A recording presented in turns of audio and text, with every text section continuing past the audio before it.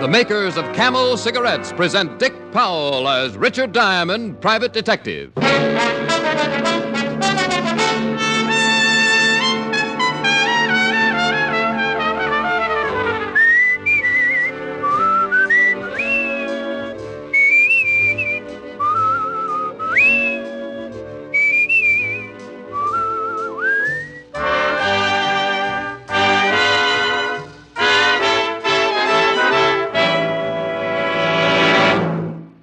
What cigarette do you smoke, Doctor? Again, this question has been asked of doctors in every branch of medicine. And again, the brand name most was Camel. Yes, according to this repeated nationwide survey, more doctors smoke Camels than any other cigarette.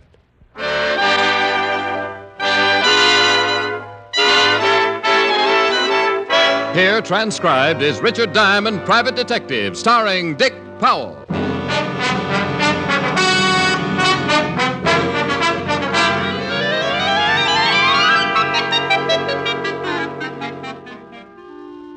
Being a private detective is like ordering stew in a cheap restaurant. You never know what you're getting until it's too late. It was that way the other morning. I was sitting in my office practicing curtain speeches to my creditors when she came in.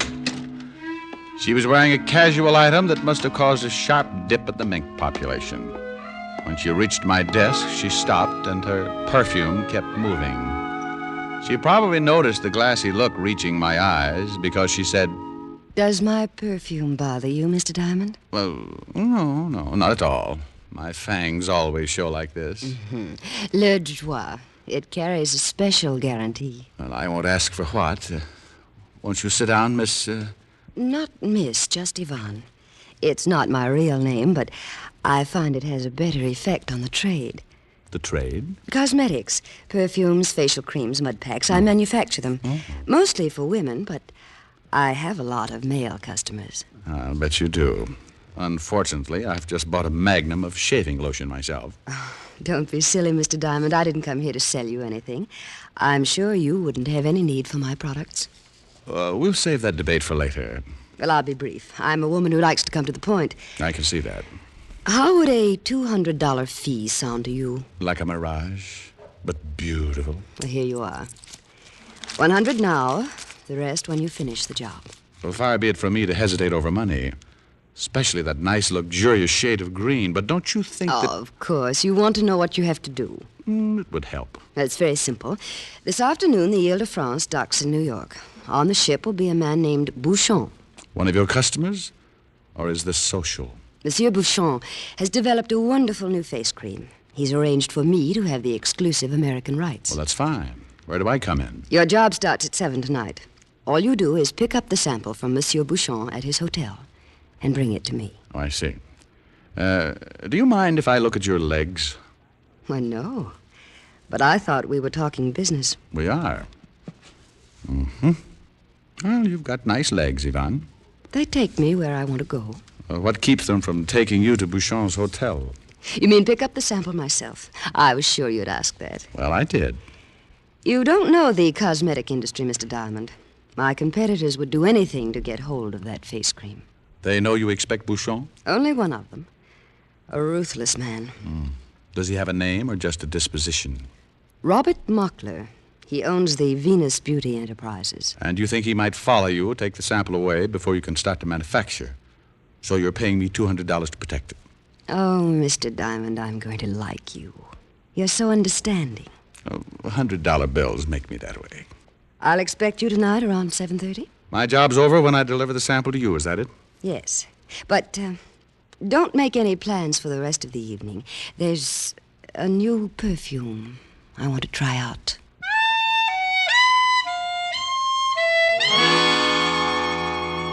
She gave me her address and the name of Bouchon's hotel. Then she walked to the door with a motion cats spend years trying to learn. I sat there a while, letting my head clear and my temperature sink to a mere galloping fever. I had a bite of lunch, strolled around most of the afternoon doing things people do to kill time in New York. And it was about 4 when I climbed the stairs and walked down the hall to my apartment.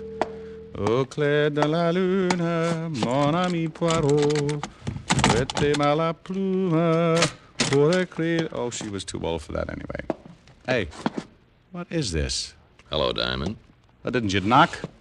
Or did you think this was an L station? I knocked, nobody answered. I came in. Now you can go out. How much did she pay you? Who? Yvonne. How much did she pay you to get that face cream sample? I'll bet a mud pack to a permanent your name's Mockler. Yeah. Venus Beauty Enterprises. I'll double what she paid you. You want that face cream pretty bad, huh? Bring it to me, huh, Diamond? Are you that interested in cosmetics? It's a business. Do I get that sample? No. Be nice, Diamond. So I can be nice. Well, it'll be a strain for both of us. Triple. I'll give you 3 times what she paid. And a bonus on the side. Why don't you get it yourself? Think I'd be here if I knew where Bouchon was? That door, Mr. Mockler, it leads to the hall. Use it. I ask you to be nice. Once. The second time, I don't ask. You hurt me. Ow. Ow! You take your hands off me! I'm just being nice. You dirty... Get up. And then get out. All right, Diamond. I'm leaving. You take a hint nicely. I won't forget this. I wouldn't want you to. You just lost yourself a chunk of cash, Diamond. I'm not a very good businessman. It's a habit with me. Well, it's too bad. Might have helped pay the bill. What bill? The undertaker. Funerals run high these days. He stomped to the door, his face twisted with some private rage that had just become public, and left. When face cream got to be that important, it was time for Richard Diamond to start investigating the cosmetic business. I took a shower, dressed neatly in my most continental fashion, and taxied off to visit Monsieur Bouchon. He was staying at a small hotel in the East 70s, one of those places where the doorman is dressed like an admiral in the Swiss Navy. I ignored the doorman and waded through miles of plush carpet until I found Bouchon's suite. I pushed the buzzer, and when the door opened, I was standing in front of the biggest female this side of a Ringling Brothers tent. You want something, gentlemen? Monsieur Bouchon, is he in? Who you been, gentlemen? Richard Diamond. Come in. What's the matter? Is my tie on crooked? Please. Well, the way you're looking at me, maybe my nose is shiny. It's better when you been really Richard Diamond. Because, gentlemen, if you know Ben Richard Diamond, they been break your bones. One bone by one bone. You see, gentlemen? I'm afraid I do. But now if you'll just... Monsieur Diamond. Monsieur Bouchon, I hope. Name of punctuality, Monsieur Diamond. Exactly on time. I kiss you on one cheek. I kissed you on cheek number 2. We can stop it right there. Let me regard you. Ah, oui. It is as Yvonne say you will be. So young, so handsome, so viril. I feel like a midget next to your watchdog here. Watchdog? Je ne comprends pas. Ah oui, Bertha. She is my masseuse. She makes new muscles as the old. And vice versa on occasion, I suppose. Regard her, Monsieur Diamond. Name of a Swedish smorgasbord. Is she not magnifique? Yeah, spellbinding. Now, about that sample I'm supposed to pick up. But of course, Bertha. Please. In the boudoir, Bertha, there is a jar on the bed, next to my Chartreuse dressing gown. Bring it. Yeah, gentlemen. I wish to tell you, Monsieur Diamond, how pleasant it is to be back in your New York once more. What a truly magnifique city she is to visit. But you wouldn't want to live here. Name of a fortune teller, but you are psychic. How did you know I would say that? I've been hanging around the tourist bureau. I do not understand, but I think you are being droll. You would have a tiny brandy with me. Some logis du mai, n'est-ce pas? Well, thanks, but I've got a date with a room full of perfume. The Yvonne. Naturally, the incomparable Yvonne. Well, I suppose I cannot persuade you to stay. Thank you, Bertha. Please. Here, Monsieur Diamond, is the latest Bouchon creation. That's all? Just this jar? I have worked so hard on this sample. Oui. How I have labored. You will take good care of it, yes? Well, for $200, I'd tuck it in bed and sing it a lullaby. But no. You must not do that. You must make haste and place the sample in the hands of the lovely Yvonne. Any message to go with it? The sample. She will be message enough. Okay, I'll be seeing you. Of a certainty you will, Monsieur Diamond. Of a certainty. I looked back on my way out of the suite. Monsieur Bouchon had an atomizer in each hand, spraying the room with cologne. The expression on his face reminded me of the python who had just swallowed his week's supply of rabbit on the hoof. I snowshoed my way down to the street and started to look for a taxi. I didn't have to look far. Hey, Mac! Huh? Over here, Mac! You looking for a hack? That's right. Hop in. 53 East. Sit down and be nice, Mr. Diamond, or I'll blow your head off. Well, you leave me a limited choice, Mr. Mockler. That's better. Fine work, Willie. Yeah, pretty neat, huh, Mr. Muckler? I'll answer that, Willie. It was neat. Now, I'd like to... Diamond. I thought you were going to be nice. I'll take that gun. Well, you might give me a gold star for trying. We're fixing your gold star right now. My place, Willie.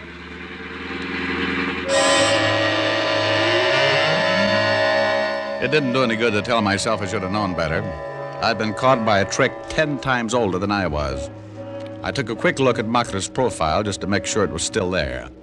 It was. I didn't have to look at his gun. It had found a home between my fourth and fifth rib. We finally pulled up in front of an apartment just off Park Avenue. Mockler herded me across a foyer that might have been cheerful in McKinley's day. He pushed me toward the elevator. All right, get in. Would you mind shifting that gun a bit? My floating ribs run aground. I'll be nice, Diamond. Suits you better than being funny. And I was just trying to be pleasant. But if you insist, Don't talk so loud. My neighbors are refined. All right, get out. Aren't you making a lot of fuss over nothing?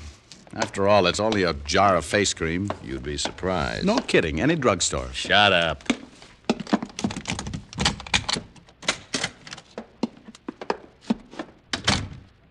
Oh, nice place. It's a place. All right, give me the sample. But just for the record, suppose I say no. You say no, you won't have a record. The sample, Diamond. Get it. My coat pocket. That's right. Oh, I thought you'd try that. Give me that gun. Okay, right between your pretty blue eyes.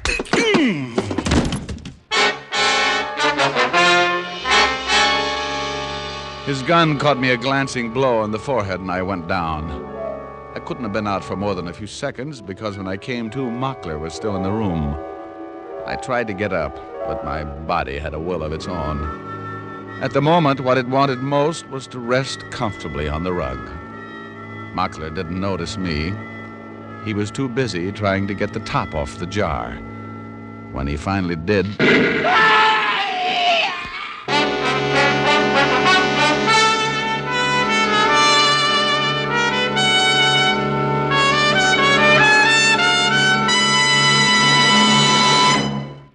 Before we continue with Richard Diamond, here's an important question. What's the best way to find out about smoking enjoyment? Well, you won't find out much from one puff or one sniff. It takes day in, day out smoking. Make the sensible, thorough cigarette test. Smoke only Camels for 30 days. You'll discover how rich and flavorful Camels are pack after pack. You'll find how mild Camels are, how well they agree with your throat week after week. In a coast-to-coast test of hundreds of people who smoked Camels for 30 days, noted throat specialists reported not one single case of throat irritation due to smoking Camels. No other cigarette gives you this conclusive proof of mildness. And no other cigarette has Camel's rich, full flavor, the flavor of costly tobaccos, properly aged and expertly blended. So make your own Camel 30-day test, the sensible test. You'll enjoy every puff, and you'll see why so many people say, once a Camel smoker, always a Camel smoker. How mild, how mild, how mild, how mild, how mild can a cigarette be? Take the Camel 30-day test, and you'll see. Smoke Camels and see. And now back to Richard Diamond, Private Detective, starring Dick Powell.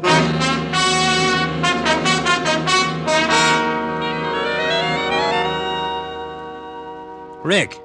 Rick, come on, boy. Wake up. Oh.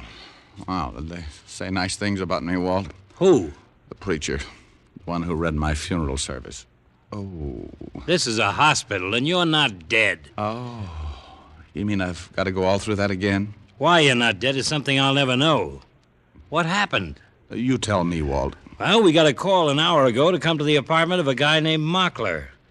There'd been an explosion. You were stretched out on what was left of the floor. Oh, that potent face cream. Face cream?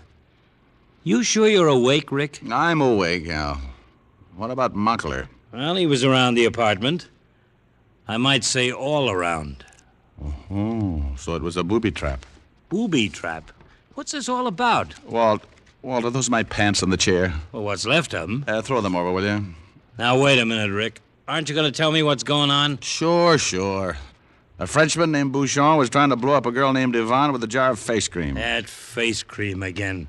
Maybe you better stay here a while, huh? Look, Walt, nothing makes sense yet. That's the first sensible thing you've said since you woke up. Give me time to ask a few people some questions. How would it be if I asked him? You wouldn't get the same answers. All right, Rick. We'll give it a try. I'll call you as soon as I've made a visit. Don't wait too long. There's a murder rap crying for a head to fall on.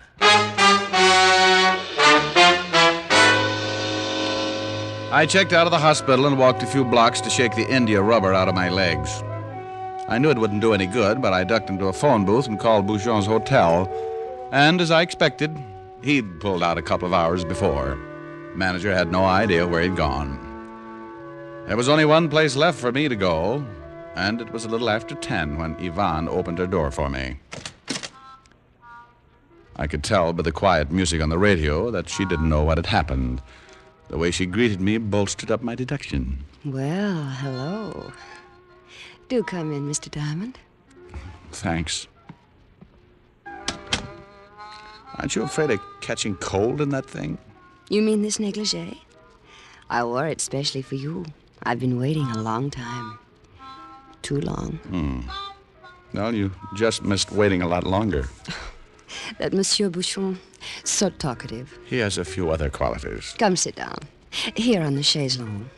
Next to me. Well, I hate to make a detour, but let's get the sad news over with first. Oh? Something's gone wrong? Oh, you almost got it. Nothing's gone right. I should have known. Your clothes, You ought to see what your face cream did to Mockler's clothes. Mockler? Did he get that sample?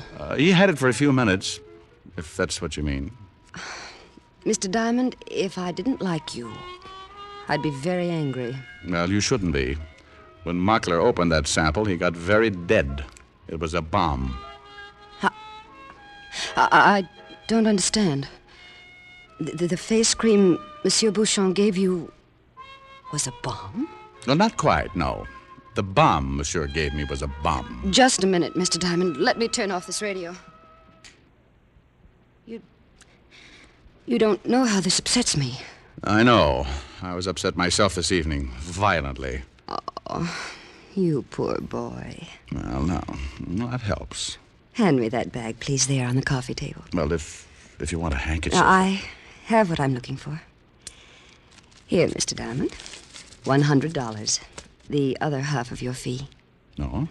Does an explanation come of that? I'm sure you'll excuse me until another time. Won't you? Well, when you say it like that, I'm sorry. I was so looking forward to... Good night, Mr. Diamond.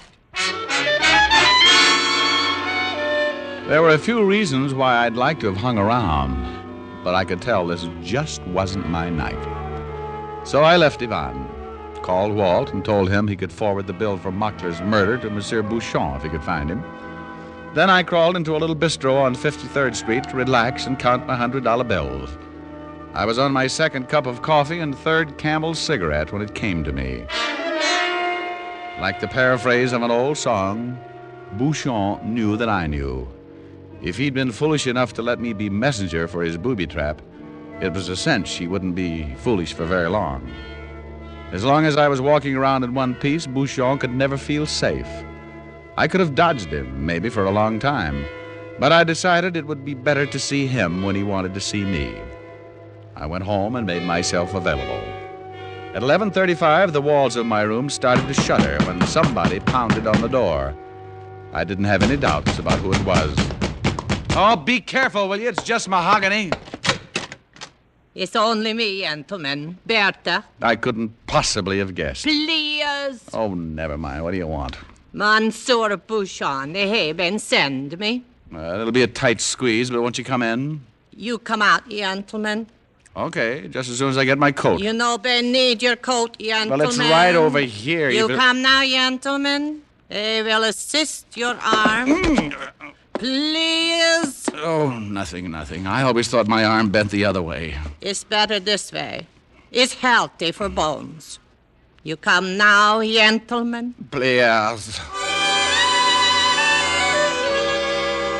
She put a little more pressure on my arm and led me down the stairs. She was so clumsy, I could have taken her with a few artful motions, but Bouchon had sent her, and I wanted to see Bouchon. When we reached the street, Bertha grabbed my other arm. We made an interesting entrance into a taxi, which took us to a shabby apartment house on Bleecker Street in Greenwich Village. Bertha adjusted her half-Nelson, and we climbed 3 flights of stairs. The end of our little pilgrimage was a pair of termite-ridden rooms, which I never would have associated with a fastidious Frenchman. Bouchon was not there, and Bertha didn't seem to know what to do with me. Then her eyes lighted up. She angled me across the room, pulled open a door, looked at me brightly, and said, Is bathroom, gentlemen. Well, thanks. I brushed my teeth this evening. Go in. Where's Bouchon? It's not good. You been asked questions. Go in. Oh, we'll wait out here. It's more comfortable inside. If you no been go inside, I been glad to assist you. I was ready to argue the point when I looked in the bathroom and saw a table full of bottles and jars. So I let Bertha shove me inside and lock the door behind me. Then I walked over to the table. Next to a bottle labeled Valley of Indecision Cologne stood a jar, exactly like the booby trap Bouchon had given me earlier in the evening. I picked it up, decided that forever was a long time to live, and opened it. This time, it really was face cream. I poked my fingers around in the jar to see what made it so wonderful. When I pulled them out, things suddenly became a lot clearer. Because just under the top layer of face cream was buried the biggest blue sapphire I had ever seen. I wiped it off and slipped it into my pocket just about the time the outer door opened. Bertha? It was Bouchon, and he didn't waste time starting in on Bertha. Bertha, where is this diamond? You have not brought him. Ben bring him. But I do not see him. Ben bring him. Lord, where is he? Where is he? Lock him in the bathroom. In the bathroom? Oh, mon Dieu, mon Dieu. Unlock the door. Get the key. I had to do something, and I had to do it fast. I looked around. Then in the bathtub, I saw what I wanted. One of those rubber hoses with a shower attachment that can be pointed in any direction. I turned on the hot water full blast and waited. Monsieur Diamond! Monsieur Bouchon? Mon Dieu, the steam, I cannot see! Here I am. Ah! I am scalded! You have burnt me! Give me that gun! Oh, mon Dieu! Ah, that's right. Now stand back. Gentlemen! All right, Bertha, turn off that water. I am scalded! Now you'll live. Oh, that was some face cream. Mon Dieu! The sapphire! You have taken it! You won't need it, Bouchon. They'll just take it away from you before they put you in the chair.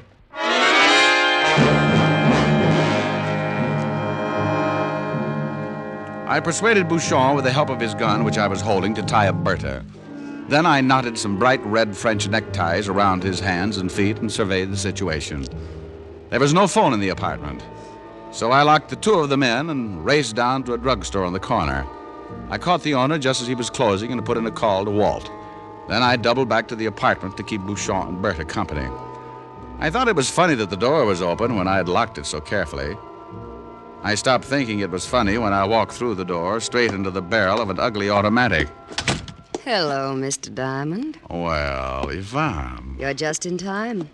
We're going to start a treasure hunt. He has it. He is the one. Monsieur Bouchon seems to think you picked up a sapphire by mistake, Mr. Diamond.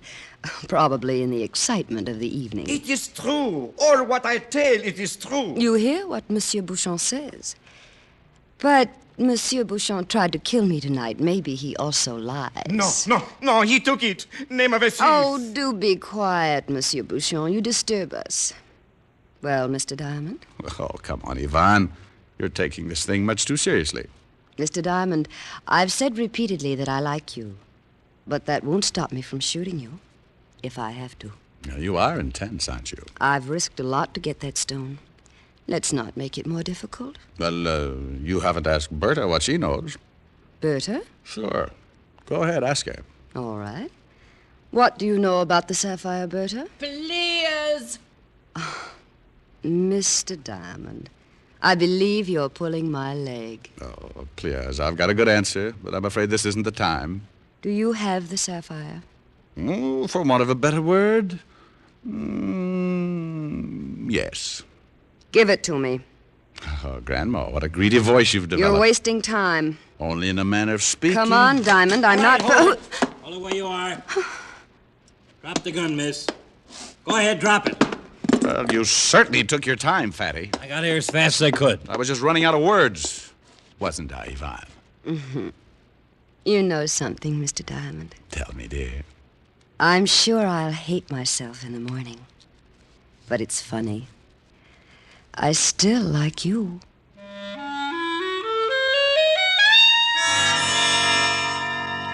Well, when we got onto it, the whole thing was really pretty simple. Yvonne and Bouchon were running a fancy smuggling racket under a cosmetics cover.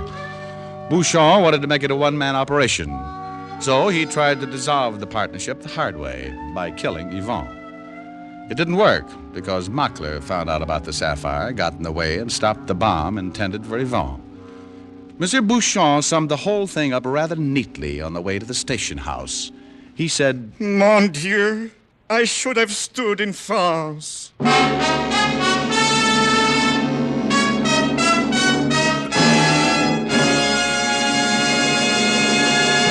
Dick Powell will return in just a minute.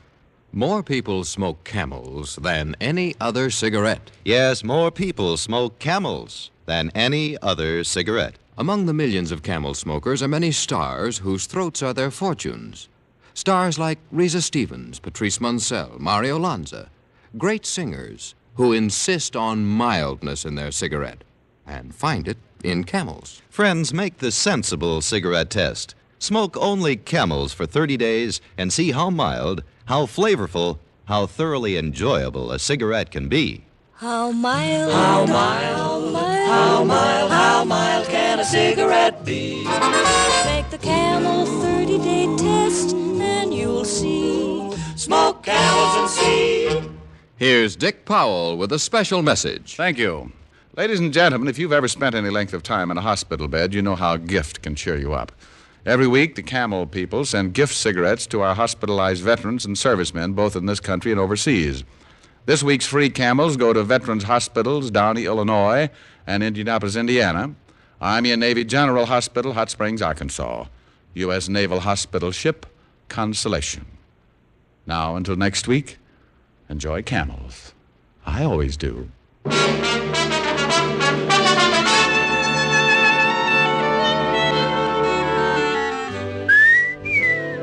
Dick Powell can now be seen starring in RKO's Cry Danger. Tonight's adventure of Richard Diamond was written by Charles E. Israel with music by Frank Worth. Our director is Helen Mack. Featured in the cast were Arthur Q. Bryan, Joan Banks, James Backus, Theodore Van Eltz, and Sheldon Leonard. Men, there's pleasure in every pipeful of Prince Albert, the national joy smoke. PA's Choice Tobacco has a rich flavor and a fine, natural fragrance. It's crimp cut for smooth, even burning, and specially treated to ensure against tongue bite. Get Prince Albert, America's largest selling smoking tobacco. Listen next week for another exciting transcribed adventure of Richard Diamond, starring Dick Powell. This is Your FBI. The official broadcast from the files of the FBI follows immediately. Stay tuned. This program came to you from Hollywood. This is the American Broadcasting Company.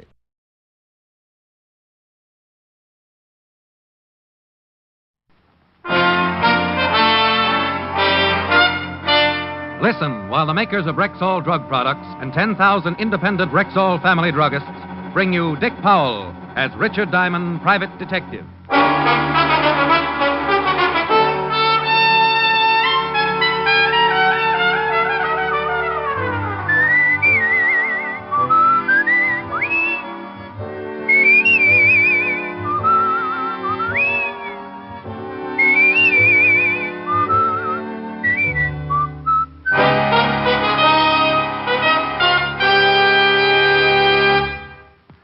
evening. This is your Rexall family druggist, welcoming you for the 10,000 independent druggists who have made the word Rexall part of our own store names. We've done that because we believe in the 2,000 or more drug products made by the Rexall Drug Company and confidently recommend them to our customers. A good example is Plenamins, Rexall's famous multivitamin capsules. Handy, economical Plenamins give you more than your daily minimum requirement of every vitamin for which such requirements have been established, plus valuable liver concentrate and iron. Ask for Plenamins at Rexall drugstores everywhere. And remember, you can depend on any drug product that bears the name Rexall. Good health to all from Rexall.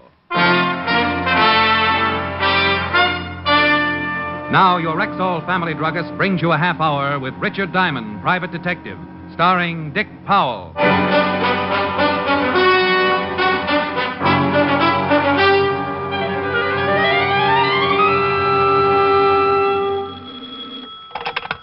Diamond Detective Agency. Guard against throat scratch. Enjoys smoother strangling. Oh, that's terrible. Yeah, I'm disgusting.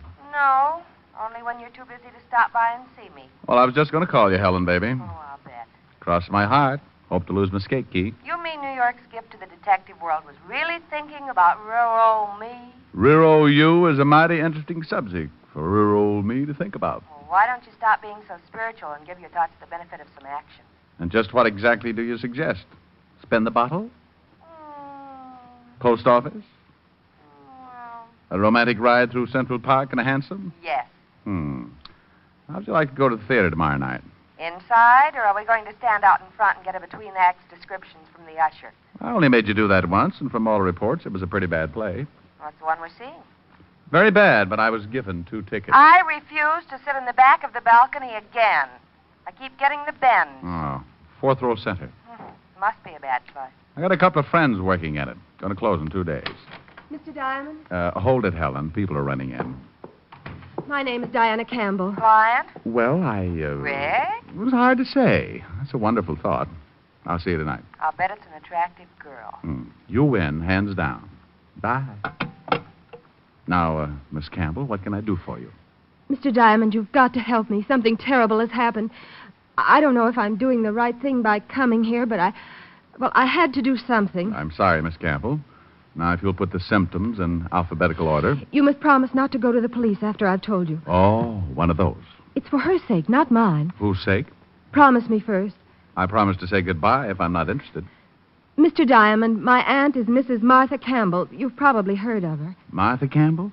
Oh, isn't she the old gal who sells all that silver to Fort Knox? Yes, that's right. Martha Campbell is my aunt. Well, goody for you. She's been kidnapped. Why didn't you go to the police? Oh, no, we can't do that. They threatened to kill her. I received the ransom note early this morning. They want $50,000 left at a location in Central Park tonight. Why'd you come see me? My fiancée, Ira Stewart, has offered to deliver the ransom. Oh, I see. You're afraid that Ira might try to get his name in the papers and wind up under obituaries. Is that it? Yes, I'm afraid. He has a gun permit, and, well, I've never seen a man get as furious as Ira did when this happened. I want you to go with him and see that he comes back safely. Yeah. But tell me, why is this Ira so concerned over Aunt Martha's welfare? Well, you don't understand. Ira loves Aunt Martha as much as I do. And now that he's practically part of the family, will you go with Ira and see that he does nothing foolish? No, the truth is, the whole thing is a little foolish. Miss Campbell, if you told all this to the police, they'd reserve a few cells in Sing Sing, and the rest would be routine. I'm not interested in the money or catching the kidnappers, Mr. Diamond. Can't you understand? I just want Ira and my aunt safe and alive. I'm sort of shy around people who aren't interested in money. In fact, when she dropped 5 new $100 bills on my desk, I positively blushed. She briefed me. I was to be at her aunt's home by midnight, ready to squire Ira Stewart around Central Park. Then she explained exactly where the payoff was to be made. Of course, I had to promise all over again not to tell the police. I promised.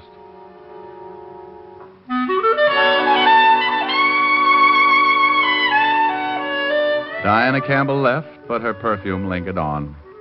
I could have sat around and let that odor drive me to a cheap neurosis, but there were things to do. And the first thing I did was to break my promise to Diane. Well. If it isn't Sergeant Otis, and I'd be happy if it wasn't. Otis. Wake up, Sergeant. Up with the buttercups. It's 3 o'clock in the afternoon.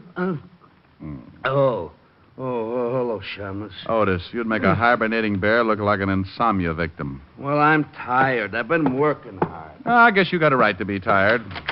If I had to drag those 2 feet of yours around all day, I'd have a nervous breakdown. No.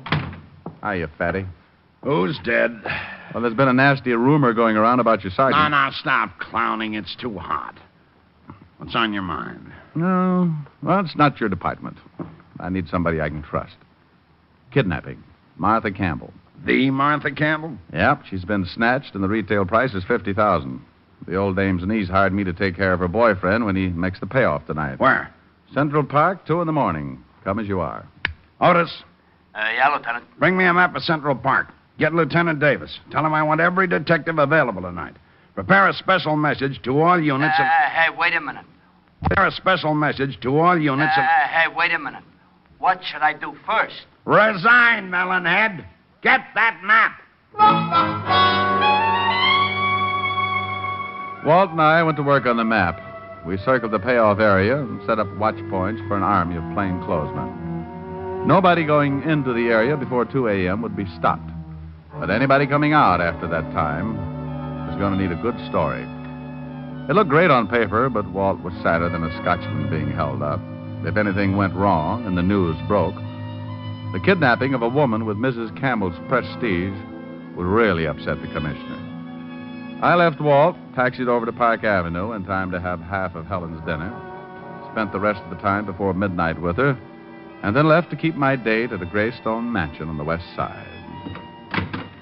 Oh, Mr. Diamond, I'm glad you're here. Come right in. My fiancé's in the study. What did he say about my coming over here? Well, I haven't told him yet. I thought it might be better if... So don't you ever do anything the easy way? Ira, I'd like to have you meet Mr. Diamond. What? Oh. Diane, tonight of all nights to have a guest over. Mr. Diamond, I'm very glad to meet you, but, well, you'll have to go now. I'm sorry. Ira Stewart was a blonde, well-built young guy in loose brown tweeds. He seemed to have trouble finding a place for his hands, and I half got the idea he'd like to try my jaw. Ira, Mr. Diamond is here to help us. What? I hired him to go with you tonight. He's a private detective. Even my best friends don't know. Glad to meet you, Mr. Stewart. Diane, have you gone mad? Do you know what would happen to Aunt Martha if those men found out? Oh, relax, Stewart. Nothing's going to happen to anyone unless you force me to make an exception. Diamond, Ira, please, darling. I couldn't stand the thought of you going to see those men alone. We didn't know how many there are or what they might do. I've got all the protection I need right here in my pocket. Famous last words. Look, Buffalo Bill, I'll give you a clue. The kind of guys you got a date with tonight don't take 10 paces before they turn and shoot. You could be buried in that suit, gun and all. Now, look here, Diamond. It's getting late. I'd better get the money. We followed Diane up a winding staircase and into Mrs. Campbell's bedroom. This little nook was somewhat smaller than Grand Central Station, with an acre of bed in the middle. The bed had talent, because all Diane had to do was push a little button, and it slid about a yard away from the wall and exposed the neatest little wall safe this side of the First National Bank. Diane fingered the combination, and a minute later, I found out whose picture is on a $1,000 bill. There were 50 prints. Here, Diane. Put the money in this bag. It's $130, Stewart. I'm ready. Ira, please be careful. Please, both of you. Glad I made the team. Let's go.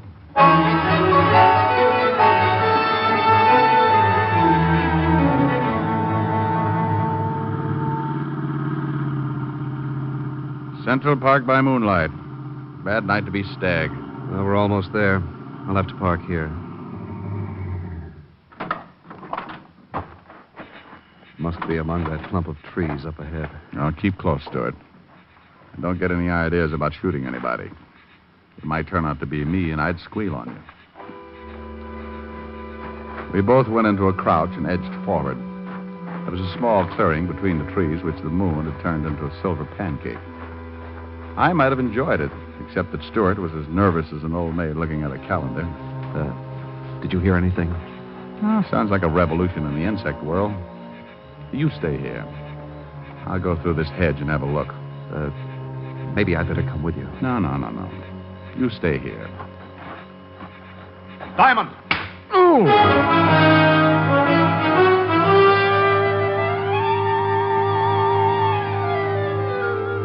Something caught me hard and neat behind the ear, and I jackknifed into a face full of Mother Earth. Don't let anyone tell you it's nice to get away from things for a while. I didn't like it a bit. I was far, far away.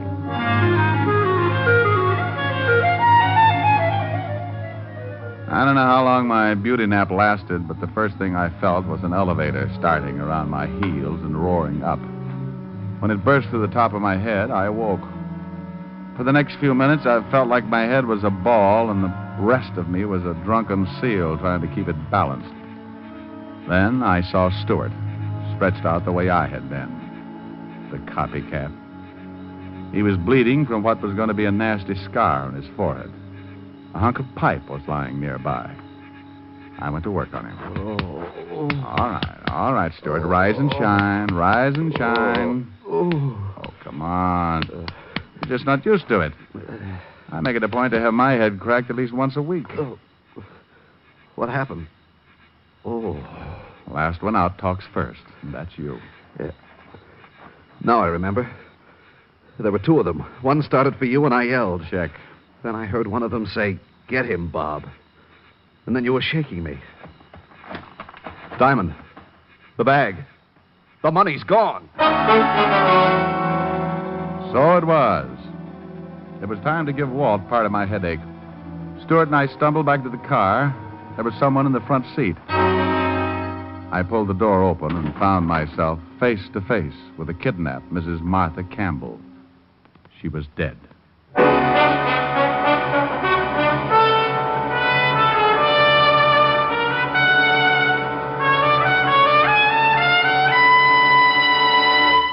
Before we continue with the adventures of Richard Diamond, private detective, here's your Rexall family druggist.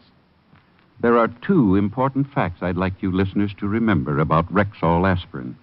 First, each Rexall aspirin tablet contains 5 full grains of pure aspirin. And second, there's no faster-acting aspirin made.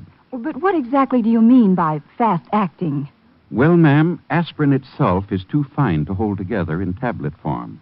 So it has to be bound with an ingredient that will quickly disintegrate. That is, break up the tablet.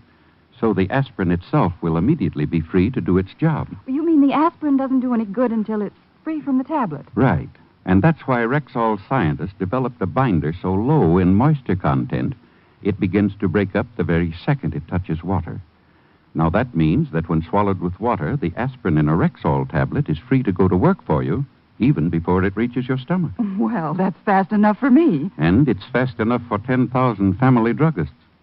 Quality like that is what we're talking about when we tell you you can depend on any drug product that bears the name Rexall. And now back to tonight's adventure with Richard Diamond, private detective, starring Dick Powell. Finding Mrs. Campbell dead in the front seat was the ugly end of another beautiful day. I hadn't known the little gray-haired woman personally, but from her reputation, I had the hunch that some of this town's best charity groups would be in mourning come tomorrow. And just in case I wasn't feeling bad enough, Stewart was right in there to help me. I never should have let you come. It's your fault she's dead. You did it. You did it. Thank you, Sherlock Holmes. Now shut up. You were going to protect me. You were going to... I slapped 5 fingers of artificial sunburn into his face and shut him up. Then I checked Mrs. Campbell's corpse. She'd been murdered at least 24 hours before. I lifted her featherweight body and stretched her out in the back seat. Ira was still rubbing his cheek when I pushed him into the car.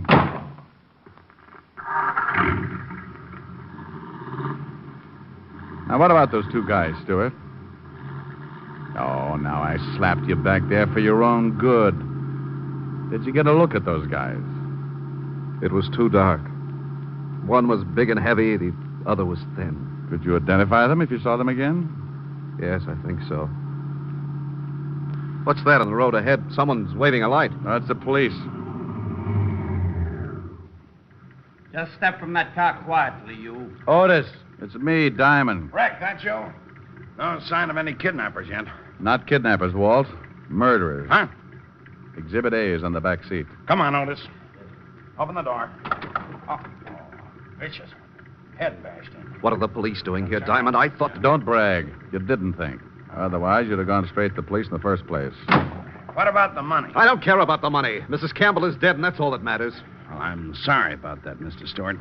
Look, it might be a good idea for you to be with your fiancée, Miss Campbell, before she hears the news on the radio. We'll take care of things here. Oh.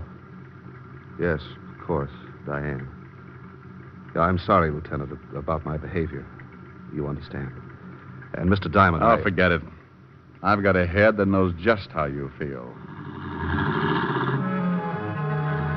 Once Stewart was gone, I gave Walt the lowdown, and we settled down to work. We gave the two killers an hour to try a break, and then Walt passed a signal along to his men, and the ring began to close in.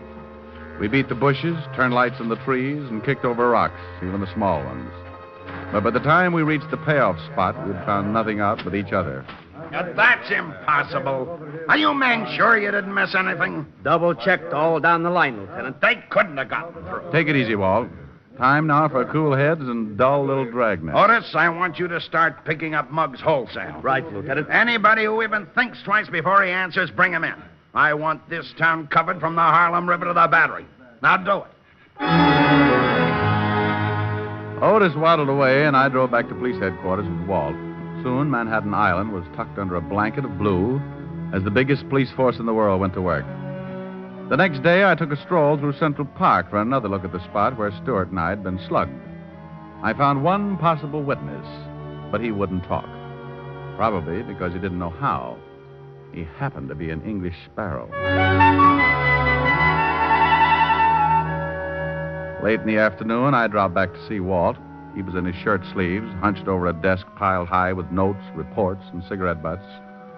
Neither of us had gotten any sleep the night before, but he was advertising it. Oh, Rick, I could kick myself. I ought to turn in my badge. We should have had those guys. Nothing in the lineup? No, I've been looking at drunks, ex-cons, and two-bit hoodlums all day, and they're all clean. If someone tried to sell me an invisible man routine, I'd be willing to listen. Walt, if you keep banging your head against a stone wall, your eyes are going to register tilt. You need a breather on this case. Look, I got 2 tickets for play tonight. What about it? Are you kidding? I've got work to do. Oh, but Walt, the play is a musical murder mystery. The cop on stage is bound to have more troubles than you. Yeah, I bet. Well, maybe you're right. Sure, I'll go. Thanks, Rick. I'm glad Walt didn't ask any more questions because my supply of answers was down to one sorry shrug. However, this last maneuver didn't go over too well on Park Avenue when I dropped in to tell Helen she was being stood up. Rick Diamond, this time you've gone too far. Now, would it help any if I said it was business? No. Well, I suppose there's nothing I can do. I spent all day buying a new dress and getting my hair done, and then you walk in at the last minute and tell me you... Helen, baby. Now, you stay away from me, Rick. Rick, let go of me. No, in a minute. Rick. You dog.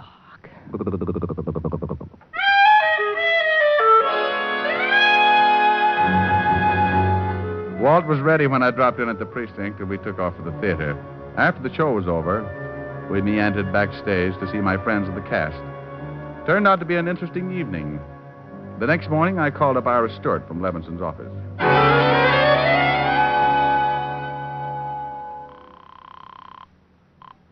Yes? Hello, Stewart. This is Diamond. I'm calling from the 5th Precinct Police Headquarters. Anything turn up? Well, it looks that way, yes. The police picked up 2 guys who may have killed Martha Campbell. Can you get on here right away? Certainly. I'll leave right now. Well, then run. Do not walk. When Stewart showed, we took him into the lineup room. The 2 suspects had their backs against the marked wall. Under the hot lights, they looked about as ugly as a draft notice on a honeymoon. What do you think, Stewart? They look like the men, Lieutenant. We didn't do nothing. This is the parade. On you guys, it looks good. What do you want to do, live forever? Now, Stewart, these guys are Willie the Knife Foster and Bloody Bob Ferguson. They've been indicted on 3 kidnap raps, but always managed to get off. Now, if you recognize them, you're an eyewitness, and they're cooked. Well, tell the big one to say, get him, Bob. Say it, Bob. What for? For the sake of your dear old mother in Alcatraz. Never mind what for. Say it. Get him, Bob. Now the other. You heard him, Ferguson. Get him, Bob. That's the man, Lieutenant. I'm sure of it. Let me get my hands on him. I'll kill him. Now, Stewart, calm down. State of New York will take care of them. This is a lousy frame. You can't pin this on us. He was babysitting that night. Okay, lock him up, Otis. Right. Book him on suspicion of murder. Stewart, come into my office. I want to get your statement. After getting his statement, Walt told Stewart the case was closed. We congratulated each other and shook hands all around. Then Stewart walked out. We gave him enough time to get into his car and start away. A moment later, Walt and I jumped into an unmarked police car and played Follow the Leader. Rick, this case turned right side up too quick to suit me. What made you tag Stewart and plant your actor friends in the lineup? Walt, the trouble with you is that you're too modest. You set an airtight man trap for two unknown kidnappers and then blame yourself because the net came up empty. Well, he had you fooled, too. That's true. I'm ashamed to admit. But Stewart had a good plan. He kidnaps the lady himself, sends Diane a phony ransom note. Then, with a reputable private detective present, that's me, he gets the $50,000 and even bops himself on the head to make it look kosher. You'd have made a perfect alibi for him, Rick. But where did the old lady's body come from? He probably had it in the car trunk when we drove into the park the night of the supposed payoff. Hey, he's turning at the park. Mm-hmm. Soon comes the part we don't know yet. We should have nabbed him back at the station. I'd like to sweat him for a few hours. On what? The identification? So he claims it was a mistake. Could happen. The jury would think so. No, Walt. He's put on too big an act to fold under questioning. He's been acting ever since he made Diane believe he loved her, just to gain Martha Campbell's confidence. He's parking up ahead. Yeah. Now let him answer the $50,000 question. And where did he hide it?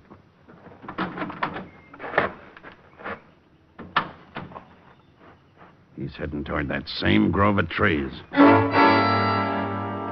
We took off at a fast trot until we reached a hedge not too far from where we expected to find Stewart. We saw him all right. He was standing around right under the same tree he'd led me to a couple of nights back. A family of picnickers were close by, so he was acting like a guy out for some air.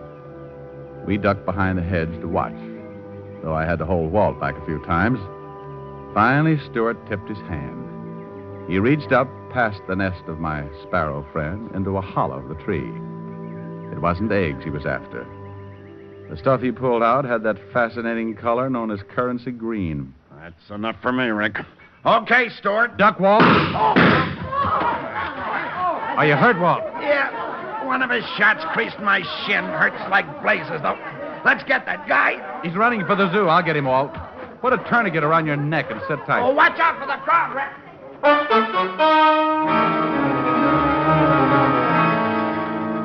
What the shooting did to that crowd, a skunk couldn't do in a bargain basement. They suddenly decided there was no place like home. Stewart was dodging between the animal cages now and still using his gun to discourage me. I sprinted after him, but he disappeared. That bullet went right through my only hat, but I saw him now. He was climbing along the rock barrier that backed up the bear pits.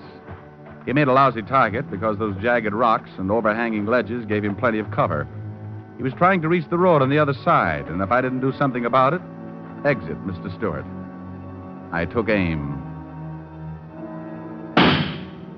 My shot clipped a hunk of rock just as he was reaching for it. Stewart pulled back too quickly and tried to step on some air, which never does work too well. He went over and down.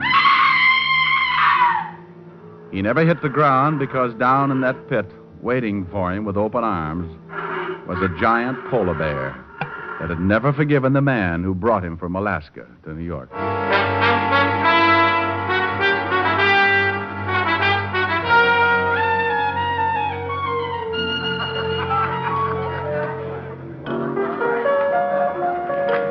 Rick, I'm glad you and Helen could make it to the cast party. Thanks, Bob. Thanks also for the great acting job you and Willie pulled off at police headquarters. Anytime, Rick. Glad to help out. Yeah, that's a nice tune. Is that a song for the show? Nah, just fooling around. After a show flops, there's nothing like a little get-together to bolster one's spirits. Well, I certainly like the taste of your bolster. So I'll mix myself another later. Rick, what are you doing by the piano as if I didn't know? You don't want to look bad in front of all this talent, do you? Oh, honey, not a chance. Just happens that Bob's playing around in my key. Well, let's do it. Well, let's do it then. Count every star in a midnight sky. Count every rose, every firefly. for that's how many times I miss you. Heaven knows I miss you. Count every leaf on a willow tree. Count every wave on a stormy sea. Count every scar, and darling, when you do, you know the times I have cried for you.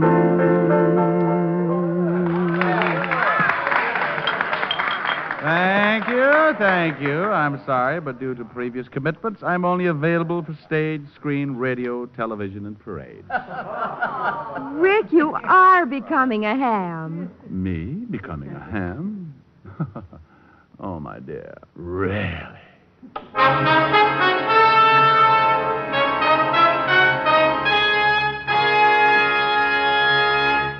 Again, here's your Rexall family druggist. If you suffer from acid indigestion, remember that Bismarex often neutralizes excess acidity in less than 1 minute. But more than that, Bismarex gives relief that's continuous and prolonged. Its scientifically balanced ingredients work in sequence, easing gastric distress and leaving a soothing, protective covering on irritated stomach membranes. Ask your Rexall druggist for Bismarex. He'll tell you can depend on any drug product that bears the name Rexall. Good health to all from Rexall.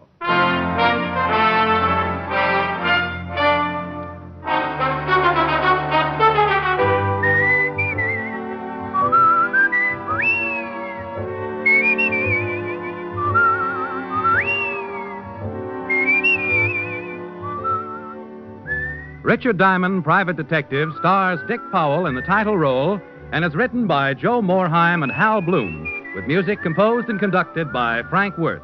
Featured in tonight's cast were Virginia Gregg, Ted DeCorsia, Wilms Herbert, Mary Shipp, Dick Ryan, and Hy Averback. Richard Diamond, Private Detective is produced and directed by Jaime Del Valle.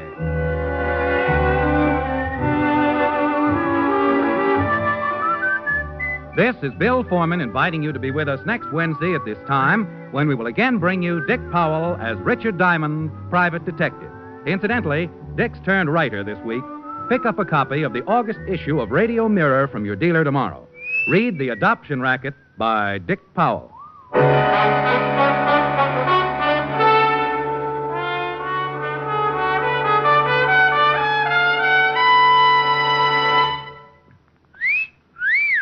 Hiya, beautiful. Get lost, Bristlepuss.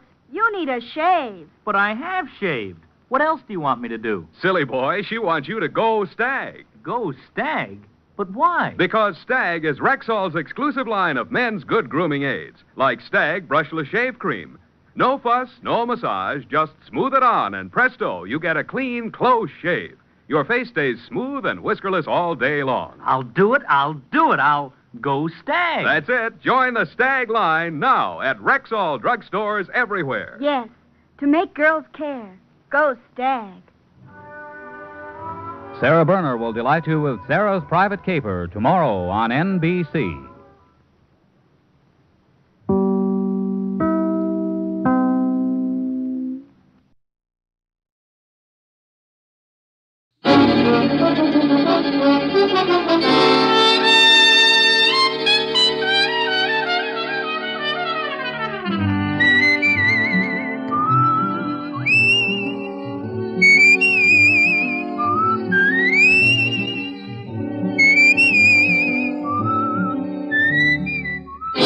Here's Dick Powell as Richard Diamond, Private Detective.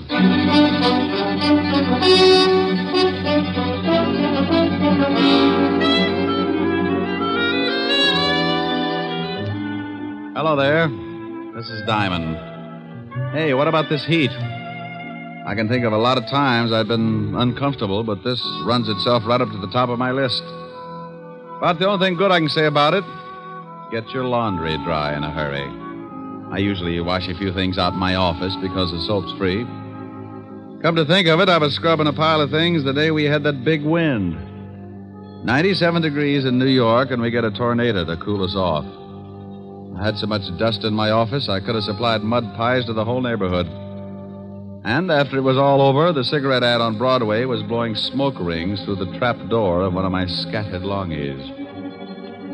The waves in Long Island Sound were so rough, a friend of mine capsized, and when he came up, he found 3 terrified herring hiding in his nose. Oh, it was swell. One minute it was so hot you couldn't move, and the next a 58-mile-an-hour wind was doing the moving for you. Then to top it off, I got mixed up in one of the grisliest cases I'd ever worked on. It all started one evening. The car was moving down a lonely road, 2 people in it. In a couple of minutes, one of them would be pretty dead. What are you stopping for? What are you doing? Let me go. Get your hands off me. No, help! Please, please.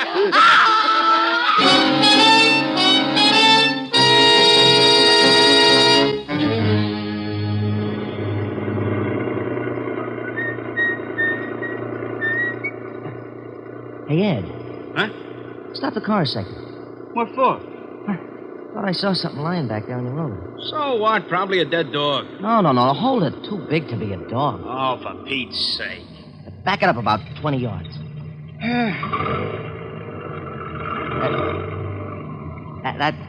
That's good. Okay, where is it? Right over there. Yeah. Hey, come on. Hey.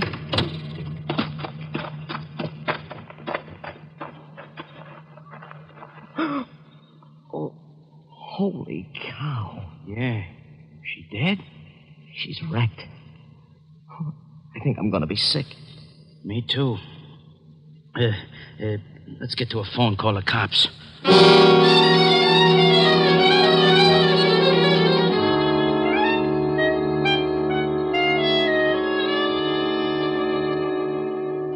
Knit 1, purl 1. Knit 1, purl 1. Ah, there, you little fiend. Now, what does it say about the heel? Mm-hmm. Turn the heel. Oh, I dropped a stitch. Now I gotta go back and pick it up again. Yeah? Rick, what's the matter? Oh, Miss Asher? You and your bright ideas. What did I do? You did plenty. I'm a nervous wreck. What from? You remember you said I ought to take up something to keep me busy in the office? Yes. You remember you mentioned knitting? Oh, no. Oh, yes. I've dropped more stitches than a cross-eyed surgeon. You idiot. I was only fooling. Well, I wasn't. I did it up right. Book of directions, enough yarn to wrap up King Tut and all his handmaidens, and 2 of the finest bone needles and gimbals. Now, don't laugh. I was making Francis a pair of screaming argyles. Keep with it, strong heart. You'll win out. Yeah, you darn right. Oh, what I said. Darn. Get it? Helen, are you still there? Yes, Rick. Wasn't funny? No, Rick. Okay, come on over. Let's neck. Yes, Rick. Shame on you. Yes, Rick. Is that all you can say? I love you. And I'll see you about 8. Oh. You don't sound very happy. Well, that's such a long way off. Give you time to make plans. Bye. Bye. Now, let's see. I got to take out 1, 2, 3, 5 rows. Yeah, what is it? Rick? Oh, how are you, Walt? Very unhappy. You should see me. I got to take out 5 whole rows just to pick up 1 lousy stitch. What? Oh, forget it. What are you unhappy about? I'll tell you about it when you get down here. The 5th precinct's 20 blocks. Can't you give it to me over the pipe? I wouldn't ask you if it wasn't important, and I'd rather not say anything over the phone. Okay. Stop making like Portia facing life. I'll be down as soon as I finish this heel. Heel? Yes, if you must know, I've taken up knitting. Coming from you, I am unmoved. I don't care if you're building Sergeant Otis a fur-lined money belt. Get down here as fast as you can. All right, Walt. But you'll be sorry when it starts getting cold again, and I won't knit you a sweater to cover your little old blue stomach. Oh. Bye, Walt. Getting Walt's goat was a sport with me, and whether he'd admit it or not, he got a kick out of it, too. Sometimes I wouldn't stay on the rib as long as I usually do, but that was only because Walt always starts sounding just a little bit worried. Then I know it's time to lay off and get serious. Don't misunderstand me. I never lay off entirely, and I never get completely serious. Those are 2 habits that don't help find the solution any quicker. They just fit you with a mess of ulcers, and you still end up too worried and too serious. I closed my office and headed for Walt's precinct. When I walked in, I spotted Sergeant Otis leaning back in his chair with his number 12s resting on the desk. Hello, Otis. Well, how's the big private detective today? Just fine, Otis. And how is the flash of the 5th precinct? Don't you worry about me, Diamond. I'll get along. Better go on in and see the lieutenant. He wants to see you. Hey, what's it about, Diamond? You need someone to help you from the police force? You know, Sergeant, you've got a fine head on your shoulders. Well, I'm glad you noticed. The one under your arm isn't so bad either. Hello, Walt. Rick, why don't you leave that poor guy alone? After you leave, he comes running in here and cries all over my desk. Otis? He wouldn't shed a tear if he was standing in an onion warehouse watching his grandmother set fire to herself. Yeah, well, give him a rest for a while. I got a big problem I want to talk to you about. All right, Walt. What's on your mind? Well, I don't know quite how to give it to you. It isn't strictly kosher for the police force to go around asking for help. Now, wait a minute.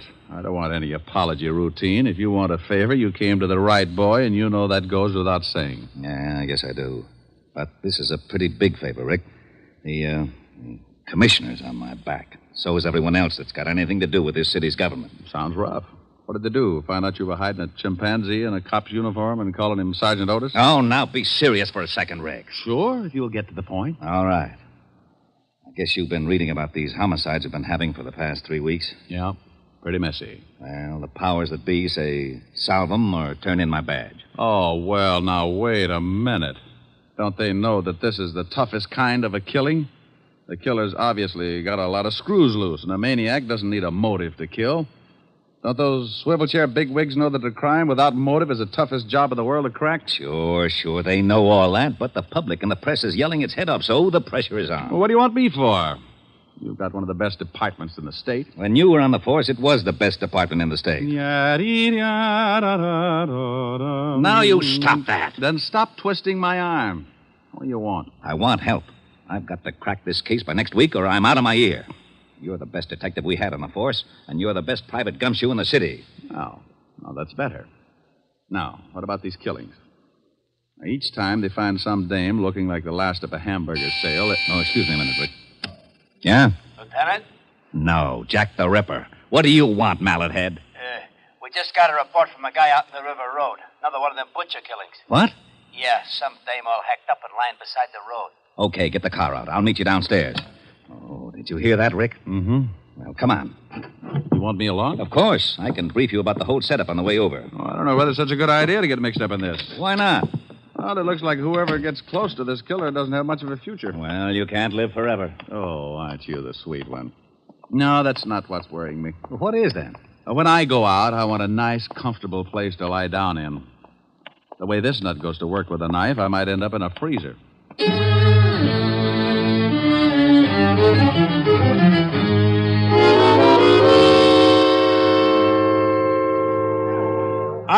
All right, everybody's back. Go on through, Lieutenant. Show him your biceps, Otis. Comic. How did all these people get out here? This is 10 miles from anything. Someone must have heard me call the police. When I left the phone booth, the whole crowd followed me out here. Who are you? My name's Ed Cody. Me and my friend here found the body. Where is it? Right over here, Walt. Well, how does it look? The way you thought it would. Oh, Otis. Yeah, Lieutenant. Yeah, here's your bicarb. Now you see what I'm up against, Rick. Pardon me. This is the third killing like this in 3 weeks. Oh, I don't feel too good. Let's walk over this way. Yeah. Cody, you and your friend come along. We want to ask some questions. Yeah, okay. Well, whoever the guy is that's pulling these murders is a complete lunatic. Are they all like that, Walt? You should have seen the last one. How'd you guys happen to spot the body? Oh, well, I saw it first, and I told Ed here. Yeah. We were just driving along when Max spotted something lying beside the road. I backed her up, and we got out. I saw what it was. I left Mac here, went back to town to call you. What's your full name, Mac? McCarthy, John McCarthy. Okay. What are you doing, Rick? Looking at the road. Hey, that's your car up there, Cody? It's Max. I was just driving. You went ahead how far? Oh, I'd say about 20 yards. Then we backed up and left the car where you see it now. You won't find much even if the road is soft. Their car and any other car would have blocked out the killer's tracks. Maybe he didn't use a car.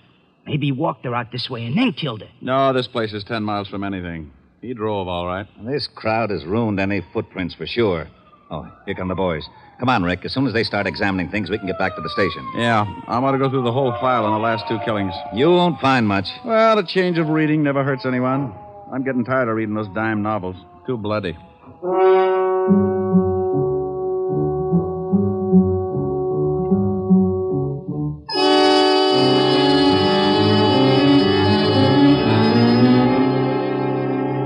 Well, that's the whole mess. No leads at all, huh? Not a one. I'm getting nearsighted from looking at all the lineup. We've picked up everything from drunks to safecrackers. Not a lead. Same type of crime in every case. This killer's got a crazy streak as wide as Broadway. Oh, wait until the commissioner hears about this one. What? Yeah? Give me a pencil. Now, tic-tac-toe is out. I got a headache. Stop waving your gills and give me a pencil. Here. What are you doing with that map? Drawing circles. Now, you stop that. That's a scale of this city, and I don't want it loused up by your doodling. Look at that. So you make a dandy circle. Thanks. What's it for? How should I know? You drew it. Drew what? The circle. Wasn't that a little foolish? Of course it was. That's what I'm yelling about. Well, that's bad for you. What is? Yelling. I know it. I thought you said you didn't know. Know what? About the circle I just drew. What circle? The one on the map. That's what I was yelling about. Why? You didn't draw it. I know I didn't. You did. What for? How should I know? You're a policeman. What in blazes has that got to do with it? You were a rookie, weren't you? Of course I was. You worked your way up to sergeant and then to head of the homicide, didn't you? You know very good and well I did. Wasn't it a little tough? You bet it was. I pounded the beat for 4 long years. Did it by the sweat of my brow.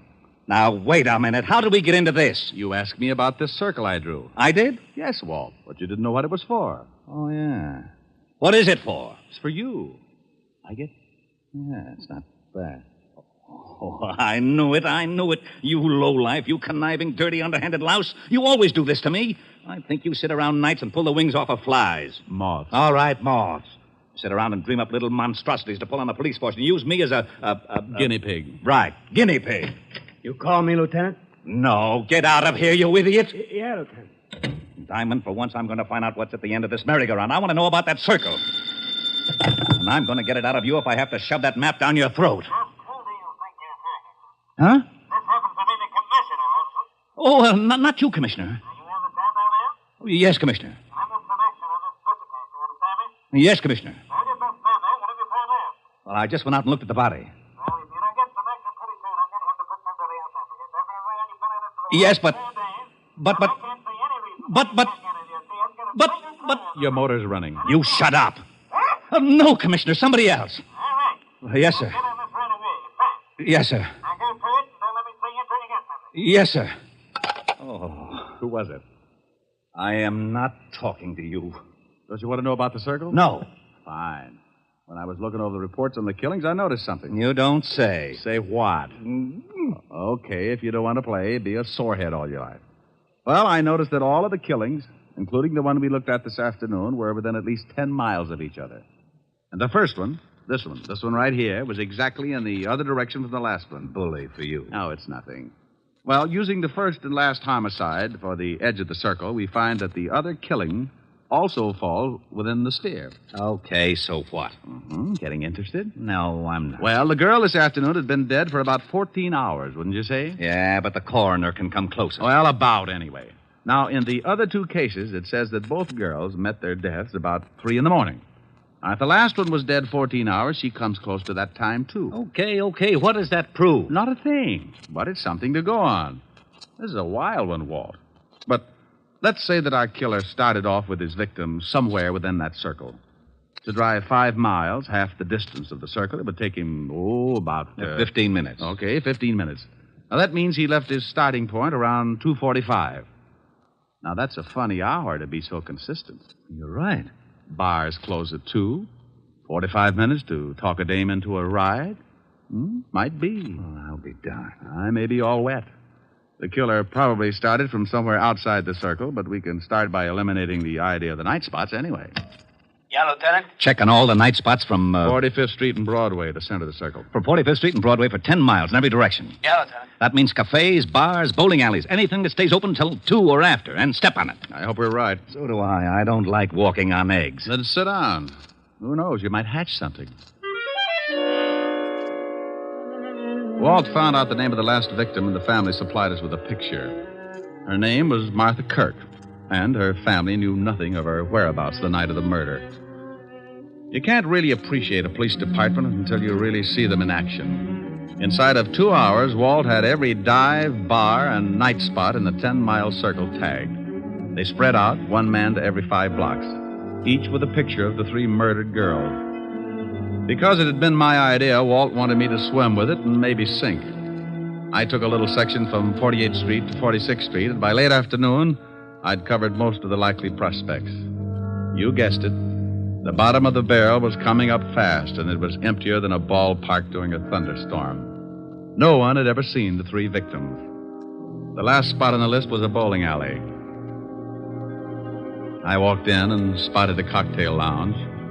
When I climbed up on one of the stools, a bartender with a head that should have been out on the alleys walked up to me. Yeah, what'll it be? How about a glass of milk?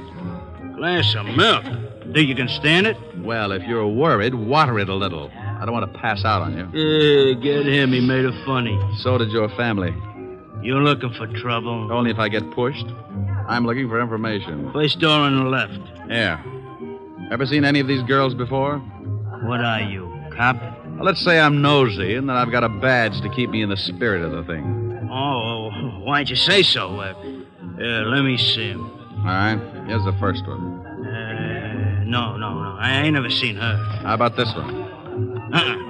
And this one? Nope. Hey, wait a minute. Sure, I know this one. Comes in here about twice a week. Was in last night. Gets lushed up, cries about how tough a family is on her. Name's, Kirk? Yeah. Martha. Martha Kirk. Nice looker. She was. Huh? Did she ever come in with a man? No, but sometimes she leaves with one. Same guy every time? No. Do you remember her leaving with a man last night? Yeah. Come to think of it, she did. What time? No, about 2:15. We stopped serving at 2 right on the dot. That we do. That you do, yeah. Okay. Think you'd know the guy if you saw him again? Oh, sure. He comes in a couple times a week, too. I seen him pick up a couple of strays. I guess you call him a wolf. Yeah, with a hatchet. Huh? No, forget it. Where's your phone? Right over there. Hey, here, use a slug. It's on the house, officer. Thanks. Hope nothing's happened to Martha. She was a rotten drunk. What a wonderful kid. She was, huh?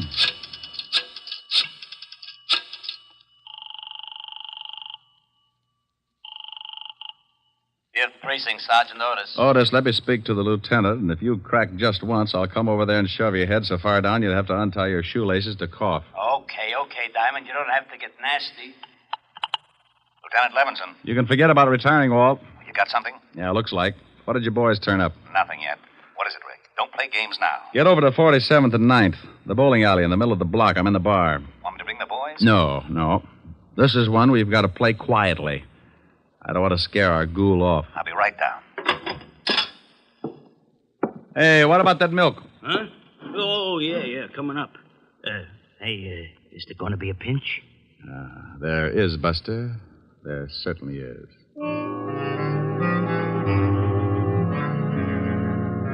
Walt romped in about a half hour later, and he talked to the bartender. He finally looked satisfied. He had to, because it was the only lead that had turned up. We told the bartender to tip us if the guy showed again, and we sat down to wait. Maybe my rabbit's foot started thinking it was back with the quartet because around 1 a.m. it started kicking. The bartender gave us a nod just as a big guy wandered in and sat down at the bar. He weighed in at about 220, and his clothes were sloppy. He ordered a drink and started eyeing a cute little number sitting at the other end of the bar. Let's take him. Hold it, Walt. He's making a pitch. What? The dame at the end of the bar. So he's making a pitch. What do you want to do? Wait around till he takes her out of here? Maybe you'd like to help him sharpen his axe. Look, you haul him in now, you'll have to beat it out of him. You want him to pick the dame up? Well, is that against the law? Arrest me. Now, you stop clowning. You'd rather catch him with the goods, wouldn't you? Yeah, but... Now, don't start that again. You butted the commissioner to death. Just relax, and maybe you can pick up a few pointers. Our big boy moved all right. Right up to the seat next to the cute little girl. She was under full sail, didn't seem to mind it at all. He landed at 1:15. At 1:30, he'd established a firm beachhead, and by 2 o'clock, there was a flag raising. Okay, he scored. Now, the joint's closing. They're leaving. I'm going to tail him. How? He's probably got a car. And if he gets away with that girl, he may kill her. Look, Walt, I promise you he won't get into that car unless I go too. Now, come on. We'll both stick close to him until I can think of something. We followed the man and the girl outside and walked a few yards behind, making like we had a little load on. They headed for a big parking lot, and that's when I got the idea. The parking attendant was just walking up to him when I stumbled forward. Hey, boy. Rick, what are you doing? Stay with me, Walt. Yeah?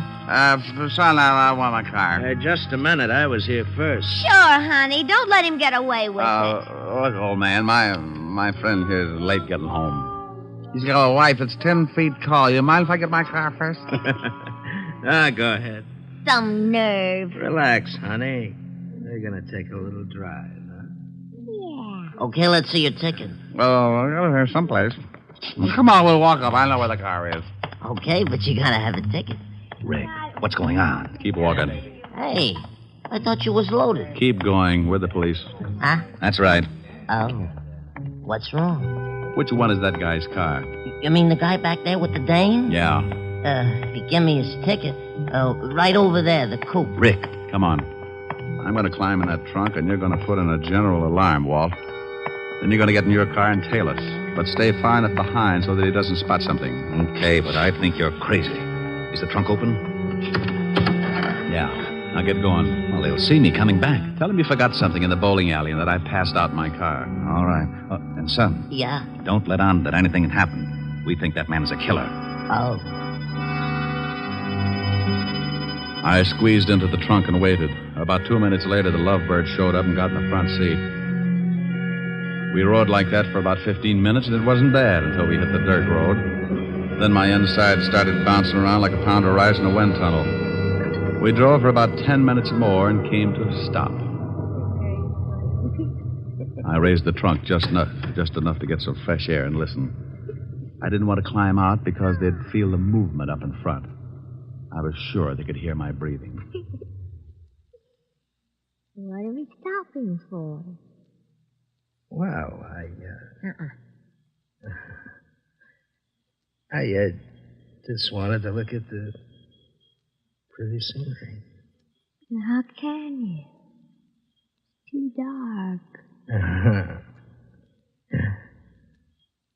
I can see you, baby. You're nice. Thank you. So, are you? They went on like that for another half hour, and I started thinking I'd picked the wrong guy. Then the conversation changed. What's the matter? What's so funny? Don't you know? No, and I don't like the way you're acting. Women. That's what's funny. They're all the same. Huh? Just like my wife. She was like all the other women. Hey, let's get out of here. You're talking funny. Funny? Yeah. See a man and you like him. Any man. You're all alike. Now you stop that. I just came along Come because... here. No, you let me go. You ain't no different. Come here. No, stop that. Let me get out of the car. Sure. Go ahead. I don't want no blood stains on the seat anyhow. Go on, run. I'll catch you. That tore it right down the middle. I rolled out and didn't forget to take my .38 along. I spotted him in the moonlight, moving after her like a big animal. He was laughing. I could see something in his hand. It was a knife. She tripped and fell, and he moved in. He gave me goosebumps bigger than grapefruit. When he was nearly on top of her, I closed in. Okay, hold it! Help! You shut up! Drop the knife! I'll kill him! I'll kill her like the rest I'll kill her, too.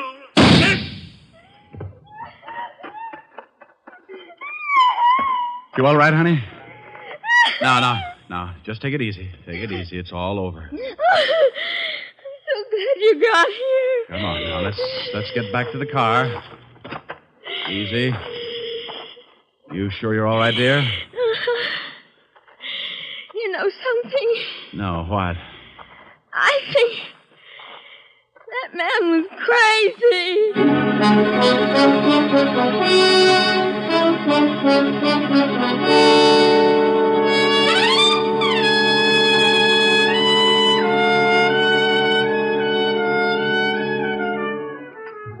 Well, Walt finally got there, and we sent the girl home. The wagon came and cleaned up things. I found out later that Walt was blessed by the commissioner, and I got an assist. I needed calming down, so I stopped off at 975 Park Avenue, the home of the best remedy for bruised nerves I knew of. Oh, good evening, sir. Good evening, Francis. Is Miss Asher in? Yes, sir. She's in the study, knitting. Knitting? Knitting. Thank you, Francis. One, pearl, two. Next one, pearl, two. That's like taking stupid pills. Rick. Hello, baby. Oh, look what I've gotten into. I'm a nervous wreck. Oh, that'll teach you. What are you building? Well, it was going to be a surprise for you. Oh, a whole suit. Silly. Ricky. Yeah? I need relaxing. You need relaxing. Oh, swell. Ricky, come here. I know just the thing. No, come over here. There's an old spinning wheel in the parlor, spinning dreams of a long, long ago. Ricky! What's the matter, dear? What about this? Cruising down the river on a Sunday afternoon. Ricky. With one you love, the sun above, waiting for the moon. Ricky. The old accordion playing. Ricky. A sentimental tune. Rick! Oh, honey, what's the matter? You can sing later. Oh. Please. What is it, really, baby? Come here. Oh, you know something? What? I may never sing again. Okay.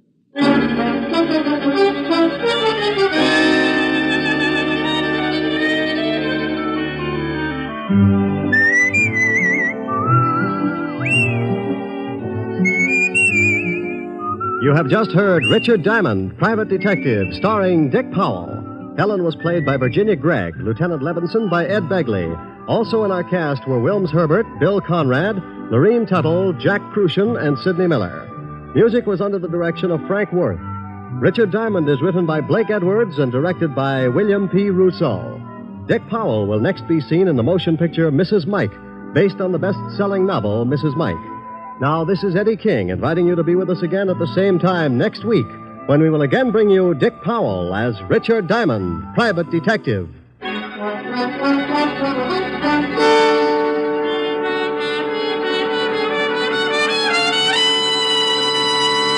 This is NBC, the national broadcast.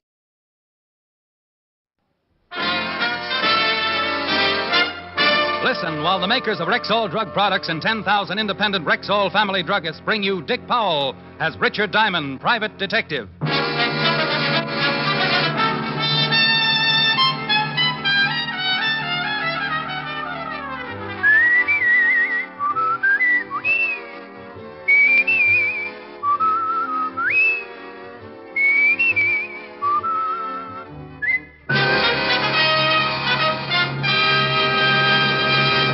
Good evening. This is Bill Foreman speaking to you for the 10,000 independent druggists who have made the word Rexall part of their own store names.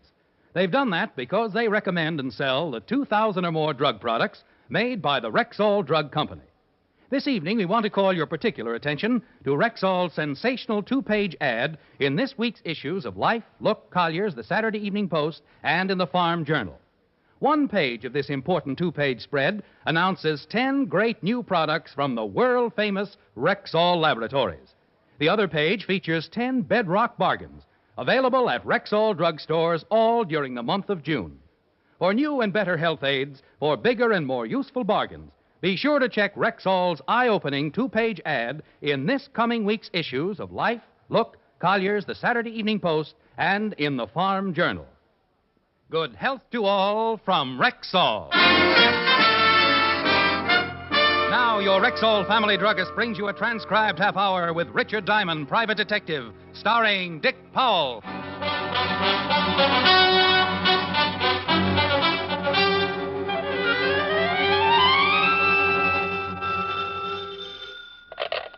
Diamond Detective Agency. I was curious. I tasted it. I'm dying. You sound awful. Oh, if I had the energy, I'd throw my head out of the window. Hangover? Just worn out from getting my heart started, Lieutenant Levinson. Mr. Levinson. What do you mean? As of 5 minutes ago, I became just plain Mr. Levinson. Oh, think what a shock that's going to be to just plain Bill. At exactly 3 o'clock, I started on my 2 weeks vacation. I am going fishing. I want to get lost in the woods somewhere. Pack in, do my own cooking, catch myself a limit of nice fat steelheads and rainbows. Oh, I know. The smell of fried trout and boiling coffee. Yeah. Getting up the next morning, breathing that fresh mountain air, and then realizing that you forgot to put out the fire and 20,000 acres have been burned flat. Yeah. That was pretty mean. I'll go on. Get next to nature. Too bad you have to stay in town and work. I hope you get scurvy. Bye, Blue Eyes. No. Mr. Diamond? Yeah. My name is Holland, Mr. Diamond. Arthur Holland. Well, sit down, Mr. Holland. What can I do for you? First, come over to this window. Any particular reason, or do you plan on an accidental suicide? There should be a man standing across the street. He's been following me. Oh? What does this man look like? Crew cut, short, fat, wearing a black leather jacket. There he is. In front of the cigar store? Yes. Who is he? I have no idea. I've never seen him before. Know why he might be following you? No. How long has he been following you? Since this morning. Oh, okay. What did you come to see me for? My brother's name is William B. Holland. A long time ago, he left the family and started out to see the world. Started working his way from place to place. Although William has been gone for nearly 10 years, not once in those 10 years have I failed to receive a weekly letter. But he hasn't written lately. Not for a month. Where was the last place he wrote you from? San Borja, Bolivia. Never heard of it. It's a small city in the interior. Now, while in La Paz, he wrote me that he'd met a man named Louis Frober. This Frober was from San Borja, and according to Will, practically ran the place. Now, Will said he was going to visit him, and in his last 2 letters, he talked much of Frober and his hospitality, but said that something was wrong in this town of San Borja. Didn't say what it was? Didn't know. Then his letters stopped. Yes. Mm-hmm. And you wanted me to find out why they stopped, if anything's happened to your brother. Mr. Diamond, I'm quite wealthy, and I will pay you handsomely to take the job. Besides, it might turn into a nice vacation. South America is supposed to be wonderful this time of year. Vacation? Possibly. Well, Mr. Holland, I'll take the job on 2 conditions. What are they? Well, first, my fee, $100 a day in expenses. Accepted. Thank you. Second, that you purchase 2 tickets for San Borja, Bolivia. 2 tickets? Well, I'd like to take my assistant along. Bolivia is new territory for me, and it might be dangerous. I checked on you quite thoroughly, and I didn't find that you worked with an assistant. Well, only on the cases that take me out of town. He's a worldly man. He could find a trout in the Sahara. Lots of experience. 15 years with the police department. All right. What's his name? Walter Q. Levinson. The Q is for Quincy. But don't tell him I mentioned it. Well, that's how it works. Man comes in, wants me to find his brother. Last seen in South America. Walt Levinson was looking for a vacation spot, and I was looking for someone to talk to on my way to San Borja. Result? 1 phone call to Fatty Levinson. Bolivia? Oh, but you'll love it, Walt. Trout as big as sharks. Where did you get 2 tickets to Bolivia? Well, to tell you the truth, Fatty, I'm going down on a little job. See you when you get back. Bye. Now, wait a minute. Wait a minute, you ingrate. I've just got to find a missing brother. After that, we can relax and have ourselves a time. Oh, think of it. South America. The ocean as blue as my eyes. Dames. Native music under a golden moon. And dames. Quaint little What did you say? Dames. Well? I'll meet you at the airport.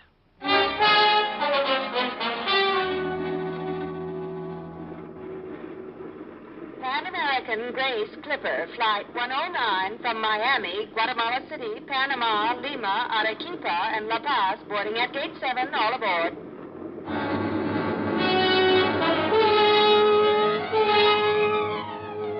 Pan American Clipper, destination La Paz, Bolivia. And enough horsepower to get us there in a snappy 14 hours. The lights of Manhattan dropping away as we turn on the first leg of our pattern, heading up for 16,000, looking down and wondering about a man in a leather jacket and a crew cut. Looking down as the lights begin to melt into a heavy cold front. 16,000, flying south, the pitch changing the propellers into a mellow hum. Why don't you relax? Well, did you notice a little blonde stewardess with the high-altitude features? On the way in. I want to get some sleep. Well, indulge yourself. I'm going to see if I can do something about the pressure in this cabin. The water on my knee is beginning to percolate. Oh, miss!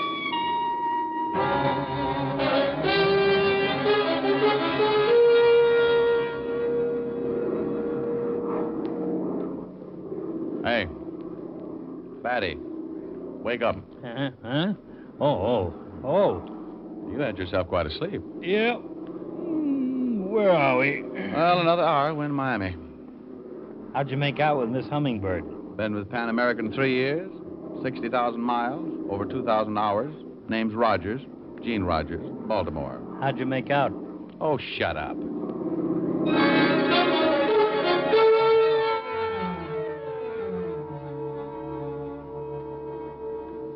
La compañía Panagra anuncia la llegada procedente de Nueva York. Los pasajeros desembarcarán en el terminal de Panagra número 3.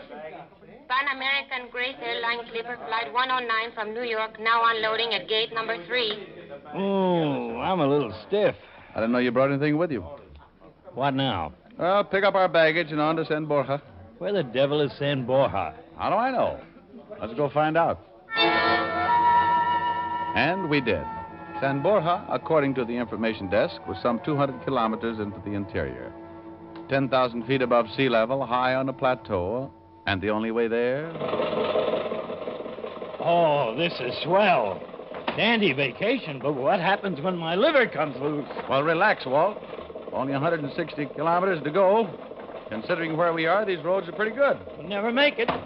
I'll lay 8 to 5. We end up riding side saddle on a billious llama. Hey, driver. Si, senor? Why no airfield in San Borja? Oh, there is one there. But it is what you call the emergency. It is hard for a plane to land. Something to do with the wind. It's a plateau, isn't it? Si, senor. We got to climb 5,000 feet yet. Sounds like an ambitious chiropodist. 10 o'clock and the morning sun getting hotter. The old Ford straining up the grade like an antique teapot. 11 o'clock and the temperature crowding 120. I want to go home. Oh, we got to stop and let her cool off. Blue ocean and tropical music. Ha! Oh. How much farther, driver? Oh, about 20 kilometers, senor. I'm going to put some water from the canteen in the radiator. There, Walt, let's stretch our legs, huh? Okay. Oh, lousy humidity. Oh, she sure was empty. He means his head. Duck, Walt. On the car. You okay? Yeah. I think they're behind that hill. Go out this side and try to circle them. Keep them covered. Right. Keep your head down. Gee, I'm glad you thought of that. Walt covered me, and I crawled out behind the car and took off for a bunch of trees. They didn't spot me until I'd circled them and was almost on top of them. 2 men with rifles lying behind a small hill. One of them turned and spotted me moving in. Walt? Yeah? Okay? Okay. You all in one piece? Yeah. How about you? Fine. 2 of them, huh? Yeah, bandits, I guess. You got them both. Wonder what they're after. Our hides. Came close to getting them, too. The unexpected. 2 men with rifles hiding behind a hill. If I hadn't gotten them, they'd have gotten us. We picked them up, dragged them over to the car, and I kept asking myself, why? Why 2 men behind a hill with rifles? Bandits? Maybe. Assassins paid to wait there and kill us? If that was the answer, who told them we were coming? The man in the leather jacket back in New York? Maybe. Dumped them in the car? Yeah. The driver's had it. Slug got him in the chest. I'll dump him in, too. Let's get to San Borja and get some answers. And if you say anything about a vacation, I'll sing all the way up the hill.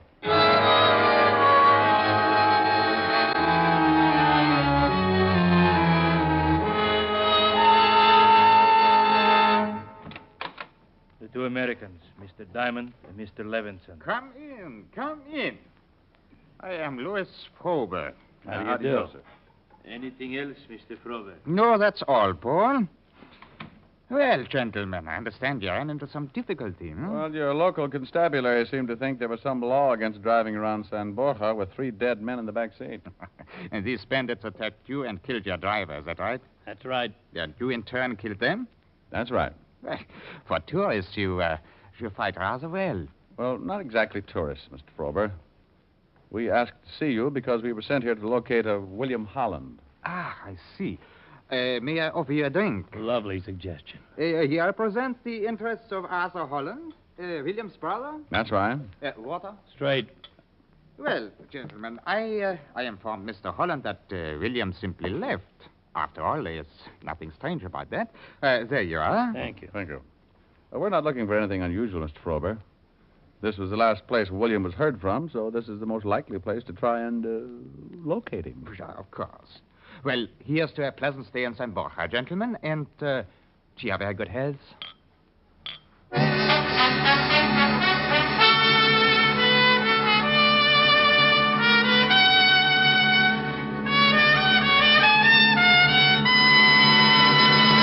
Next week's issues of Life, Look, Collier's, the Saturday Evening Post, and the Farm Journal carry one of the most important Rexall advertisements ever published. One page of this amazing 2-page spread announces 10 great new products direct from the world-famous Rexall laboratories. The other features 10 down-to-the-bone bargains available at every Rexall drugstore all during June. Listen to just a couple of examples. From the product page, Rexall 5X Multivitamins, a new and vital formula that gives you 5 times the established daily requirement of all vitamins with known minimums. Special introductory offer. 10-day trial size, $1.79 value, free of extra cost with a purchase of the regular bottle of 50. Both for only $6.95. From the bargain page, gold-plated metal frame sunglasses, men's and ladies' styles, regular dollar value, now only 67 cents. Remember, for new and better health aids, for bigger and more useful bargains, check Rexall's sensational 2-page ad in next week's issues of Life, Look, Collier's, the Saturday Evening Post, and in the Farm Journal. And now back to tonight's adventure with Richard Diamond, Private Detective, starring Dick Powell. Louis Frober, big man with a slight accent, drinking to our health and extending an invitation to his house for dinner that evening. One hotel in San Borja, not many tourists, according to the manager, but good rooms and hot water, according to the manager. Sandwiches and a late lunch compliments the hotel. Frober owned the hotel, according to the manager. It's open. If you gentlemen would like, Mr. Frober instructed me to show you around the town. Who is it? You want to see the town? Sure. I'm glad to have you show us around. What's your name? Javacek. Paul Javacek. San Borja, Bolivia. Sitting on the top of the world, 2/3 dense tropical jungle. Population 335 who take 2 months every year to cut back the persistent jungle. Principal industry, tin. The mines, 2 kilometers east. Frober owned the mines, according to Paul Javacek. 3 main streets, modern, up-to-date. A clothing store. Several cafes, a bank, telegraph office, post office, and recreation hall. All built and owned by Frober, according to our guide, Paul Javacek. You mine tin, huh? How do you get it out? Trucks, then by cargo plane. If you had arrived tomorrow, you would have passed the caravans as you came up the mountain. The ore is taken out once a week. How well did you know William Holland? Not well. Now, if you gentlemen have seen enough for today, I suggest we leave for Mr. Frober's house. He expects you at 7. A kilometer from town in the house of Louis Frober. The jungle not far off and a heavy tropical shower right on top of us. Like Frober, the house was big and imposing, a showcase of its master's wealth and position. I am so sorry that you got caught in the shower. They are pesky things sometimes, but they don't last long. Louis? Gentlemen, my wife, Mrs. Frober, Mr. Diamond, Mr. Levinson. How do you do? How do you do, Mrs. How do you Frober? do? Dinner is served.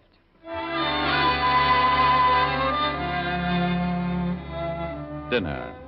The long, paneled dining room illuminated by a dozen candles. Music floating in from a hidden speaker.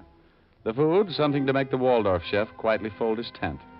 And the conversation? Do you plan to stay in San Borja long, Mr. Diamond? It was hard to say, Mrs. Rober. It's a wonderful soup. Mr. Diamond and Mr. Levinson have been sent here to try and locate William Holland. Oh? The soup is my own recipe, Mr. Diamond. Made from barley grown right here in San Borja.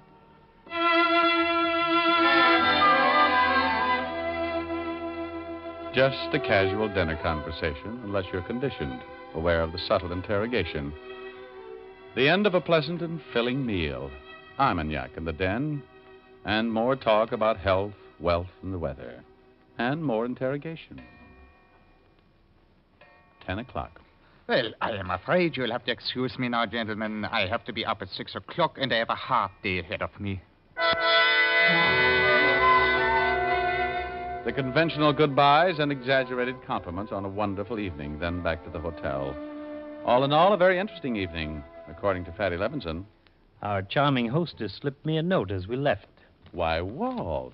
I must talk with you. My husband will be leaving the house shortly before midnight. Meet me in the garden at 12. Why, Walt. It's addressed to you. Why, Ricky. A quarter to 12, then out the back of the hotel, because in San Borja, everyone works for Louis Frober. Heading for Frober's house, Walt 50 yards behind, because in San Borja, a note asking you to meet the wife of Louis Frober might easily be a trap. Maybe William Holland had received just such a note. 12 o'clock and Mrs. Frober moving through the moonlight in the garden south of the house. Walt behind a tree, ready for anything. I'm so glad you came, Mr. Diamond. Where's Mr. Levinson? Well, he stayed behind. Why did you want to see me, Mrs. Frober? It is about William Holland and my husband. Where is your husband, Miss Frober? He left with Paul for the mines.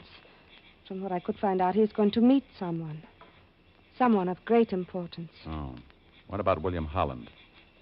I am sure he has been killed. And I am sure my husband had him killed. Go on. We first met William in La Paz. He was likable, easy to talk to. I had been married for 2 years, and it was my first trip away from San Borja. I liked William. You know anyone in New York? Blonde, short-cut hair, plump face, might like to wear leather jackets? No. Well, go on with your story. A year after I married Louis Frober, I began to suspect something wrong with his activities here in San Borja. The men who came to see him on business. Strange men. Foreigners to South America. Long nights of business meetings and trips to the mines. When William finally came here, I told him of my suspicions. And one night he informed me he was going to the mines to investigate. I never heard from him again. You think it had something to do with your husband?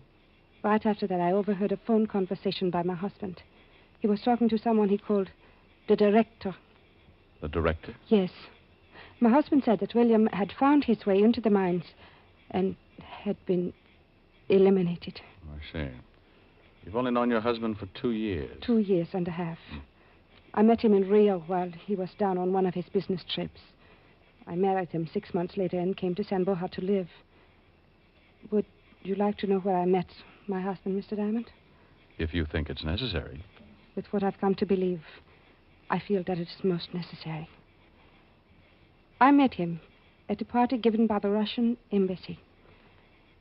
Mr. Diamond, I am sure that my husband is an important official for the communists.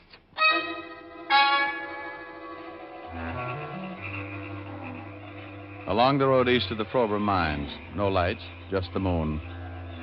The sounds of the jungle raising the hair on the back of my neck. A kilometer from the mines, and the dull glow in the sky pointing the way. Frober's generators and manpower working late. The kilometer passed, and the tenseness in the middle of my stomach took on cramp-like proportions. We climbed a hill for a better look. Pretty busy. Must be 30 trucks down there. I'm getting them loaded for the trip down the hill. Hey, listen to that. Well, I'll be darned. Is that what I think it is? Well, the fields in San Borja make it tough for a plane, but for a helicopter, that's another thing. Frober left the house to meet somebody important.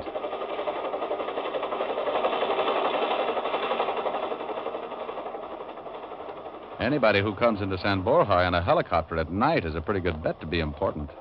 Our dead driver said there was an emergency field. Well, it's landing on the other side of the mines. Must be close. You want to take a look? Well, not too many men around those trucks. Before we go looking for that copter, I want to see if it's really 10 Mr. Frober's taking out of that mine. Down the hill, Walt 20 yards behind in case of trouble. Picking our way through the brush, trying not to sound like a landslide. A long road running away from the mines toward San Borja. The line of trucks, the first dozen or so loaded and ready, their backs piled high with sacks. A short sprint, and I was boosting myself up on the back of the first truck, digging into one of the sacks, feeling the heavy chunks of ore, then down off the truck with the ore in my hand. You're up late, Mr. Diamond. Paul Yavicek, Frober's right-hand boy, standing in the darkness, his gun pointed right at my stomach. Mr. Frober will be happy to know of your interest in these mines. Start walking up the road toward the main gate. Stay ahead of me. Keep your hands in sight. Tell me something, Yavicek. How do you get 10 out of pitch blend? I suggest you ask Mr. Frober. He's at the mines? He will be. Drop it, Yavicek. Thanks, Walt, thanks. You all right? Yeah, it's close. Yavicek? Dead. Come on, let's get out of here. Where to? Well, Mrs. Frober said her husband had a phone conversation. I'm going to use that phone and warn La Paz about Frober. Hold it. What is it? Car coming down the road. Frober. Yeah, and he's got company. Probably his important visitor. When he finds out what's happened, he'll guess it's us. We'll never get back to town before he does. Unless we drive. I will take a chance on the confusion and grab that first truck. Clear. Keys are in the truck.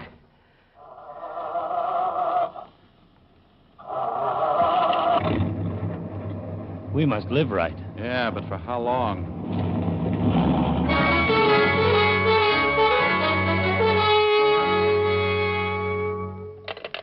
There is a direct phone line all the way to Cavendo.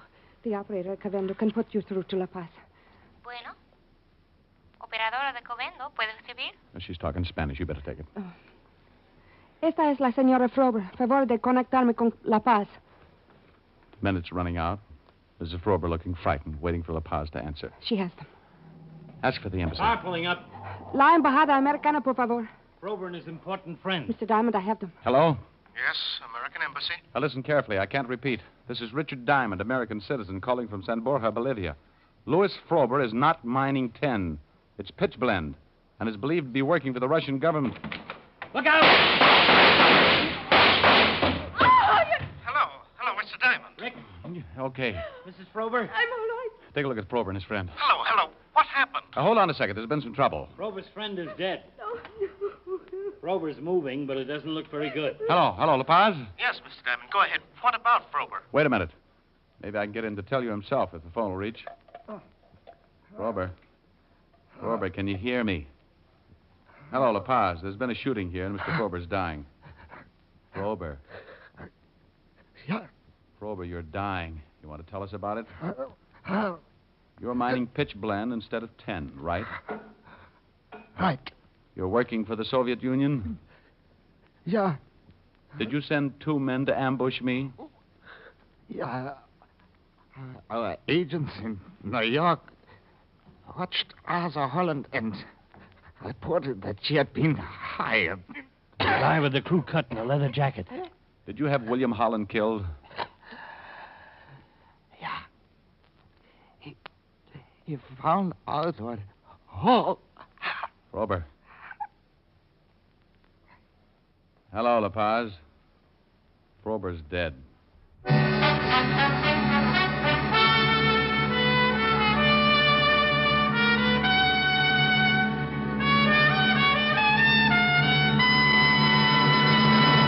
This time of year, no woman wants to spend endless hours caring for her skin and makeup.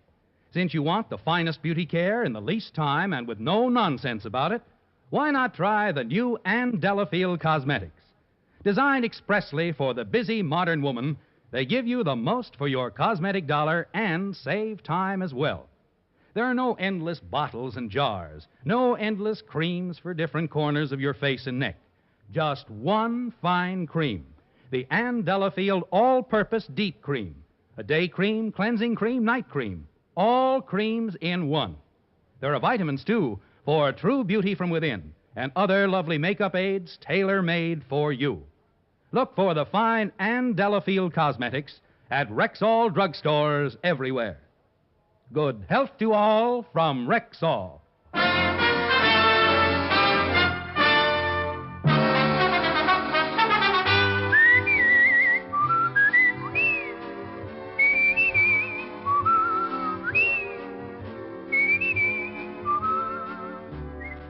Richard Diamond, Private Detective, stars Dick Powell in the title role and was written by Blake Edwards with music composed and conducted by Frank Worth.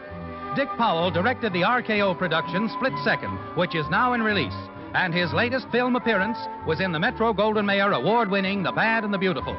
Heard in tonight's cast were Arthur Q. Bryan, Wilms Herbert, Ben Wright, Jack Crucian, Virginia Gregg, Don Diamond, and Lillian Bayef.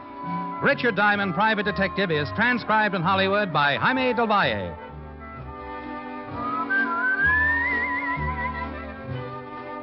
This is Bill Foreman inviting you to be with us next Sunday at this time when Rexall Drug Products again bring you Dick Powell as Richard Diamond, Private Detective.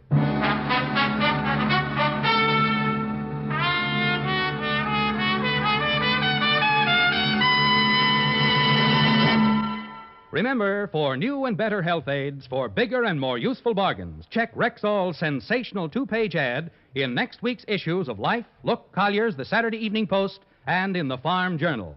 You can know better health. You can save money.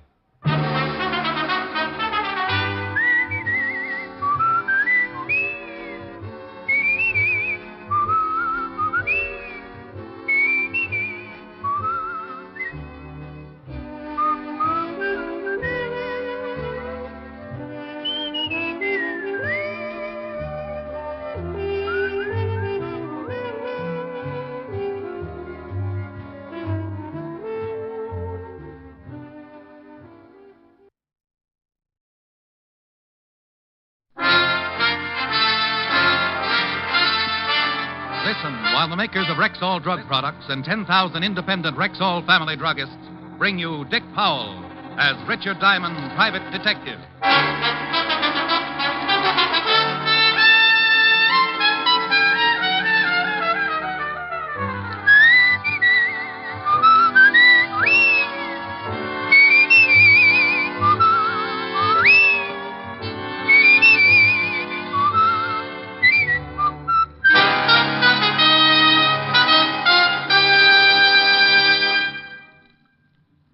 Good evening. This is your Rexall family druggist with a welcome from the 10,000 independent druggists who have made the word Rexall part of our own store names.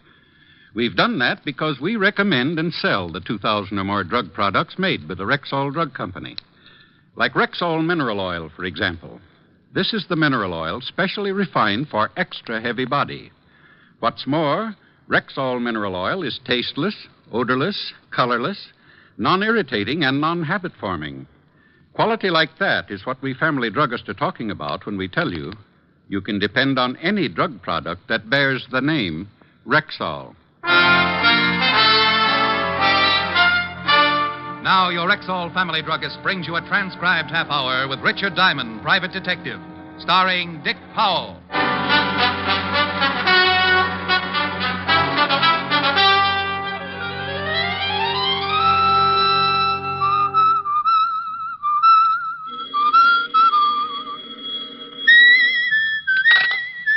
Just a moment.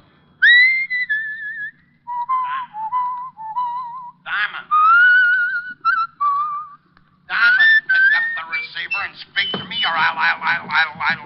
Walt, is that your blood pressure I hear bubbling, or are you calling from Niagara Falls? What's the big idea keeping me waiting like that? Well, the big idea is that it's a beautiful day and I'm happy. When I'm happy, I whistle. And when I'm happy and whistling, I don't like to be interrupted. I'll remember that the next time you're unhappy and you ask a favor from me. You can whistle then, too. Oh, the great, big, important police lieutenant wants a favor from poor little old Richard Diamond. I want you to go to a funeral. Yours? No, it's mine. Say, I'll live to dance to Charleston on your grave, wise guy. Oh, they're burying Bigfoot Grafton this afternoon. How do you know? How do I know?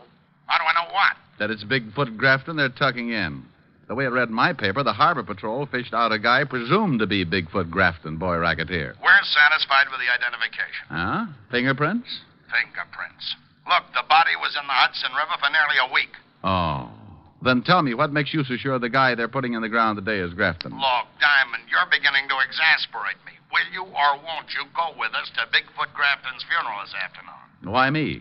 Maybe you can show the boys how to dig the grave. Oh, Walt, that's silly. I don't know a grave from a hole in the ground. So why me? Because you once told me about a little business matter you had with some of Grafton's gang out west. And because some of those same hoods may attend the funeral, and because if any of them do, you'll recognize them. And I can point him out to you. Say, you are a detective. Otis and I'll pick you up in about an hour. Goodbye, Diamond. Goodbye, Bright Eyes. Come on, Billy. How many times have I got to tell you this is the only thing left to do? It's all wrong, Marge. I tell you, there's no need to call in a private eye. Well, hello, girls. Who are you? The name's on the door. You're Diamond? You see something you don't like? Yeah, you. Oh, you'll never be lovely, be engaged, or get to use ponds with an attitude like that. It's a waste of time, Marge. A waste of time. Lay off it, Billy. I know what's right. We came a long way to see you, Diamond. All the way from West Frampton we came. We're ducklings. Well, first impressions are so deceiving. I almost thought you were girls. Now, look, there's a psychiatrist just down the hall who... Get this, Billy. The guy thinks we're nuts. Well, maybe you are a couple of ducks, and I'm the one who's crazy. Not ducks, ducklings. Oh, well, then if you have that kind of a problem, go to the Audubon Society. You never heard of the Long Island Ducklings? All we done was win the pennant last year. Pennant? Oh, baseball? Now it's coming. We're a girls' softball team. We got our own park out in West Frampton. I play third base. Who's on first? Me. Come on, let's get out of here, Marge. We'll stay. We gotta find Lottie, and he's gotta help us. Lottie? Lottie Wyrachek, our second baseman. She's been missing almost a week now. We can't win without our second baseman. Oh, yes. I can see where it must leave quite a gap between first base and shortstop. We ain't gonna win the pennant again unless we get Lottie back, Diamond. We gotta have her. You're elected. Elected? I'm not even sure I accept the nomination. See? Let's go, Marge. You don't want the job, Diamond? Well, I've never looked for a missing second baseman before. I wouldn't know where to begin. A fine detective. Here, you begin by looking at her snapshot. Oh, no, girls. Really, I'm terribly busy right now. I've got to go to a funeral and help the police department with it. Look at her picture. But I tell you,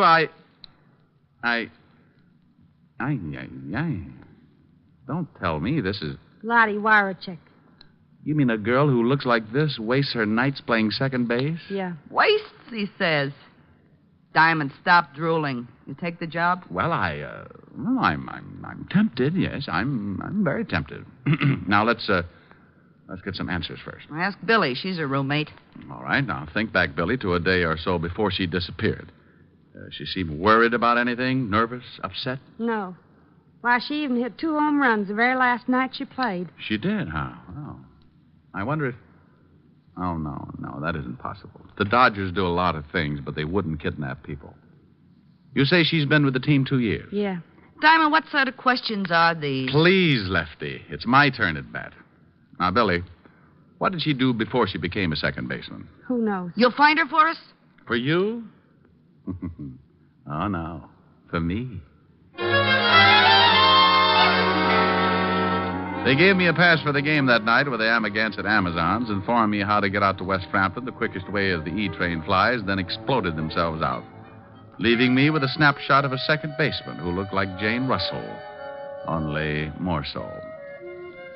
I wasn't able to dream too long because soon the door opened and I looked up to find the most beautiful gabardine suit I'd ever seen walking toward my desk on the frame of the ugliest hoodlum I'd ever seen. Hey, you Diamond? To some people. To others, I'm Mr. Diamond. Diamond. Mr. Diamond. The late Mr. Diamond. Yeah, that's the one I like the best. All right, Parrot Puss. Who's been eating your crackers? All right, comic. I'm just a boy with a message. Well, spill it. You had visitors, huh? Yeah? Yeah. A couple of overgrown tomatoes. A couple of tomatoes that look more like they belong to the Russian infantry than to the human race. Well, you're not very much to look at yourself, Ugly. Get on with the message. The message is lay off. Don't go looking for no missing girl. You don't wake up with no bullet holes where your eyes ought to be. Huh? That's the message, the whole message. No signature? You don't need no signature, friend. Goodbye, Mr. Diamond. Just a minute, Repulsive. Yeah? I want to tell you about the last side of the mouth punk who brought me a message like this without a signature. Go on. Frighten me. Go on. Hey, just stand back there, Diamond. Don't come no closer. I'll let you... Don't reach into that pocket, punk. Oh, my arm! Now, let me get it for you. Al, a Luger. And almost as ugly as you are. We won't be needing it for this game. My arm! Oh, there's your arm. Now put it up with the other one, and I'll knock your head off. A few seconds later, when I picked myself up off the floor, I looked around for my spar mate, but he'd taken his arms and gone home, leaving me with an eye which for weeks to come would have me lying to people about walking into a door.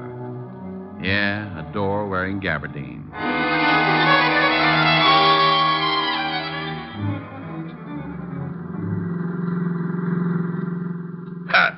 How'd you get that shiner, Diamond? I walked into a door, Walt. A door with a fist at the end of it. Where is this cemetery? South Carolina? We'll be there soon. Bigfoot Grafton won't mind waiting a little longer. Assuming, Sergeant Otis, that it is Bigfoot Grafton they're planting. Oh, no, you're not going to start that again. I told you on the phone. We're satisfied with the identification. What identification? Laundry marks on Grafton's shirt, cleaning marks on Grafton's suit. Go on. What do you mean, go on? Look, Walt, suppose you're wanted for murder. 2 murder raps, and you don't have a chance of beating. And suppose that next to the mailman with the income tax refunds, you're the most looked-for guy in the country. Yeah, I know what you're going to say, Diamond. You think maybe Grafton finds a sucker with his same general build, shoots him in the spine, changes clothes with him, and then dumps him in the big bathtub. That's right, Walt. Well, us silly, confused homicide cops figured that way, too, until we checked up on what gave Grafton his nickname. His nickname? Bigfoot. Yeah. 14 and a half. We found his shoemaker. He verified the size. So? So it's possible that Grafton can find a guy that fits his general physique. It's even possible that the guy he finds not only is built the same way body-wise, but wears exactly size 14 and a half brogans, too. Yeah, it's possible, but highly improbable. Yeah, maybe you're right at that. Well, on behalf of myself and all the other simple-minded fellas known as cops, thank you, Diamond, for saying what you just did. Thank you. There's the cemetery. It was just a simple little funeral, except that the coffin cost maybe $10,000 more than mine will ever cost, and excluding the fact that there were enough flowers to make a couple of dozen floats for the Turnip of Roses parade. Yes, it was just a simple little funeral with maybe 1,000 simple little mourners. Good conservative people, like safe blowers, burglars, con men, petty thieves, and some not so petty. Big wheels, little wheels, chiselers, grifters, grafters, gyp artists. Well, Diamond, you see anyone who used to run with Grafton's mob? No, not yet. Hey, look. Now, what's he doing here? Oh. The parrot nose and the stylish gabardine suit. I've been admiring that suit. Gabardine, huh? Too bad a poor little gabardine had to go give up its life just so a mug like that could have a suit. Where you going, Diamond? Who is that guy? He's a messenger boy. I'll be right back. I edged my way through the crowd toward him, hoping that in view of the solemnity of the occasion, none of the pickpockets among the mourners would make use of the opportunity to swipe my suspenders. 5 yards away, he turned. He saw me and started to run. I put my head down like a sprinter and turned to follow. There's nothing like a merry chase in a merry place like a cemetery. And just when I thought I had him... Diamond, what are you doing running into tombstones? Oh, well, I suddenly remembered it's been years since I had a collision with a tombstone. What were you chasing that guy with a fancy suit for? I wanted to find out who his tailor is. Look, Otis got a good look at that twerp I was chasing. Tell him to go through Rogue's Gallery and try to identify him for me, huh? Yeah, but where are you going? Me? No, I think I'll go to a ball game. It was a good game as games go, fast and exciting, and my girls did themselves proud, 8-3, even though the girl who was playing second in place of the missing Lottie made 3 errors. After the game, I was in the corridor outside the dressing room talking to Billy, the first baseman, the one who didn't think I should have been hired to bird dog the missing girl. Look, Diamond, this is all for nothing. Lottie ain't missing. We never called on you. There's no case. Now, that's the same tune with a slightly different lyric an ugly in a gabardine suit sang to me. It's a good thing I'm stubborn. It's a bad thing, Diamond, for you.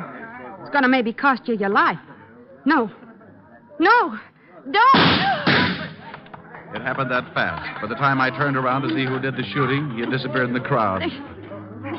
Dirty heel. Diamond, what happened? I heard shooting. Stand back, everybody. Send for a doctor. Rotten heel. I was on his team. Who, Billy? Who? Told him Marge called on you to find Lottie. Who, dear? They'll kill Lottie. They'll kill Lottie. Billy. Billy. Diamond. Is she? If anyone asks you who's on first, the answer is no one.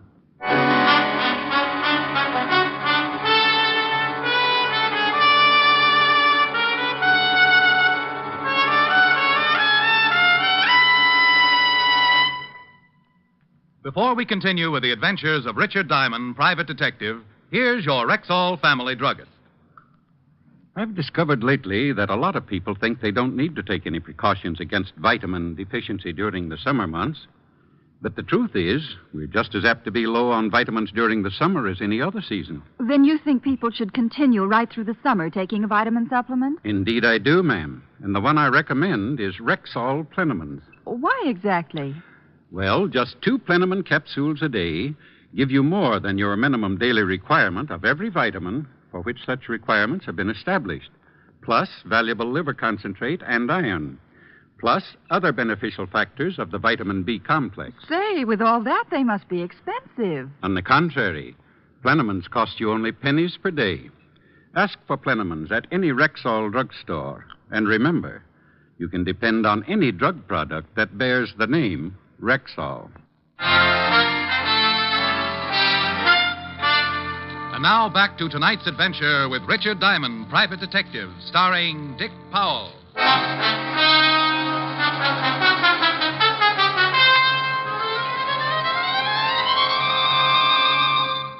Diamond, this department isn't in operation so that you can find girls. I don't care how she looks in her baseball uniform. Oh, but this is business, Walt.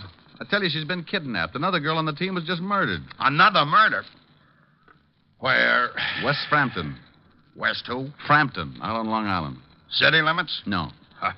That's the quickest case I ever marked closed. What do you want to waste my time with imported homicides for? Don't I have enough to do right here? Oh, but Walt, look, Don't butt me.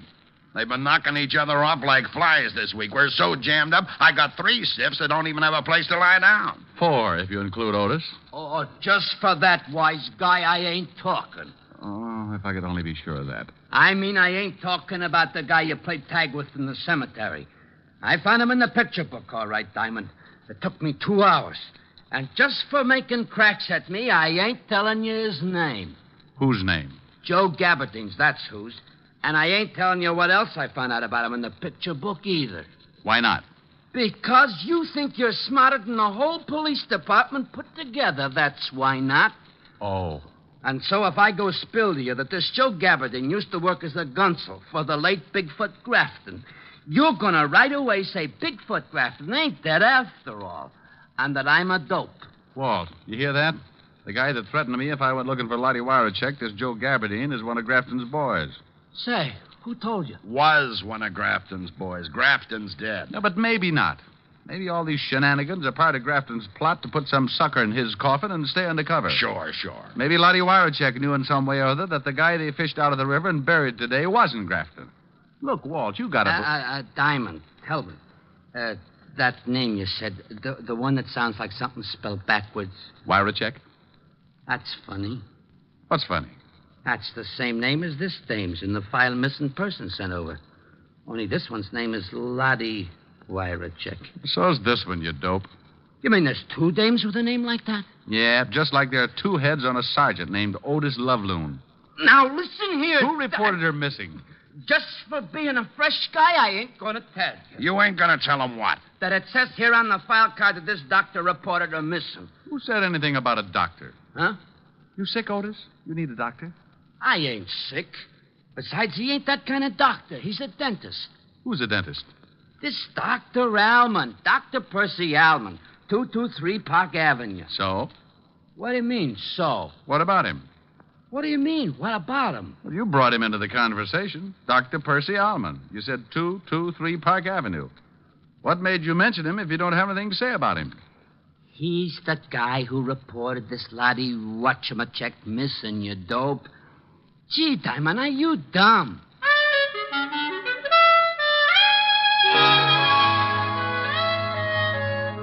Dr. Percy Allman's home for decrepit teeth at 223 Park Avenue was a fancy schmancy establishment where bad little molars and bicuspids went in for punishment. I could tell even before I met Allman that he was the kind of drill artist who assured the customers there'd be no pain. No pain at all, and there usually wasn't. Until the customers got their bills. The office was a ground floor professional suite that opened directly on the street, and when I pushed open the door and went in, this kind of nice middle-aged guy greeted me with, Yes? I'm looking for Dr. Allman. I'm Dr. Allman, but it's after my office hours, young man, unless it's an emergency. Well, it's about Lottie. Lottie Warachek. Lottie? You're from the police. You found her. Well, not yet, no. And I'm not from the police. Not? Who are you? My name is Diamond. I'm a private investigator. Oh. You gave me quite a turn for a moment. Well, I'm sorry. Doctor, I'd like you to tell me a few things. What sort of things? Lottie Warachek. What's she to you? Oh, presently, just a friend. Formerly, the best dental assistant I ever had. An extremely nice girl. Yes, I saw her snapshot. A dental assistant, huh? Yeah, lovely girl. I hated to lose her. But this baseball thing had been burning in her for a long time. Look, Diamond, just how much do you know about all this? Well, I know that Lottie's missing. Maybe in trouble. Well, I do need help. And perhaps I'd better tell you everything. I'm game. But I think I should warn you. The information I'm going to give you is dangerous. It may mean your life. Well, I'm still game. Maybe not as much as a few seconds ago, but... Very well. A year or so ago, I had a patient, a man who called himself Dunn, George Dunn. And then you found out that Dunn wasn't Dunn at all. That he had very big feet and he was a racketeer named Grafton. Yes. You're very clever, Diamond. It was the dental chart he wanted. He threatened me. I felt that if I ever gave it to him, he'd feel the necessity for killing me. So I gave the chart to Lottie to keep... It happened so fast, I barely had time to leap behind a chair. 1 second, the doctor and I were talking. The next, everything was bedlam and confusion. And blood and death and anger. My anger. The doctor had caught one smack between the eyes. And I got mad, shooting mad. I charged out of that office maybe 10 seconds behind the killer, just in time to see him get into a car and melt away into the traffic. He headed east, then south, and east again, then stopped at a crummy-looking building and went in. And that's when smart, shrewd, clever Private Detective Diamond climbed a drain pipe, tore his pants, looked inside a second-floor window, saw a girl tied to a chair, and, like Lochinvar, broke in to rescue the fair second baseman in distress. Lottie? Look out! Oh, this was getting monotonous. The billy caught me on the back of the neck, and while it didn't knock me out, it didn't make me feel like dancing either. The first thing I was aware of when I oriented myself to my new condition was the biggest pair of feet I'd ever seen.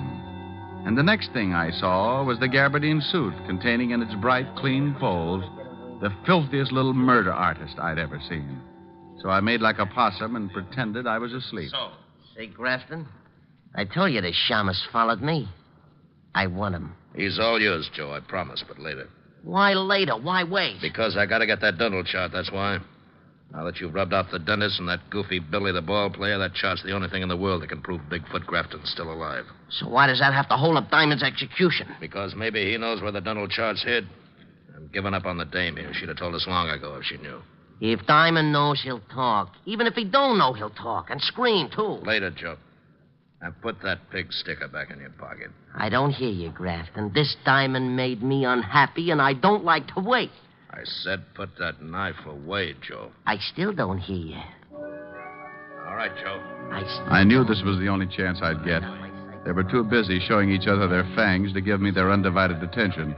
And so the possum stopped playing possum and made a stab at playing tiger. The act started with a well-aimed kick to what the fight reporters call the midsection. And the gabardine suit folded limply and sagged to the floor like it didn't even have a man inside it.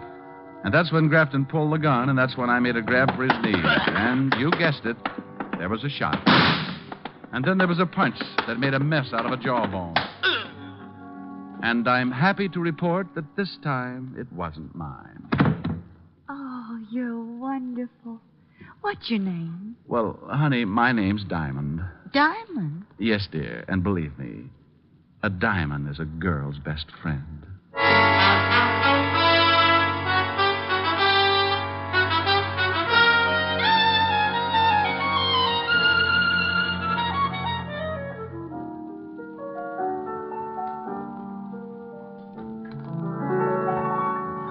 I hadn't anyone till you. I was a lonely one till you. I used to lie awake and wonder if there could be a someone in the wide world just made for me. Now I see I had to save my love for you. I never gave my love till you. And through my lonely heart demanding it, Cupid took a hand in it. I hadn't anyone till you. You're so romantic, even with a black eye. Oh, thank you, dear. Oh, Ricky, darling, it must have been dreadful. Oh, it had its moments, Helen. Yes, I saw that photograph. A second baseman. What's the matter with a second baseman? Well, Ricky, if she were any good, wouldn't she be a first baseman? Honey, I don't think you understand too much about baseball. Teach me. Oh, it takes years, baby, years. Well, Well, baseball's a game that's divided into innings. 9 innings. innings. What's an innings? Maybe I better teach you how to play post office. No, Ricky, please. Well, let's see now. An inning is a sort of a division, a stanza, a frame. Yeah, that's right, a frame. A frame? An inning's a frame? Hey, you're digging it. No, I'm not, Ricky, not really. Maybe we'd better forget it. All right. An inning is a frame. That's right, dear. An inning is a frame. Ricky, was she nice? Lottie? Mm-hmm. Well, I'll say this for her. She sure had a beautiful inning.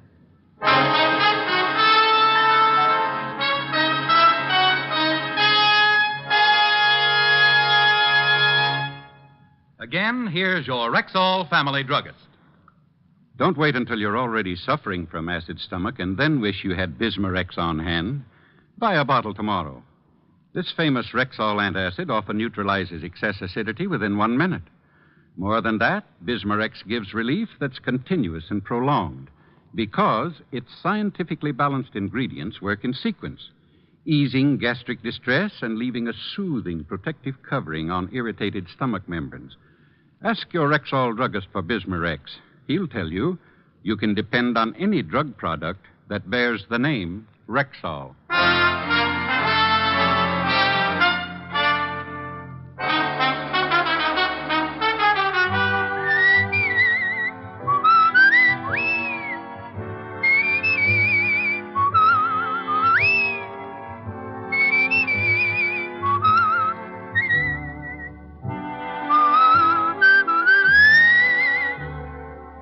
Richard Diamond, Private Detective, stars Dick Powell in the title role and is written by Michael Camroy with music composed and conducted by Frank Worth. Featured in tonight's cast were Ted DeCorsia, Wilms Herbert, John Daner, Bill Conrad, Virginia Gregg, Gloria Blondell, and Sidney Miller. Richard Diamond, Private Detective, was transcribed in Hollywood by Jaime Del Valle.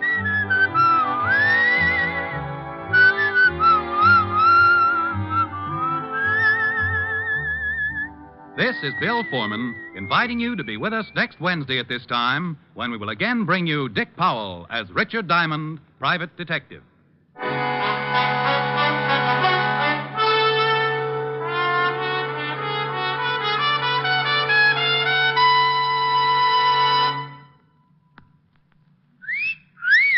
Hiya, beautiful. Get lost, Bristlepuss. You need a shave. But I have shaved. What else do you want me to do? Silly boy, she wants you to go Stag. Go Stag? But why? Because Stag is Rexall's exclusive line of men's good grooming aids, like Stag Brushless Shave Cream. No fuss, no massage, just smooth it on, and presto, you get a clean, close shave. Your face stays smooth and whiskerless all day long. I'll do it. I'll go Stag. That's it. Join the Stag line now at Rexall drugstores everywhere. Yes, to make girls care. Go Stag.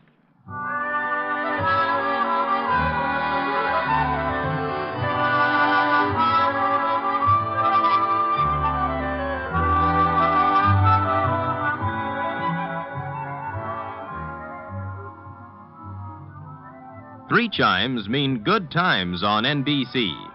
Dick Powell, who stars as Richard Diamond each week at this time, is a chime star, and there are many more of your favorite entertainers who are chime stars on NBC. Listen for the familiar NBC chimes. They're your invitation to fine radio entertainment. Whether it's action-packed adventure mystery, comedy, music, drama, or news, you'll find the very best on your favorite NBC station. Listen again next Wednesday at this same time for another exciting adventure with Dick Powell, starred as Richard Diamond. And remember, three chimes mean good times on NBC. In 2 weeks, enjoy The Halls of Ivy with Ronald Colman on NBC.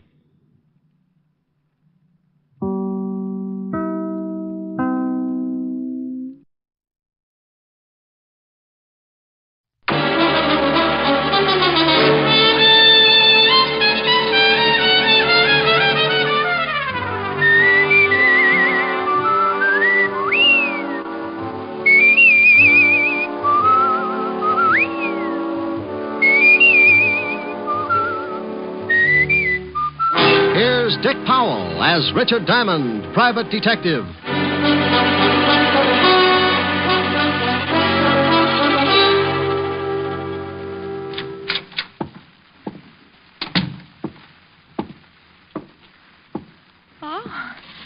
May I do something for you, sir? I'll repeat the offer while I think of something. I beg your pardon? That's not the way I heard it first. Did you want to see... Mr. George Victor. May I have your name? Well, let's trade. Mine's Diamond, Richard Diamond. Oh, of course. Mr. Victor's expecting you. Well, it's too much to hope that you... He's waiting for you, Mr. Diamond. Thanks. Any door? Huh? Oh, straight ahead. Go right in. Mm-hmm. Yes? Mr. Victor? Yes. Oh, you're Diamond. Uh-huh. Come in and sit down. Thank you. You said you'd come immediately, and that was over an hour ago when I phoned you. Well, I didn't want to come in my bare feet. What? I was washing out a pair of socks. You're sure you're Richard Diamond? Reasonably sure, yes. My credentials. All right. You were recommended to me by Lieutenant Levinson of the police department. I want to hire you. My fee is $100 a day in expenses. Unless we settle that first, I couldn't solve the case if it was tagged 100 proof. Here are 2 checks. One for 100, the other for 5. Oh. You get the 100 if you take the job, and the other one if you do the job satisfactorily. Tell me all about it. You may have heard that I bought the controlling interest in one of the biggest newspapers in the city. That I heard. All right. I'm going to expose the numbers racket. That's been tried before. I know, but this time it's different. I have all the evidence I need to expose one of the biggest operators, Aaron Ziegler. Oh, well, you do pick 'em big. You know him? We did some spitting at each other when I was on the force. Well, then you know what he is. Yeah. But you said you had all the evidence. Where do I come in? Ziegler's my affair. Yours will be my daughter. Here's her picture. Well, you can have Ziegler. I'm happy with this arrangement. This is no joke, Mr. Diamond. My daughter works for Ziegler. Oh? You got $1 million for every Mongolian in Asia and your daughter works? Hobby, perhaps? She became infatuated with a man named Doug Saxon. And went to work to support Will him. you listen to me? Oh, sorry. Go ahead, Mr. Victor. Saxon has some connection with Ziegler. I objected to her seeing Saxon, and there was an argument. And being 21, she walked out. Yes. Ziegler gave her a job singing in the Nocturne Club. I know the place. Now, what I want you to do is... I think I know, Mr. Victor. You've got evidence on Ziegler. That makes him an unhappy boy, and being unhappy, he wants to smile again. So he sets glamour lad Saxon loose. Your daughter falls for him, and the frame's begun, right? Ziegler told me he was going to stop me from printing the expose of his racket. I know he'll use my daughter, Kathy. What does she have to say about it? She won't see me. And you've got no idea what the frame will be? No, that's your job. Find my daughter, stay with her until the paper goes to press. And when will that be? 10 tonight. Oh, all right, Mr. Victor. You've hired yourself a boy. I'll pick up that $500 check after I pick up the late edition. Good day, sir. Oh, Yes? If you will excuse the expression, the retainer, $100. Oh, here you are. Oh, well, thank you. I'd bow from the waist, but my empty money belt might choke me. I'll keep in touch. A couple of phone calls to old acquaintances who still kept in touch with the shady side of our city, and I had Saxon's address. A half hour after I left George Victor, I was punching the buzzer to Saxon's apartment.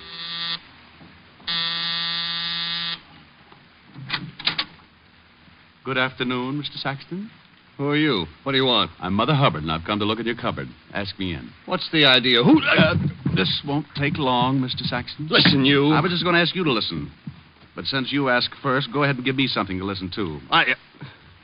Did Ziegler send you? Well, maybe. Maybe not. It's a nice place here.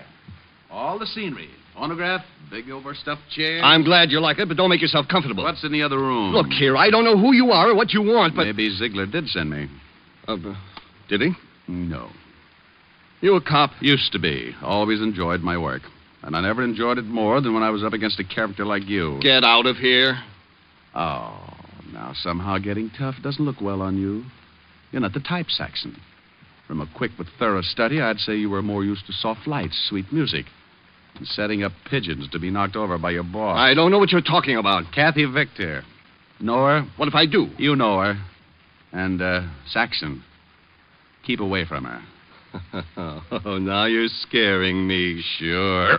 Hey, what do you want from me? Why are you doing this? I'm hired to do it. The name's Diamond, Richard Diamond, occupation private detective. Private detective? Yeah. You're going to make a phone call now. I won't. You're calling Ziegler to tell him you quit. I can't do that. Unless you want this floor lamp on your head. Diamond, please don't. Now, that's better. Now, go ahead. What'll I tell him? Your health is bad. You're going to take a boat trip. Well, that's ridiculous. Well, then you think of something, but think. But Hello, this is Saxon. I'd like to talk to Aaron. Oh. Well, I'll call back. It's important. Oh, it's important. I've got to talk to him. All right. Get him? They're putting me through. And hello, Aaron. Listen, I can't go through with the deal. Something came up. I mentioned my name. A man named Diamond. Richard. Yeah, that's right.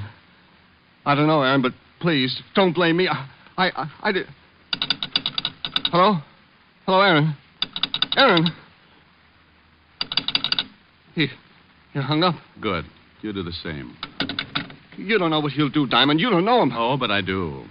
Well, happy landings, Glamour Boy. You can't leave me like this. You know, after a long look at you, I don't think I'd like to stay.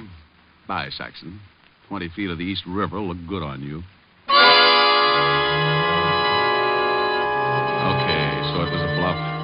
I knew Ziegler wouldn't be scared off that easily, but when you go hunting ducks, you put out a decoy. I did. The decoy was me. It was an hour later that I got back to my office building and walked into the lobby. The elevator door there was open, but the jockey was missing. I was about to take the hard way up, the stairs, when... Diamond. Oh, hello. Where'd you come from? I'm under a cabbage leaf.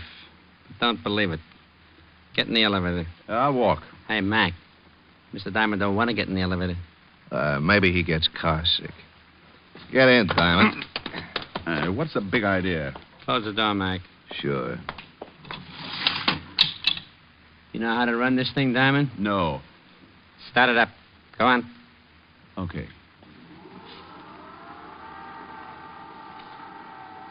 Floors, please. I'll tell you when. This is far enough. Stop it. And keep your hands away from that door. What are you going to do? Eat your way out? He's a card, ain't he? Oh, now, come on. Fun's fun, but I got business. So we... We told you to take your hands off those doors. Oh, you did, huh? Yeah. Oh, he won't go down. Sure he will. He's just stubborn. Give me that sap. You see? Yeah. Think he's still tuned in? Let's see. Diamond. Hey, Diamond. Oh, he should know better than that. It ain't polite not to listen. Kick him in the ribs. Now, how about it, Diamond? You want to listen? He's shaking his head. He says yes. Okay. Now, stay away from the dame you're supposed to take care of. Go back to Victor and tell him you don't want the job. Tell him it's too rough, and if he don't understand, show him your bruises. Hey, give him a bruise where it shows. Look at that. I don't think he likes you kicking him in the chops. What does he want? Bedroom slippers? Okay, open the doors and let's get out of here. Hey, think I ought to give him another boot? Just to make sure? Ain't you ever satisfied? Go ahead. Okay, let's go. You know something? You got an awful disposition. You don't come out of a beating like that right away. A professional working over is like spending a weekend in a taffy machine. I reached out and tried to touch things, but it was like trying to paint the inside of a balloon with a hammer. I was numb, and when the little jabs of feeling started pinching my cheeks, I found out that I was warm and sticky. Finally, I pulled myself up, stood there for a minute, decided my legs weren't macaroni, and went to the washroom to clean up. Then I headed for the Nocturne Club. It was too early for customers, but there was a bartender and a girl with blonde hair playing the piano. We ain't open yet, Mac. Oh, you ain't? Well, give me a bib. I may cry all over the place. You look awful. Truck hit you or something? I was blowing a tuba in a high wind. Yeah? Yeah. Screwed me 8 feet into the ground. Ain't that terrible? Yeah, ain't it? Hey, who's the dame with the fingers? Oh, entertains here. Name's Victor, Kathy Victor. Got a swell set of pipes. If you're looking for a job, we don't need no tuba players. Look, here's for a drink and here's something for you because you ain't open yet. Fix me something that'll turn me all one color. Sure. Will it be black or blue? Anything that goes with my tie. Bring it to the piano. I thought you wanted it. Oh, I'll laugh later. I thought it was pretty good.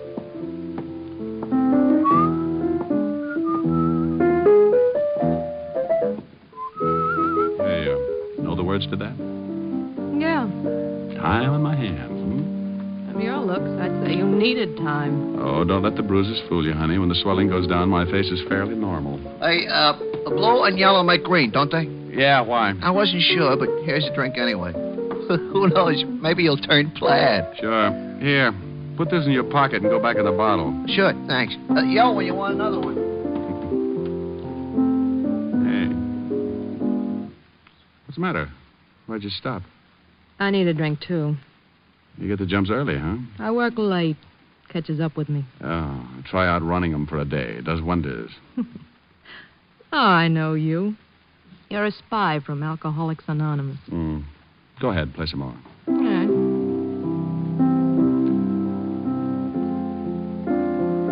Kathy. Your father sent me. What? Remember him? Why don't you leave now? Before we're really acquainted? I don't know who you are or what you want, but if my father sent you, I'm not buying. Okay, so you're having a good time now, but there's always the next morning. Thought of that? I don't need anyone to take care of me. Miss Victor, I'm not trying to take care of you. I'm doing a job. Maybe you don't know this, but you're being measured for a patsy. And your father's going to fit the same frame Saxon and Ziegler are working up for you. You're crazy. But I like you, so I'll forgive you. Now, cut it out. I thought you wanted me to play. Look, you're spoiled. You had a mouthful of silver spoons and a handful of gold pieces for building blocks when you were a kid. But you're not a kid anymore. You're playing with bad boys. Maybe that's the way I like them. What do I have to say to make you realize, young lady? What, Diamond? Doug. Oh, well, Mr. Saxon. I thought you weren't going to be around here anymore. I changed my mind. You're changed, too, since I last saw you. Well, only my looks. They'll heal. But tomorrow, you will still be a greasy little gigolo. You can't talk that way to me. Oh, shut up. Never mind. Mr. Ziegler would like to see you. He saw you come in. And where is Mr. Ziegler? In his office, right back that way. Okay. I haven't seen Ziegler for a long time. Maybe he wants me to set his broken arm. His arm's all right. Well, stick around. You may find out you're a chronic liar. Keep playing, baby. I'll be right back. Like I said, I knew my bluff with Saxon wouldn't work, but I had what I wanted. A look in on Ziegler. And maybe a hint on what the frame was going to be. I walked to and into his office. Well, Diamond. Hello, Ziegler. Oh, what happened to your face? Oh, got it caught in an elevator. Oh. What do you want with me? Diamond, here's $1,000. Go out and have fun tonight, huh? All night. Oh, that money won't do me any good. Why not? That ain't counterfeit. Well, it's yours. That makes it so lousy it's liable to crawl right out of my pocket. Well, then get rid of it in a hurry. You get rid of it. You know, it's better waking up with a headache than not being able to find your head at all. Oh, look, Ziegler, you don't scare me. Now, let's level. You know why I'm here. Let Kathy Victor alone. You want to see me, boss? Well, look who's here. Oh, you know Tony, Diamond? We met, yes. He stubbed his toe on my chin. I don't know what you're talking about. When was this, Diamond? You know what it was, about an hour ago. You're crazy. Yes, Diamond. Tony was right here with me all morning. Okay. Are you leaving, Diamond? Yeah. Got any other ideas? Yes. I think you should consider my proposition. I'll let you know. About what? Things in general. Oh, no. All of a sudden, you're happy. You make me that way, Diamond. You're working the dark, aren't you? I'll feel my way around. Believe me, Diamond, there ain't a thing wrong. Why, we love Miss Victor here. Just because her old man gets excited and hires you to bend an eye over her, don't mean anything is wrong, does it? Since you asked me, I'll tell you. The answer's yes. You think so? Yeah. Otherwise, why beat me up? Why offer me $1,000 to look the other way? I don't know nothing about the beating. And as for the $1,000, I like you. Oh, yeah. Well, okay, Ziegler. I think I'll go now. And just to make you happier, I'll probably stick with the case. So long, Diamond. Oh, by the way, Ziegler. What now? Did you say this gentleman's name was Tony? That's his name. Okay, Tony. What? I wouldn't do this for everyone, but your shoelace is untied and you're allowed to trip over it. What are you talking about, Bombs away. Oh, that ain't nice, Diamond. When you do that to a man, you're liable to bust all his teeth. So what? You probably had your eye on the gold ones anyway. Be good, Ziegler. Well, hi there. You looking for another drink? Now, I got one here that I just fixed. You know, you kind of got me started on that color business. Where'd the girl go? Huh? What girl? You know, Ann Saxon. Where's he? Never heard of him. Have you ever been to Hamilton? Huh? Has his picture on all $10 bills. This one's suitable for framing. In your pocket. Can't do it, mister. 2 pictures of Hamilton? Well, they sure would look nice on me, but, I work here, mister. I got a wife and kids, see? Yeah, I see. Okay, fella, forget it.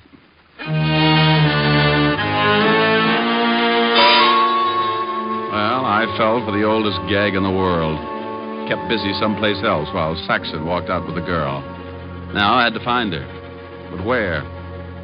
I had until 10 that night to stop a frame-up I didn't know anything about.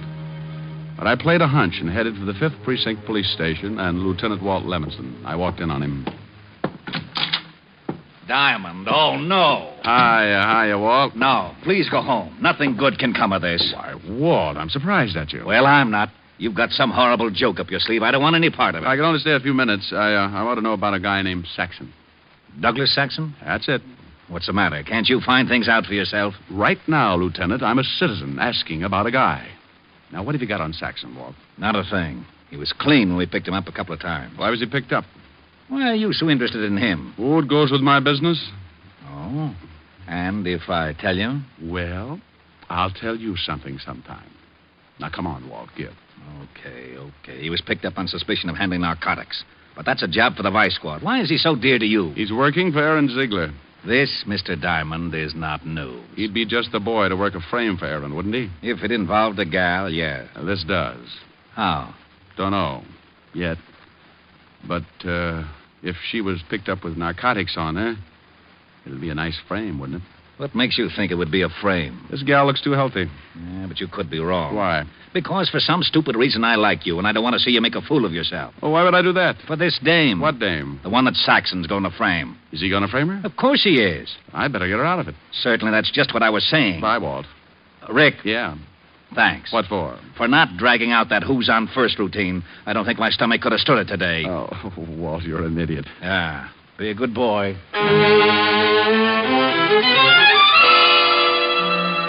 When you pound a police beat in New York, you make a lot of unusual friends. And if you ever get in plain clothes, those friends come in handy sometimes. I grabbed a cab in front of the precinct station and headed for Chinatown. Walt and I had known an old Chinese named Wu Li who had been around a long time. He knew everyone and everything that went on in Chinatown. And if anyone knew where we could find Saxon, he did. Saxon. Is possible I do not know him. Oh, I think you do. Just so. He said this man Saxon deals in sweet dreams. However, is rumor not proved. Does he ever come to Chinatown? You like perhaps a cup of tea? I ask this as a favor, Wu Li. Enemies are made to do evil. Friends to ask favors. Sometimes is no difference. Will you tell me, Wu Li? You ask in name of friendship? I do. Very well. In Chinatown is establishment owned by a man named Fu Shen. Perhaps, I say perhaps, this man Saxon is there. He's been there before, hmm? My eyes are old, perhaps mistaken. Not your eyes. I shall give you address, then make call to Fu Shen. You will be allowed to enter his establishment. May you live 10,000 years. And may you live to mourn at my funeral. The old boy gave the address, and I left his shop. 5 minutes later, I walked through the back door of the old frame building, and Fu Shen bowed from the waist to let me upstairs to a private room that fronted a long hall. I noticed there were 3 other closed doors in the floor, aside from the big room downstairs. If Kathy Victor was in the building, she had to be in one of those rooms. I walked into my room, closed the door behind me. There was a bed in one corner and a chair near it. A low table was near the bed, and a dim light threw diagonal shadows like fingers across the walls. I waited until the proprietor had time to get downstairs, then I opened the door and looked out in the hall. It was empty, so I started throwing open doors. I had to be quick before I had a dozen hopped-up thugs on my back. The first was a cold turkey.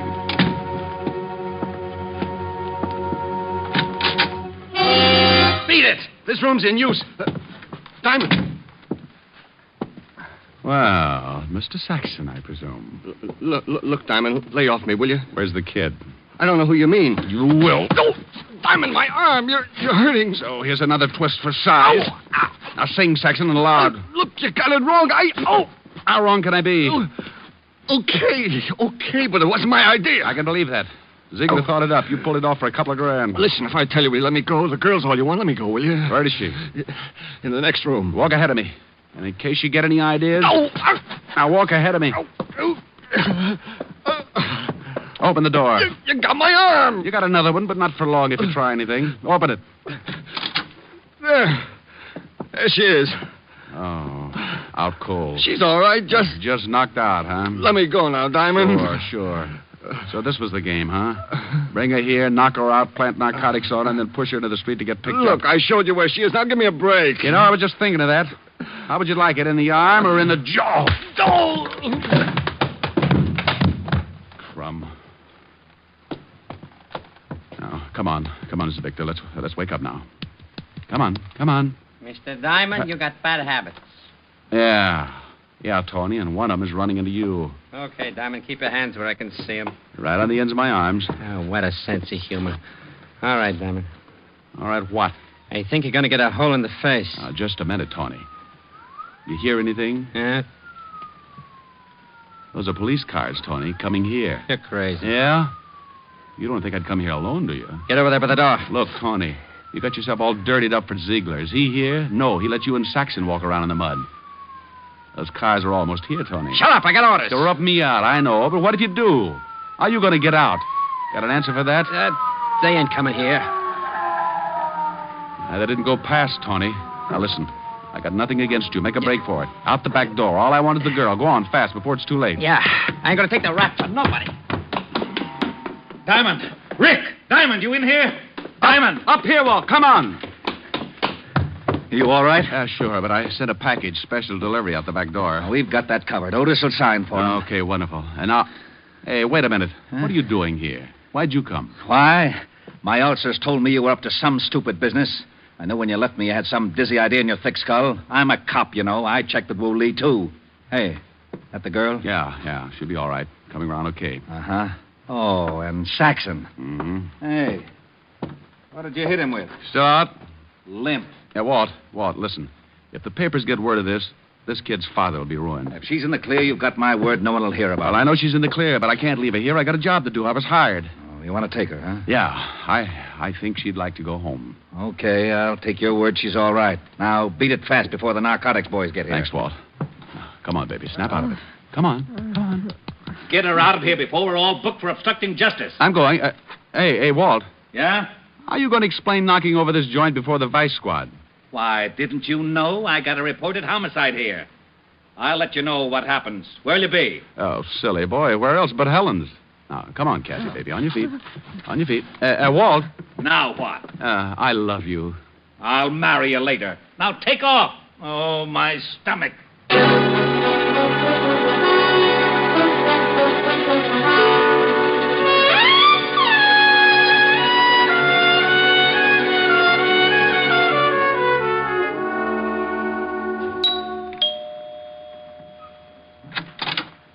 Oh. Hello, Rick. You're late. Hey, get a load of those silk slacks. They're lounging pajamas, darling. I've been in a lot of lounges, dear. Never saw anything like those. You like them? Yeah, they're all right. It's the stuffing that gets me. Rick. Be proud of what you got, baby. I knew a guy who had 16 toes on each foot. What good did that do it? He used to tell everybody he was a duck, made a fortune selling his hair for pillow stuffing. You look awful. Could have been worse. Oh? Was she pretty, Rick? Who? The girl in the case. What case? Why were you late getting here? Oh, well, I had to take a girl home and introduce her to a man, her father. I see. How long did that take? How'd you know about the girl? Lieutenant Levinson phoned, asking for you. Oh. I took the message. He said, she's all right. And a man named Saxon did a lot of talking. Oh, wonderful. Who's she? And who's Saxon? Oh, read all about it in the papers, dear. Is she blonde or brunette? Both. Blonde with a brunette disposition. Got the piano too. She's pretty as I am. Oh, honey, nobody is. Oh, well, nothing to do until the office opens again tomorrow. Time on my hands. You in my arms. Nothing but love in view. And then if you fall once and for all, I'll see my dreams come true. Moments to spare for someone you care for. One love affair, just the two. With time on my hands and you in my arms and love in my heart, all for you.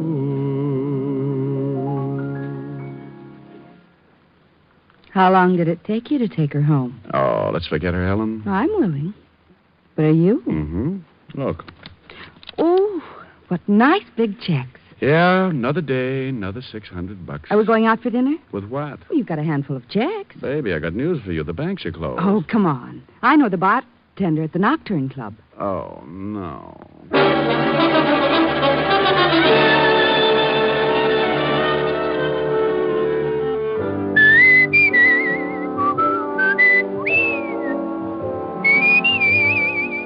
You have just heard Richard Diamond, Private Detective, starring Dick Powell, with Virginia Gregg as Helen and Ed Begley as Lieutenant Walt Levinson. Also in the cast were Wilms Herbert, Larry Dobkin, Gene Bates, Stanley Waxman, Paul DeBob, and Hy Averback. Music was under the direction of Frank Worth. Richard Diamond is written by Blake Edwards and directed by Russell Hughes. Dick Powell currently may be seen in the motion picture version of the best-selling novel, Mrs. Mike. This is Eddie King inviting you to be with us next Sunday at this same time when we will again bring you Dick Powell as Richard Diamond, Private Detective.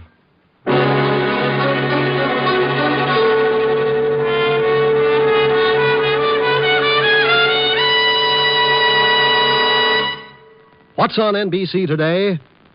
Great shows for Sunday on NBC include The Adventures of Sam Spade and Theater Guild on the Air. Helen Hayes and Walter Abel co-star on Theater Guild today, and for his caper, Sam Spade turns to television for help. You'll enjoy both these stellar shows, Sam Spade, then Theater Guild, today on NBC. Now stay tuned for James Melton and Harvest of Stars on NBC.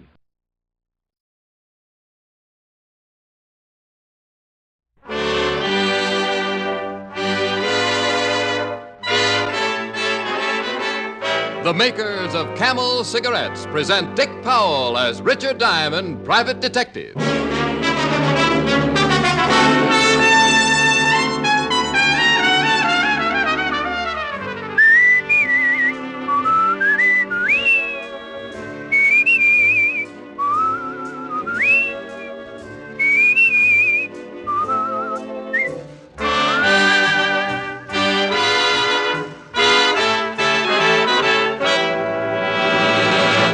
How mild can a cigarette be? One puff won't tell you. One sniff won't tell you. It takes day in, day out smoking to find out how mild a cigarette is, how well it agrees with your throat.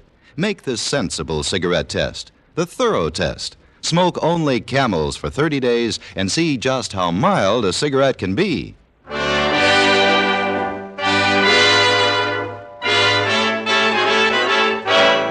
Here, transcribed, is Richard Diamond, Private Detective, starring Dick Powell.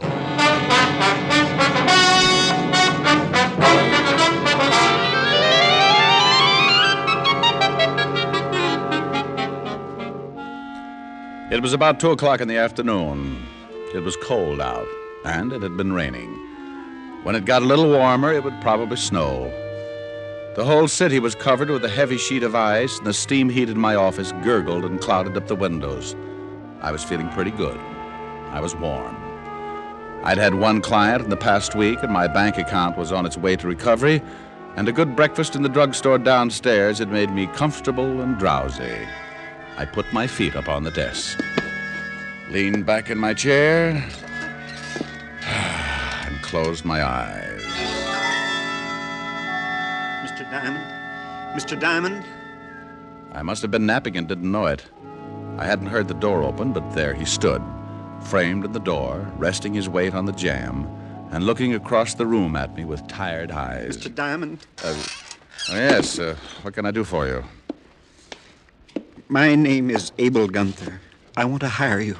All right, Mr. Gunther. I charge $100 a day in expenses. I don't think I can pay it.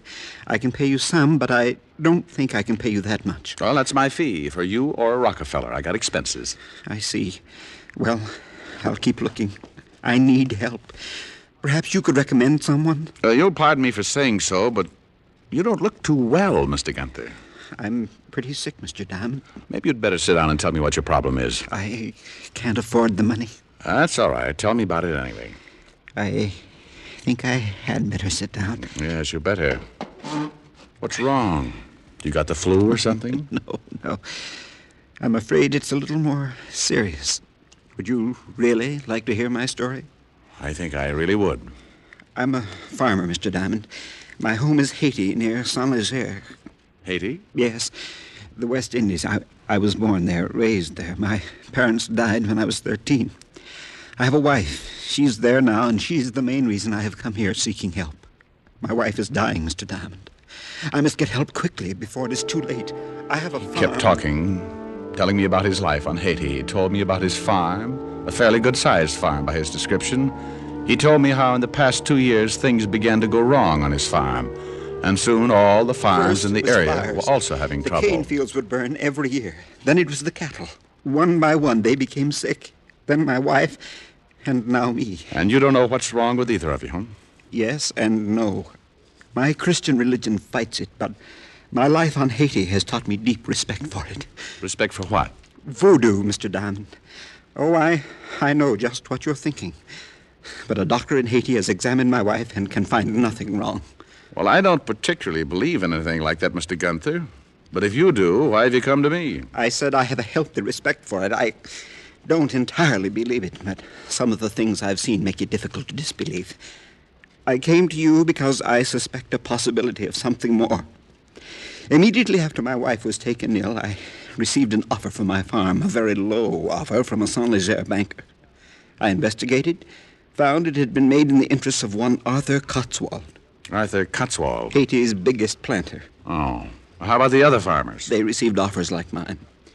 Being the oldest farmer, the rest looked to me for guidance. I told them to wait. Then I came here to hire someone to look into the matter. Would you like some water? No. No, thank you. I'm all right. Anyone else become ill besides you and your wife? Yes. Several others. I have $368 in my ticket home. The money is yours if you will go to Haiti and investigate. Have you been to a doctor here in New York? No. Mr. Diamond, here's directions how to get to my farm. My servant, little Shiva, is there. No one knows I came. Mr. Gunther. Mr. Gunther!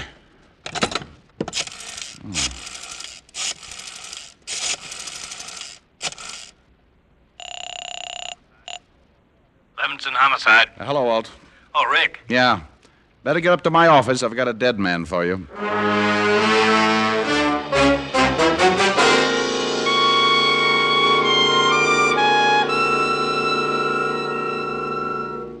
Are you kidding? That's what Gunther told me.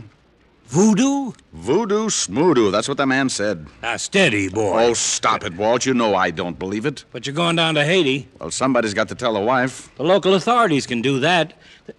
Hey. No, what's the matter? The local authorities in Haiti.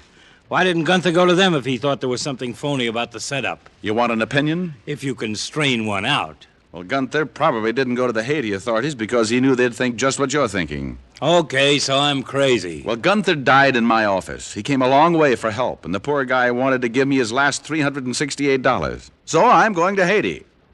I'll send you a zombie.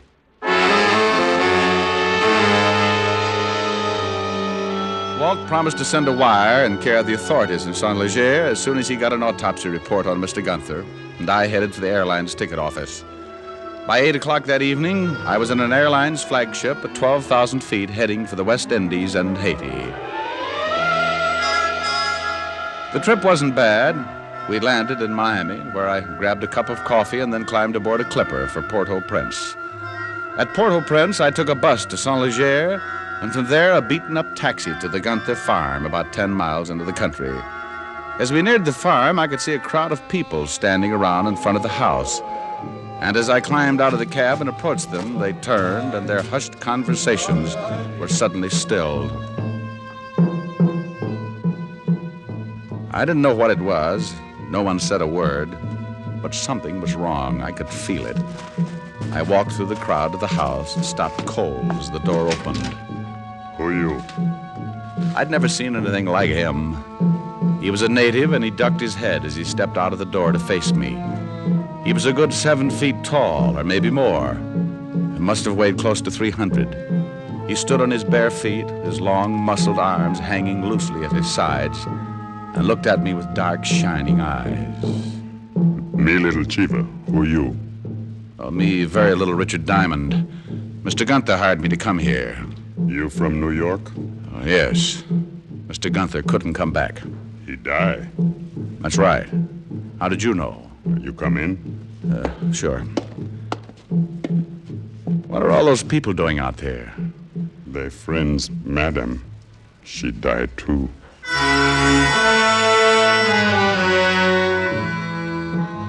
Little Chiva led the way into the bedroom where Mrs. Gunther lay on the bed, covered with a fresh white sheet, her eyes closed in death, her face drawn and tired. Little Chiva told me she had died the day before, about 3 in the afternoon, and a cold chill ran up my back. I remembered her husband lying on the floor of my office about 3 o'clock in the afternoon, the day before. What you do here? Mr. Gunther wanted me to find out why the cattle are getting sick, why the fields are burning, why he and his wife became ill. Bad voodoo. Well, he thought it might have something to do with a man named Cotswold. He big man. What are those drums? For Madam and Mister. They voodoo. Good voodoo. Give blessing for spirit. For Madam and Mister. Oh. You see, Little Chiva, the Mr. Gunther wanted me to help him. He paid me money to help him and died asking for help. I'm going to try and do what I can. The Madam and Mr. Good people teach Little Chiva. They take Little Chiva when he's small boy and make good life. You good man, Little Chiva help you.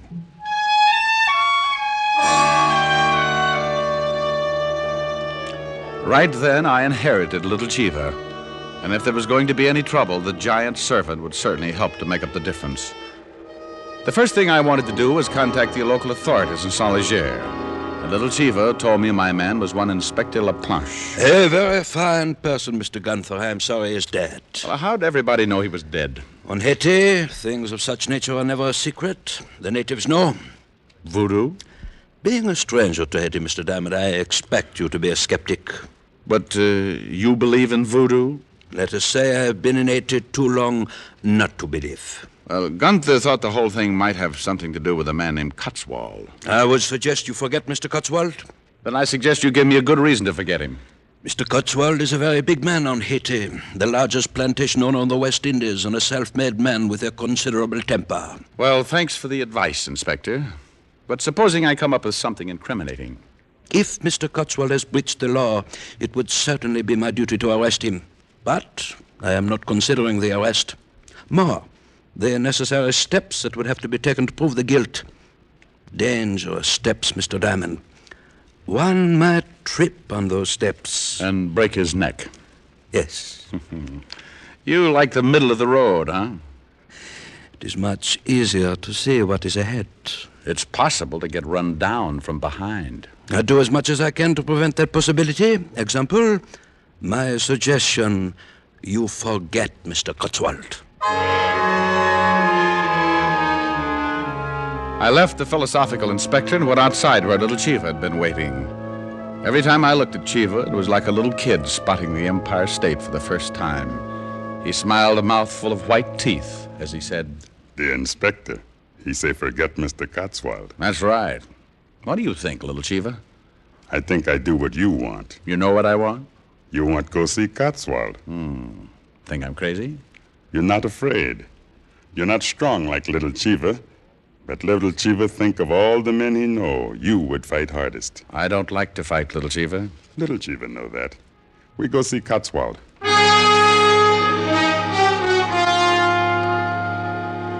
Little Chiva led the way up a long, narrow road surrounded on both sides by high sugarcane fields.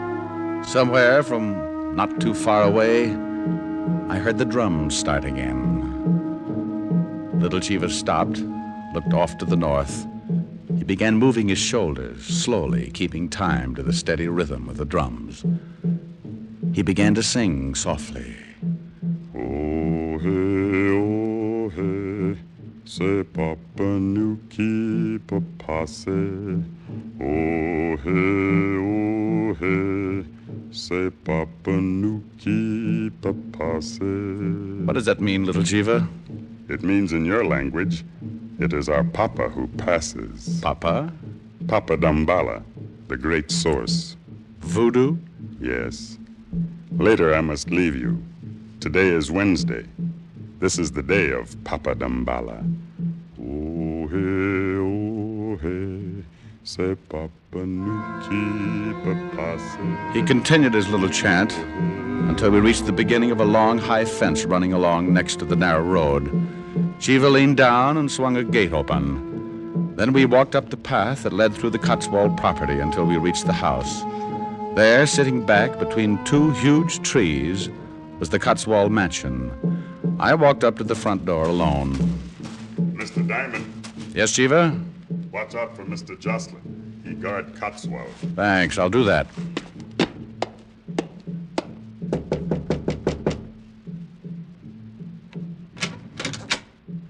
What do you want? I want to see Cotswold. You do, eh? What are you doing here, little Chiva? I wait for Mister. Found himself a new governor, what? You must be that fellow Diamond. I must be. Well, come in. Mr. Cotswold's been expecting you. He introduced himself as Jocelyn and led the way into a large panel study. And I met the big man himself, Arthur Cotswold. The drums stopped. Today is Wednesday. It belongs to the great god Dambala. So I understand. Most days of the week are significant in voodoo. Will you have a drink, Mr. Diamond? No, thank you. Jocelyn, mix me a gin and tonic. Yes, Mr. Cotswold. Thursday and Saturday belong to Uzile Frida, the goddess of love. I'll have to remember that. I know why you are here, Mr. Diamond. I'm glad you do. For some reason, Gunther and the rest of the miserable farmers think I'm responsible for their trouble. Of course you're not. I simply tried to help them. With their cattle sick and their crops gone, I had my banker make them an offer. Have any of your cattle taken sick? None. Pretty strange. Haiti is a strange land. Now, you're not going to start talking voodoo. You're a stranger, Mr. Diamond. There are many things that you would not understand, and I would certainly not try and convert you. Well, I appreciate your interest, but I intend to find out why Gunther and his wife died. This point I would most certainly give you advice on. Go home, Mr. Diamond. Leave well enough alone. After I come up with an answer. Mr. Diamond, I am not a patient man. I have gone out of my way to give you some healthy advice. Heed it. For your sake, heed it. Well, thanks. I'll let you know what I find out. You persist in this investigation? I always persist. In fact, I'm the persistentist.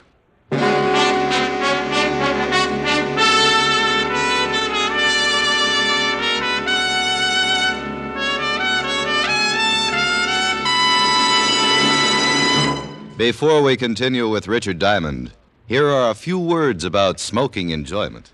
The things we look for most in a cigarette are mildness and flavor. You'll find both of these things in Camels, day after day and pack after pack. No other cigarette has Camel's rich, full flavor, the flavor of costly tobaccos properly aged and expertly blended. And no other cigarette gives you this proof of mildness. In a coast-to-coast test of hundreds of people who smoked only Camels for 30 days, noted throat specialists reported not one single case of throat irritation due to smoking Camels. Make your own 30-day Camel test. Not just a puff, not just a sniff, but normal smoking for about a month. You'll enjoy every puff, and you'll know without question how mild Camels are, how well they agree with your throat. Yes, and you'll see why. More people smoke Camels than any other cigarette.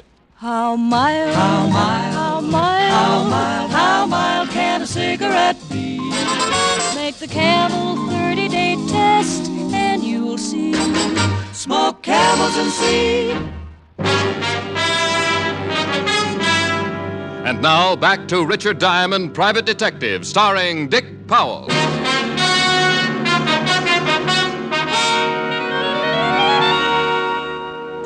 I left Arthur Cotswold cooling his fit with a gin and tonic, went back to Chiva, and he led me back to town. On the way, I got an idea. When we arrived in town, I sent little Chiva back to the Gunther farm. Then I went in to talk to Inspector LaPlanche. The inspector had received a wire from one Lieutenant Walt Levinson, 5th Precinct, New York Police. Well, I had no idea the New York police were interested in this affair. They're always interested when someone drops dead. Now, here's something pretty interesting, Inspector. Mr. Gunther died of a disease known as brucellosis, commonly known in cattle as Bang's disease. Ever heard of it? I am not a medical man, Mr. Diamond. Well, it's undulant fever. Both Gunther and his wife probably caught it from their sick cattle. What do you intend to do? Well, I think those cattle were infected deliberately, and the cane fields burned purposely. If the cattle were infected deliberately, there must be some of the brucellosis still around, and I'm going to find it. Maybe at Mr. Cotswold's. I think you better issue a search warrant and come with me. Mr. Diamond, the middle of the road, remember? I think you'd better forget the middle of the road, Inspector. Unless you want me to get in touch with the authorities and have you held as a material witness in a murder case. I will issue the warrant. I kind of thought you would. I will issue it, but you certainly do not think it will be enough to get you into the Cotswold house? No, but it'll make it legal. I sent Little Chiva back to collect some of his friends. They're going to help us get in that house, Inspector. I will have no part of violence. Oh, they won't even be with us. It would be easy to search the Cotswold place if Cotswold was out fighting a fire. Fire? Just a harmless fire, Inspector. But far enough away so that Cotswold will think it's his cane fields. Oh, well, then I will certainly issue the warrant, Mr. Diamond. As long as we are going to do everything open and above board, I will certainly issue it. Welcome back to the gutter, Inspector. The view isn't much, but you can't miss where you're going. Let's go get Little Chiva.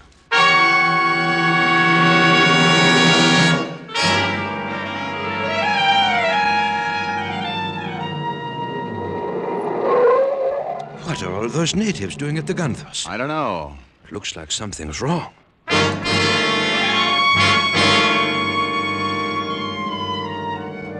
We piled out of the car and pushed our way through the crowd of natives. Inside the house, we found what was wrong. Lying in the middle of the room was Little Chiva. He was almost dead when I knelt beside him. I talked to friends. They light fire for you. Thanks, Chiva. Now, Dambalawedo take me. He's been stabbed. Nearly cut him in two. They got him from behind. Never would have faced him. You stay. You see, waitele non tete yamort. See what? It is a ritual. It means taking the spirit from the head of the dead. He wants you to see it. You stay. You believe voodoo. All right, Chiva. I'll stay. Now, who did this to you? Nazi. In back. He's dead.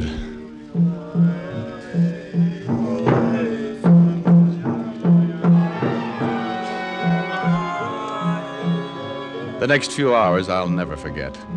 The inspector knew what was coming, and he wanted no part of it, so he waited outside. I don't know whether I can describe it, but I'll try. And even though I saw it with my own eyes, I still don't quite believe it.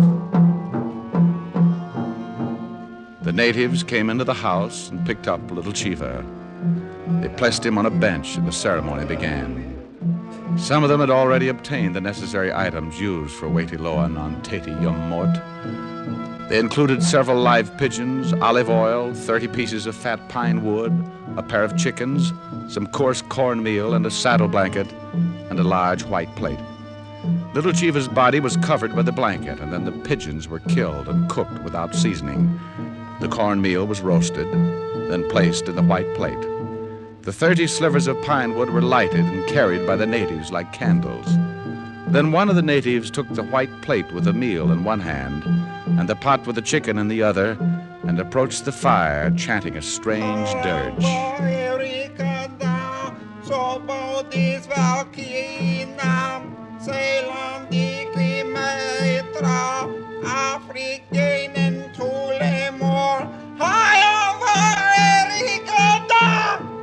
I nearly ran out with the screaming Mimis. As he finished the last line of the chant, the dead body of Little Chiva sat straight up with straining eyes, bowed its head, and fell back.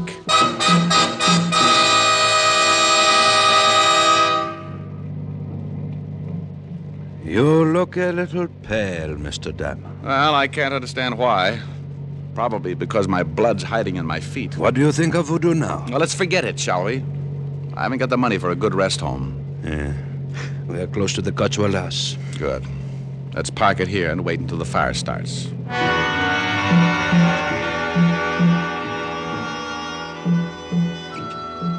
The inspector and I sat in the car and waited while the moon climbed up over the clouds and the drums in the distance tangled my nerves into complete knots. After about an hour of waiting, a dull glow to the south started the expected commotion in the Cotswold household, and we climbed out of the car. Fire, Mr. Cotswold! The cane field! Fire! Get the servants! Get every man out there to fight that fire! It had worked. The inspector and I stayed to the shadows until the last man went running out of the house. Then we went in. We worked as fast as we could. We took the place apart. And I must say, the timid inspector had really gotten out of the middle of the road. He tore the place apart like he'd spent most of his time on a wrecking crew. I have not found a thing. Oh, the house is clean. There's a barn. Then let's go. We went out of the house and headed for the barn about 50 yards away. The drums were louder now, and the dull glow of the fire had nearly vanished. It was obvious that the inspector and I had to work fast. He took one end of the barn, and I took the other.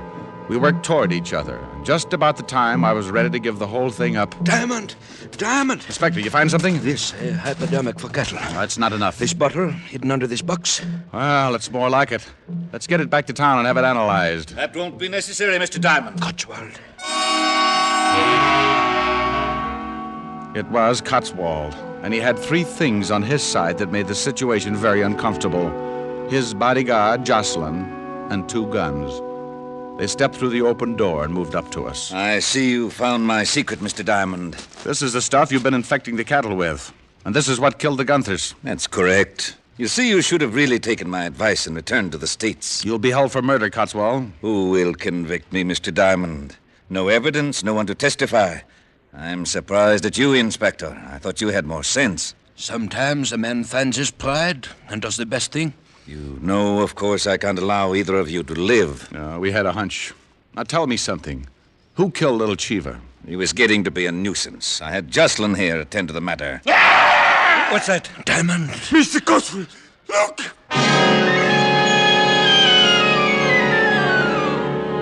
Well, now, I want to tell you, I'd seen a lot that day, but that was just a little too much. The howl had come from the open door, and standing in it, framed against the yellow moon... It's him! It's little Cheever! No! No! But there he was, and he looked even bigger as he shuffled toward the two men, his arms swinging at his sides like two giant sledgehammers. He was going all the way. He hadn't just come back from the dead to sit up. He was taking a walk. Get away! Get away! You're dead! Shoot him! Shoot him! But Jocelyn was too terrified to even raise his arm. The big native reached out, grabbed him with both hands, and crushed him like an eggplant. For a minute, I was too stunned to move. Then when I saw Cotswold bring up his gun, I threw the bottle. It stopped him long enough for the big native to drop Jocelyn's limp body and charge in. Like an idiot, I had some stupid reason for wanting Cotswold alive, so I tried to head Cheever off. Ever try to stop a freight train with both hands out? He brushed me off, and I crashed into the wall just as he grabbed Cotswold. No! No! He picked him up, raised him high over his head, and threw him the length of the barn. Diamond, he's coming over here. Now, look, old boy. It's me, Diamond. Little Cheever, please, Me not little Cheever. What? I should have guessed. Should have guessed what? What is this? This is Big Cheever. Big Cheever? Me little Cheever's brother. Me pay back for kill little Cheever. Oh, good gosh. I never thought Me big Cheever. Come, I take you back to Gunther house. Little Cheever say you good man. I be your servant. Well, if you don't mind, I just think I'll head back for the States and lie in a warm tub of mud for the next 6 months. Tell me something, Big Cheever. What do you want? You don't have a big brother, do you?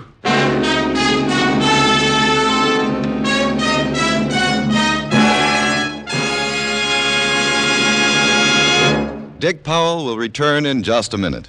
More doctors smoke Camels than any other cigarette, according to a repeated nationwide survey. Doctors in every branch of medicine, doctors in all parts of the country, have again been asked what cigarette they smoked. Again, the brand named most was Camel. Yes, according to this survey, more doctors smoke Camels than any other cigarette. Friends, try Camels and discover for yourself the reasons behind Camel's great popularity. You'll enjoy Camel's rich flavor and cool mildness pack after pack and week after week. How mild, how mild, how mild, how mild, how mild can a cigarette be? Make the Camel 30-day test and you'll see. Smoke camels and see. Here's Dick Powell with a special message. Thank you. Friends, nothing can boost your morale like a gift, especially if you're in a hospital bed. That's why the Camel people send gift cigarettes each week to hospitalized servicemen and veterans in this country and overseas. This week, Camels are on their way to Veterans Hospitals, Rutland Heights, Massachusetts, and Lyons, New Jersey, U.S. Naval Hospital, Quantico, Virginia, and to all hospitals operated by the Far East Command of the U.S. Air Force. Now, until next week, enjoy Camels. I always do.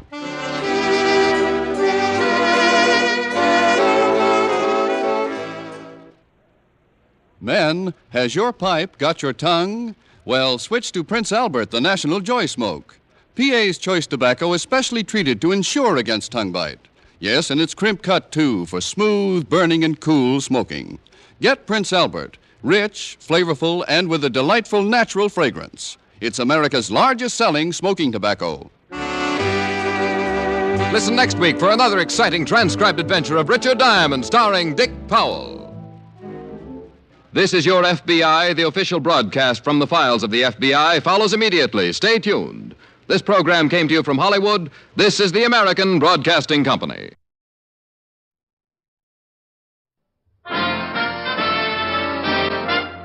Listen while the makers of Rexall drug products and 10,000 independent Rexall family druggists bring you Dick Powell as Richard Diamond, private detective.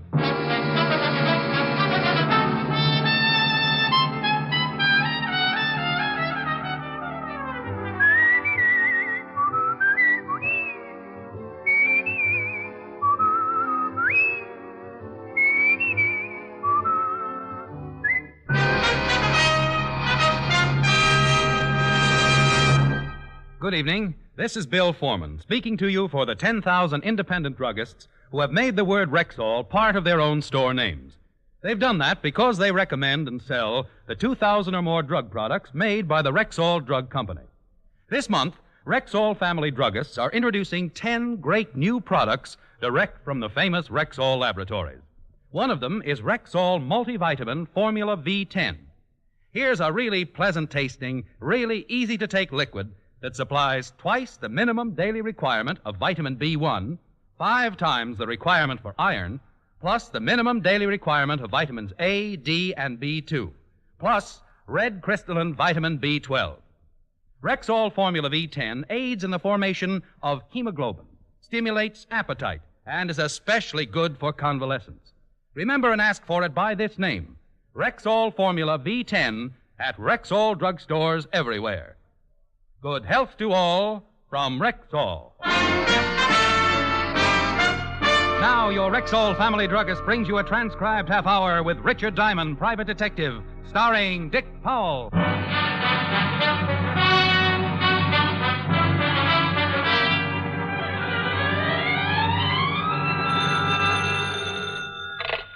Diamond Detective Agency, not a corpse in a carload. Rick? Hi, Helen. Hi. What are you doing? Oh, trying to think up a new ad for the phone book. What's the matter with the old one? Doesn't seem to be bringing in the business. Oh. And see what you think of this one. Diamond Detective Agency, we'll split any case you've got, bonded or dead on arrival. Well, by all means, use it. Like it? No, but think of all the business you'll get from the psychiatric ward. Oh, you're a living doll. Will I see you tonight? Mr. Diamond? Helen, dear, I'll talk to you later. I think I've spotted a client. Bye. Bye. Well, come in, come in. You're Mr. Diamond? That's right. My name is Quimby, sir. How do you do, Mr. Quimby? Pull up a chair. Thank you. Something I can do for you? Yes. You see, Mr. Diamond, I'm the manager of the Far East Importing Company. And when I went down to the store this morning, our night watchman was missing. So? Also, about $50,000 in unset gems. Why come to me instead of the police? But those jewels were on consignment to the store. I was in hopes you could recover them before I had to make an accounting to the owner. Who owned the gems? Mr. Philip Lasdown. He's a very eccentric collector. He has many things on display in the store. He's a very good client. Aren't you insured? Naturally. But if Mr. Lasdown knew that a robbery had taken place, he'd never again do business with my establishment. And you want me to recover the missing jewels? If you can. You think the night watchman is responsible for the theft? Well, I don't know what else to think. The night watchman's name is Block, Arthur Block. He lives in an apartment on the east side. But I have already checked with his landlady, and he hasn't shown up. How long have I got to recover the jewels, Mr. Quimby? But I have no idea. It's impossible to tell when Mr. Lasdown will want an accounting. Well, I charge $100 a day in expenses. Oh, yes. Will 100 be enough for now? Well, if you have nothing to do for the next few minutes, I'd be more than happy to grovel at your feet. I beg your pardon? Now, I want the night watchman's address, also the address of your shop. Then you go back to the shop and wait to hear from me. Quimby gave me what I wanted, then minced happily out of my office. I locked up, grabbed a cab for the east side of town, and 20 minutes later I was talking to the missing night watchman's landlady. Sure, honey. Arthur Block lives here. You're the second one to come asking for him this morning. He killed somebody or something? Is he in? No, we ain't been in since yesterday evening before he left for work. Can I take a look at his room? Well, I don't know, Blue Eyes. It's against the rules. Oh, my goodness, I dropped a $5 bill. My goodness, so you did. Don't hurt your back bending over, honey. I'll get it. Right. Little rheumatism, but anything for a fin. Say, you got any more loose ones around? I'll show you every room in a joint. Just the one where Block lives. Right down here. You ain't no cop, honey. Shamus? Yep. Figured. Right in here. There you are, handsome. Thank you, Mother. Mother! When you're done, stop back at my room and have a beer. I never touch anything stronger than opium. Never anything stronger than opium.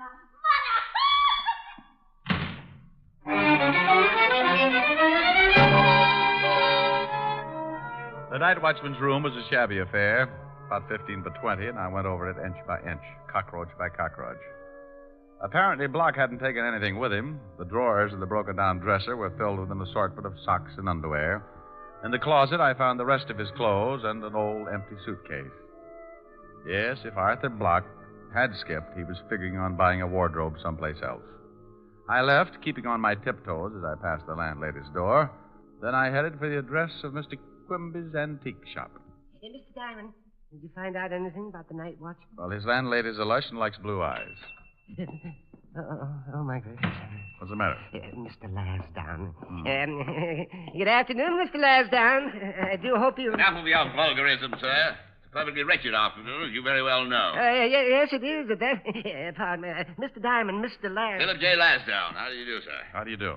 Quimby, I've come from my Buddha. You've come to... You've had it quite long enough. Where is it? Mr. Lasdown, I have someone who's interested. I've decided not to sell it. Now, come.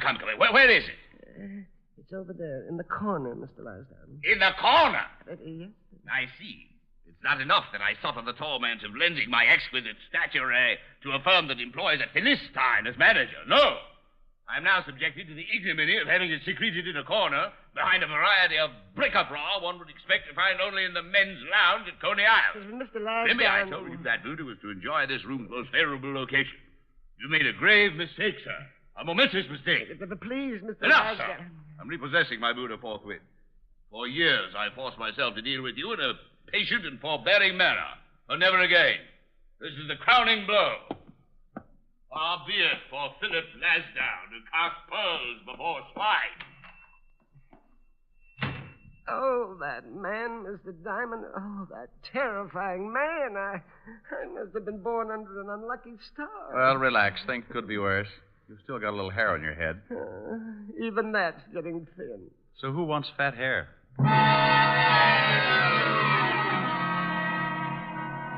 I left Quimby wringing the cold sweat out of his hands and took a cab over to the 5th Precinct Police Headquarters. When I walked in, the clock above Lieutenant Levinson's desk said 12 noon, and Lieutenant Levinson said...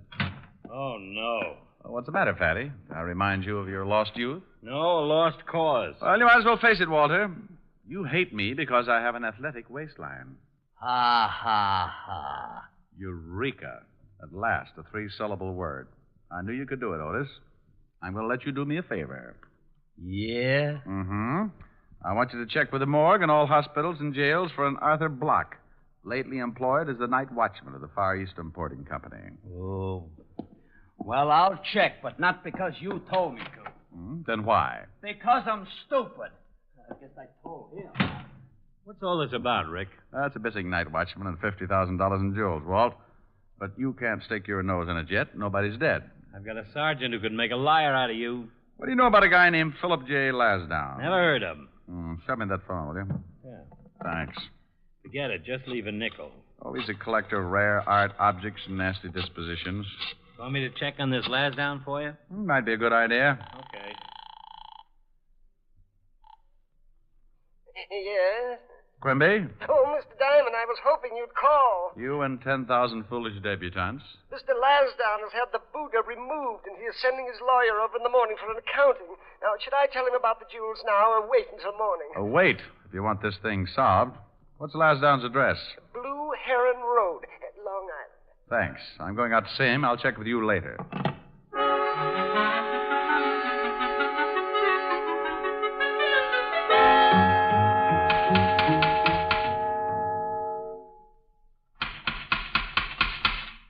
A little patience, please.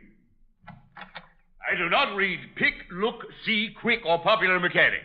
I refuse to endorse a petition, and as far as a free excursion to the Bahamas with all expenses paid, I couldn't be less interested. Now, if you'd be so kind as to remove your person from my property. I'm warning you, sir. Look, Your Highness, remember me? I met you this afternoon at the Far East Importing Company. I remember you. Good day. Young man, if you do not remove your foot from my door, I may resort to violence. You will kindly remove your foot? By all means, as soon as you answer a few questions. Who are you, sir? I mean, what's your occupation? I am a private detective. How earthy. Well, what do you want? How many things do you have on consignment in the Far East Importing Company? Oh, good grief. What kind of a question is that? The first of several. I have many things on consignment there. Anything of extreme value? What are you getting at? Just curious. Yes, disgustingly so. Of course, there are many things of extreme value. Approximately $50,000 in rare gems, a dozen priceless antiques. As a matter of fact, that Buddha which you saw this morning, my most priceless possession. Aside from being very old, the eyes are two perfect pigeon blood rubies. Now, is there anything else? I'm sure your foot must be going to sleep. Did you ever know or meet a man named Arthur Block? Never. He was the night watchman at the shop. The night watchman. So our conversation's at an end. I find your reference to my association with the night watchman the lowest form of discourse. Now, good day. Gesundheit to you.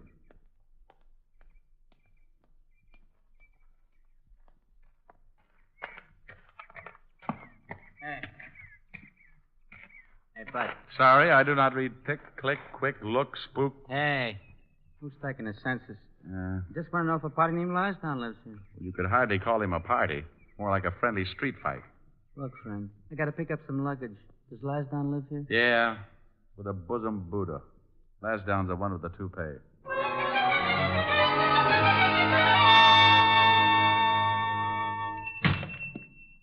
Oh, Mr. Diamond, I was just closing up shop. Have you found out anything? Well, not much. Tell me something, Quimby. Where do you keep those jewels? Away in the safe. Did the night watchman have the combination? Yes, in case of fire. There were also some perishables in with the gems. Did he know much about the rest of the merchandise in the store? Yes, of course. He had a list and made inventory every night. Did he know Lasdown's Buddha had ruby eyes? But I don't know. Well, how'd you find out? Lasdown told me. If the night watchman knew about those rubies, I wonder why he didn't pry them out and take them along. I never thought of that. Have you touched that safe? Yes, when I opened it and discovered the loss. Well, don't do it again. It may have some of the night watchman's fingerprints on it somewhere. Tell me, did you know Lasdown was planning on leaving town? Leaving town? No, I didn't.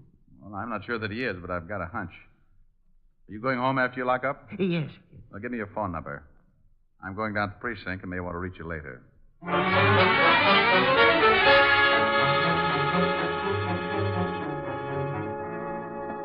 Well, hello, Blue Eyes. You still looking for Block? That's right. Has he shown up? No. Hey, honey, you just skipped off without saying goodbye. Had a beer all open for you. Oh, I'll bet you were so unhappy you poured it down the drain. You sure are the one. Yeah, I sure am. Look, sweetheart, if Block shows up, call me at the 5th Precinct Police Station. Name's Diamond. Sure, handsome. Oh, you fracture me. Well, that's an idea.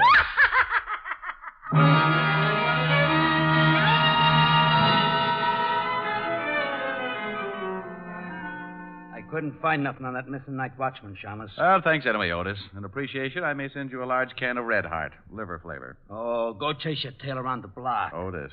Yeah, and I got plenty more things to say. Funny thing? Funny as your face. I'm tired of you making fun of me. I ain't no dog.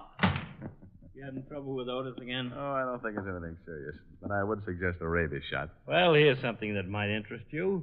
Philip J. Lasdown booked passage on the Star of the Orient, sailing for the Far East tonight at 11 o'clock.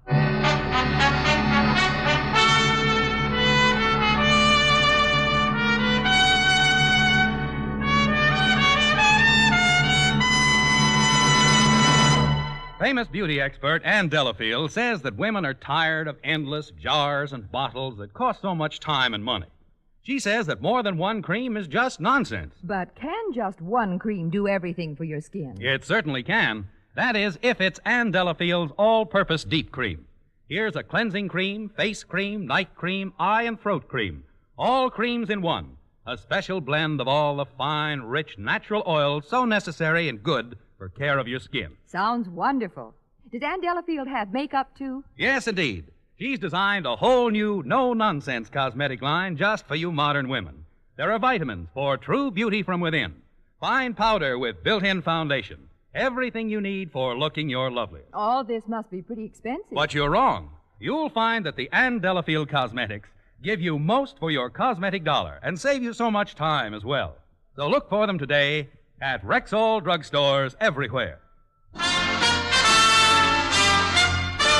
And now back to tonight's adventure with Richard Diamond, Private Detective, starring Dick Powell.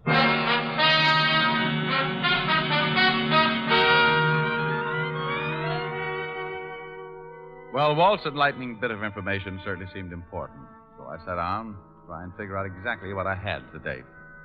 My client, Quimby, had come into my office and hired me to locate a missing night watchman named Arthur Block because $50,000 in gems had been pilfered from Quimby's shop.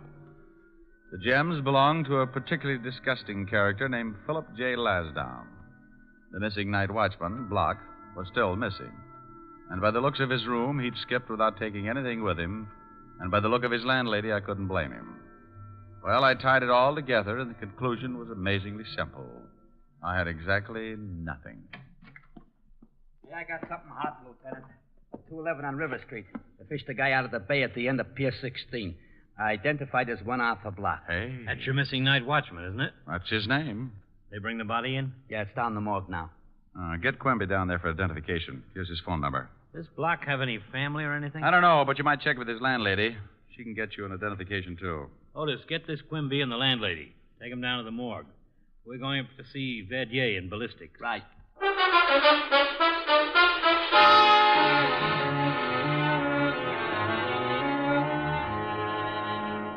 Here's the slug, Lieutenant. Huh? Almost like a ball. This is really most amazing. That slug was fired from a weapon made in 1831 by Samuel Colt. He patented it in Europe in 1835 and in the U.S. in 1836. What did the gun look like? Well, it was the forerunner of the Colt 44. A single barrel with a revolving breech carried 5 slugs. During the Fieschi Revolution in France in 1834, Fieschi had a rifle made like it. Tried to assassinate Louis Philippe. Lieutenant. Well, what is it, you mallet head? Call just came over the hotshot.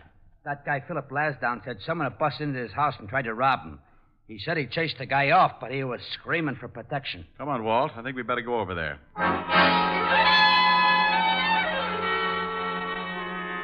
Well, things were beginning to shape up.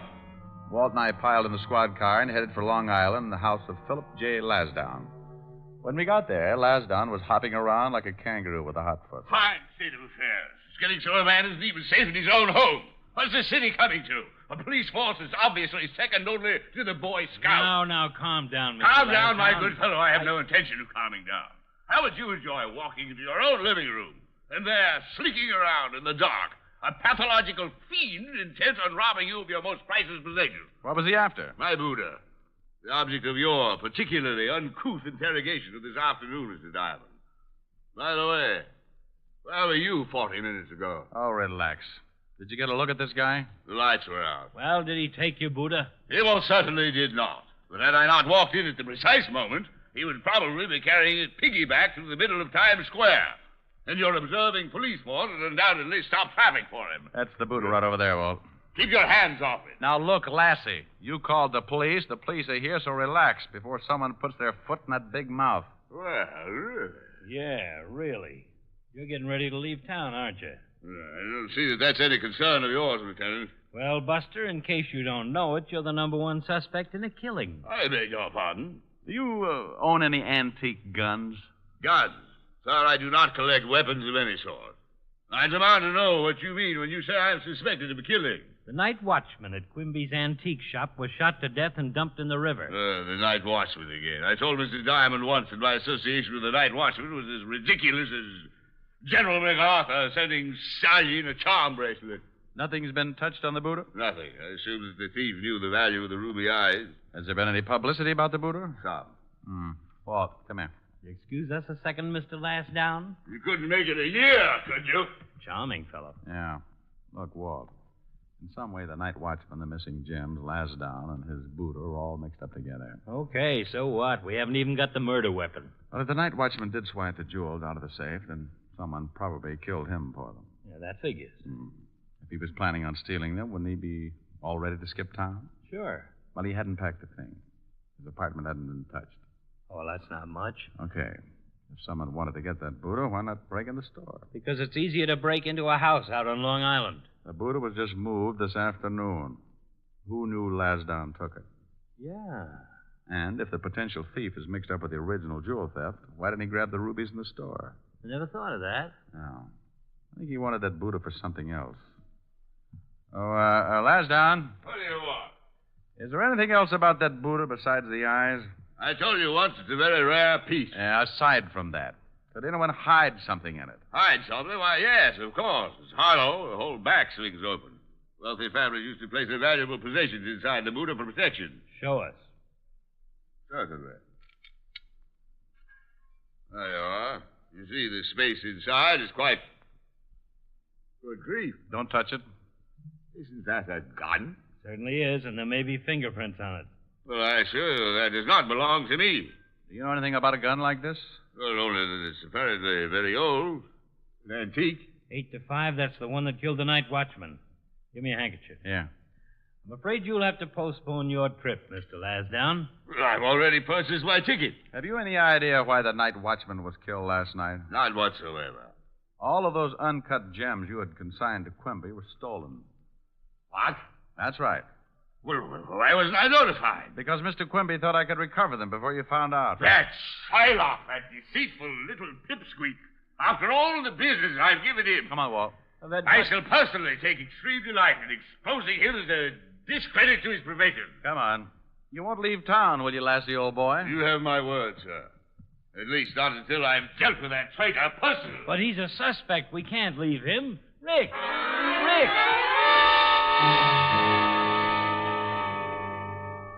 With Walt protesting all the way, we climbed in the squad car and pulled it down the street to wait. In about 2 minutes flat, Lansdowne came streaming out of the house, piled into his own car, and took off for the city with us right behind. A half an hour later, we watched him go into a building on the east side, and we followed. The nail box gave us Quimby's apartment, and by the time we reached the floor, we could hear Lansdowne raising his blood pressure up past the boiling point. How dare you! How dare you! Please, Mr. Lansdowne. After all these years, Quimby, this is He's unforgivable. really going at it. Mr. Lansdowne, you couldn't blame me. I couldn't do anything else but blame you, Quimby. There's no excuse. Please, the neighbors. I assure you your neighbors will only be the first to hear of this atrocity. When they find the night watchman... They have found it. You are? Floating in that filthy river out there. And who put that gun in my Buddha? You found it? False up. You knew it was there. That does it. No, Wait. I don't know anything about it. Liar! Why did you think I found it? The police discovered it. The police? Yes. They believe it's the same gun that killed... Quimby, you didn't. What's going on? I don't know. We'd better get in it. Quimby, no. We'd sure better. No, don't shoot! Stop it, Quimby! No. You all right, Rick? Yeah, I'm all right. You imagine such effrontery? That assassin's apprentice was going to shoot me. Here's his gun, Walt. Looks like I got him in the leg. I can't believe it. I, Philip J. Lansdowne, being subjected to such distasteful melodrama. I'll call an ambulance. I haven't viewed such a spectacle since I was 8 and a half.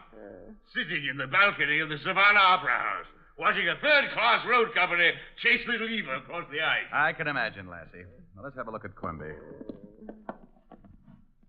Come on, Quimby. Better tell me about it. You killed the night watchman with that antique gun. Yes, I kept the gun in my desk at the office. I was taking the jewels from the safe to make it look like robbery when When Block came on duty, he was early, and he surprised me. Shot him. And hid the gun in the Buddha. That's why you were so shocked when Lasdown came and got it today. Yes, when you told me he was leaving town, I feared he would take the Buddha with him and discover the gun inside. It was you who broke into my house this evening. Yes, Mr. Lasdown. The wagon's on the way. Well, Mr. Lasdown, you were pretty lucky. What a revolting display of uncontrolled emotion. Lasdown! Oh, my God. Mr. Lasdown's fainted.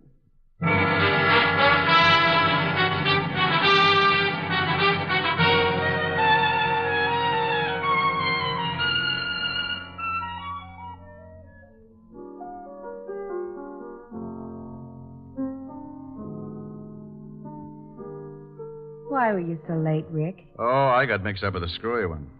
I was going to leave the station earlier, but Otis got to discussing Freud with a very learned gentleman named Lasdown. Otis was discussing Freud. Mm-hmm, it's true. Couldn't tear myself away. Seems, according to Otis, that this year Freud plays second base for Brooklyn. Then we got around to Kenzie and discovered he was batting 200. Oh, I don't believe it. Neither did I, but Otis explained he'd been in a slump all season. You and your friends. I hate to mention it, but you qualify in that league. Oh, but you love me. I do not. I just breathe hard from an irritated sinus condition. Well, use the condition and sing me a song. Okay. What are you going to sing? I don't think it's any of your business. Oh, that's a nice song. How does it go? Well, you pick one. All right. Let's see. No. I like... New York in June. How about you? That's cute. I like a Gershwin tune. How about you? I love it. I love a fireside when a storm is due. I like potato chips, moonlight motor trips. How about you? I'm mad about good books, can't get my fill. And Doug MacArthur's looks give me a thrill. Holding hands in a movie show when all the lights are low may not be new, but I like it. How about you? I like it. You like me? Well, Come here. Oh, well, do you? I don't think it's any of your business.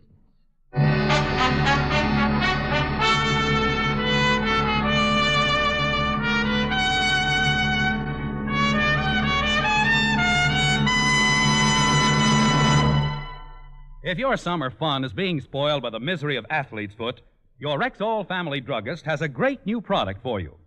It's Aerosol Fungi Rex, a greaseless, stainless spray-on relief that's easy, quick, and clean. Fingertip-controlled spray eliminates messy application, gives positive coverage to the entire infected area, and all the burning, itching, and discomfort of athlete's foot are quickly relieved. Ask for Aerosol Fungi Rex. That's Fungi-REX. Aerosol Fungi Rex at Rexall drugstores everywhere. Good health to all from Rexall.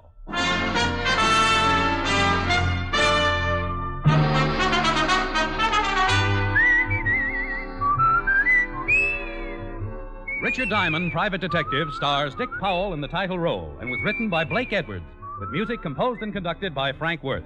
Dick Powell directed the RKO production Split Second, which is now in release, and his latest film appearance was in the Metro-Goldwyn-Mayer award-winning The Bad and the Beautiful. Heard in tonight's cast were Virginia Gregg, Howard McNear, Jeanette Nolan, John McIntyre, Arthur Q. Bryan, Wilms Herbert, and Harold Dianforth. Richard Diamond, Private Detective is transcribed in Hollywood by Jaime Del Valle. This is Bill Foreman inviting you to be with us next Sunday at this time when Rexall Drug Products again bring you Dick Powell as Richard Diamond, Private Detective.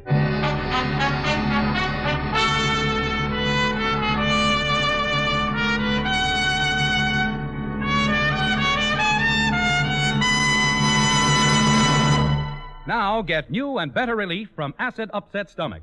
Try Bismarex Gel, the new liquid antacid that gives four-way relief. Bismarex Gel contains aluminum hydroxide for the plus benefits of absorbing and neutralizing excess stomach acid and leaving a protective covering. Ask for Bismarex Gel, BISMA-REXGEL, Bismarex Gel at Rexall drugstores everywhere.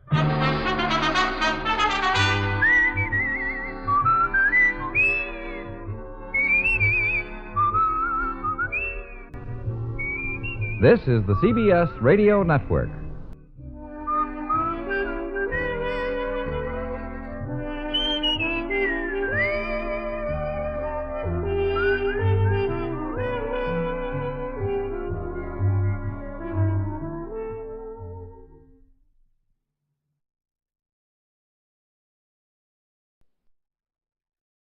Here's another in NBC's great parade of new shows.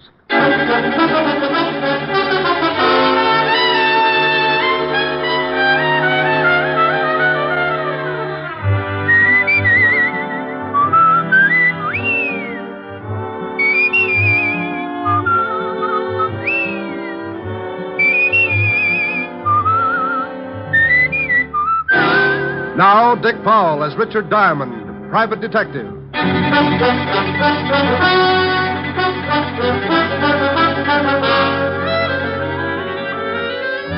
Hello there, this is Diamond.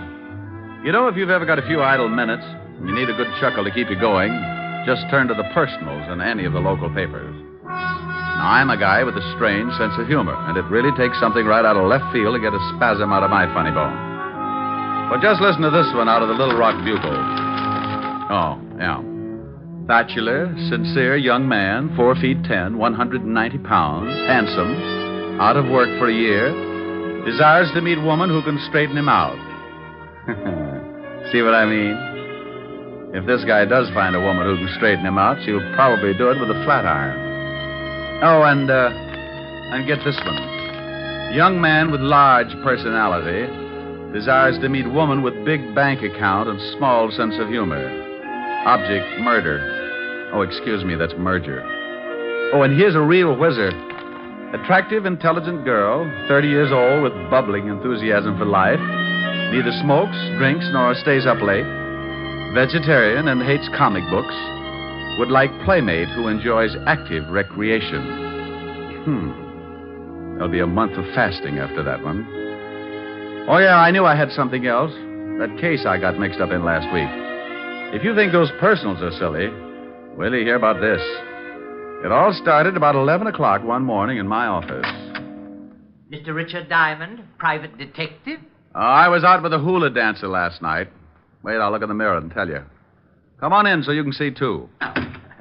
My name is Jerome J. Jerome. Well, I'm not going to ask you what the J stands for.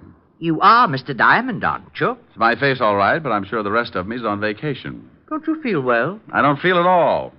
Ever danced the hula for 6 hours straight? I'm a past master of all forms of dancing. Care to waltz? What? Forget it. What can I do for you, Mr. Jerome? It's not what you can do for me, Mr. Diamond. It's what I can do for you. Well, that's a switch, but let's give it a whirl.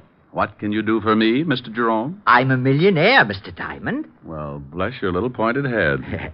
I'm also a G-man. I knew this would jump the track sooner or later. Tell me, if you're a G-man and a millionaire, where do you work? The U.S. Mint? I write songs, too. By the light of the silvery moon, I want to... Mr. Jerome. Yes, did you like it? You didn't by any chance write Swanee River? No, I believe Stephen Foster wrote that. You don't say. Yes, he stole the melody from me. I think we'd better waltz after all. Oh, Mr. Diamond, that's ridiculous. I'm glad somebody noticed. But you take a good zippy foxtrot now. Oh, now, wait a minute. Hold it! Hold it! Oh, you follow beautifully. Oh, I went to Vassar. Now, slow down before I pick you up and stuff you into a bottle. Oh, I'm sorry. Yeah. Now, would you mind telling me how long you've been hiding out with the squirrels? Squirrels? Oh, I have a mink farm. You should do well. Look, Mr. Jerome, I think maybe you better go soak yourself in some hot tar or something. I came here to do you a favor, Mr. Diamond, and I do not intend to leave until you hear me out. Oh, well. Okay, what is it? You need a bodyguard. Operator, give me Bellevue. Mr. Diamond, please, there's no need to call Bellevue. Oh, stop being so narrow-minded. They'll give you a nice, quiet room, all by a little old lonesome. Well, go ahead and call them if you want to, but it will do you no good. Why not? They'll just think you're crazy. I'm on the staff there. Oh, yes, I should have known. I think you're making fun of me. I came up here because I knew of your reputation as a detective, and I want to help you with your work. You get in trouble, don't you, all the time? Habitually. Well, I want to protect you. Now, that's nice, but I really don't need a bodyguard. Early stages of schizophrenia, also a slight persecution complex.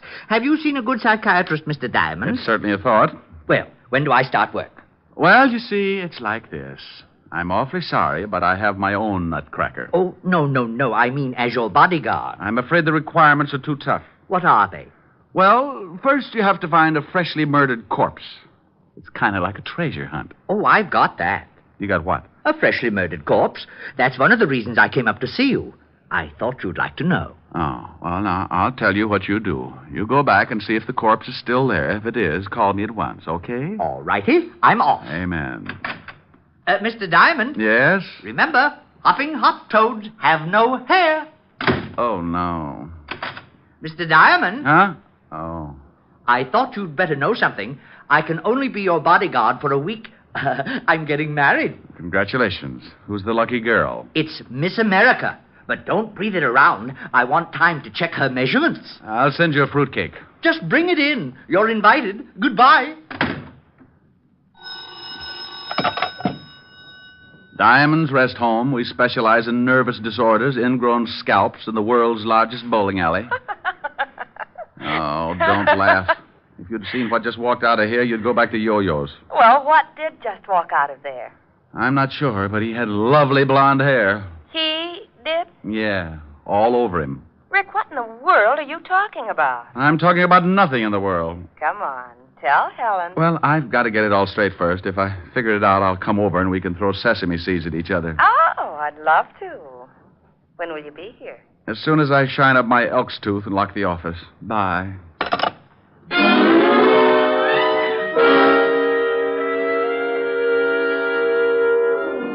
Well, I usually get some screwy ones, but this one was the topper of the season.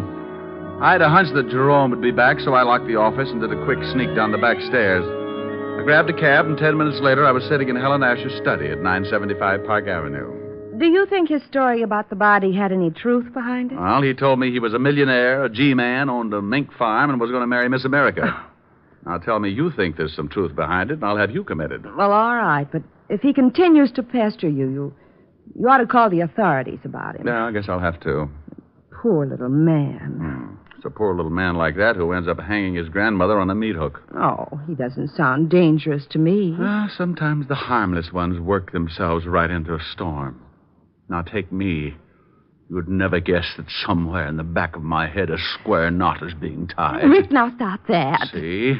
You didn't know it, but at high noon I grow fangs and long claws. Now stop it. You do that every time a good-looking girl walks past. Rick. You complete idiot.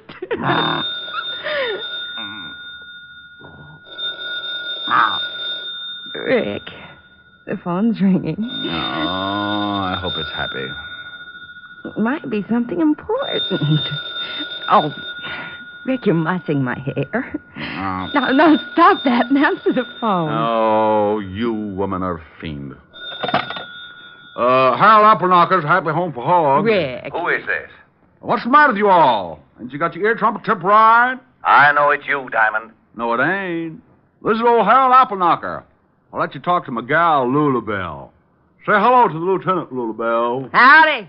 Now, Diamond, you stop that. I just got back from my vacation, and things are already so confused I may turn in my badge before the day is over. Well, come on down to the hog ranch, and I'll cook you up some hocks. Now, come on, Diamond. I'm not in the mood for any of your wild humor. Oh, what's the matter with you, Walt? Did you catch any fish? Oh, wait till I tell you. I got one that was so big. Is that why you called me? Huh? Oh, no. Some guy's been pestering me for the last half an hour. Wants to know where you are. Says he's an old friend. Oh, his name wasn't Jerome J. Jerome, was it? Well, that was the first name he gave me. The last time he called, he said he was a G-man. That's Jerome. Want me to tell him where you are? You do it, I'll handcuff you to Sergeant Otis. Oh, don't say that name to me ever again. Why, Walt, you sound bitter. That hornet head worked nights just messing things up in homicide. Lieutenant Waldo is taking calcium shots. The chief has locked himself in his office. Won't even open the door for food. Well, if Jerome calls again, tell him I've joined the South Siberian Balloon Corps. Now, wait a minute. Well, what do you want now, bonehead? It's that Jerome guy. He wants Diamond again. Says he found the body right where he left it. What? Diamond! Now, you wait a minute, Walt. What are you doing? Oh, picking up my eardrum. You better watch that yelling. You'll have an office full of hogs. Keep Otis out of this. Then I'll yell if I want to. Now, you get down here and explain about this body. Walt, I don't know anything about the body. The Jerome guy is off his trolley. Yeah? Well, if there's the smallest possibility of a corpse turning up and you're involved, it'll turn up. Walt, you say it, but you don't mean it. I don't, huh?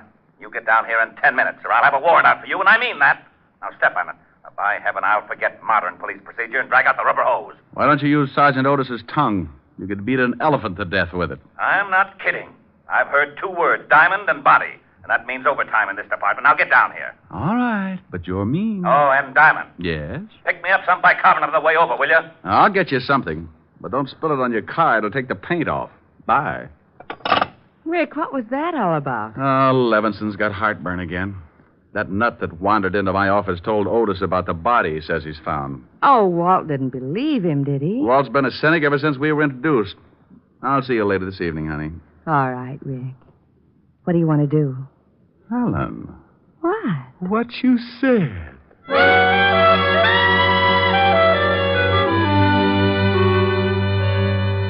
I had a mental picture of Walt eating his way through his desk, so I got some bicarbonate at the drugstore and hurried over before he got to the wiring and shorted out the whole department. As usual, the king of the forest met me in the squad room. Well, you're in Dutch, Shamus. I guess you're right, Sergeant Otis. How about lending me your wooden shoes? Oh, what do you mean, wise guy? They ain't wood. And why do you use a crowbar instead of a shoehorn? Yeah, very funny. You better go on in. Lieutenant's liable to start breaking things. I hope he doesn't use his bare hands. Yeah? Why? Well, your head's liable to get in the way, and you'll be crippled for life. All right, Walt. Stop chewing on that desk. Here's your bicarbonate. What are you talking about? Now you listen to me, Diamond. That's like telling a man to turn up his hearing aid in a bombing. You can stop being cute. That guy, Jerome J. Jerome, phoned just before you came in, and he sticks to his story about the body, but he won't tell us where he is. You don't really believe him, do you, Walt? He's nuts. Well, he did say something about playing quarterback for Notre Dame. But if you're mixed up in this, I can't take any chances. Oh, don't be an idiot, Walt. This little guy, Jerome, came waltzing into my office this morning and... Lieutenant. Oh, what is it? That guy Jerome's on the phone again. He wants to talk to Diamond. Rick, pick up that phone and find out about that body. Oh, now, come on, Walt. You can use the extension in here. Go on. I promise you'll be sorry. You pick it up and say hello. Not to this guy, you won't. You'll come back with hopping, hop toads have no hair or something. Hello, Jerome. Oh, Mr. Diamond. Good. I've been trying to get you for some time. The body's here, all right. Where, Jerome? Can anyone hear? No, Jerome. Well, I thought maybe they had the line tapped. They do that, you know. Yes, Jerome. Now, where are you? I'm at the Osterham place. And if you don't want this corpse, I'm calling in Hawthorne of the death squad. Jerome, please. Now, where are you? The Osterham place on 74th Street. I'll be right over, and don't let the corpse get away. Oh, it won't. I'm sitting on it. Oh. Well, did you find out where he is? Oh, he said the Osterham place on 74th Street. What the devil's that? The Osterham place? That's old man Hoster Osterham's home. You know, the eccentric old millionaire that died last year? Oh, how did Jerome get in? It's been turned into kind of a museum. The old boy had quite a collection of rare antiques, and when he died, he left the house to the city as sort of a showplace. You mean he's open to the public? Yeah. Well, let's go. Jerome's probably found a mummy for us. On the way over, I told Walt about Jerome's sweet little visit in my office, and the lieutenant was all for stopping off for a straitjacket. When we got there, we looked out of the squad car at an old 3-story brownstone. But more interesting was the sign that hung from the door. Closed Saturdays. And you guessed it. It was Saturday. We got out of the car and went up. Well, don't just stand there. Try the door. I'm with you. Got an axe? Ring the bell. If Jerome's in there, he'll probably answer. Oh, anything to make the police force happy. Mr. Diamond. What is that? That is Jerome over in the window. You will have to climb in here. Come on, Walt. We can't do that. Who's that with you, Diamond? This is Lonely Levinson, Jerome. He collects bodies. Oh, good. He'll just love this one. Climb in. Coming on? Oh, go ahead. If there's a corpse in there, it's in the line of duty. I'll give you a boost. I can make it. What you read, old Fairberry? You shut up. There. All right, Red Heart, you're next. Up, and away! Oh, I'm glad to see you both. I was getting tired of sitting around with her. The conversation was so one-sided. Sitting around with who? Her. Rick. Yeah. Do I qualify, Mr. Diamond? Young girl. Been dead quite a while. Jerome. Yes, boss. Oh, Ricky, how you found her? Well, this room is supposed to be sealed up. Sealed up? Yes, the building is a museum. Not a very good one. I have much better things in my apartment. We're losing him. Jerome, how you found her? Oh. Well, when the building is open to the public, they take you on tours. When we passed this room, we noticed it was sealed. I asked why, and the guard said it was because the late Mr. Osterham had stipulated in his will that the rest of the house could be shown, but not this room. It was his private study. And he said if he ever wanted to come back, he didn't want a lot of people cluttering it up. Who broke it in? I did. You did? Don't they have burglar alarms in this museum? Mr. Diamond, Lonely Levinson has an extreme case of supersensitivity. Does he always snap like that? Only when he hasn't been fed. Why did you break in? You should be careful, Mr. Lonely Levinson. You'll bite someone. Have you been checked for rabies? Now you listen to me. Walt. Jerome, why did you break in? Well, it's perfectly obvious. When the guard told me the story, I played along with him. Of course, I knew it was just a trick to throw me off. Of course. Oh, would you mind turning your head? It's much better if you just chew on that curtain. Well, I waited until they closed the place. Then I came back, jimmied this window, and found the body. Then I came to you, Mr. Diamond. Simple? Oh, sure. Rick, what are you doing? Oh, just looking at the dead girl. Come here. You find something? Yeah. Got on an anklet. Name is, strike a match, will you? Oh, wait a minute. There. Oh, Adelaide. Looks like she's been dead quite a while. Yeah. Jerome, when you found... Hey, Jerome. What? He's gone. Oh, we're a couple of swell sleuths. He's not out on the street. Must have climbed out and run for it. I'll send out a general on him. Yeah, I would if I were you. A guy like that shouldn't be running around loose. He's liable to wind up on Stromboli. Well, Walt put out a general alarm on Jerome and then called in the rest of the experts to give him the dope on the dead girl. I didn't wait around because I had a hunch that Jerome would find me again. I was right, because at that moment he was sitting in my office behind my desk. Diamond Detective Agency? Rick? Who is this? Oh, now stop clowning. This is Helen. Never heard of you. Why don't you dames leave me alone? By the light of the silvery moon. I guess I'll have to write some new lyrics. Oh, dear. Yes, what is it? Well, you sure got there in a hurry. Who is this? Now, you stop that, Diamond. You know very well who this is. What do you want, stupid? Stupid? Yeah, rhymes with Cupid. Could do a song on it. Like to hear my latest? I've been working on the railroad all the livelong day. What kind of a song do you suppose I could write with stupid and Cupid? Oh, hello, Mr. Diamond. What's going on? Well, hello, Jerome. Taking my calls for me? Yes, and wait till you hear the pixie I've got on the line. Here. Thanks. Hello, Walt. Rick? Yeah, you were talking to Jerome. I just came in. I might have known it. Don't let him out of your sight. Of course not. Now, what did you find out? Oh, yeah. The dead girl is one Adelaide Smith. Had a record, blackmail artist. Been dead about 3 days. Working for a Patrick Mahaffey, attorney, on Pine Street. She was strangled. Blackmail artist, huh? Very smooth, or used to be. Any line on Mahaffey's background? We're checking into that now. Well, find out one thing more for me, will you? If I can, what? When that museum was open to the public. Well, that's easy. I'll call you back. Hold on to that Jerome guy. Oh, sure. Walt. Yeah? Jerome's gone again. What? Bye.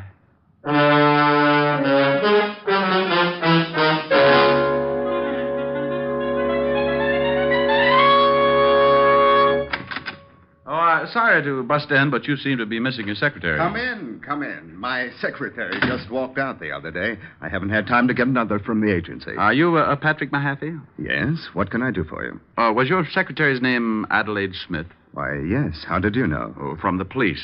They just put a tag on her down at the morgue. Good Lord, she isn't. She certainly is. The morgue is very choosy about its tenants. Oh, that's terrible. What was it, an accident? Well, if it was, the insurance companies are going to have to set up a new system. She was strangled. Oh, how horrible. Yes. You're an attorney, aren't you, Mr. Mahaffey? Why, yes. Are you from the police? I just left them. What kind of an attorney? Why, just general law. Ever do anything you could be blackmailed for? What? Why, of course not. Ever have any business with the Osterham estate? No. No, I never handled any of the Osterham business. Why? Oh, nothing. I'll see you later, Mr. Mahaffey.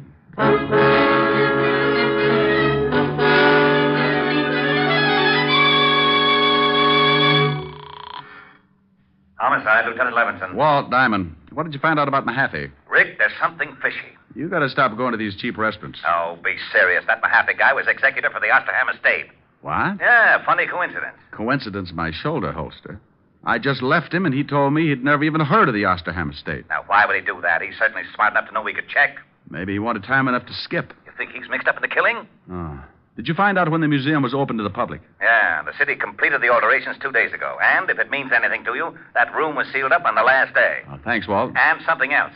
We checked in the dead girl's bank account. She had $22,000 in it. A lot for a secretary, huh? Yeah, but not too much for a high-class blackmailer. Do one more thing for me, Walt. Find out if Osterham had any heirs. Now, what good will that do? I want to find out just how many people would know about that sealed room before the public got wind of it. Okay, I'll have Mahaffey picked up right away. No. Don't do it yet. I want 10 minutes with him. Where's his house? I got it right here. 93rd Street, West End Avenue. But I don't see why you won't let me grab Mahaffey. We know he's lying. You just check on that will. I'm going to throw you a killer.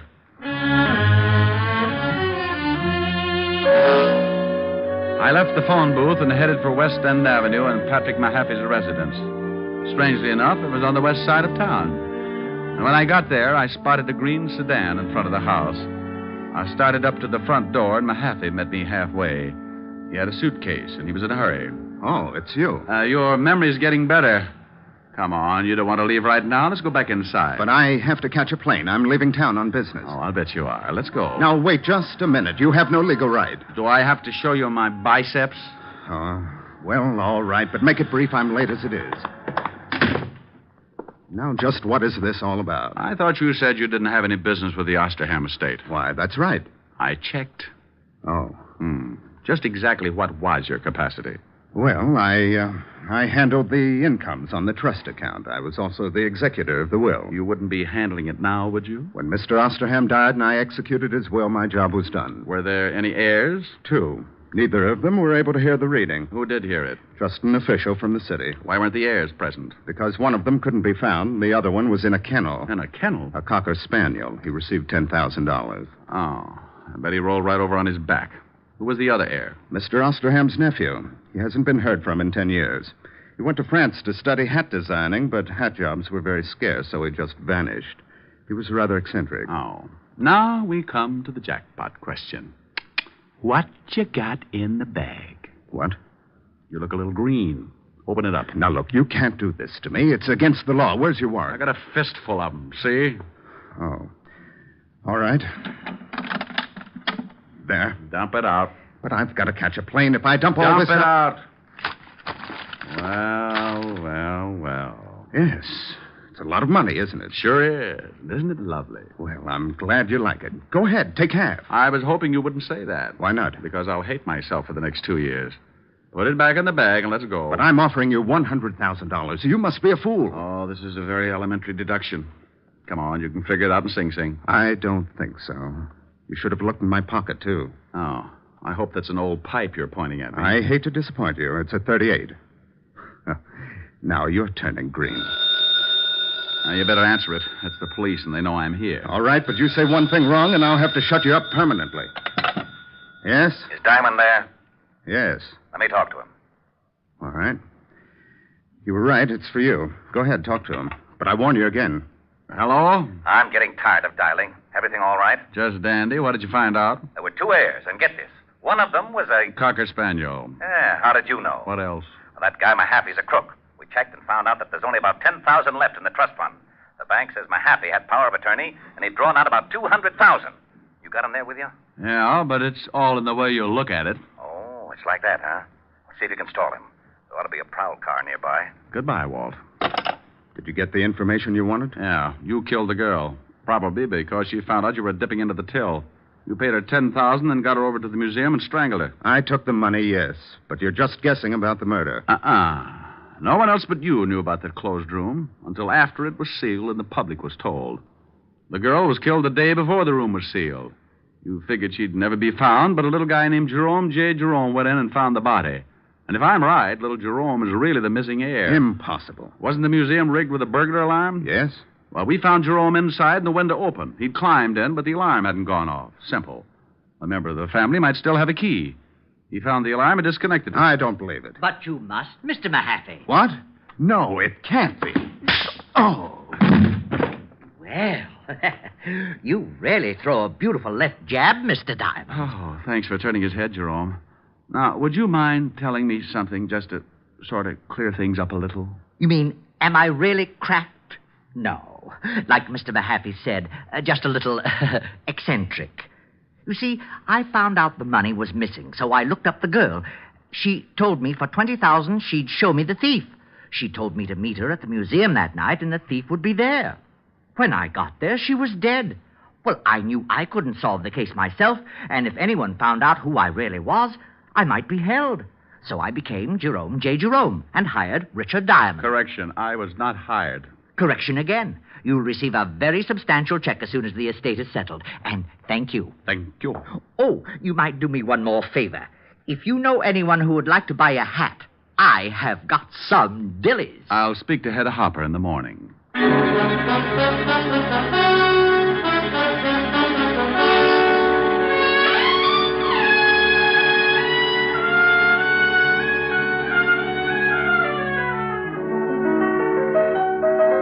Rick. Mm-hmm, yeah. Well, it's lovely, but... But you don't like it? Well, yes. Well, what's the matter? I don't know what it is. You don't know what it is? It's a hat. A hat? Certainly. Here, give it to me. Now, look, you put it on this way, see? What are you laughing at? Oh, no. Oh, yes. I might even do a Hildegard if I got the right bookings. A pair of long gloves. All of a sudden, my heart sings when I remember little things. The way you Rick, used now to... stop it. I will not. I may have found a way to make $1 million. You're just jealous, that's all. I've got the hat and I'm pretty. Just sing a song. And finish it for a change. Oh, I'd love to. I don't know from nothing, baby. All I know is I love you. I don't care for nothing, baby, if I knew you cared for me too. So won't you make your mind up, baby? Tell me that you love me, please do. For I don't know from nothing, baby. All I know is I love you. We want a sponsor. All I know is I love you. Well, there you are. I finished it. Are you happy? Well, yes. But where did the band come from? Did you like it? Yes, it was great. Well, if it's great, don't ask questions. Thank you, Von Monroe. Honey, the name is Diamond. Oh, Mr. Monroe, I just love your record. No, baby, the name is Diamond. Mr. Monroe, ever since the first time I heard you sing, Come here, I want to tell you something.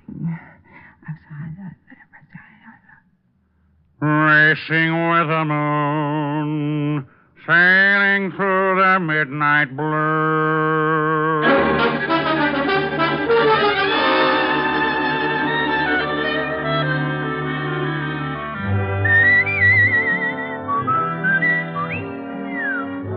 You have just heard Richard Diamond, Private Detective, starring Dick Powell. Helen was played by Virginia Gregg. Lieutenant Levinson by Ed Begley. Also in the cast were Wilms Herbert, Joseph Kearns, and Stanley Waxman. Music was under the direction of Frank Worth. Richard Diamond is written by Blake Edwards and directed by Richard Sandville. Dick Powell soon will be seen in the current screen version of the best-selling novel, Mrs. Mike.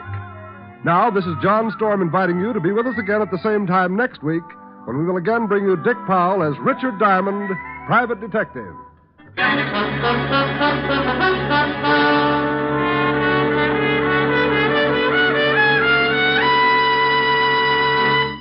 You don't have to go to Alabama. You don't have to eat ham hocks and butter beans. All you have to do is enjoy Phil Harris and his ever-loving wife, Alice Faye, when they return to NBC tomorrow.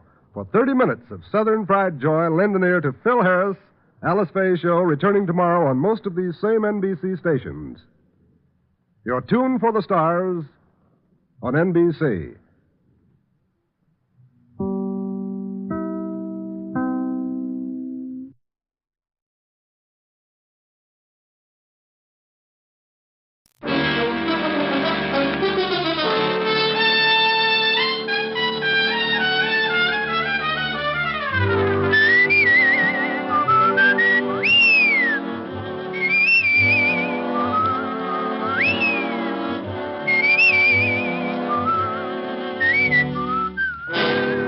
Here's Dick Powell as Richard Diamond, private detective.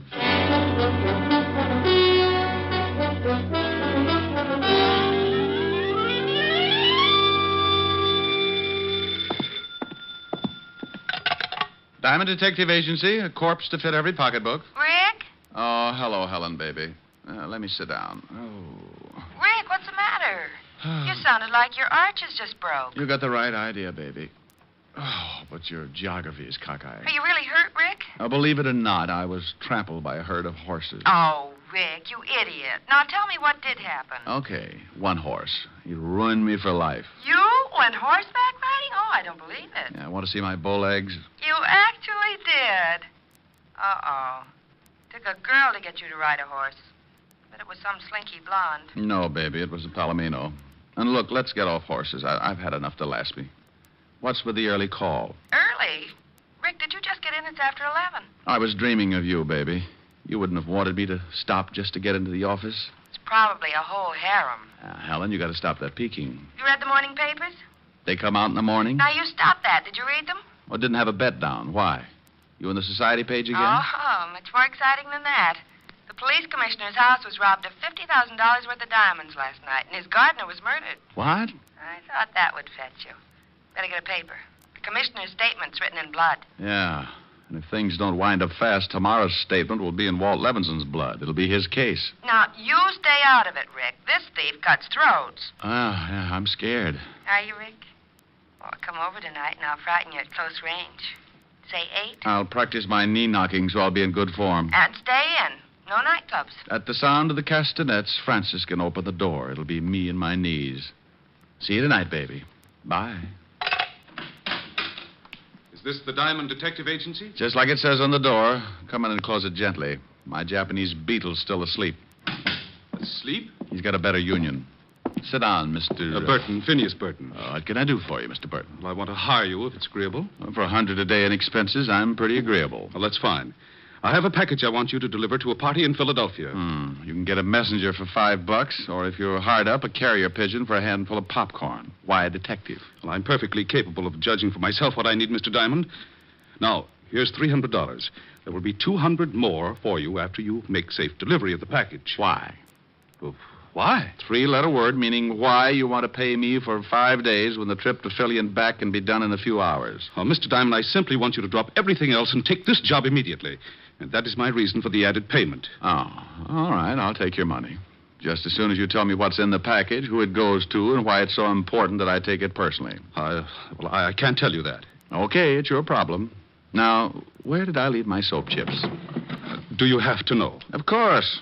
How can I do any washing without soap? I mean about this package. Oh, no. I can recommend another agency who will do it for $25 and no questions. Oh, very well. Mr. Elliott will meet you at the Philadelphia Station Information Desk at 2 o'clock today. I will wire him your description, and he will make the contact. As for the package, it contains some very valuable papers, which Mr. Elliott is afraid his wife will try to intercept. I see. He commissioned me to find the best man I could to bring the package to him. Oh, you must have read my ad. You'll have to leave immediately. Mr. Elliott is very anxious to get the package. You call me at the Astor when you return, and I'll send over the rest of the money. Good day. It may be at that. What? Forget it. Burton left the package on my desk with the money. He was a thin guy, had a funny pot that made him look as if he'd swallowed a basketball. He pushed it out the door and waddled after it. When a guy insists on throwing money in my lap, I get suspicious. And when I remembered the robbery of the night before, I got that lousy feeling again. Now, paragraph 4, section B, rule A of the Detective's Code of Ethics says, quote, upon receiving money to deliver package, detective must never open same. It is unethical. Yeah, who's ethical? Well, surprise. No wonder Basketball had been nervous. At the bottom of the box were 5 pretty little diamonds. About 10 grand worth of a guess. Of course, it may have been that Burton thought diamonds should belong to Diamond, but my bet was on a frame-up. A frame that cost the real heisters 10 grand out of 50. It was aimed to get him a nice picture to fit the frame. Me. Yeah? Is this Mr. Diamond? Oh, hello, Burton. Something on your mind? Oh, I happened to be in a store across the street, and I noticed you hadn't left yet. You will leave right away, won't you? Just as soon as I arrange things, Phineas. Remember, it takes an hour and a half to get to Philadelphia. I don't want you to be late. I'll bet you don't. It was just to make sure. You understand. Oh, yes. I understand. You can dribble your basketball home now. I beg your pardon? Skip it. Bye. Burton's call ended nearly all doubts. I was being framed all right, and the trap required my leaving for Penn Station right away. I dropped the diamonds into what was left of a quart of milk I had for lunch the day before, put the bottle on the floor by the wastebasket. Then I took the package, rewrapped it, and went out to hail a cab. I made one stop at a toy shop, then headed for Penn Station. As I entered, I saw a pair of familiar figures. Rick. Okay, what's the gag? I got the tip, but even you wouldn't joke about this case. Now, Walt, I might joke about mass murder, but never about the commissioner being robbed. Is he making speeches yet? Yeah, that's okay, Shamus. This is one time when you're one diamond too many. Why, Otis, you're becoming a wit. Why not? You're halfway there. Oh, Lieutenant, he's picking on me again. You deserve it, Otis. Now shut up. Rick, I know the tip was phony, but the commissioner was there when it came in. I had to act on it. Tip? Well, don't be smug. I've got one, too. A 5th at Hialeah. Now, don't start that. It was a tip that you were taking the commissioner's diamonds out of town. Oh, now, Walt. And don't now Walt me. I said I knew the tip was phony, but with the commissioner taking scouts all down the line, I didn't want to... No. Don't apologize, Walt. I know. Come on, Sergeant. Show me a good frisk, and I'll recommend you to all my criminal friends. Oh. Yeah, he's clean, Lieutenant. Now, Rick, let's see that package, and then you can go. This? Oh, no, I can't. It's secret. Don't play games, Rick, please. Oh, all right, but it's going to spoil my surprise. Well, okay. Give me your word it's got nothing to do with this case, and I won't bother to open it. No, I'm hurt. I absolutely insist that you open the package right now. But, Rick, you know I trust you. Lieutenant Levinson, do your duty. My purity must not be suspicioned. Oh, anything to get this over with. You were, What? It's only a pair of dolls. You were expecting maybe my gallstones? Oh, dolls. The Shamus place with dolls. Better read the tag, Otis. Before your ears get any longer, they draft you for a mule team. Tag? Sure. But what...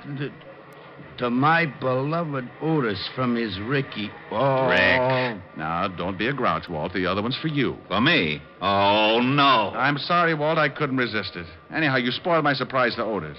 It was our anniversary. What? Our anniversary? We ain't even related. Oh, you don't remember. Oh, Otis.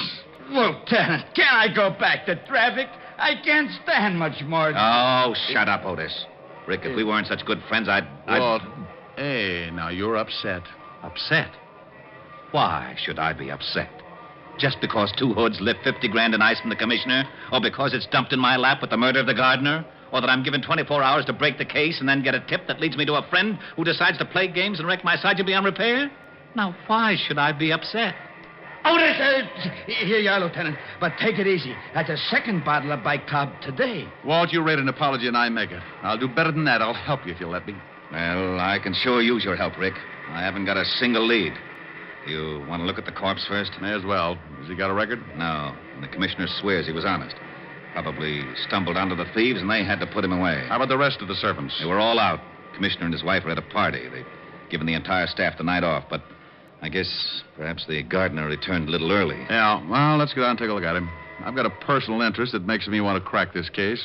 Client? Call him an ex-client. I'll explain him later. Come on.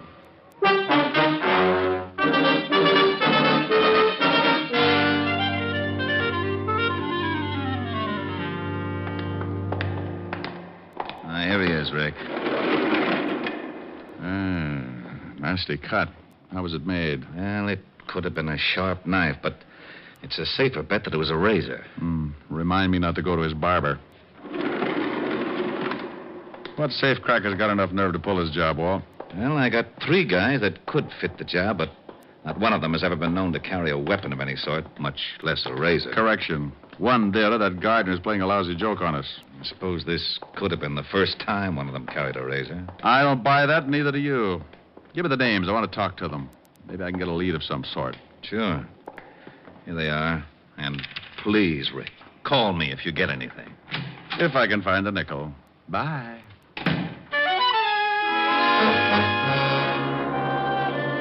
As far as I could see, I had 3 things to match up.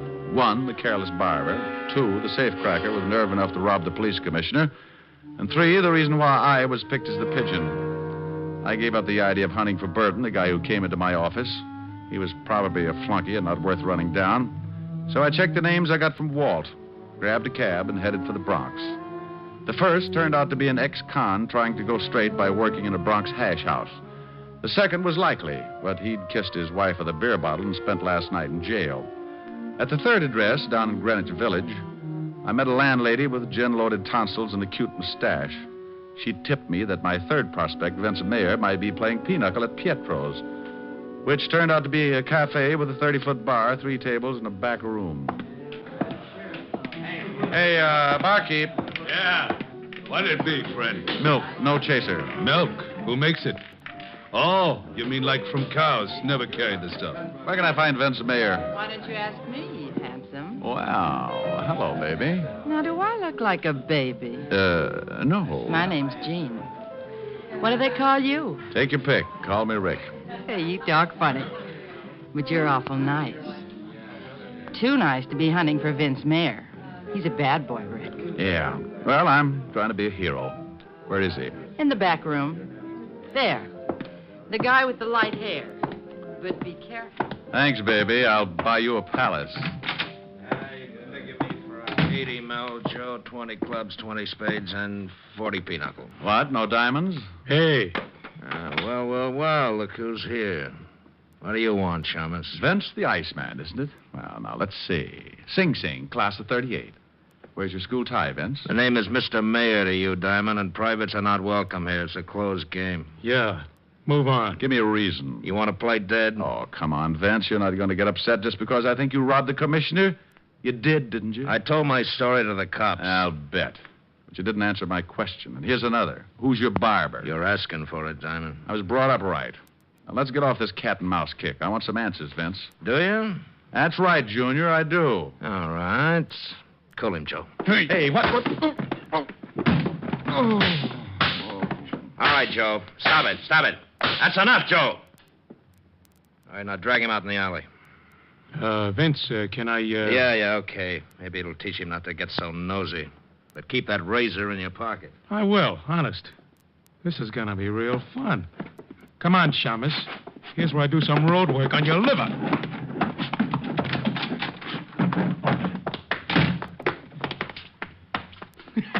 Here, Mr. Diamond.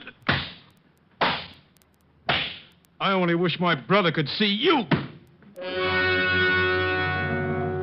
When I came to, I was curled up around a round metal object I couldn't see, and I felt as if I was smothered in a mountain of cotton, and getting out of it was like trying to shovel sand with a pitchfork. I finally managed to move and wished I hadn't, for a company of Bengal Lancers began target practice on my side. So I quit trying and lay still for a long moment. Then a voice came fizzing through the cotton at me. Hey, mister, are you alive? Now, if I'm not, you're an angel, and this is a harp. Well, I'm sure no angel. And that's the garbage can. So I guess you're not dead. Matter for debate, Jeannie. Oh, help me up, will you? Sure. Here. Can you stand? Practically anything after this. Ooh. Hey, you're hurt pretty bad. Come on, lean on me. My place isn't far. I'll take you there so you can lie down. Best offer I've had today. Lead on, Angel.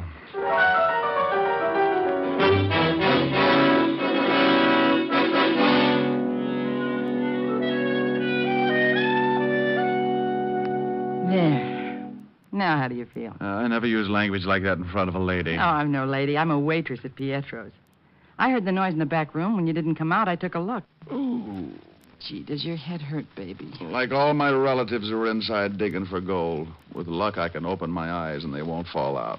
You know, we might have had a lot of fun together if you weren't all banged up like this. I'll take that remark up with you later, honey. I'm not usually the kind of guy who runs out on pretty girls, but I only wanted to get my hands on the gonif who tried to kick my brains out. So I took Jean's number, filed it under, for later investigation, and stumbled out into the street. My head was clearing, but it was as slow about it as a dummy doing a striptease.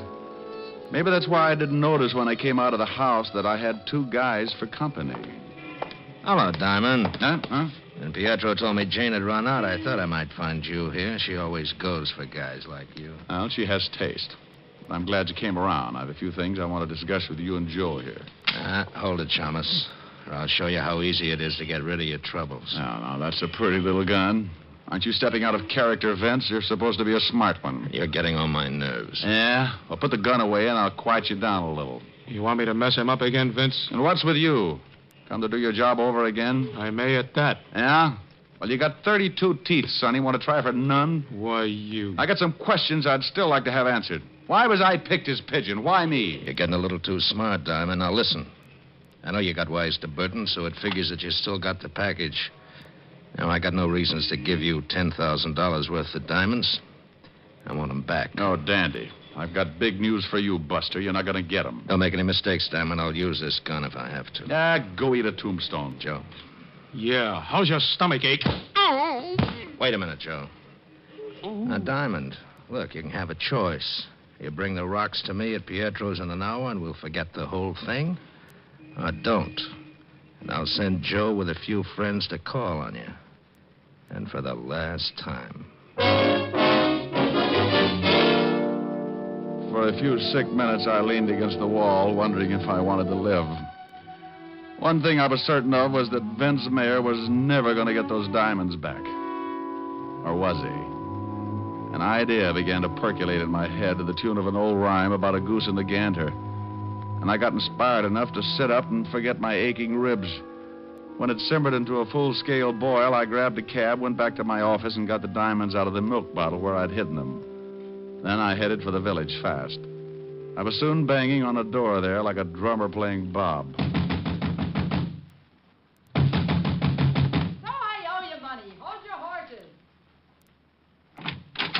Well, if it ain't my cripple. I got the bruises to prove it. Come on in. Are you really recovered? What? Oh, no, not that much, Angel. Oh, then? I need some answers. What do you know about Vince and Joe? Not too much. Enough to dislike 'em plenty. That Vince got me canned for leaving Pietro's to take care of you. That's why I'm back home. I know he's a smoothie, and I think he's a big-time jewel thief. That much I know. How about Joe, the dog-faced boy? Him, he's just a punk. I think his real name is Fanchi or Franchetti or some such thing. Franchetti? Yeah. I don't know why, but they call him Joe the Barber. Oh, Joe the Barber. Yeah. Isn't that silly? If he cuts hair, it isn't. But I'll lay 8 to 1 this guy works on throats. Thanks, Angel. You've tied up my 3 points. What are you talking about? Your friend Vince Mayer lifted 50 grand in ice from the police commissioner last night, and his accomplice, Joe, gave the gardener a shave. You mean murder? On the button. The gardener's throat was sliced from life to death. And now, baby, look. How would you like to earn $100? Sure. Is it legal? Well, no. I'll take it.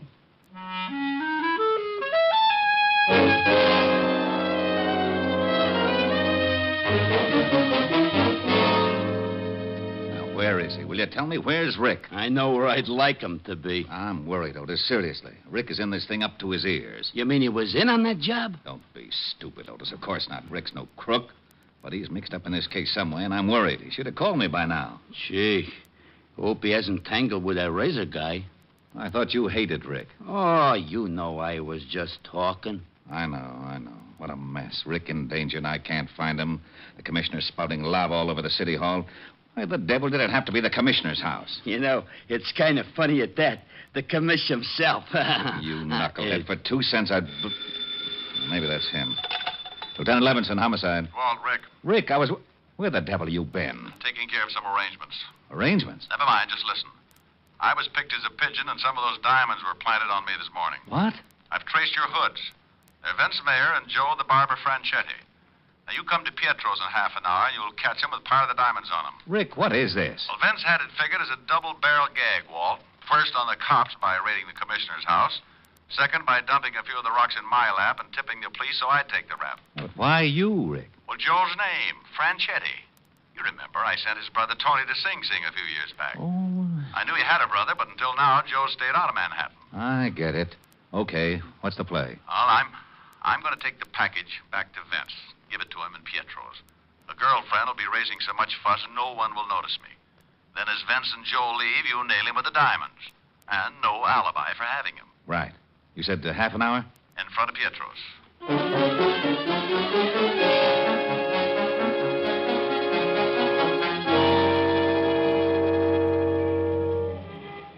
Take a peek, Angel. Through the window. There's my party at the back table. Now, you know what to do. Yeah. I keep yelling till you get back to me. Right? As rain. I'll make it a good one. I got good lungs. Let's go in.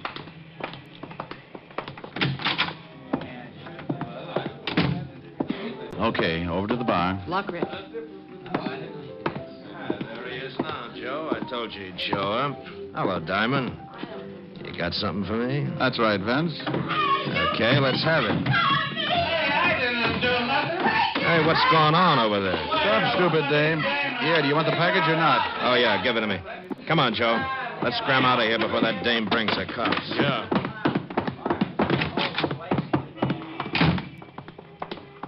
That's an easy way of getting back the 10 grand, ain't it, Vince? Shut up. Come on. Take it easy now. Okay.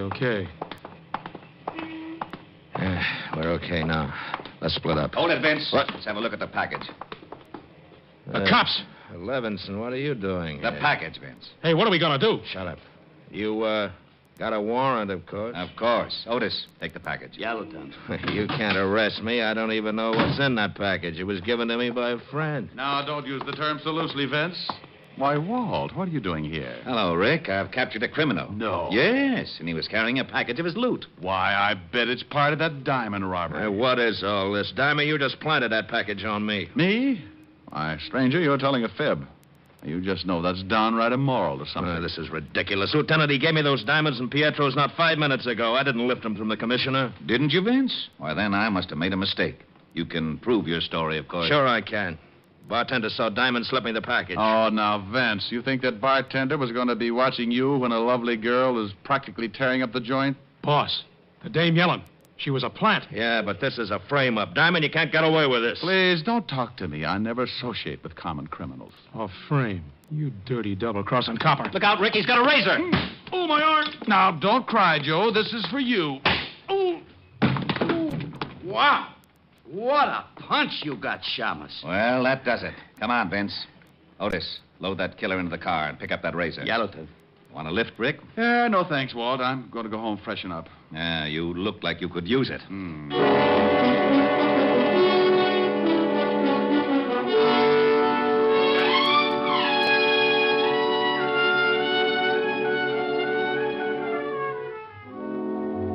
I left Walt and headed for my apartment, where I grabbed a stomach full of vitamins and planted myself under the hot shower. It felt so good I fell asleep. And if Walt hadn't phoned, I'd have probably become the only man in history to drown in the shower. Walt shocked me wide awake with the news that he was holding a $1,000 reward for me. I gave him my nicest thank you and made a mental note to drop by and give half of it to Jean to make up for her losing her job. Around about 8 o'clock, after I'd taken care of dividing the reward, I steered for 975 Park Avenue, made it with no trouble, and rang the bell to Helen's apartment. Oh, good evening, Mr. Diamond. Miss Asher's expecting you, sir. She's in the library. Thank you, Francis. How's your health? My health, sir, is very good, thank you. Well, now, this may come as a shock. But, Francis, about the money I owe you. Oh, don't fret about it, sir. We'll tell. I'm going to pay you what I owe you. You're going to? Oh, dear. Perhaps I better sit down. Oh, my word. Oh, there, Francis. Rick, darling, is that you? It ain't Tom Swift, baby. Come on in the library. Well, okay. But it'll do you no good, my dove. I'm a cripple, a battle-torn veteran. Well, I don't want your muscles, Rick. I'm blue, and I want you to sing to me. Oh, Helen, baby, I don't want to sing. I want to... Rick, I'm blue. I need cheering up. Now be nice and sing. Well, okay, honey. How's this, huh? I can see, no matter how near you'll be, you'll never belong to me. But I can dream, can't I? Can't I pretend that I'm locked in the bed of your embrace? For dreams are just like wine, and I am drunk with mine. I'm aware my heart is a sad affair. There's much disillusion there, but I can dream, can't I? Can't I adore you? Although we are oceans apart,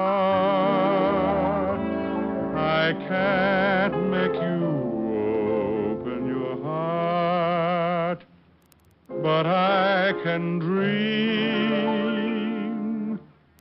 can't I? Well, there.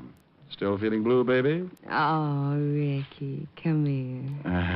Here I am. Oh, now I'm contented.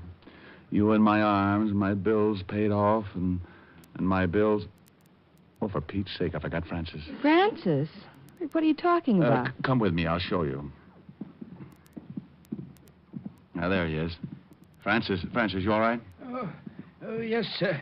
I think so, sir. Rick, will you tell me what's going on in my own home? Well, honey, I paid Francis off, and the shock of having to give back my gun and badge undid him. Oh, well, are you feeling better, Francis? Not very much, Miss Asher. It's that badge and license. Will you miss him that much, Francis? Well, sir, to be very honest, there's a waitress in a tea shop down the street with whom I've been, if you'll pardon the expression, having a fling. Francis, you? Oh, that's not the worst, Miss Asher. I'm afraid I've been a bit of a fraud with her as well. In fact, with several of the waitresses there. Now, wait. Where does my badge and license enter into it? Did you hock them for crumpets? Oh, much worse, Mr. Diamond.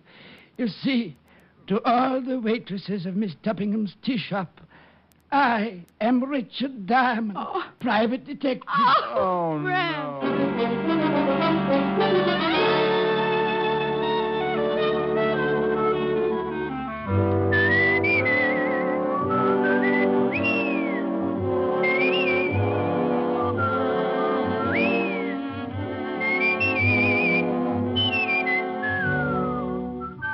You have just heard Richard Diamond, Private Detective, starring Dick Powell. Helen was played by Virginia Gregg, Gene Tatum, William Conrad, Tal Avery, and Bob Carroll. Music was under the direction of Frank Worth. Tonight's story was written by Herb Purdom and edited and directed by Blake Edwards. See the Richard Diamond picture story in the December issue of Movie Stars Parade. Dick Powell soon will be seen in the screen version of the best-selling novel, Mrs. Mike. Now, this is Eddie King inviting you to be with us again at the same time next week when we will again bring you Dick Powell as Richard Diamond, Private Detective.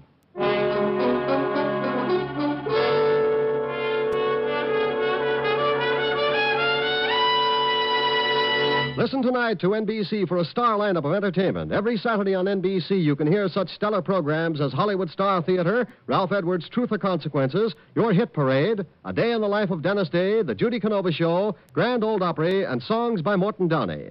There's always a program of interest on NBC, so keep tuned here. Shortcut to Death with Fred McMurray is next on NBC.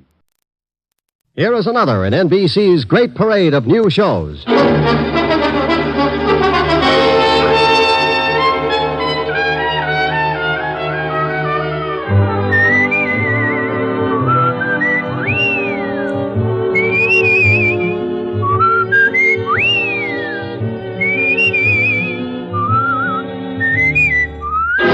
Now, Dick Powell as Richard Diamond, private detective.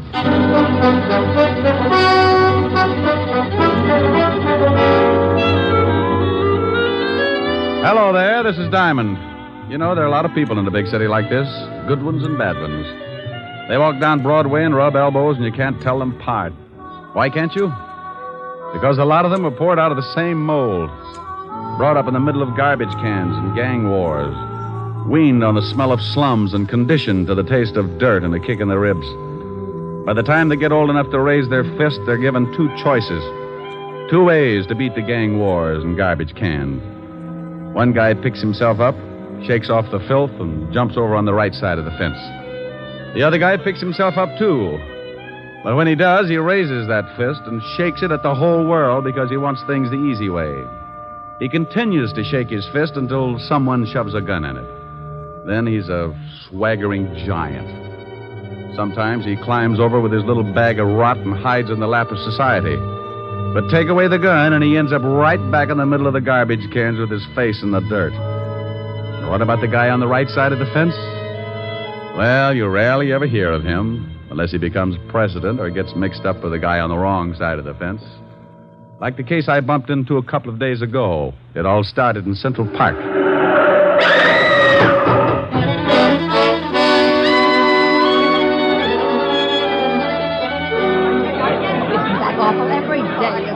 What happened? Some girl got run over. That young guy over there ran over her with his car. I came up right after it happened. He was leaning over her and crying. A little late for crying, I'd say. Says he didn't kill her. Says someone pushed her in front of his car. Ain't that a good one? All right, everybody back. Here comes the ambulance. Come on, you. But I tell you, I didn't kill her. I was in love with her. That's the last thing you should have said. But I swear I didn't do it. I was going to meet her about a half a block up the street, and someone pushed her out in front of my car. I couldn't stop in time. Look, I just got to write the report and take you down to the station. You can tell it to the inspector. Now, look out. Here's the ambulance. Hello, Crockett. You're too late.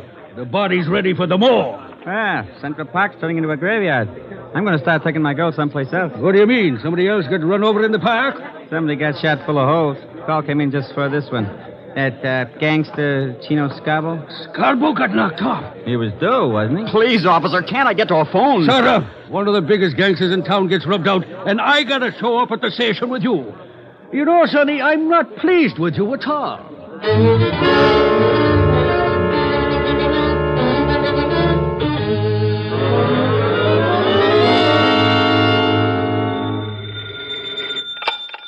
Diamond Detective Agency, corpses designed with you in mind. Rick, Oh, hello, Helen, baby. where do you get all those awful slogans? Ghost Rider. Ho, ho, ho. Get it? Rick. Wasn't a riot. No, Rick. Was a bomb. Okay, maybe this will get a yuck. Oh, here's a beaut. Are you lonely? Join the Lonely Souls Club and find your perfect soulmate. All ages. Guarantee satisfaction and money refunded. Well, I wonder if Mighty Joe Young knows about this. Rick, what are you talking about? I'm reading the personals. Hey, get a load of this one. Will give ride to coast, must be young companion, pretty, easy on the eyes. Think I ought to apply, baby? You're ridiculous. Oh, here's an odd one. Anyone witnessing unusual accident at the 72nd Street Transverse, 11 p.m. Wednesday night, when young girl was killed, call Skylar 6036. Urgent. That's in Central Park. Yeah, somebody's got troubles. Mr. Diamond? Hold it a minute, baby. Yeah, I'm Diamond. What can I do for you? I want to hire you. Helen. Yes, I know. $100 a day in expenses, sir. That's your fee? Yep. I like to give it to the prospective client first. If he turns green and faints, we both save a lot of time and talk. How do you feel? About the fee? Fine. Well, what else is bothering you? My son is being held on a manslaughter charge. Well, if he killed somebody, that's a job for the police. But he didn't do it intentionally. The girl was shoved in front of his car. That's his story. Yes, it is. And I believe him. Who was the girl, and why do you think anyone would want to kill her?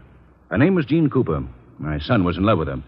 Why anyone would want to kill her, I really can't say. Uh-huh. Your name and your son's name, where he's being held? My name is Cook, Earl Cook. My son's name is Tom. He's at the 5th Precinct Police Station. Oh, wouldn't you know it? I beg your pardon? Forget it. What's your business, Mr. Cook? Politics. Where can I reach you? I live at 261 Riverside Drive. My phone is Skylar 6036. Hey, wait a minute. What's the matter? I don't know. That phone number's familiar. Where did your son run over this girl, Mr. Cook? The 72nd Street Transverse. 11 o'clock Wednesday night? Why, yes. How did you know? I read the papers. This your ad in the personal column? Yes, it is. You see, the police claim there were no witnesses, but I had hopes that there might have been someone who had seen the accident. Well, if anyone called you, let me know.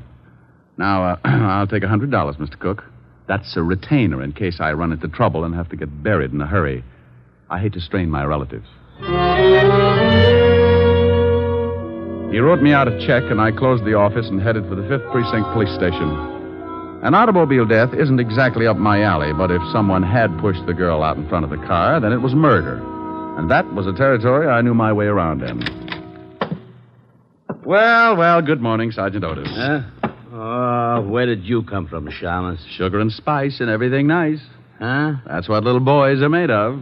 You're crazy. That's what little girls are made of. Why, Sergeant, you peeked. You want to see the lieutenant? I think that would be lovely. Go on in. Oh, Otis. Huh? I just had a horrible thought. Yeah? Wouldn't it be awful if there was a whole room full of you? Hello, Walt. Diamond, you get out of here. Every time you wander into this office, I grow another ulcer. Why, Walt, I'm surprised at you. Well, you wouldn't be if you had to listen to Otis bellyaching all over the precinct 12 hours a day. Why don't you leave that poor guy alone? Don't listen to him. Don't listen to him? How can I help it? He screams so loud only dogs can get with it. Have you got a boy booked here on the manslaughter charge, Tom Cook? Yes, we have. I knew darn good and well you'd be springing something before you'd sit down and act like a normal human being. What do you want Cook for? He ran over a dame last night, and that's that. Maybe you want to give him a driving lesson? You're turning blue again, Walt. I'll light up like a pinball machine if you don't start giving me some peace and quiet. Can I see Cook? No, you can't. Well, why not? I know you. You'll end up by proving he wasn't even in the city last night. Before the day is gone, we'll be booking Otis for the killing. Did he do it? Who? Otis. Now, you stop that. Don't you dare start that routine again. I'm the biggest sucker in the world for that thing, and I admit it, but I am prepared. I know who's on first base today. Who? Williams. He's playing for... Otis! Yeah, Lieutenant? Yeah, Lieutenant. Is that all you can say? Take Diamond down to see that guy Cook. And if you let him back in this office, I'll break every bone in your fat head. Yeah, Lieutenant. Oh, where is that bicarbonate? Bye, Walt. I left Walt coming on like Vesuvius, and Otis took me down in the tombs to see Tom Cook. Cook was a man about 25 or 26, put together like a high jumper. He had sandy hair and a nice face. Also, he looked pretty worried. I tell you, Mr. Diamond, I didn't intentionally run over Jean. She called and asked me to meet her in the park. Why? Well, we always met there. Oh. You say she was pushed in front of the car? Well, that's what it looked like. There were some bushes right near the sidewalk. She came flying out of them and fell in front of me before I could put on the brakes. What did she want to see you about? It was personal. Now, look. You're up on a manslaughter charge. You can get a lot of time for that. Now, what did she want to see you about? I can't tell you. I just can't tell you. It would ruin someone. It's going to wreck you if you don't. Then it'll have to. Okay. Did she have any enemies at all? Boyfriends, girlfriends, ex-husbands, jealous icemen? She had an ex-husband. When did she separate from him? About a year ago. Why? Do you think maybe Cooper was jealous? Is his name Cooper? Yes, John Cooper. Oh, live in town? Well, he was living at 498 West 81st Street, but that was a year ago. Okay. Tell me where your girl was living. 383 Madison Avenue, apartment 206. She was living under her married name, Cooper. Sure you don't want to tell me what she wanted to see you about? I can't, Mr. Diamond. Okay, but I hope the person you're protecting appreciates it. 5 years in Sing Sing is stretching loyalty a long way. This person's worth it. Otis, let me out of here. You locked me up with a Boy Scout.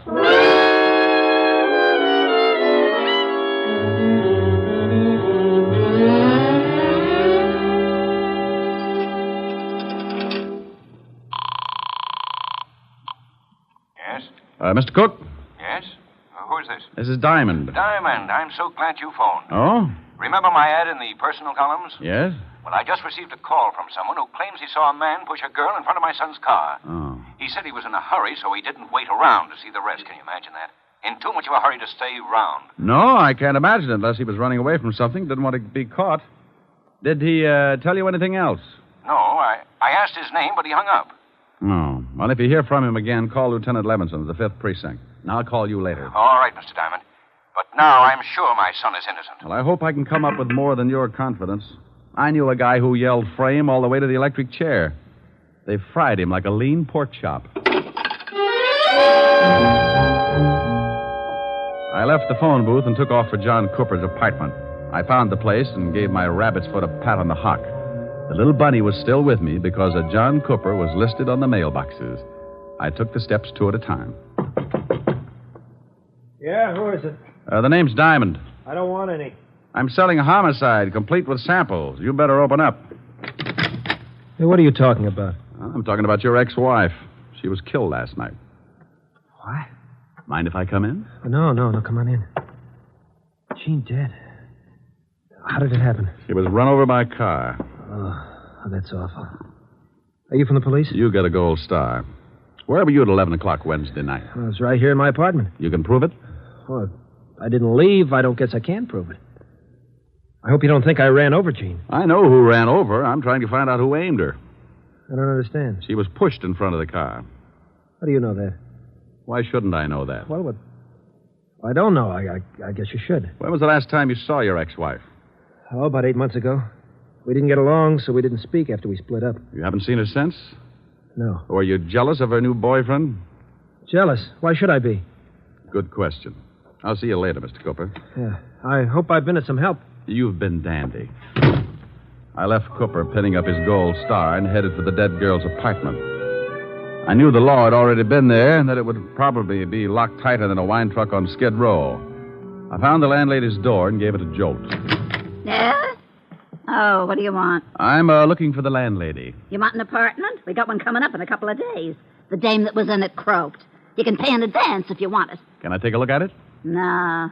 Lousy coppers told me not to let anyone in. You got my word, it's a good one. Oh, well, then you'd better let me talk to your mother. My mother? My old lady's been dead for 20 years. She has? Aren't you a little young to be running an apartment all by yourself? Hey, Sonny. Yes? How old do you think I am? Well, it's hard to tell. I'd say, about 28. Come on, I'll show you the apartment. But watch those steps. I think you could use some glasses. Right up here, handsome. Was the poor girl who died married? Used to be, but she got divorced. Here it is. There you are, honey. Go on in, take a look around. I'll go on back downstairs in case the law comes back. I'll have to stall him, I guess. Thanks, beautiful. Oh, that's all right, honey. When you're done, stop in at my place and I'll give you a drink of gin. I waited until I heard the old bat fly down the stairs, and then I took the place apart. It took me exactly 10 minutes, and even if I do say so, it was a pretty neat job.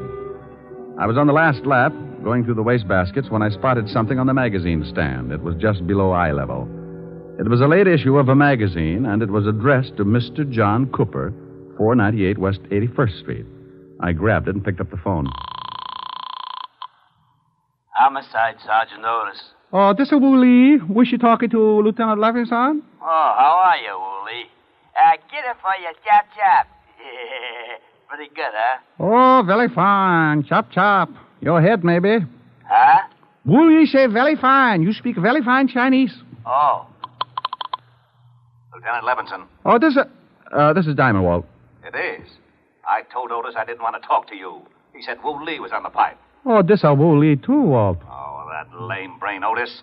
Oh, what is it now, Diamond? I got a liar in the balcony, Walt. What are you talking about? I've spoken to 3 people about the girl that was run over.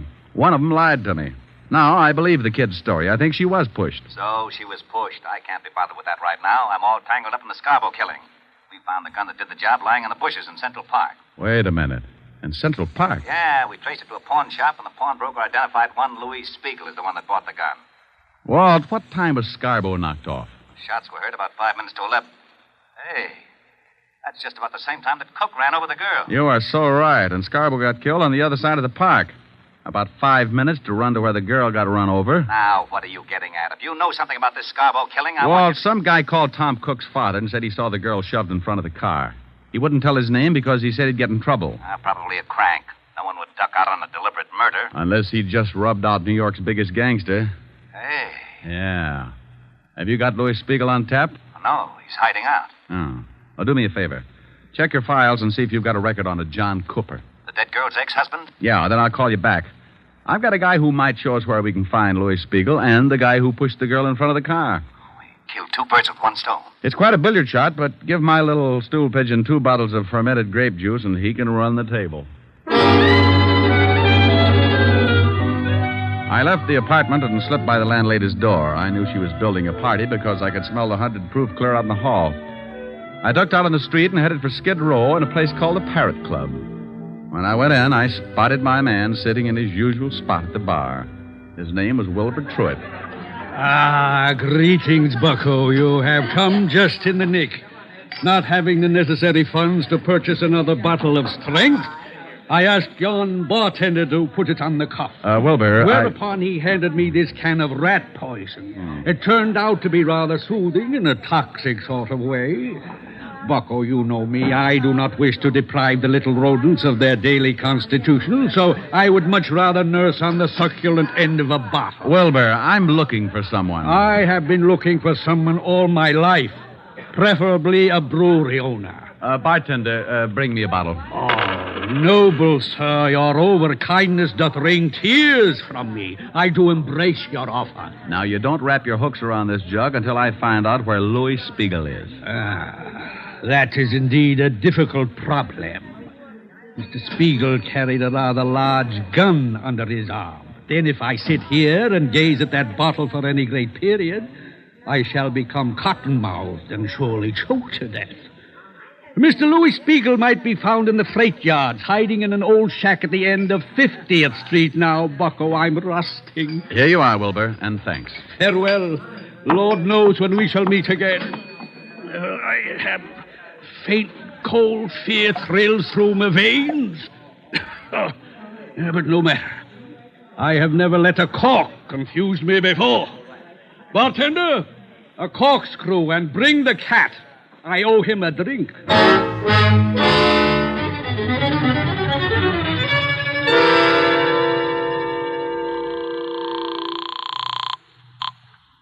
Homicide, Lieutenant Levinson. Diamond, Walt, what did you find out? John Cooper has no record, Uh-oh. but George Kingsley has. Oh, alias? Yeah. George Kingsley, alias John Cooper, did 10 years for embezzlement. Oh, fine. Thanks, Walt. Now, here's the pitch. Lou Spiegel is in a shack in the freight yards at the end of 49th Street, North River. Get some men to surround the place and have Otis pick up John Cooper and bring him down there. I'll be there in half an hour and give you a couple of killers.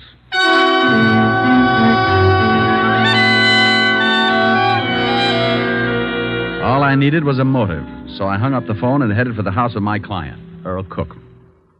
Oh, come in, Mr. Diamond. I'm very glad you've come. Mr. Cook, did you... I want to show you something. Here. What are they? Letters to my son. Blackmail letters. Oh? Where'd you find them? I was going through my son's things, trying to find something that might help uncover the motive for his accident. Mind if I take a look? Well, I can save you the trouble. They're about me. About you? Yes. I told you I'm in politics. Well, I am, and I'm a big power. When I began my rise, I was a young criminal lawyer. I had to accept a lot of cases that I might have turned down under different circumstances. I see. And the opposition tried everything to discredit me. Smear campaigns. Saying that I was getting acquittals for common thugs who were known to be guilty. And later, when I became a judge, they switched the campaign and said that the men I sentenced were innocent. Were they? Of course not. But in those letters to my son, the blackmailer said that he had definite proof that could ruin me. My son knew about my past, and when he started receiving the letters, he was afraid to confront me with the evidence, for fear I might have to admit my dishonesty. Have you talked with your son? I just left him. That's why he didn't tell you anything. He thought he was protecting me. His girl, Jean, found out who was sending him the letters, and, well, she was killed before she could tell him. Well, that fits. If the girl found out, then the blackmailer would not only have to know your son pretty well, but he'd also have to know her. You think you know who he is? See this magazine? Mm-hmm. Well, some of the pages are cut up. Now, take a look at these blackmail notes. They're formed with cut-out letters to spell out the words. The type is the same as the type on the magazine. Where did you get that magazine? In the girl's apartment. Well, then she must have had something to do with it. She found the magazine, all right, but it wasn't hers. Look, Mr. Cook. Yes. Did you ever send a man to prison named Kingsley? Yes, I believe so. For embezzling. Thanks. Where are you going? I'll call you later. I've got a date at the freight yard.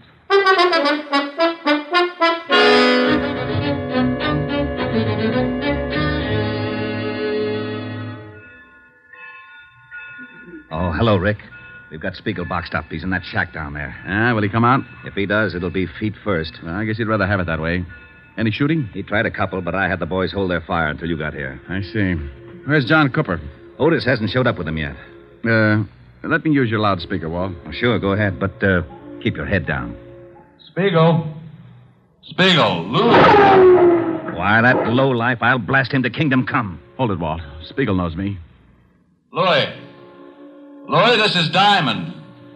I want to talk with you. You better get out of here, Diamond. This ain't none of your business.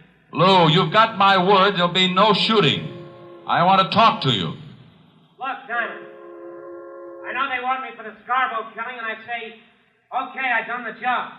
But I'm allergic to electricity, and I don't like cops. You blow this place apart, I say okay, too. And that's the way I want it. Now, do you still want to talk? I want 5 minutes. Okay, come on down, but keep your hands behind your neck. Walt, no shooting, huh? Okay, but I think you're crazy. He kills guys for practice.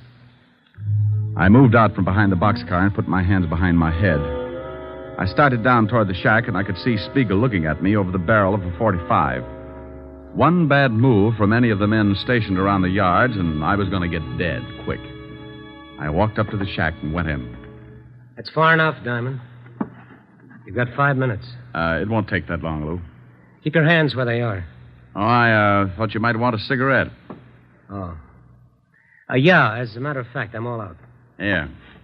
Keep the pack. Just one. I got a date. Yeah. Light? I can make it. 4 minutes, Diamond. Did you see a girl shoved in front of a car the night you knocked off Scarborough? Yeah. I called some guy and I told him about it. I read his ad in the personals, but I couldn't do anything about it. Yeah, because then the law would know you were in the park. Looks like it don't make much difference now. The kid who ran over the girl is in on a manslaughter rap. You'll get 5 or 10. That's tough. You got 3.5 minutes. Lou, did you get a good look at the man who gave the girl the shove? Sure, I'd remember him. Rick? What do they want? I'll see. With your hands up, you'll see. Sure. What is it, Walt? Otis has got Cooper. Lou, will you do me a favor? I don't know. I want you to tell me if the guy they've got up there is the one who pushed the girl. Sure. But I can't see him from here. I'll have him brought down. I hope you ain't up to something. I don't want to see no kid get sent up on a bum rap. But if you get funny, you get holes. Walt, how about us bring Cooper halfway down to the shack? He doesn't want to go. Then drag him. I've only got 2 minutes. They bringing him? Yeah, here he comes. Okay. Out that door. What are you doing? I'm doing you a favor. I'm tired of this shack, and I'm walking out with you in front of me. Okay. Don't get too far ahead. Rick, what's Spiegel up to? I don't know.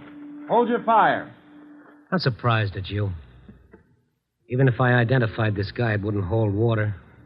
I got a bad reputation. Hey, what's going on? Take it easy, Otis. You can't do this to me. What's this all about? That's the guy, Diamond. I don't know what you're talking about. Sure you do. I saw you push that dame in front of the car. You're crazy. Now, I don't like that. You got just 10 seconds to admit it. I won't admit anything. Then I shoot you. Hey, you can't. Shut up, Flatfoot. Stay out of this, Otis. I tell you, I won't admit anything. 5 seconds. Come on, Cooper. I found out all about your prison record. I know Cook sent you up and you wanted to get even. You found those letters Tom wrote to your ex-wife, so you started blackmailing him. And I know you lied when you said you hadn't seen your ex-wife. I found a magazine in her apartment with your address on it. Time's up. No. All right, I did it. You're too late. I'm on schedule. Oh, you idiot. Why did you shoot him? What's the difference? I kill people, he kills people. Besides, he wasn't polite. So long, Diamond. You got your favor. He's making a break. You'll never make it. Spiegel, in the name of the law, stop. For what?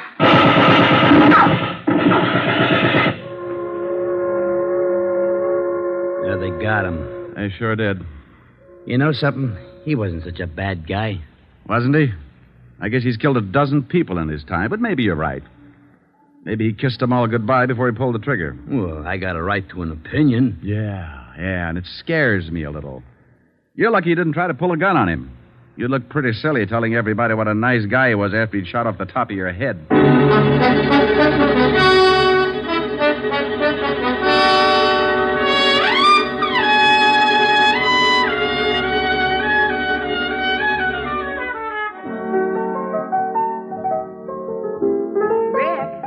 How do you want it? Lots of lemon, honey. What's that you're playing?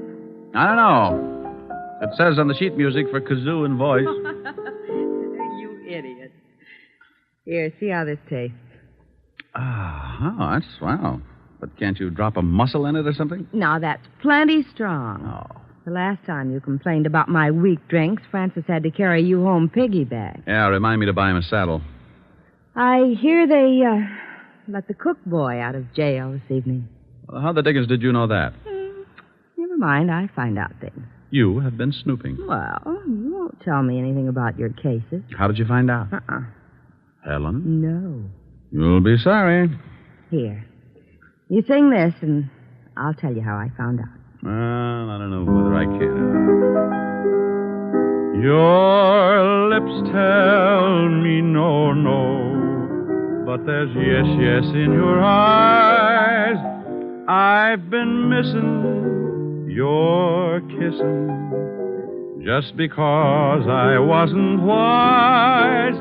I'll stop my scheming and dreaming, 'cause I realize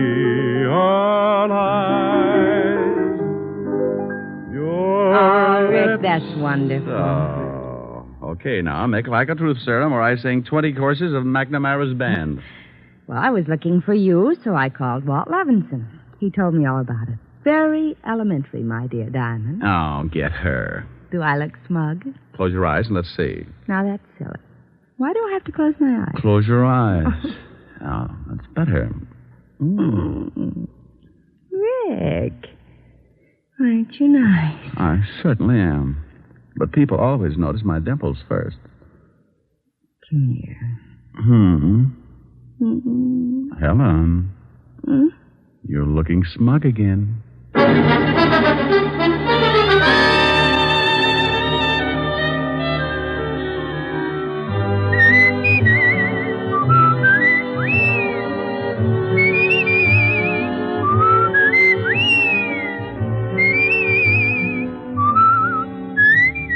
You have just heard Richard Diamond, Private Detective, starring Dick Powell.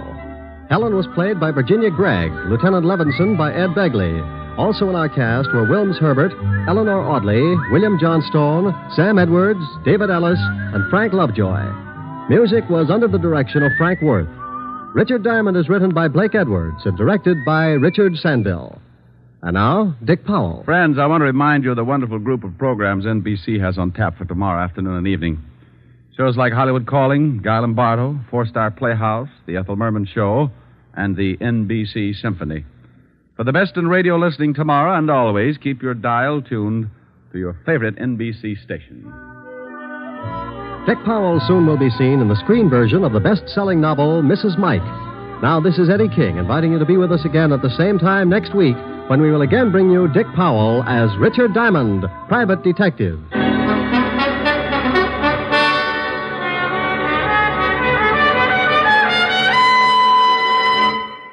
This is NBC, the national broadcasting company.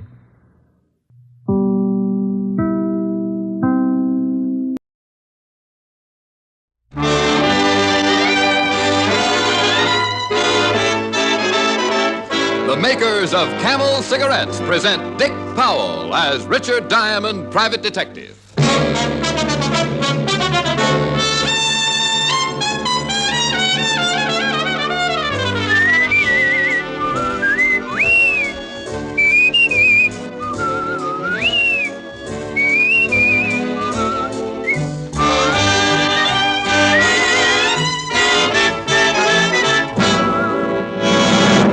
What's America's most popular cigarette? Camel. Buy billions of cigarettes per year. Two of the important reasons why Camel is so popular are flavor and mildness.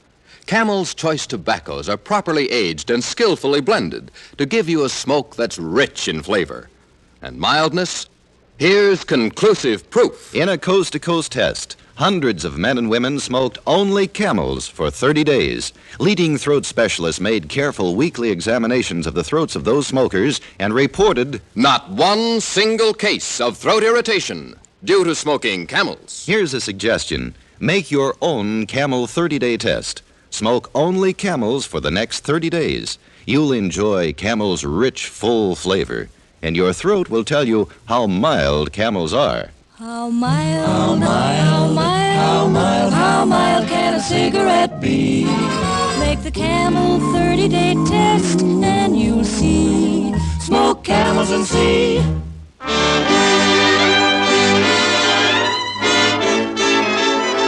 Here transcribed is Richard Diamond, Private Detective, starring Dick Powell.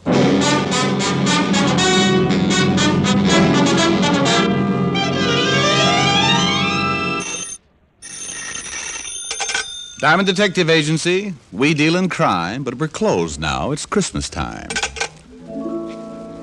Hello there, this is Diamond. Every year about this time, my business takes a big nosedive. People usually pack up their troubles and start unpacking colored lights and Christmas tree ornaments. So tonight, I'm going to tell you my favorite Christmas story, one I always like to tell.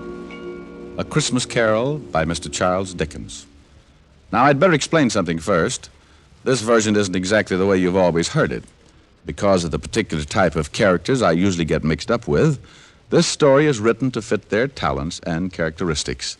Different from the Dickens original, certainly, but we feel that this story could easily happen today, anywhere. Like right here in New York on a little side street just off the Bowery. So now I'd like to introduce our characters. Mr. Ebenezer Scrooge will be played by my good friend and guiding hand of the 5th Precinct Homicide Division. Lieutenant Walter Levinson. Walter. Otis.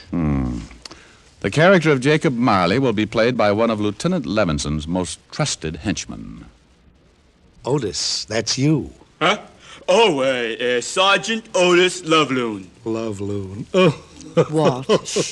Oh, sorry, Ellen. Tiny Tim will be played by our corner newsboy. Hi, I'm Johnny Rollins. Tiny Tim's mother will be played by my red-headed gal friend, Helen Asher.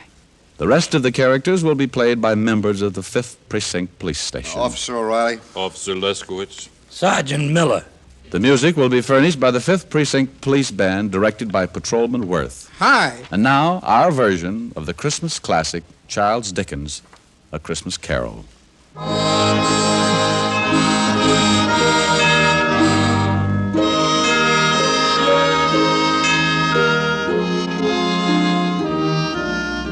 Once upon a time, there was a nasty old guy named Ebenezer Scrooge. He was nasty, all right. He didn't like anything, except maybe all the dough he could get his hands on. Scrooge had a little business that he started with his partner, Jacob Marley. The outfit was known as Scrooge and Marley Loan Company. But one day, poor old Marley just up and keeled over. So the boys along the big street gave him a nice funeral, and old man Scrooge took over the business. Well, Marley had been dead for 7 years, and Scrooge lived alone in his little room over the office, and for a hobby, he hated everybody. He had a young guy working for him named Bob Cratchit. Bob had a wife and 4 kids and made just enough to make ends meet. Scrooge used to ride him all the time. When it got so cold the polar bears complained, Cratchit would turn on the little heater, and Scrooge would say, Cratchit, what do you think you're doing? Turning on the heat, that's what I'm doing. My fingers look like popsicles. I don't care if they come in 6 delicious flavors. Every time you turn on that heater, it costs me money. Business is not good, so get back to your work. and turn off the heat. Oh, now look, Mr. Scrooge, I'm freezing. This pen ain't guaranteed to write under ice. I'm telling you once more, get back to your work. Okay, but I don't know why you worry about business. Why not just put up a sign and turn the joint into a skating rink? Merry Christmas, Mr. Scrooge.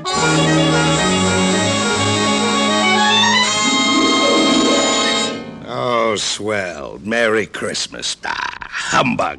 Humbug? Yes, humbug. My old man didn't like Christmas, and that's what he used to say. Humbug. Okay, humbug. It's still Christmas, and I don't see where you get off not liking it. This is supposed to be the time everybody gets with it. Everything stops. It ain't much good, and you put your arm around the next guy and you tell him Merry Christmas. I'm going to put my arm around you with a hammer on the end of it if you don't lay off this goodwill stuff. Look, what's with you? What have you got against Christmas? You showed me a way to make $100 every Christmas, and I'll fall in love with it. You want me to be merry? Well, sure. Then go get some of those joyous clients of mine to pay off their loans. Merry Christmas. Humbug! Okay, then, humbug. But it's still cold in here. Have some icicles, but give them back after the holidays. They're my fingers.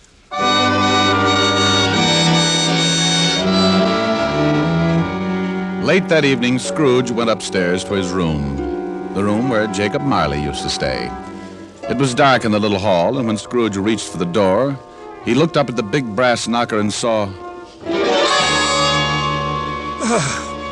Holy cow. Could have sworn that was old Jake's face in the knocker. I must be working too hard. So in he went.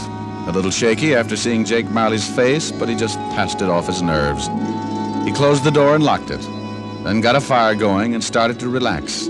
But every tile around the fireplace started looking like Jake Marley's face. Oh, now come on, old boy. You gotta get hold of yourself. This is ridiculous. I haven't touched a drop in weeks. He got up and walked around the room a few times, then went back and sat down again. He stretched, rested his head on the back of the chair. From somewhere a bell started chiming, and Scrooge sat straight up in his chair. He heard something else, too, something from downstairs. What the? Oh, now what is that? What's going on here? Who's that? Come on, who's out there? And all of a sudden, it came right out through the wall. All right, sit still, Scrooge. Marley. Jake Marley. Oh, no. I gotta stop eating lobster. Ooh, it couldn't be. What's with you? Who are you? Jake Marley. Who else? You're dead. The deadest.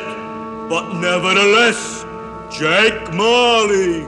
His ghost. Oh, you are very sharp today, Scrooge, old boy. I don't believe it. You got eyes, ain't you? Yeah, and I got a bad stomach, too. That's who you are. Nothing but a bad case of indigestion. You don't think I'm a ghost, huh? Okay. Maybe a good scale change your mind. No. Stay away from me. All right. I believe you. You sold on the idea? Yeah. But why did you come to see me? Regulations. Every man's supposed to live his life and help his buddies. If he don't do it while he's alive, then he gotta do it after he kicks off. Oh, cut it out! Why come to me? Because you're gonna end up just like me, unless we do something in a hurry. Now, I haven't got much time, so you better listen. Oh, I don't want to be like you. I'll listen. Okay. You are gonna have 3 visitors. You are gonna be haunted by 3 spirits. Oh, no. It is the only way you can keep from being like me.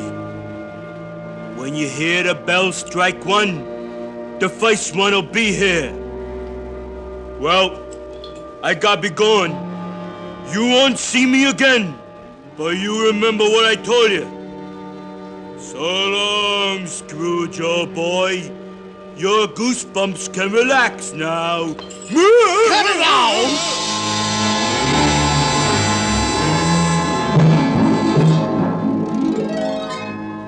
After the ghost took off, Scrooge just refused to believe it. Nuts. It's ridiculous. Humbug. Then he climbed into the sack and was soon snoring up a storm.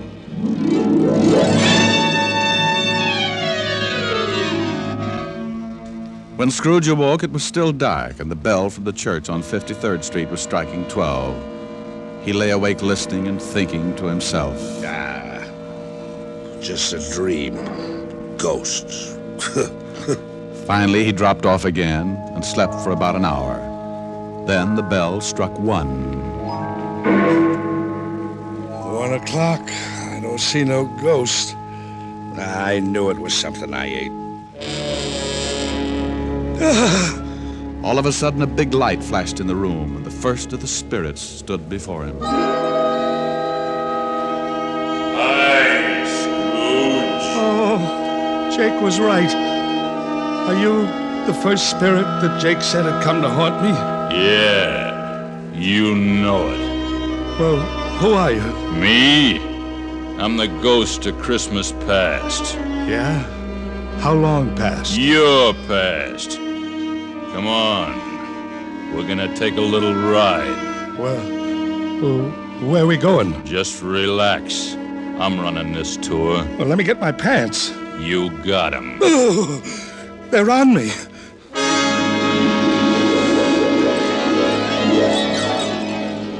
With that, the ghost of Christmas past grabbed Scrooge by the hand, and they both flew out of the window. Scrooge nearly lost his upper plate, but before he could yell for help, he was standing in front of a dirty, ramshackle old tenement building. You know where you are? Sure, I know where I am. This is where I was brought up. Even the garbage cans are the same. You had a pretty tough time when you were a kid, didn't you? The toughest? I wasn't very big. The rest of the kids in the neighborhood were. I had more black eyes than a crow. You want to go in? What for? To see your folks. My folks died a long, long time ago. They're there now. Come on.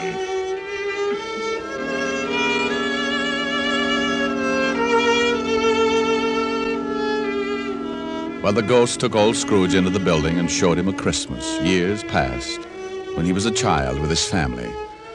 Sure, it was tough living in 2 little rooms like that, but Scrooge remembered how wonderful it really was. What's the matter, Scrooge? Huh? Oh, I've got something in my eye. You were pretty lonely when your folks... when they, Yeah. You know, there was a young kid that came around earlier this evening and sang some carols. Gee, I wish... Yeah? What do you wish? Oh, nothing. Come on. I want to show you another Christmas.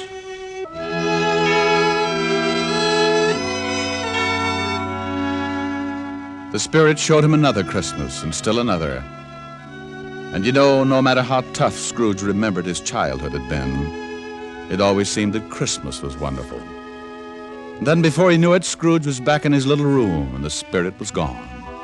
Scrooge was pretty beat, and he climbed into bed and dropped into a heavy sleep.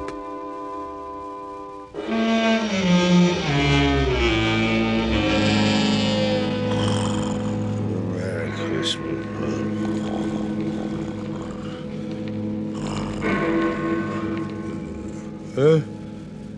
What's that? It's 2 o'clock. Hey, that light in the other room. I got burglars. Hey, Scrooge, come on in. Who's that? What are you doing in the other room? Come on in and take a look. It's pretty nifty. Hey, what is this? What have you done to the room? Looks like Macy's window. Where'd you get all the holly and the mistletoe? And how did you get in here? Do you like it? Oh, for Pete's sake, a Christmas tree. Who are you? The ghost of Christmas present. Now, don't tell me you don't like the way I fix things up. I work pretty hard. Oh, second ghost. Okay, take me wherever you want to go, but believe me, next time I try the train. Let's go.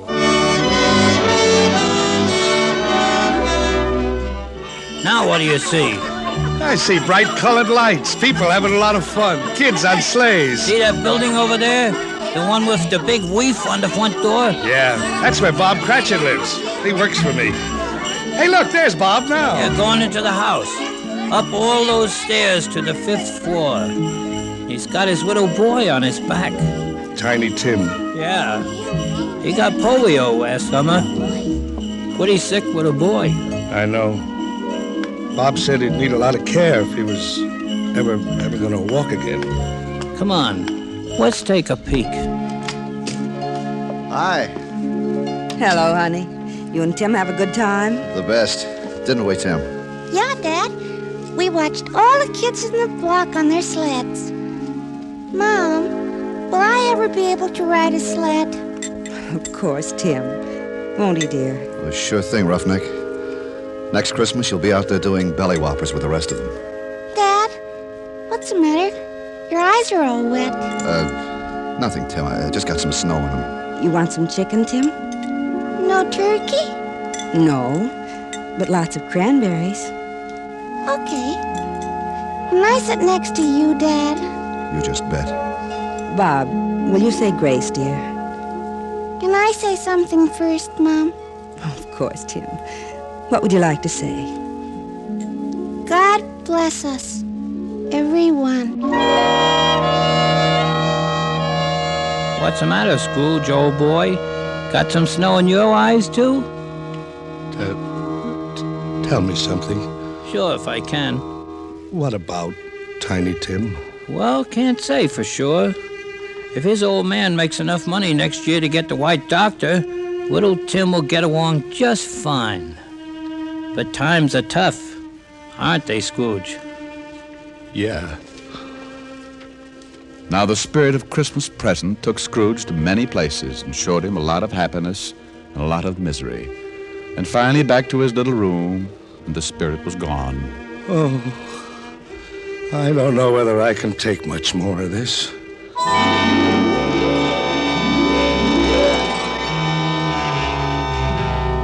Then a new ghost drifted in. This was the worst yet.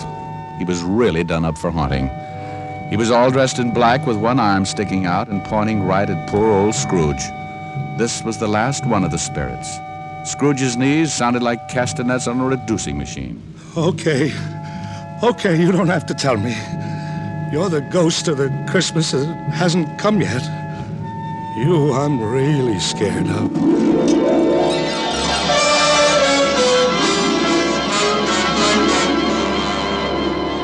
The ghost took off with Scrooge right after him.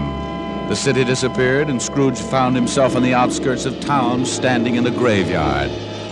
The night was howling like it was mad, and as Scrooge looked down, he saw... Hey, what's this? What's this stone? The black spirit stood still and pointed, so Scrooge leaned down, pulled away the bushes, and saw it was a tombstone. There's a name here. Ebenezer Scrooge. Oh, no. No. Look at this. Believe me, I don't want this.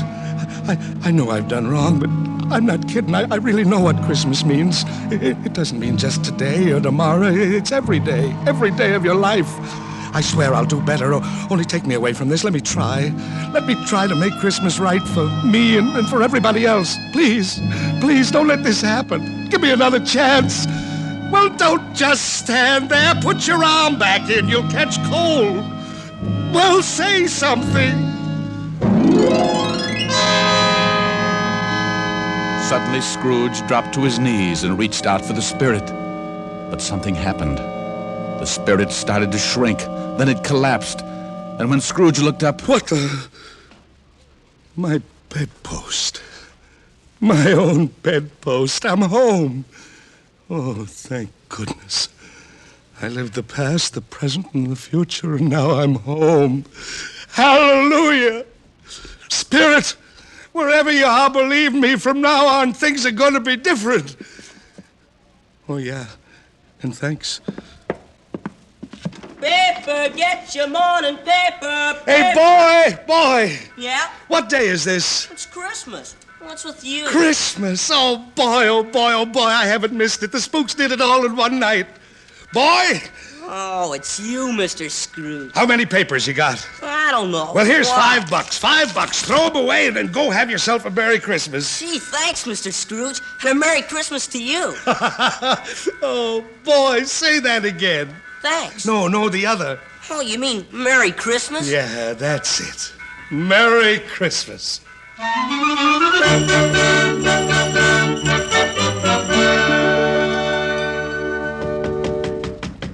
Okay, I'm coming. What's the matter with you?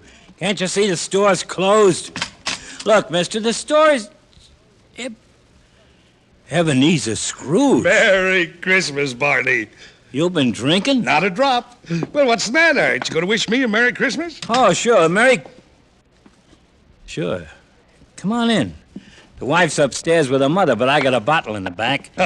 Look, Barney, I know your grocery store is closed, but you could still sell me a turkey, couldn't you? What do you want a turkey for? You've been eating at the automat every Christmas for the last 7 years. It's not for me. Well, then who's the bird for? Bobby Cratchit, you know, the young guy that works for me. Oh, yeah? How much you gonna charge him? Yeah, here's $20, huh? Here's the address. And listen, don't tell Cratchit who sent the thing, okay? Yeah, okay. Merry Christmas, Barney. Yeah. Merry Christmas.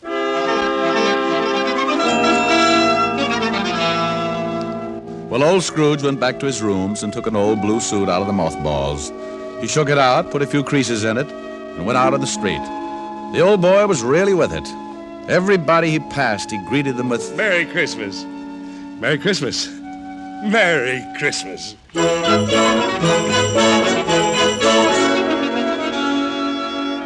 He went to church and gave a large donation, and Father McCarthy nearly forgot his sermon.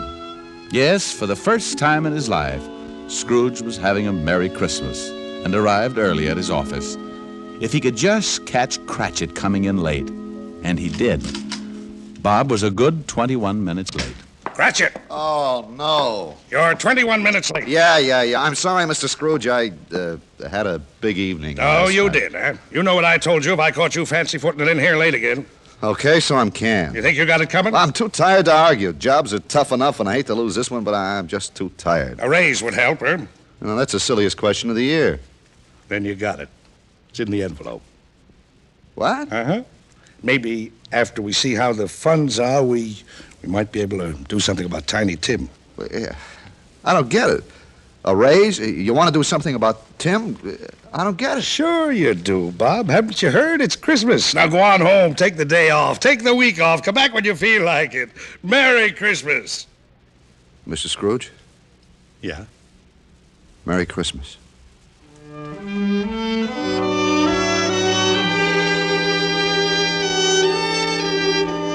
And Scrooge really did it.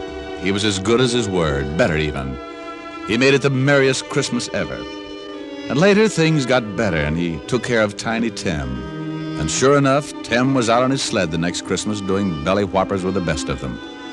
Every Christmas thereafter, all along the big street, it was said, if anyone knew how to make Christmas merry, old Ebenezer Scrooge was that one. And I hope that can really be said about all of us. Just like Tiny Tim said. God bless us, everyone. That's it, Tim. God bless us, everyone.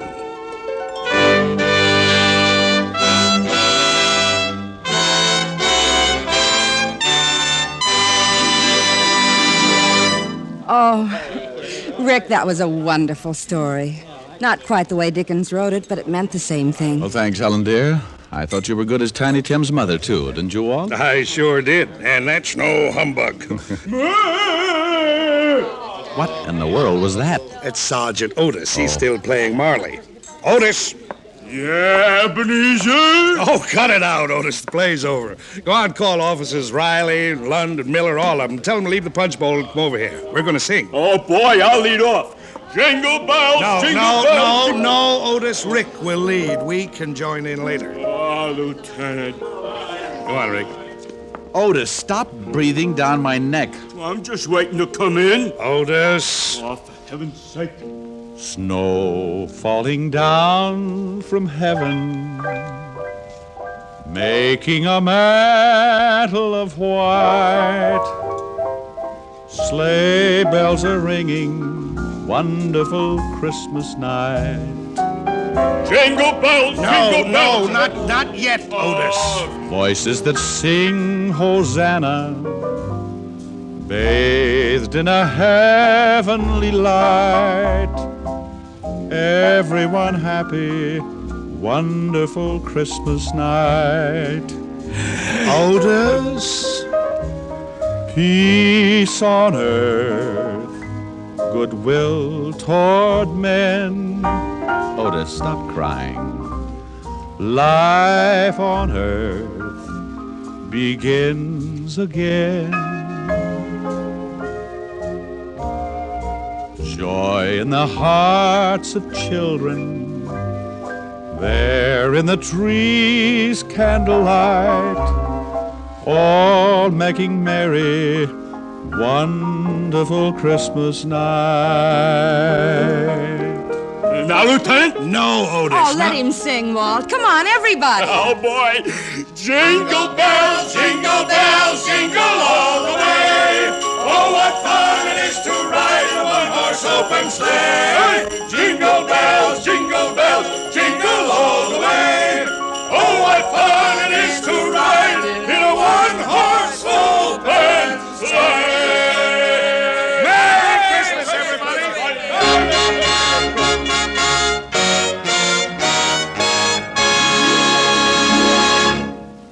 Right here is where all the men and women who make the camels you smoke would like to wish each and every one of you the happiest of holiday seasons. And right now might also be a good time to remind you that there's still plenty of time to add Camels to your Christmas shopping list.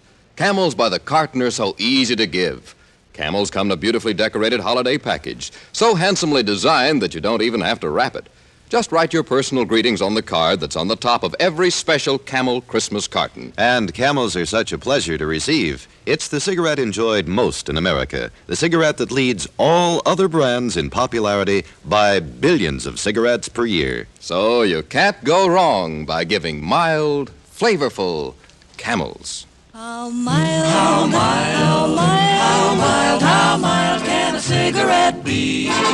Smoke Camels and see. Here's Dick Powell with another special message. Thank you. Ladies and gentlemen, every week the makers of Camels send thousands of packs of Camels to service hospitals. That's to help show hospitalized men and women of the armed forces that those at home haven't forgotten them. This week's free Camels go to Veterans Hospitals, Wilkes-Barre, Pennsylvania, and Amarillo, Texas. Nellis Air Force Hospital, Las Vegas, Nevada. U.S. Naval Hospital, Naval Medical Center, Guam, Marianas Islands. Now, until next week, enjoy Camels. I always do.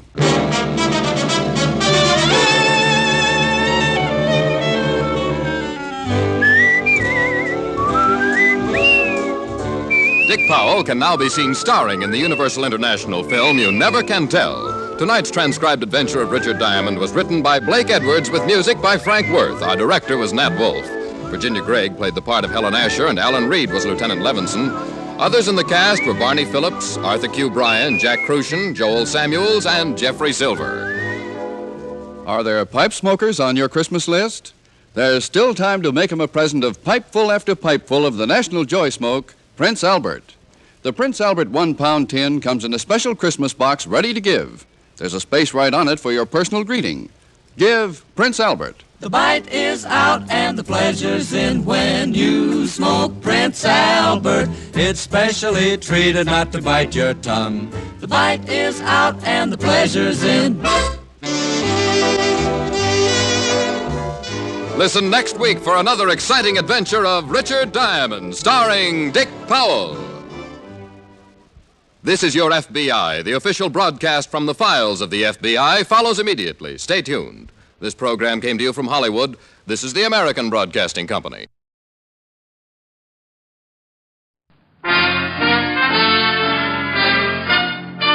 Listen while the makers of Rexall drug products and 10,000 independent Rexall family druggists bring you Dick Powell as Richard Diamond, Private Detective.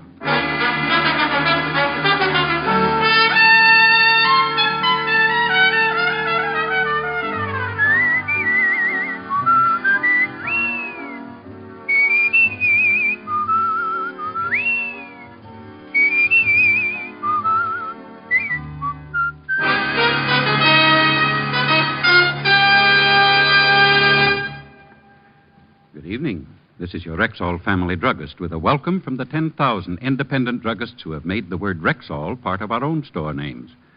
We've done that because we recommend and sell the 2,000 or more drug products made by the Rexall Drug Company.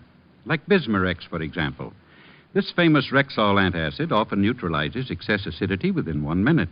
What's more, the ingredients in Bismarex vary in the time it takes them to dissolve in the stomach. And that way, relief from acid indigestion is quick, continuous, and prolonged. Quality like that of Bismarex is what we family druggists are talking about when we tell you can depend on any drug product that bears the name Rexall. Good health to all from Rexall. Now, your Rexall family druggist brings you another exciting half hour with Richard Diamond, Private Detective, starring Dick Powell.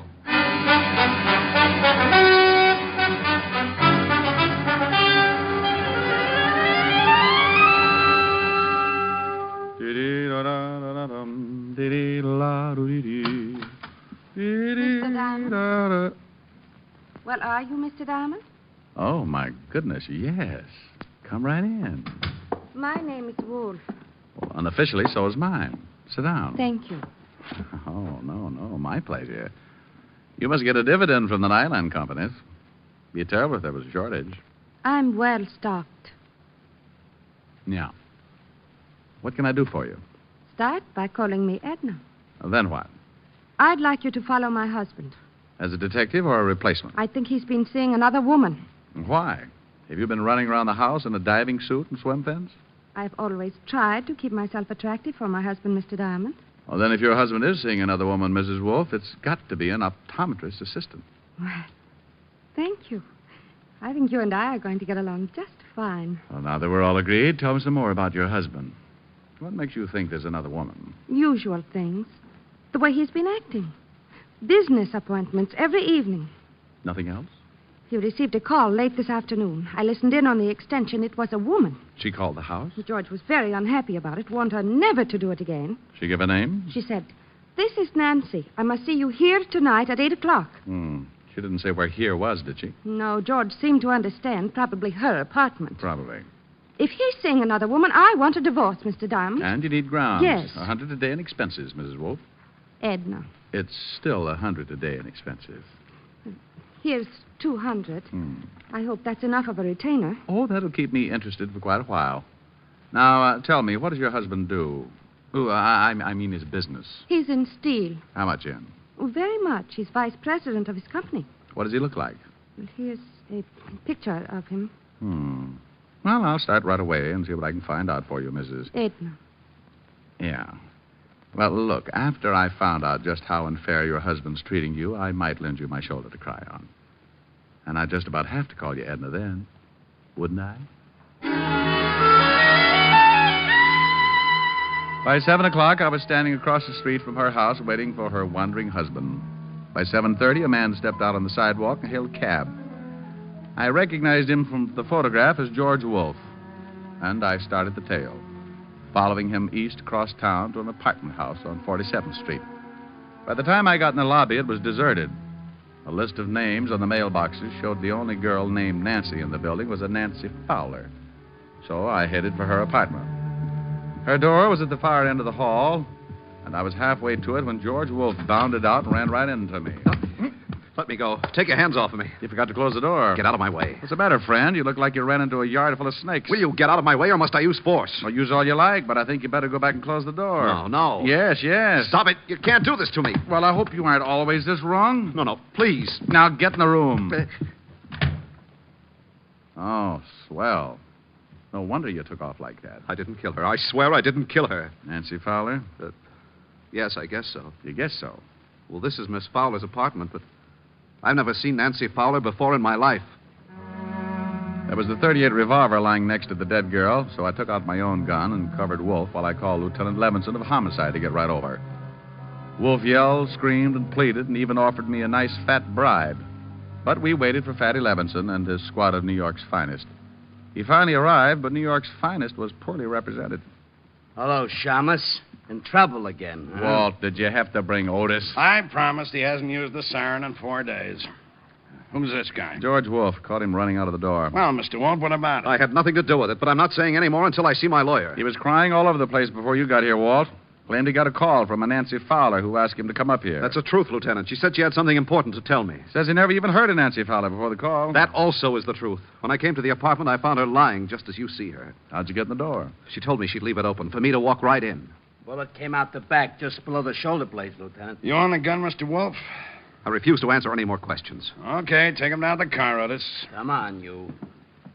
Rick, just how did you happen to be in this building at this particular time? Well, I was hired by that guy's wife to tail him. He was supposed to be playing illegal footsies with a female named Nancy. The dead girl? Well, the wife just knew the first name was Nancy. The girl who's supposed to live here is named Nancy. Nancy Fowler. I've never seen her before. Maybe the dead girl is one and the same. Well, I'll get an identification and have the gun checked by ballistics. In the meantime, I'm going to give this apartment a good going over. Mind if I help? Now, what kind of an answer do you expect to that? You will anyway. He was so right. We started going over the apartment room by room, closets, drawers, everything. In 10 minutes, the coroner and the boys from the lab arrived, and in the bedroom, Walt found something. Take a look at this. Ah, a jewelry box. Hey. Pretty expensive. Regal Jewelers. Very classy establishment. There's a card in the box. For my darling love, George. And the guy said he never saw her before. If this is his handwriting, he's as good as strapped in the chair. Well, it looked as if my client, Mrs. Wolf, had a killer for a husband. But a couple of small items still worried me. So I left Walt and went downstairs to find the switchboard operator. Oh, are you with the police? I just left them. Tell me, dear, do you keep a list of the calls that are made through the switchboard? Sure, it costs the tenants 10 cents a call. May I see the list? Yeah, I guess so. Here, handsome. Gee, nobody's called me that since I had long blonde curls and a gold yo-yo. I looked over the list of telephone calls and found the ones made by Nancy Fowler during the past 3 or 4 days. The last call listed from her apartment had been made at 7:45 that evening to a familiar telephone number. The same number Mrs. Wolf had given me when she left my office earlier. I left for the home of Mrs. Edna Wolf. Yes? Oh, Mr. Diamond, you shouldn't come here. What if my husband... Your husband's spending the night out. What? In a cell, all alone. Oh, you'd better come in. Now, what in the world are you talking about? And it looks as if your husband killed a girl this evening. Oh, no. That's the way it looks. Oh, please, sit down, Mr. Diamond. Thanks. I caught him running out of the girl's apartment, forced him back, and found the girl shot to death on the floor. Nancy Fowler? Yes, I think so. It was her apartment. The police are making identification now. Oh, it's just terrible. I wonder why he did it. Were you here in the house at 7:30 this evening? Well, no, I was with a friend until about 8:30. Well, a call was made to your house from Nancy Fowler's apartment. She was charged for it, so the call was completed. Well, she probably talked to George. Your husband swears he didn't know the girl. Claims he got a phone call, and she asked him to come right over. That she had something to tell him. He knew her all right. You remember, I told you I overheard them talking. Your husband own a gun? Well, yes, I believe so. You know what caliber? No, I don't know anything about guns. A bracelet was found in the dead girl's apartment. The card with it was signed Love, George. Oh, it looks pretty bad, doesn't it? If it's his handwriting, it does. Well, I guess he deserves it, but I'll call our lawyer and see what can be done. I'll keep in touch, Mrs. Wolf. I hope you will. Just because the case is finished. Well, there are still a few things that bother me, so I'll just kind of keep looking around until I'm satisfied. You mean you think maybe my husband didn't kill the girl? There's an awful lot of evidence that he did, but there's still a motive to be found. You've got the grounds you wanted, so from here on in, anything I do for you or your husband will be on my own time. Anything you do for my husband, I'll be glad to pay for. Oh, well, now, that's real nice. Well, I'll take a run down at the precinct and let you know what the lieutenant has found out. Good night, Mrs. Wolf. Still can't get used to Edna? It'll take a while.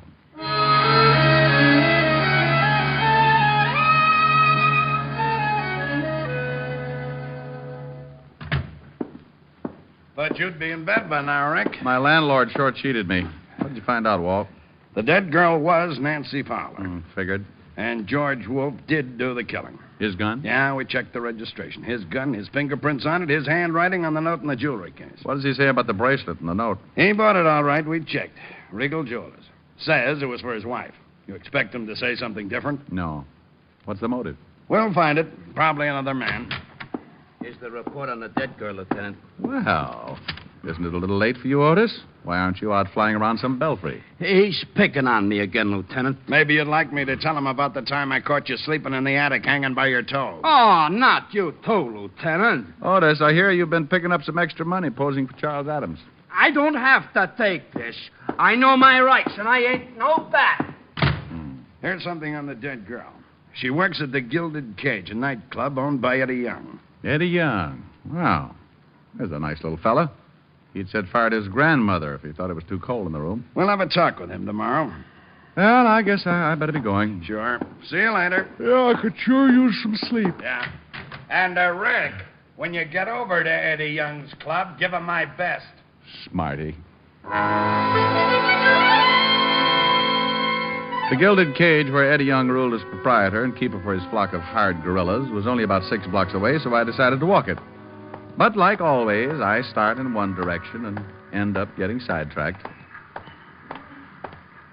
Keep walking, Diamond. Don't turn around. You caught me when I'm right in the mood. You turn around, I shoot you. What's the matter? Don't you want me to spot your Tony? Over to that car. Okay. Quit poking. Your muzzle's cold. You drive. I'll get in the back. Oh, I forgot my glasses. Can't see 3 feet without them. Get in. But I have a restricted driver's license. You want it right here? I can wait. Where to? Just start driving and don't turn around.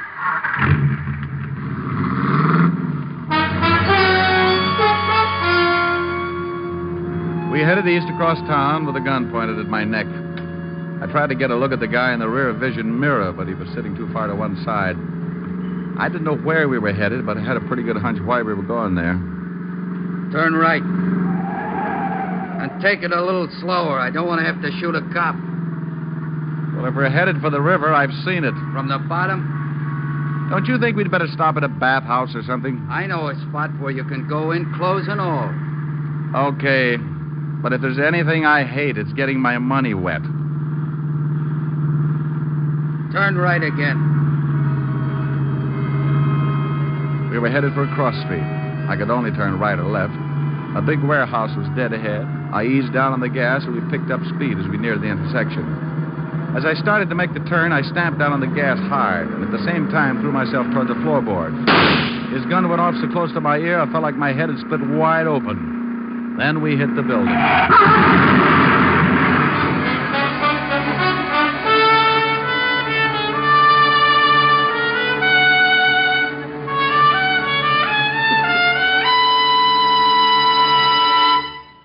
You're listening to Richard Diamond, Private Detective, brought to you by the makers of Rexall Drug Products and your Rexall family druggist. And here he is. Last week, a customer said to me, I wish I knew some way to be sure I'm getting enough vitamins. Some way that's easy. Yes, and inexpensive, too. well, ma'am, millions of people have found the easy way to do that. They take Rexall Plenamins. Plenamins? Rexall's popular multivitamin capsules. Just 2 Plenamins a day give you more than your minimum daily requirement of every vitamin for which such requirements have been established. Well, you can't expect much more than that. Yet Plenamins do give you more than that, for they also contain valuable liver concentrate and iron, plus other factors of the vitamin B complex. Say, they sound expensive. On the contrary, Rexall Plenamins cost you only a few pennies per day. Ask for Plenamins at Rexall drugstores everywhere, and remember, you can depend on any drug product that bears the name Rexall. And now back to tonight's adventure with Richard Diamond, Private Detective, starring Dick Powell.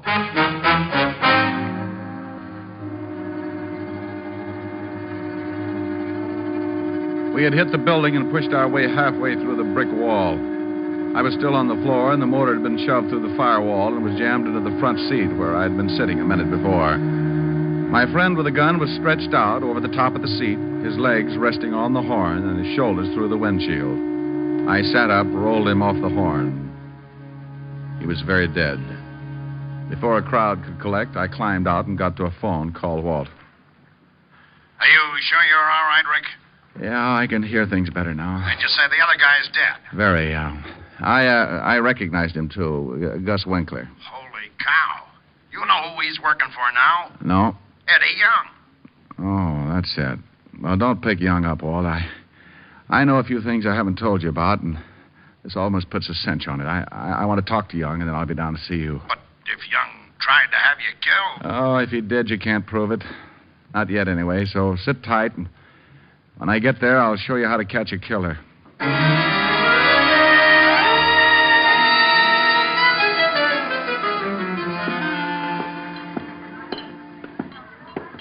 You going someplace, chum? Yeah, right through that door, chum. That's Mr. Young's office. Maybe he don't want to see you. Maybe he don't, but he's going to be disappointed. You ain't going in there, chum. I see. Everybody gets disappointed sooner or later, chum. Yeah, what... Aren't you in the wrong room? That's what your boy outside thought. I changed his mind. Are you sure you ain't looking for Bellevue, Shamus? You're kind of a mess. One of your boys, Gus Winkler, tried to give me swimming lessons. He can claim his body at the morgue. I don't know what you're talking about. Somebody else who works for you got killed tonight, too. Yeah, who? Nancy Fowler. What? Oh, come on, Eddie. I couldn't stand it if you started crying. Who killed her? The police are holding a man named George Wolfe. Know him? No, I don't know him, but Nancy's talked about him a couple of times. Hey, boss, that guy just... Forget it, Lou. Well, boss, he... Forget it, will you? Go on, beat it. Okay. You know, Shamus Lou's a pretty big boy for you to go pushing around. He's liable to stay mad. So Nancy said she knew this George Wolfe. That's right. Rich old guy, from the way she talked, she was taking him good. Where were you between 7 and 8 this evening? Right here in this office. I got witnesses. Oh, I'll bet you have. Okay, Eddie, I'll see you around. I left the office knowing how close I was to the whole answer and called Walt at the precinct. I told him to meet me up the block from the Gilded Cage, and 10 minutes later, he pulled the squad car up to the curb, and I climbed in. You find out anything? Yeah, but I have to know one thing first. What time was Nancy Fowler killed? Coroner's report puts it at 7:30. Well, that ties it. Now, would you mind telling me what it's all about? I'll do better than that, Walt. I'll show you. But we've got to wait until Eddie Young leaves the cafe and goes home. It was around 12:30, and we settled back to wait. And with an impatient cop sitting next to me, it wasn't easy. Around 1 in the morning, a boy brought Eddie Young's convertible up in front. We watched Eddie climb in. Okay, Walt, tail him.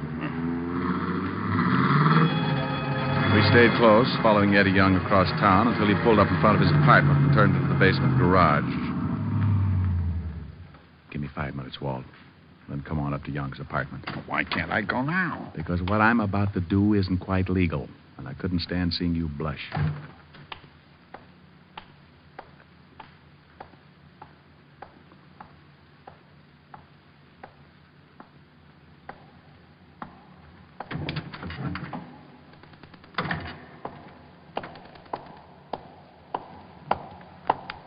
Hold it, Eddie. Hey, what's going on? One yell and I'll kill you. Look. Diamond. Come on, put away that gun, will you? What do you want? Let's go up to your apartment. But please believe me, Eddie. I'll do something bad if you get out of line. We rode the elevator up to Eddie's 8th floor apartment. I shoved him in the door ahead of me and then made sure there was no one else around to give me any trouble. All right. What do you want? Pick up that phone. Okay, but take it easy with that, will you? Well, who do you want me to call? This number and hurry. I'll tell you what to say. Okay, I don't get this. Evergreen Street. What's the matter? Don't you like that number, Eddie? I don't even know the number. Well, then dial it quick. Okay. And when you get an answer, just say, "This is Eddie. Get right over here. I got to see you." And I'll look, Shamus. You look, Eddie. I'm going to hold this barrel right between your eyes so you can see it coming if you make a mistake. I won't make a mistake. Hello. This is Eddie. Yeah, get right over here. I got to see you. I can't talk. Goodbye. Okay, now, will you take that gun away? You look a little worried. What have I got to be worried about? I don't know who I was talking to. Oh. That should be the law, Eddie. What is this, Diamond? I'm sorry I can't show you right now. Good night, Eddie. Wait a minute. Come on in, Walt. You said 5 minutes.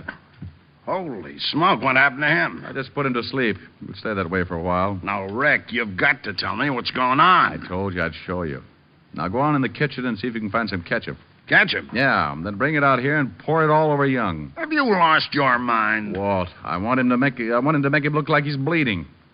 Now go find the ketchup or I'll just have to cut his throat. Walt found the ketchup and under protest poured it over the unconscious Eddie Young. Then I made sure the door was unlocked and we went out in the hall to wait. Please, Rick, what is this? It's the same way Nancy Fowler killing was framed, only she was really killed. Shh, quiet, elevator. Okay, I'll play along with it.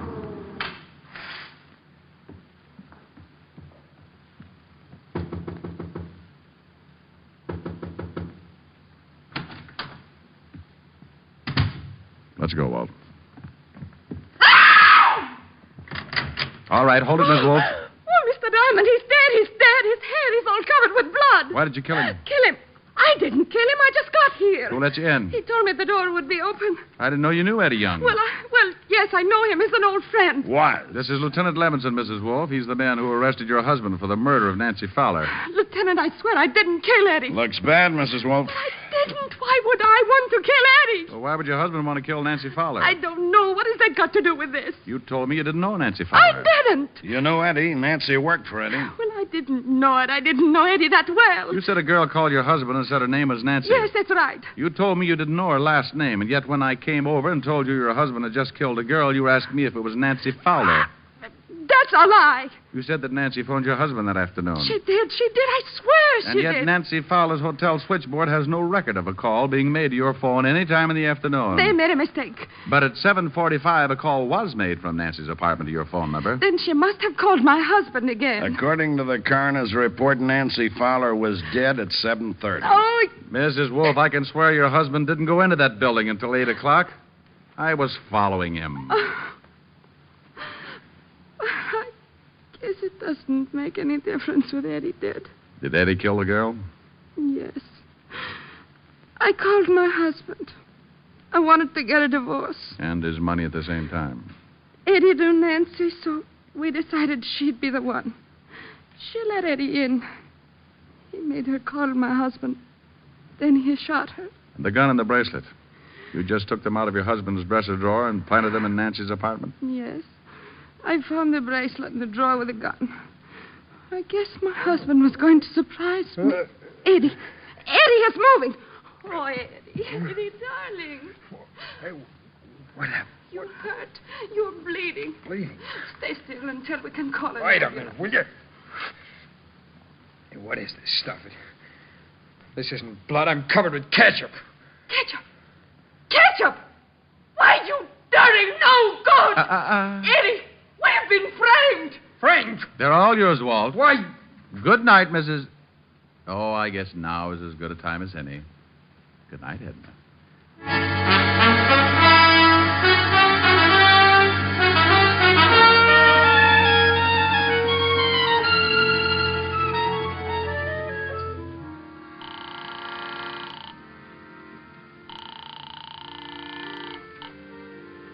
Yes?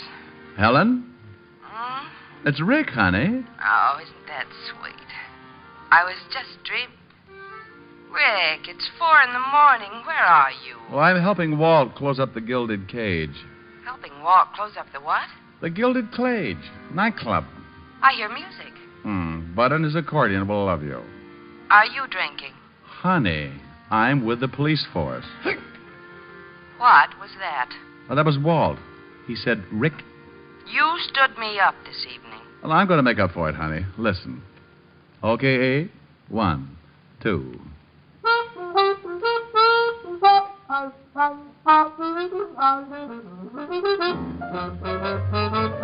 You made me love you. I didn't want to do it. I didn't want to do it. You made me want you. And all the time you knew it. I guess you always knew it. You made me happy sometime. You made me glad. But there were times, dear, You made me feel so bad. You made me sigh, for I didn't want to tell you. I didn't want to tell you. I want some love that's true. Give me what I cry for. You know you got the kind of kisses that I'd die for. You know you made me love you.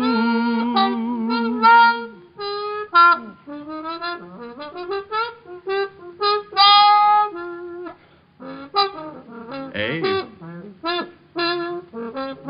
Abe? That's enough, Abe. How was that, honey? Honey? Honey? Oh, well. She like it? Well, of course she did. She'll be dreaming about it for the rest of the night. Come on, Walt. Let's dance.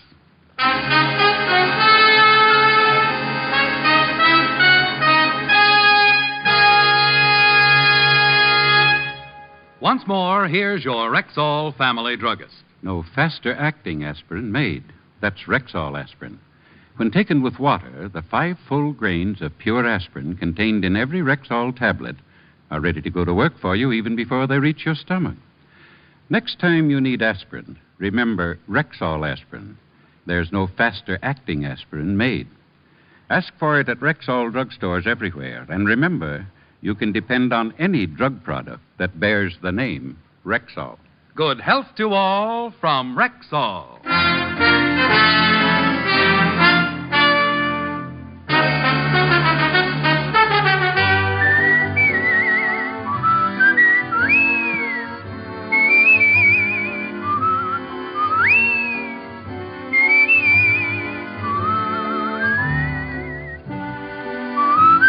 Richard Diamond, Private Detective, stars Dick Powell in the title role and is written by Blake Edwards with music composed and conducted by Frank Worth. Featured in tonight's cast were Virginia Gregg, Ted DeCorsia, Wilms Herbert, Hy Aberback, Stacey Harris, and Victor Perrin. Richard Diamond, Private Detective is produced and directed by Jaime Del Valle.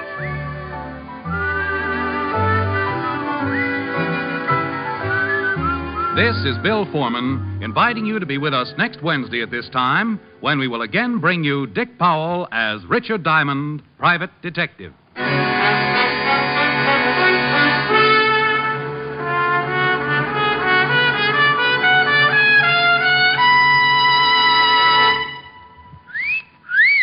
Hiya, beautiful. Get lost, Bristlepuss. You need a shave. But I have shaved.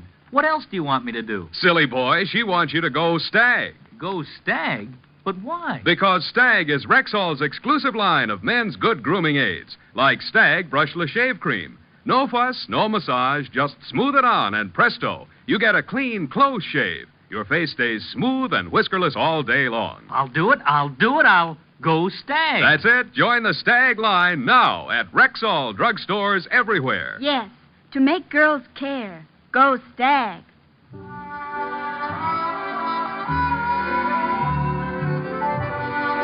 Sarah Berner will delight you tomorrow with Sarah's Private Caper on NBC.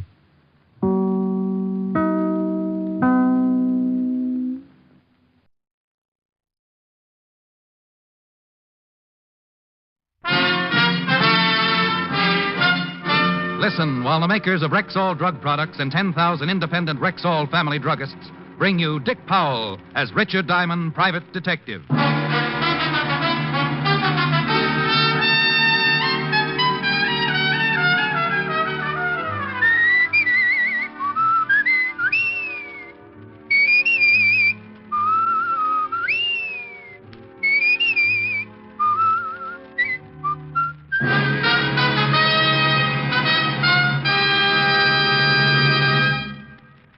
Good evening. This is your Rexall family druggist with especially important news for you.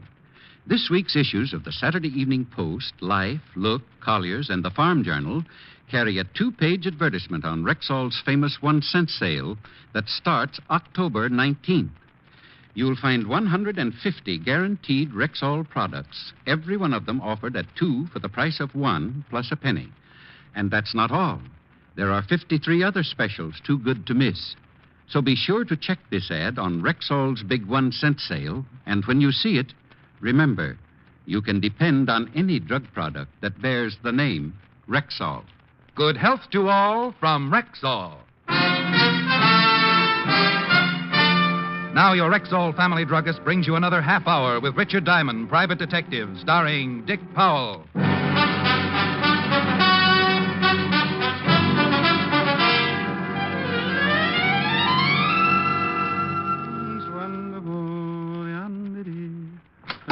Mr. Diamond? That's right. How do you do? I'm Roger Renard, real estate. Well, have a seat. Thank you. Let's get right to the point. Suits me. $100 a day plus expenses. Oh, yes. Your fee. Well, it's not much, but it's all mine, and I love it. What's that racket? Nothing. Excuse me.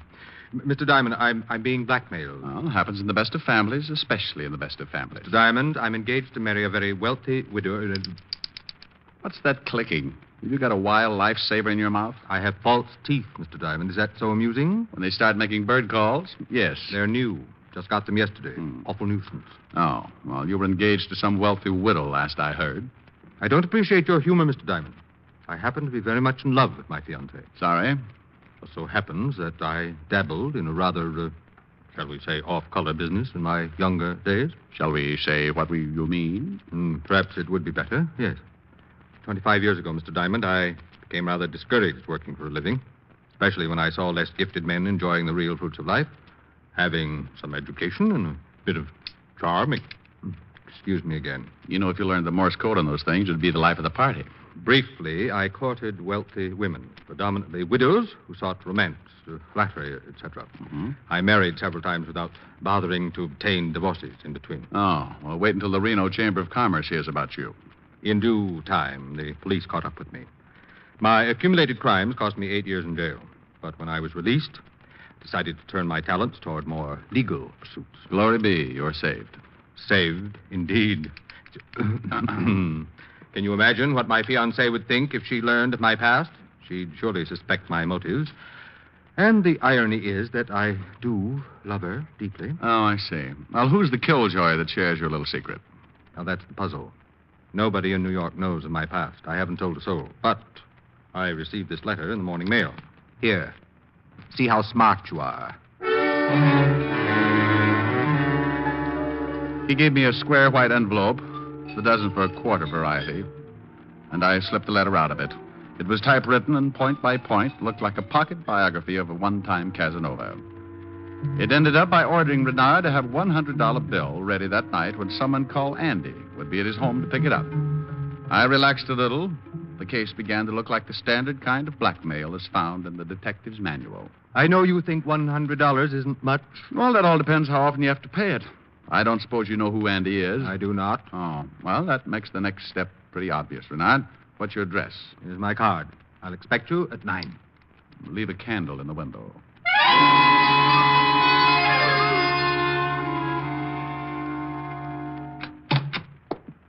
Uh-oh.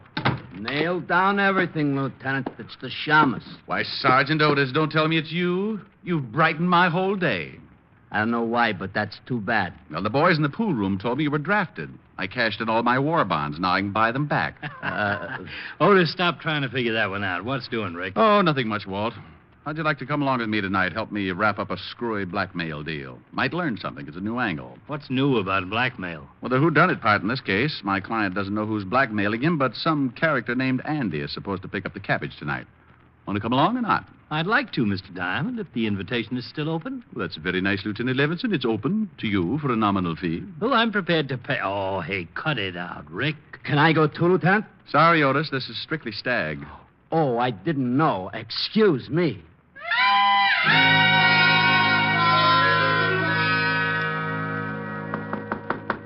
One moment. Oh, come in, Mr. Diamond. Who is this other gentleman? Roger Renard, meet Lieutenant Walt Levinson. The police. Mr. Diamond, I expressly told Take you. it easy, Mr. Renard. I'm here unofficially. What time is it, Walt? Nearly 9. Quiet. I just heard something. Oh, relax, Walt, relax. Mr. Renard is suffering from a set of mechanized molars. Oh. Store teeth, huh? Yes, it has become unbearably embarrassing. Oh, would you gentlemen care for a drink while we're waiting? I'll take a double of anything. Oh, I don't think I'll have go ahead, Walt. Get an unofficial snootful. Wait. Oh. Sit tight, Renard. I'll get it. I'll cover you, Rick, just in case. A package for Mr. Raynard. Come right in, Andy. What do you mean, Auntie? My name's Sheldon. Are you Raynard? I'm Renard. Oh, sign here. I'll sign it, Renard. It looks like straight goods. We're getting anxious. All right, then. Here. Here's your package. Keep this side up. Okay, Sheldon. Sorry for the trouble. Here, catch. Hey, thanks. Thanks a million. False alarm. Hey, that's a screwy-looking package. Look at those holes all over the top. Can't imagine who would be sending me anything. Why don't you open it as long as we're killing time? Yes, good. Well, heavy cardboard. There. Rick, look. It's alive. It's a pigeon. Oh. All right, you. Talk. What are you yelling at that bird for? Well, I thought he might be a stool pigeon. Fantastic. Absolutely fantastic. Gentlemen, look at this nameplate on the bird's leg. Here, underneath the capsule. Says Andy. That must be the bird's name. Let me see that box it came in. Yep, there's a note. Listen to this. Mr. Renard, by now you have met Andy, my pigeon. You will please roll the $100 bill very tightly and place it in the capsule attached to Andy's leg. Then simply release him outdoors. Please check your watch, Mr. Renard. If Andy isn't safely home by 9:30, your secret will be turned over to the papers in the morning. You will hear from me again next week. No signature. How do you like that? You get it, Rick? Andy's a homing pigeon. Oh, don't explain it, Walt. Just pick out a nice, hard wall for me to knock my conceited head against. Mr. Diamond, it's almost 9:15. What shall I do? Well, here's my overpaid opinion, Renard. If you don't pay off, you know what'll happen. If you do pay off, we'll just keep working on the case and hope for the best. Rick, do you think we could... Walt, don't say it. The chances of following a pigeon between New York skyscrapers, especially at night, is strictly for radar, something we don't happen to have handy. Well, what's it going to be, Renard? I'll pay the money, of course. There's no other way. But this will bleed me dry week in, week out. Well, looks that way. Well, that will be the end, then. I can't raise that much cash each week. Well, here's the money, Mr. Diamond. Will you gentlemen take care of the details?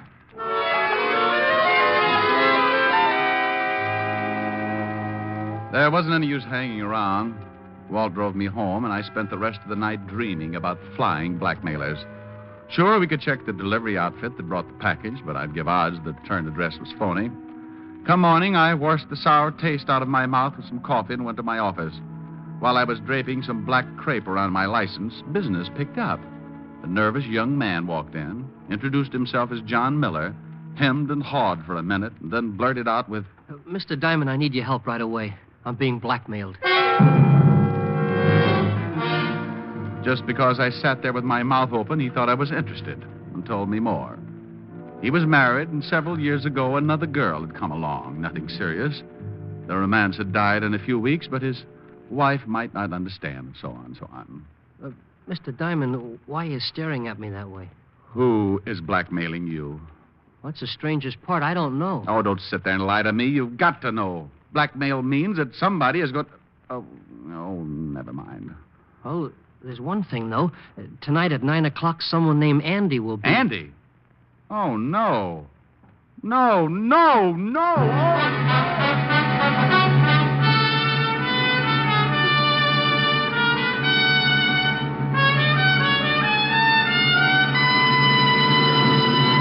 Before we continue with the adventures of Richard Diamond, here's a lady with a question for our Rexall family druggist. I want to know more about the ad on Rexall's 1-cent sale. Well, ma'am, the ad appears in this week's Life, Look, Collier's, the Saturday Evening Post, and the Farm Journal.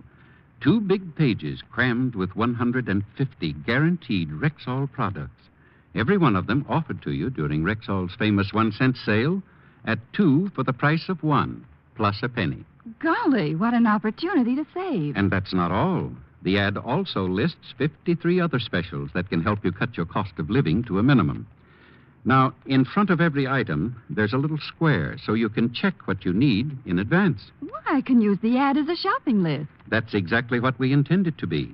it's your big chance to stock up for months in advance.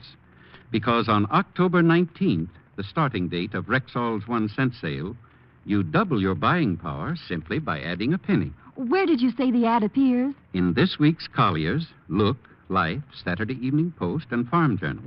Look for it. And remember, you can depend on any drug product that bears the name Rexall.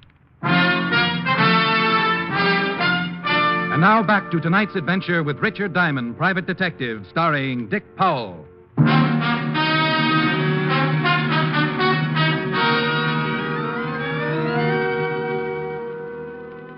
So it had come to me as it must to all private detectives. A strange little voice inside my head began nagging. Get out of this business while you still have all your marbles. Get into something sensible like taming python.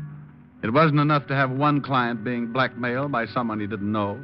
A second guy has to walk in with the same routine. And the payoff was that a certain miserable homing pigeon called Andy had a feather in the pie. A foul, that Andy. After a while, my second client, Miller, began to fidget in his seat. Probably because I began sharpening my letter opener. Mr. Diamond, do you feel all right? Oh, yes, I feel great, simply great. Just keep me away from open windows. I beg your pardon? Oh, forget it. Now, let's see now. You're being blackmailed, but you don't know by whom. And a certain Andy will be at your office by 9 o'clock tonight to pick up the money. Yes, that's right. Oh, well, now, Miller, I'll be kind. I won't tell you who Andy is right now. First of all, you tell me, do you know Roger Renard? Roger Renard? Mm-hmm. No, I don't believe so. Now, think hard, Miller. Small guy, bright blue eyes, cultured voice. No, I don't know anyone like that. Who is he? Well, he happens to be in the same hole you are. Andy paid him a visit last night. Really? Yeah. This is bargain basement day in blackmail. Well, what do you know? Well, let me think. Renard. Now, look, I got a better idea. You just sit tight and leaf through my collection of unpaid bills. It'll keep your mind off your own worries. Oh, there's got to be an answer to this.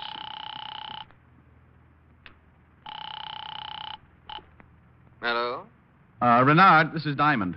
Can you get to my office in 15 minutes? Of course. Has anything happened? Don't ask. But, Just hurry. There'll be a diagram for you when you get here. When Roger Renard arrived, I introduced him and revealed my last hope. Somewhere there had to be a familiar connection between Miller and Renard. A familiar place, a mutual friend.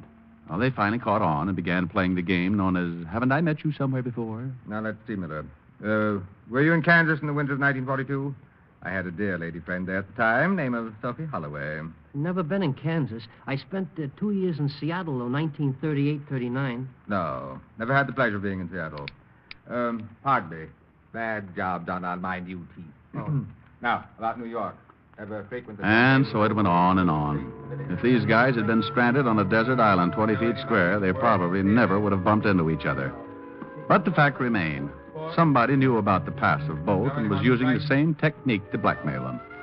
An hour and 3 aspirins later, my head began to feel like a ping-pong ball, being smacked from Miller to Renard, from Renard to Miller, from Miller... I've done my best to stay away from physical exertion, and I must say that I've been rather successful at it. The devil take these artificial bicuspids.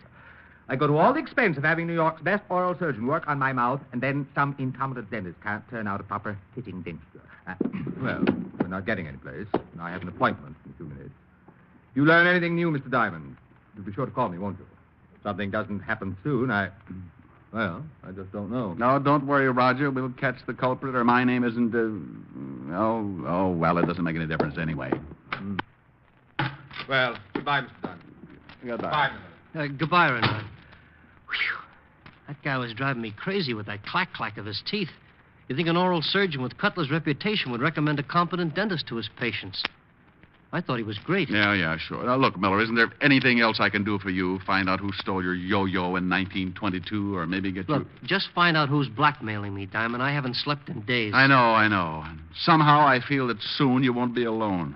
If you could only find out where that pigeon is.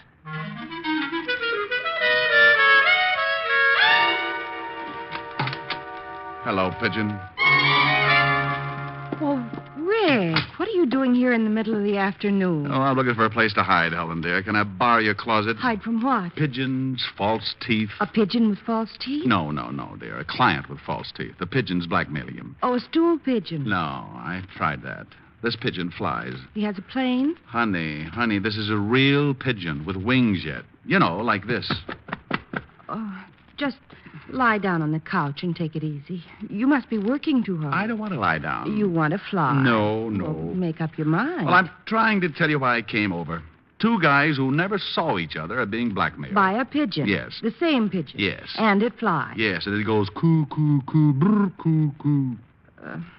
Are you sure you wouldn't like to lie down? No, I just want some peace and quiet so I can figure this thing out. Rick, darling, at least try and take it easy. Now, come on. Nothing's that bad. Smile for Helen. Smile? Oh, come on. Let's see your pearly teeth. I said, let's see your pearly teeth. Helen, that's it. That's wonderful. Now, how about a nice cool drink? No, listen. Renard said he went to New York's best oral surgeon. Later, Miller said an oral surgeon with Dr. Cutler's reputation should have recommended a competent dentist. And he was probably right. Now, why don't you just try How did Miller know Renard was talking about Dr. Cutler? Ouija board? Because Miller must have been treated by Dr. Cutler, too, and knows he's the best oral surgeon in New York. Helen, I gotta make a phone call.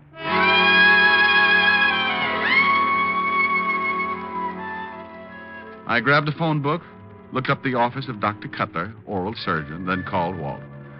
20 minutes later, I met the good lieutenant on the 10th floor of an office building on Madison Avenue. Walt assigned Otis to guard duty outside of Dr. Cutler's office. His orders were to trip any guy in a white smock that seemed in a hurry to take the day off. Walt and I agreed to underplay our police affiliations just in case we were wrong. Then we went in. We slowed up when a white mountain of a woman stood up from her desk and announced she was Miss Barrows, Dr. Cutler's nurse. Could have fooled me. From the size of her, Notre Dame could have used her last week. What seems to be the trouble, gentlemen? Well, it's somewhat important, Miss Barrow. We'd like to see Dr. Cutler as soon as possible. My name's Diamond. I see. In just a moment. Yes, Miss Barrow. Doctor, there's a Mr. Diamond and his friend here to see you. They say it's urgent. Thank you. I'll be right out. Won't you sit down? No, thanks. We'll stand. Good afternoon, gentlemen. Hello, Doctor. How do you do? What seems to be the trouble? May we go into your office, Doctor? Oh, yes, of course. Go right in. Miss Barrow, are those X-rays ready on that impacted molar? I'll have a look, Doctor. Thank you. Now, gentlemen. The doctor was an old, red-faced gentleman with puzzled blue eyes. As tactfully as I could, I told him about Renard and Miller and the fact that they were in trouble. He remembered them. Oh, yes, Mr. Diamond. I removed Mr. Renard's teeth last month. As for Mr. Miller, he was in just last week. The rest of it is pretty blunt, Dr. Cutler. Both of these men are being blackmailed by the same party. And it just so happens, Doctor, that you are the only acquaintance they have in common. What? Now, look here, young... Don't get excited, Doc. Rick isn't accusing you. We just have to check these things. I realize that. I think my position and past record in dental surgery are proof enough. If you care to see a statement of income from my practice, plus stock dividends, you'll see how foolish... Yeah, Doc, you're right. Rick, it just doesn't figure, not for a lousy couple of $100. I know, Walt. It sure looks that way. But if this isn't the end of the line, we'll be on this sleigh ride forever. Dr. Cutler, is there anyone else in your office who gets to know the patients well? Just myself and Miss Barrow. She's the nurse who's outside. I could call her in. No. In a minute, Doctor. Does she just answer the door and take temperatures or what? Oh, no, of course not. Miss Barrow is a registered nurse and a trained anesthetist. You mean she gives your patients Novocaine? Is that it, Doc? Novocaine, yes, in some cases. For specific cases, we must use a more general anesthetic like sodium pentothal or gas, or sometimes... Doctor, isn't sodium pentothal sometimes called the truth serum? Yes, in narcosynthesis. It's sometimes used in psychiatric treatment. Some patients will answer any question truthfully under the influence of sodium pentothal. See, it weakens the conscious will and... The X-rays are ready, Doctor. That's Miss Barrow now. I'll call her. No. Don't do it, Doctor. Stall her. Just ask her to wait outside. I don't understand, but very well. One moment, Miss Barrow. What are you going to do, Rick? Doctor, I want you to pretend that I'm an emergency case. Must be treated at once. Can you? Oh, of course, but... Now, can you have your nurse give me something harmless instead of pentothal? Well, yes. Distilled water could be substituted. Well, we're in business. Walt, you make like the old friend who came along for laughs. Uh-huh. Now, Doctor, call Miss Barrow in and turn her loose on me.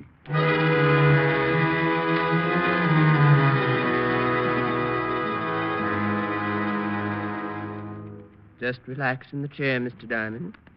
There's nothing to worry about. Oh, I hope not. My whole mouth feels like it's burning. Now I'll have to strap your hand down for the pentothal injection. This won't take long, will it? You won't feel a thing. Now, there's the tourniquet. Now we're ready. Well, let's get it over with. Very soon, Mr. Diamond. Very soon. You're getting drowsy now. Very tired, aren't you? You can talk, Mr. Diamond. Patients often talk away their troubles while I take care of them. Oh, yes, talk away troubles. It's up to you, of course. But if you want to get anything off your conscience, why, just go ahead. Oh, wonderful. Everybody has something that's bothering them. Something they're ashamed of. Ashamed? Oh. You can tell me. Ashamed of... Oh, ashamed. Yes, go on. I used to steal money from a friend of mine. Was a wonderful guy. Big, fat, but dumb from the word go. I'd steal him blind. His watch, his cash. He never knew what was happening. That was terrible of you, wasn't it? What's his name? Levinson. Walt Levinson. Oh, but then Yes, I'm listening. Well, then he became a policeman, a lieutenant. One night he caught me stealing. I had to kill him. He was going to arrest me. And you escaped? Yes, escaped. But his ghost haunts me. In fact, Lieutenant Walt Levinson is sitting in the next room, badge and all. Okay, Miss Barrow, we've all heard enough. Andy's going to miss you. Come on, Walt. What? Why, you... All right, lady, hold it. Watch out, Walt. Walt ducked just in time to miss being scalded by the boiling pan of surgical instruments. But it gave her enough time to run out of the office. I had just freed myself when I heard a scream from the hall. Walt and I rushed out there and found Otis helping Miss Barrow to her feet. Gee, miss, I'm sorry I tripped you, but you was wearing a white smock and I got mixed up. I'm sorry, honest I am. Shut up, Otis. What? Oh, Otis, I don't know what to say. You doing this? Otis, you... Oh, Otis, you are without a doubt.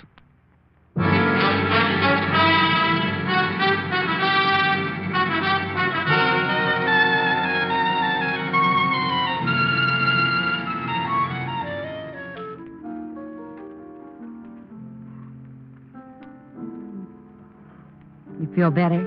Mm-hmm. All calmed down? Oh, sure. No more problems? Not a single one. How's the pigeon? Oh, we found him over at a nurse's house. He was staying with the nurse? In the garage, yes. Had a friend there, too. The nurse worked for Dr. Cutler, an oral surgeon. Well, I thought you said your client was the one with the false teeth. Oh, that's right. Then what was the matter with the pigeon? Nothing. He was just a little tired from making all those trips with that money tied to his leg. Why don't you sing something? All right. It's wonderful. It's marvelous. You should care for me. It's awful nice. It's paradise. It's what I love to see. You've made my life so glamorous. You can't blame me for feeling amorous. Oh, it's wonderful.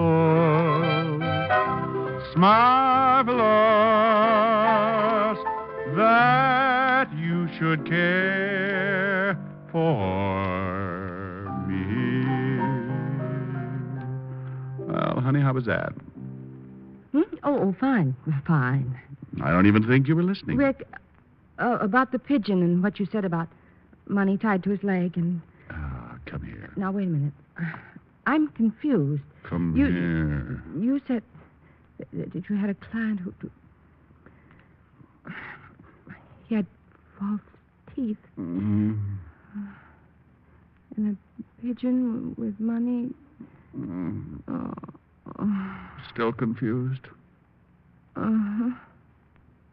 Confuse me some more.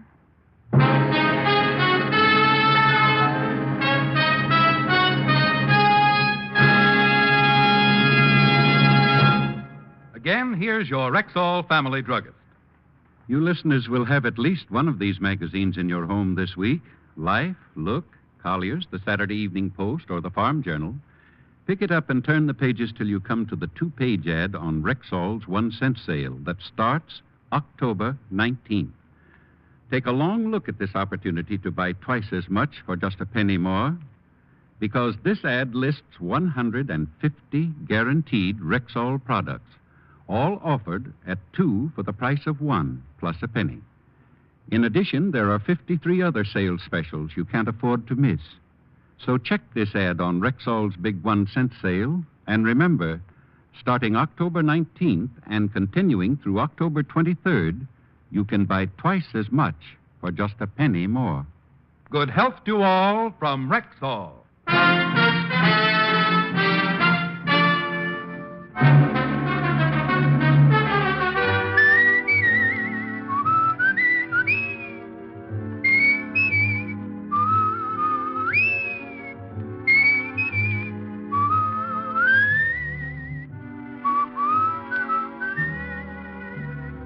Richard Diamond, Private Detective, stars Dick Powell in the title role and was written by Joe Morheim and Hal Bloom and edited by Blake Edwards with music by Frank Worth. Dick Powell's soon-to-be-released picture is the Metro-Goldwyn-Mayer production, Right Cross, in which he co-stars with June Allison and Ricardo Montalban. Featured in tonight's cast were Ted Osborne, Wilms Herbert, Arthur Q. Bryan, Bob Sweeney, D.J. Thompson, and Virginia Gregg. Richard Diamond, Private Detective, is produced and directed in Hollywood by Jaime Del Valle.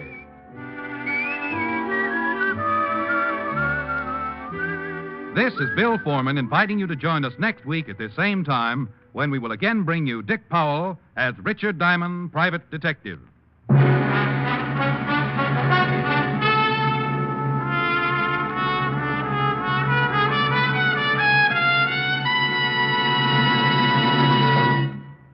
Check the double-page ad in this week's Life, Look, Collier, Saturday Evening Post, and Farm Journal on Rexall's 1-cent sale that starts October 19th. Mark the date on your calendar. It's your chance to buy 2 top-quality guaranteed Rexall products for the price of 1 plus the penny.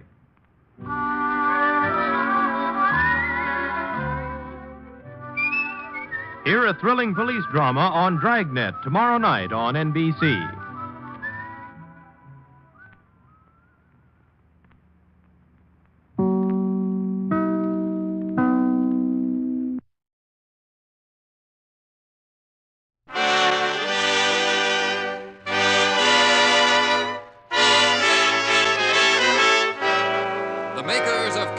Cigarettes present Dick Powell as Richard Diamond, Private Detective.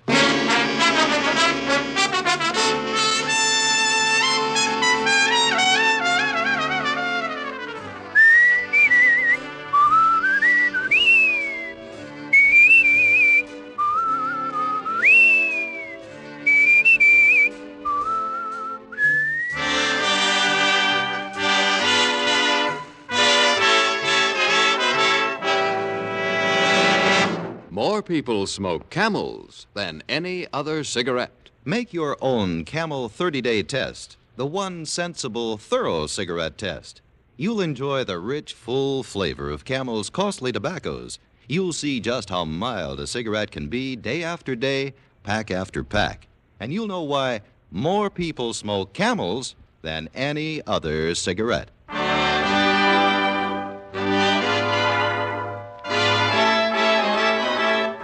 here transcribed is Richard Diamond, Private Detective, starring Dick Powell.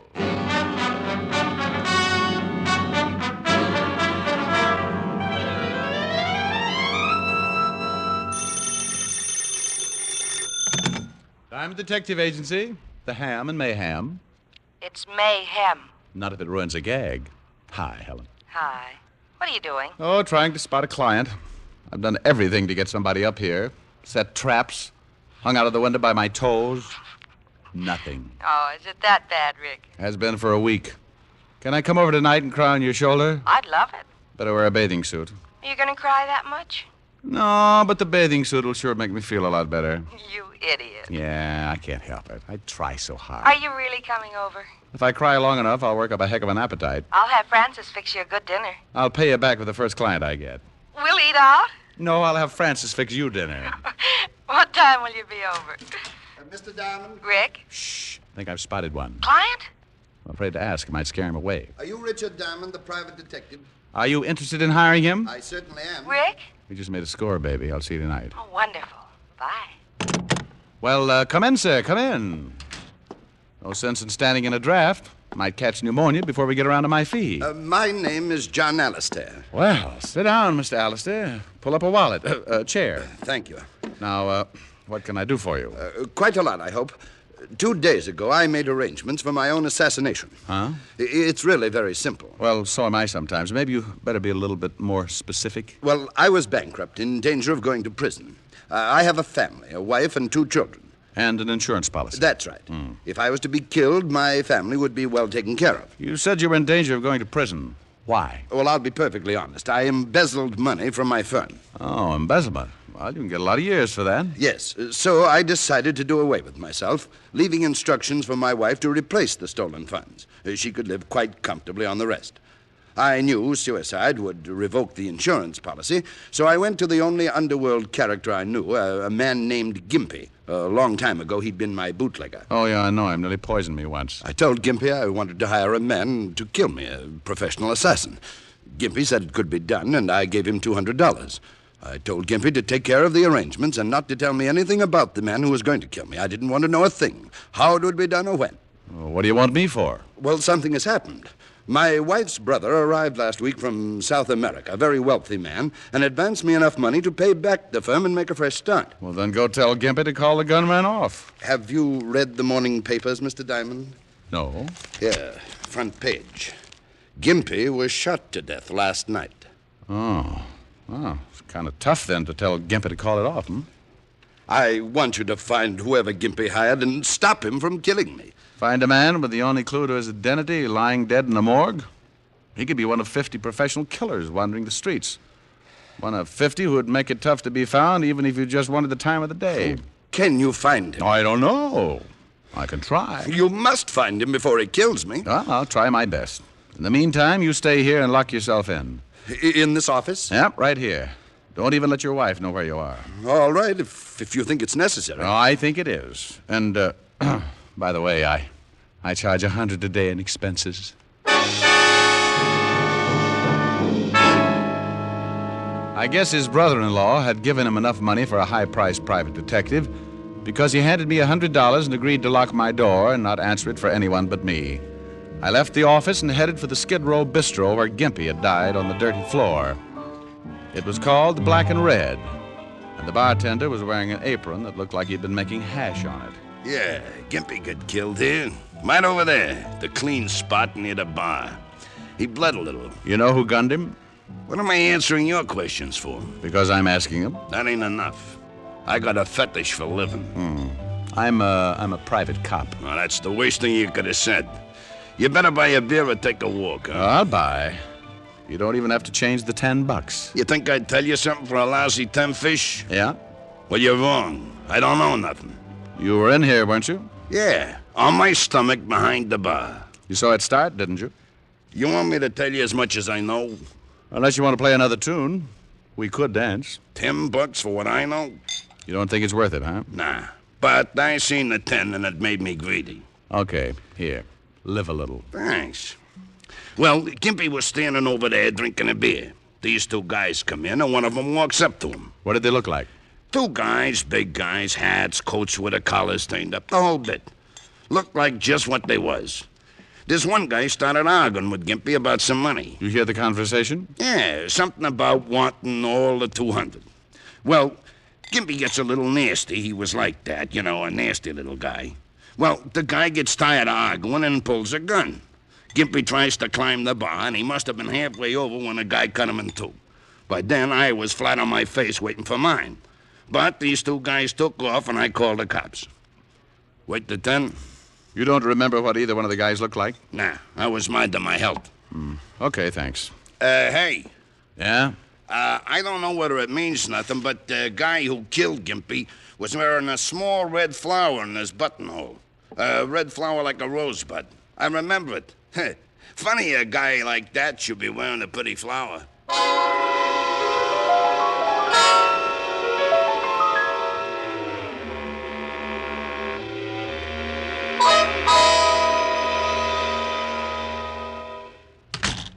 Oh, what do you want? Why, Sergeant Otis, you've been taking your ugly pills again. Can't you ever do anything without the department's help? I thought you were supposed to be a big, smart private detective. Well, we all make mistakes. I thought you were supposed to be a gorilla. Oh, you did, huh? Yeah, but gorillas get bigger. Oh. Hello, Walt. Hello, Rick. What can I do for you? I got a little problem. Your department handled that killing over in the Black and Red Saloon? Skid Row? Yeah. Yeah, a small-time guy named Gimpy got himself blown up. Any line on the killer? No, we questioned the bartender who runs the place. He was lying on his face. Couldn't give much of a description. We're checking up on Gimpy's friends and associates. The killer wore a small red flower in his buttonhole. Maybe a rose. How do you know? Bartender told me. Thought maybe you knew about it. Well, he didn't tell me. What are you interested in Gimpy for? He contacted the killer. I've got to find the killer, and I don't know who he is. You think maybe this guy with the flower is your boy? Well, he might be. Bartender said he was arguing with Gimpy about $200. Well, no, he didn't tell me that either. Just said they were arguing. You should have slipped him $10. What do you have to find him for? Client. You got a client who wants you to find a killer? Yeah, and that's all I'm going to tell you. Now, give me what you got on Gimpy and his friends. I don't know why I should. Oh, stop pouting, fatty. I can't tell you anymore. Besides, if I find this killer, you solve the Gimpy killing, don't you? Well, yeah. Well, then let's have it. Okay. Gimpy didn't have many friends. The only sure one we've come up with is a woman named Belle DeCanto. Runs a small dancing school. Have you talked to her? Yeah, but she knows less than the bartender. Here's the address. Walt gave me Belle DeCanto's address, and I went over. It was an old two-story building on the east side with a rickety flight of stairs leading up to the dance studio. Belle DeCanto was sitting at the piano. I stood there smoking a Camel, watched one of her young pupils perform a pretty sloppy set of turns. All right, Jeannie, that was fine. Over to the bar. Okay. Hey. Huh? Oh, somebody. Oh, what can I do for you? I want to talk to you, Belle. $20 for 10 lessons. I just want to talk. Why don't you take the lessons, mister? Gives you grace and balance. I'd look a little silly in tights, dear. Go do your exercises, Jeannie. Okay, but I still think you look great in tights, mister. We could do Swan Lake and things. I bet we could. Talk him into it, Belle. He's real cute. What do you want to talk about? Gimpy, You a cop? private cop. I entertained the whole 5th precinct all morning. I'm looking for the guy who killed Gimpy. I told the cops all I know. I don't know who killed Gimpy. Back straight, honey. Okay. I can't help you, mister. You know a man who wears a red flower in his buttonhole? Huh? Do you know a man who wears a red... I'm busy, mister. I got a lesson. Look, Belle. I don't know nothing. Now beat it. Maybe if I bought a course of lessons. I'm full up. Now get out of here. I told you to keep your back straight. Okay, I'm keeping it. Belle. You gonna get out of here, or do I call the law? Oh, Belle, what you throwing him out for? You shut up and keep your back straight. Listen, I'm paying good money around here. Get out now, mister. Okay. What you climbing on me for, huh? So what are you yelling? You get up there and do your bit, or I'll bust this cane over your skull. You'll do what? I told your old lady I'd teach you how to dance, and I will if I have to cripple you trying. You don't yell at me like that. Bye, you lovely people. Bye, honey. You don't yell at me. I paid my money. Who do you think you are? Who? Get up on that bar! Drop dead!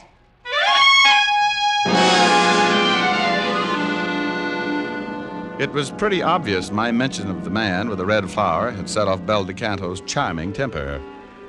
And it was even more obvious that to Belle, the man with the red flower spelled some kind of trouble. The third and most obvious point was that I wouldn't get anything out of Belle even if I dropped her in a pit full of enraged mice.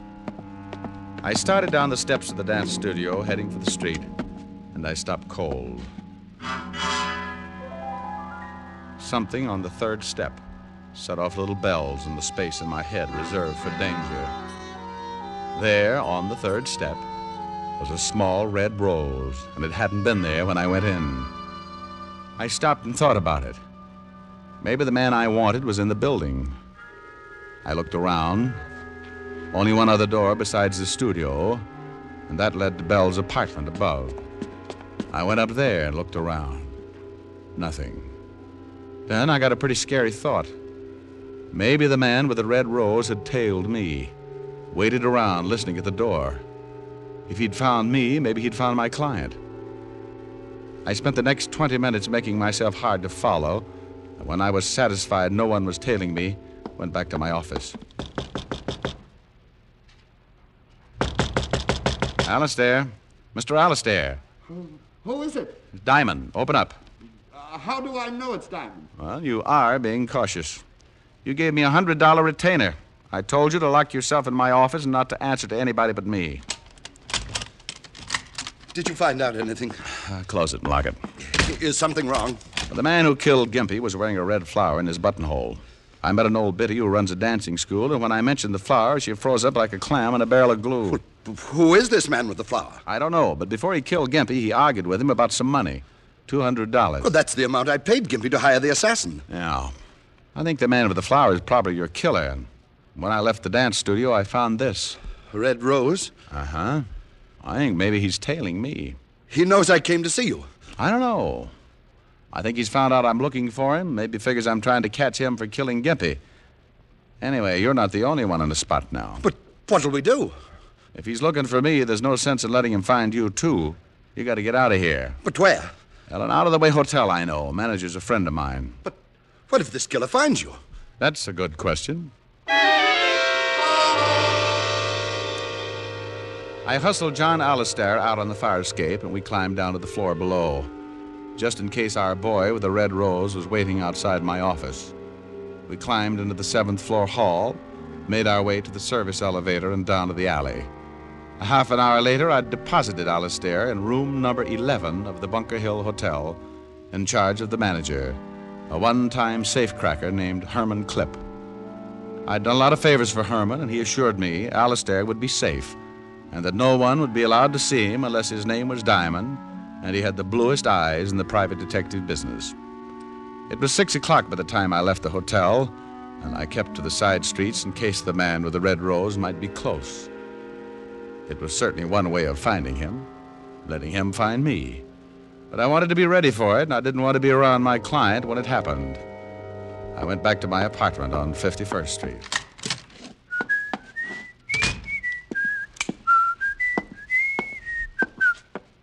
Hello, chum. I've been waiting for you. Oh, that's nice. Lonesome? For a while. You had that nice big gun to keep you company. Sure. You forgot to wear your rose. You got the wrong boy, Diamond. Drago's busy. Drago? Name won't do you any good. I'm going to kill you. Drago's the boy with the red rose? Turn on the radio. You were the guy with him in the bar when he killed Gimpy. That's right. Turn on the radio. Okay. Look, tell Drago he doesn't have to kill John Alistair. Alistair says to call it off. The radio. Oh, sure. Will you tell him? See, I tell him. But I don't think it's going to do any good. You see, he knows Alistair talked to you. We know you've been trying to find him. And we don't want anybody who can pin Gimpy's killing on us. I didn't tell Alistair anything. Sure. Where you got him hidden out, huh? We find out. Drago should have knocked off Gimpy like that, but he gets excited. Like running out of the bar before he knocked off the bartender. If we had knocked off the bartender right then, he couldn't have told you nothing. What about the bartender? He's in the river. Turn the radio up. I turned the radio up slowly, my mind working triple time. The guy behind me wanted the music to cover the noise, like a funeral march with a one-gun salute. I heard him get up behind me. All right, turn around. It had to be quick. I turned and gave him the radio right in the face.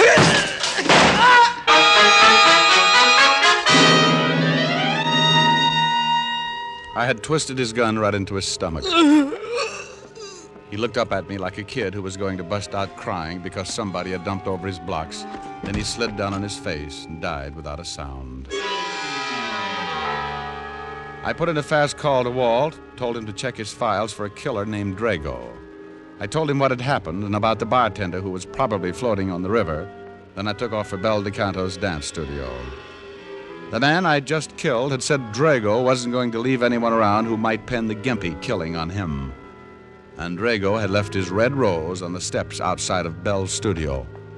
When I got there, the big dance hall was dark, so I went up another flight to Bel's apartment.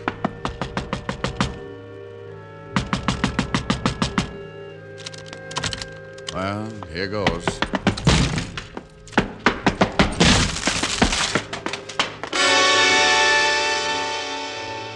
Bel was there all right, and Drago had been there. He hadn't left a rose, but he left a bullet instead. It was somewhere in Bel DeCanto's heart.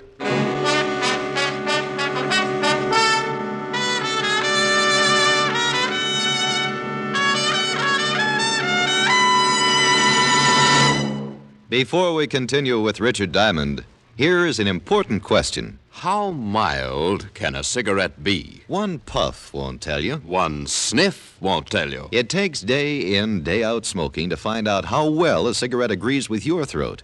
Only Camels offer you this day in, day out smoking proof. In a coast-to-coast test of hundreds of people who smoked only Camels for 30 days, noted throat specialists reported not one single case of throat irritation due to smoking Camels. Make your own Camel 30-day test, the one sensible, thorough cigarette test. Smoke only Camels for 30 days and let your taste tell you how rich and flavorful Camels are, puff after puff, pack after pack. Let your throat tell you how mild Camels are, how well Camels get along with your throat as a steady smoke. You'll see why people say, once a Camel smoker, always a Camel smoker. How mild, how mild, how mild, how mild, how mild can a cigarette be? Make the Camel 30-day test and you'll see. Smoke Camels and see. And now back to Richard Diamond, Private Detective, starring Dick Powell.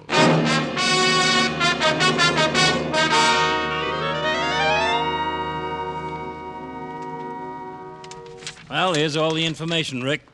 The only man we got on file named Drago is a well-known hood named Tommy Drago. 7 arrests, 2 convictions, assault and armed robbery. Can you find him all? Well, I put out an APB. Maybe we'll pick him up. You find the bartender? They're dragging the river now. The guy in your apartment has been identified as Giulio Bassadi. Arrested once with Drago. Supposed to work together. Yeah. Why did Drago kill Bel DeCanto? Well, probably thought I'd told her something. Now, we gotta get this boy. He's killed 3 people in 2 days. And he wants to add 2 more to his list. Me and my client. Where is your client? Oh, he's staked out in the Bunker Hill Hotel. He's safe. Well, we better pick him up and give him protection. He doesn't want the police brought in. But you can stake out a couple of men near the hotel in case Drago shows up. Right. Look, Walt, if this Drago likes red roses, he must buy them someplace. Yeah? Well, have some men check all the flower shops. Have them circulate the description.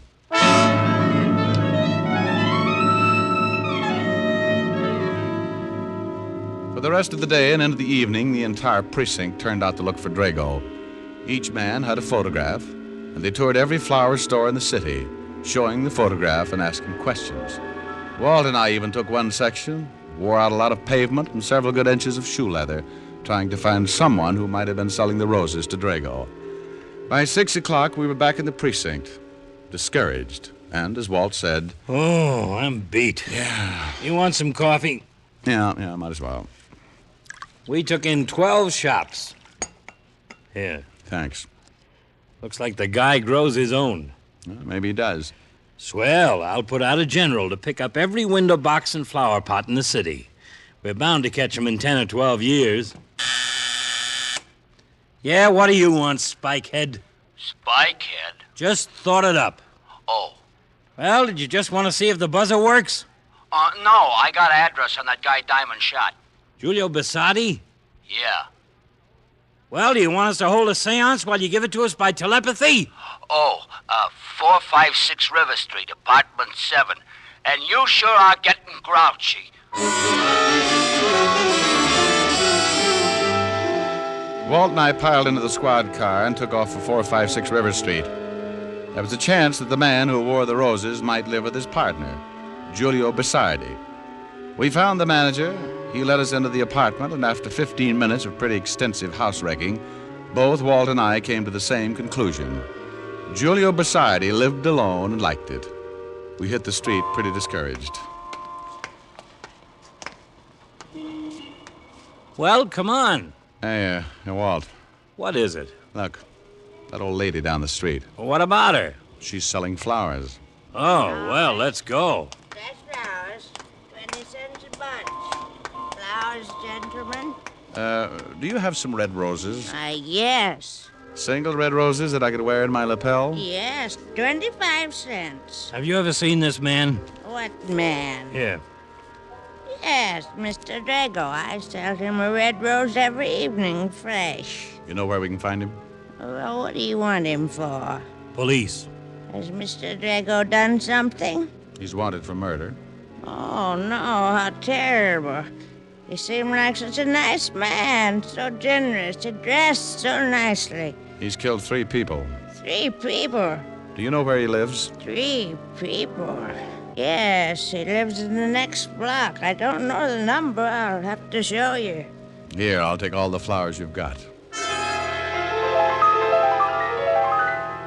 The old flower woman showed us the building, and again we dragged another manager out to let us into Drago's apartment. This time we went in low, ready to shoot if Drago happened to be home. He wasn't. And once again, we tore another place apart. Find anything? No, not yet. Get a load of this closet. Drago really dresses. Hey, Walt. Yeah? You find something? Look at this telephone pad. What about it? The writing. Read it. Bunker Hill. Bunker Hill Hotel. That's where my client is. Drago's found him.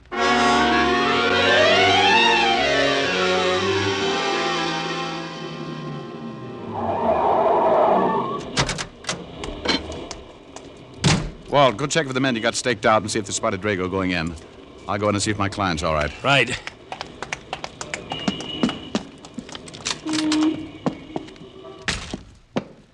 Herman. Herman. Oh.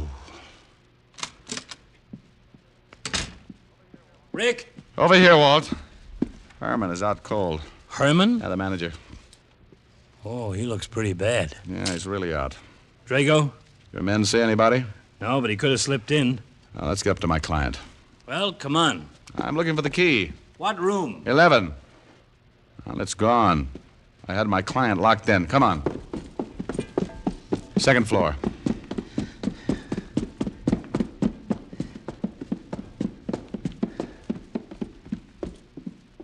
Here it is.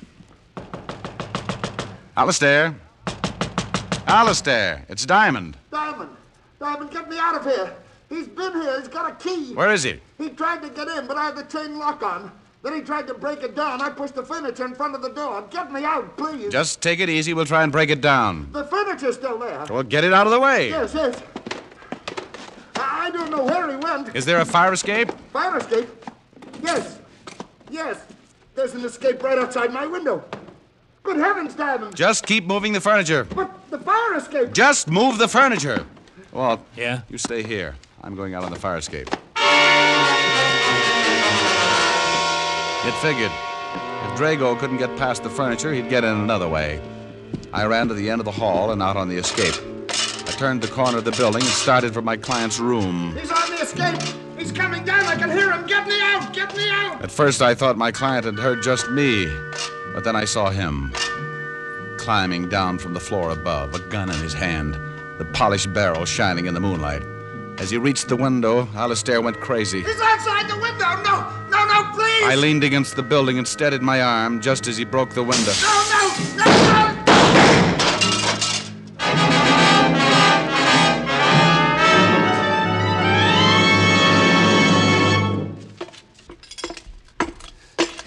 You killed him. You killed him. You killed him. Yeah. Funny.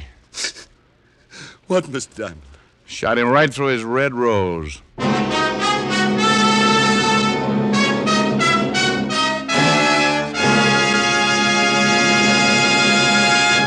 Dick Powell will return in just a minute. Across the nation, doctors in every branch of medicine have been asked this question. What cigarette do you smoke, Doctor? Again, the brand named most was Camel. Yes, according to this repeated nationwide survey, more doctors smoke Camels than any other cigarette. Yes, and Camels are the favorite cigarette of many stars whose throats are their fortune. Risa Stevens, Mario Lanza, Martha Tilton are a few of the singing stars who choose Camels for mildness. How mild, how mild, how mild, how mild, how mild can a cigarette be? Make the Camel 30-day test and you'll see. Smoke Camels and see. Here's Dick Powell with a special message. Thank you. Ladies and gentlemen, this week we add a new name to the list of recipients of gift camels for hospitalized servicemen and veterans. It's the Military Air Transport Service, United States Air Force, which evacuates virtually all overseas wounded servicemen. Camels are also on the way to veterans' hospitals, Lake City, Florida, and Nashville, Tennessee. U.S. Naval Hospital ship Haven. Now, until next week, enjoy Camels. I always do.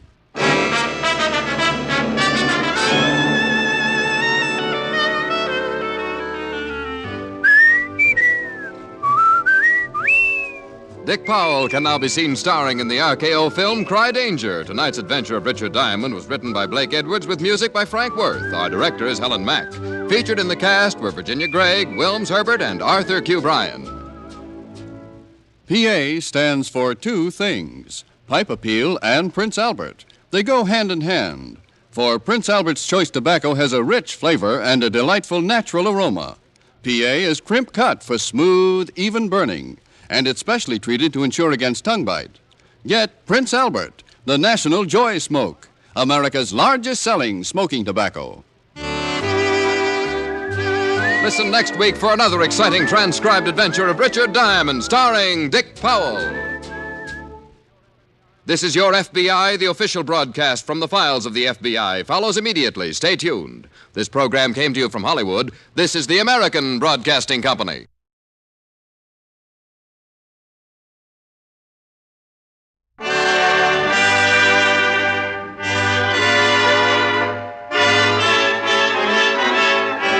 The makers of Camel Cigarettes present Dick Powell as Richard Diamond, private detective.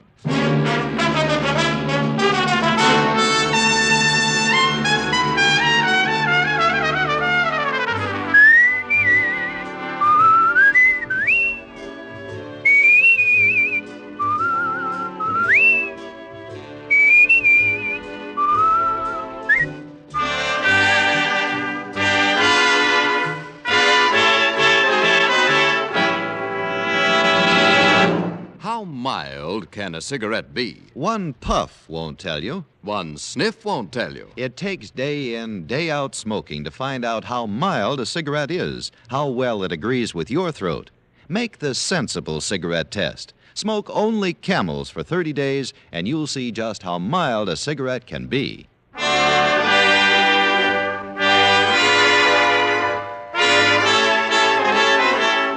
Here transcribed is Richard Diamond, private detective, starring Dick Powell.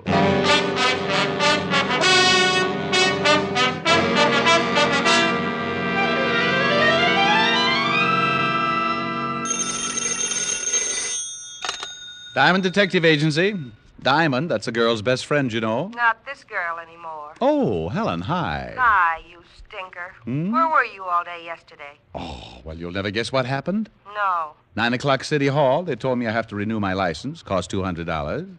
Go on, I'm listening, but I'm not sympathetic. 10 o'clock, my bank. Withdrew $2.35. The wad. Well, big oaks from little acorns grow. Exactly, that was the idea. So 11 o'clock, my brokers. Pawn, that is. Deposited typewriter, watch, ring. 1:30, Louis' barbershop. A lie? You had a haircut 2 days ago? And I was trimmed again. Louis' tip on the 7th should have been read backwards. Rick, do you mean you still haven't renewed your license and you lost all the money you raised on your things? Honey, not only that, I lost a lot of faith in Louis. What I need is a good client with $200, and I... Oh. This might be the one. She's wearing mink. And she's got nice black eyes. Rick, I'll loan you $200. Tell her to take her eyes somewhere else. Sorry, honey. The eyes have it. Bye. Well, may I help you? Is your name Richard Diamond? I'm thinking of changing it to Richard Zircon, but what can I do for you? Will you work for me, please? Here, $300. Lady, I'll die for you. He was always so nice. Then this morning I met him at the house for coffee and told him what I found out. Suppose you start from the beginning, and we'll see what we can do about him. Sit down. I don't know how I could be so stupid. They were just using me. I've made a terrible mistake. We all make mistakes. I'm in desperate trouble, Mr. Diamond. What's wrong with you? You're shivering. The cab. All the way from Brooklyn, I found... It hurts. What is it? What? Help me, Mr. Diamond. Please. Please. Help me. She fell into my arms, tearing at her stomach, as if she'd just swallowed hot lead. She was still trying to talk when I let her down to the floor and ran out for some water. When I came back 5 seconds later, she was unconscious. And in another 5 seconds, she was dead.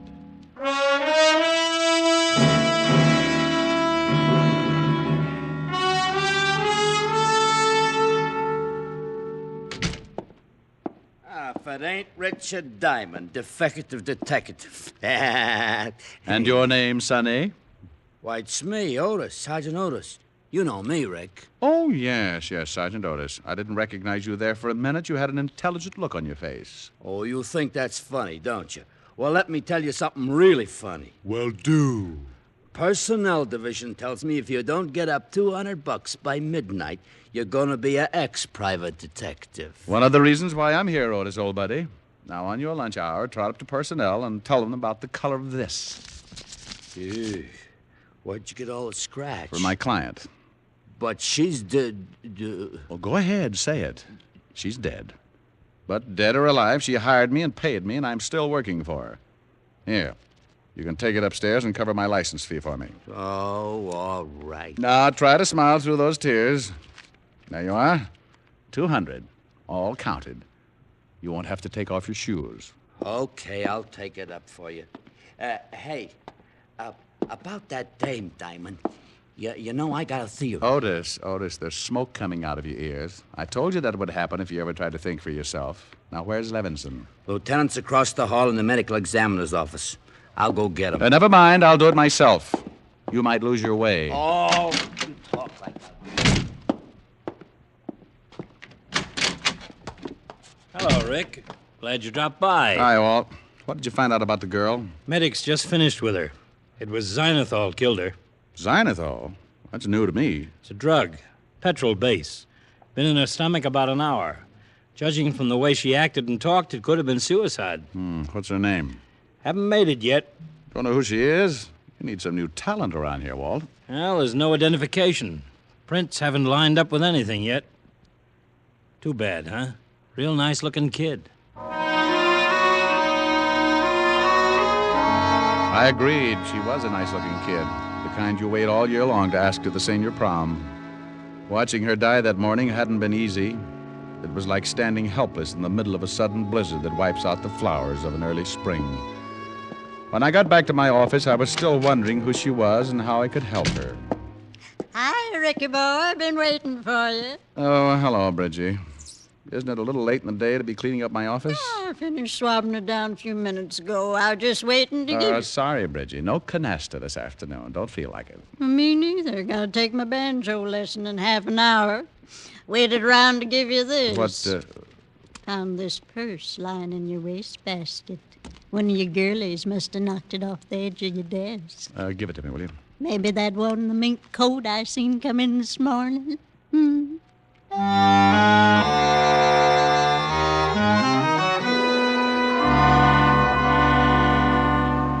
It was hers, all right.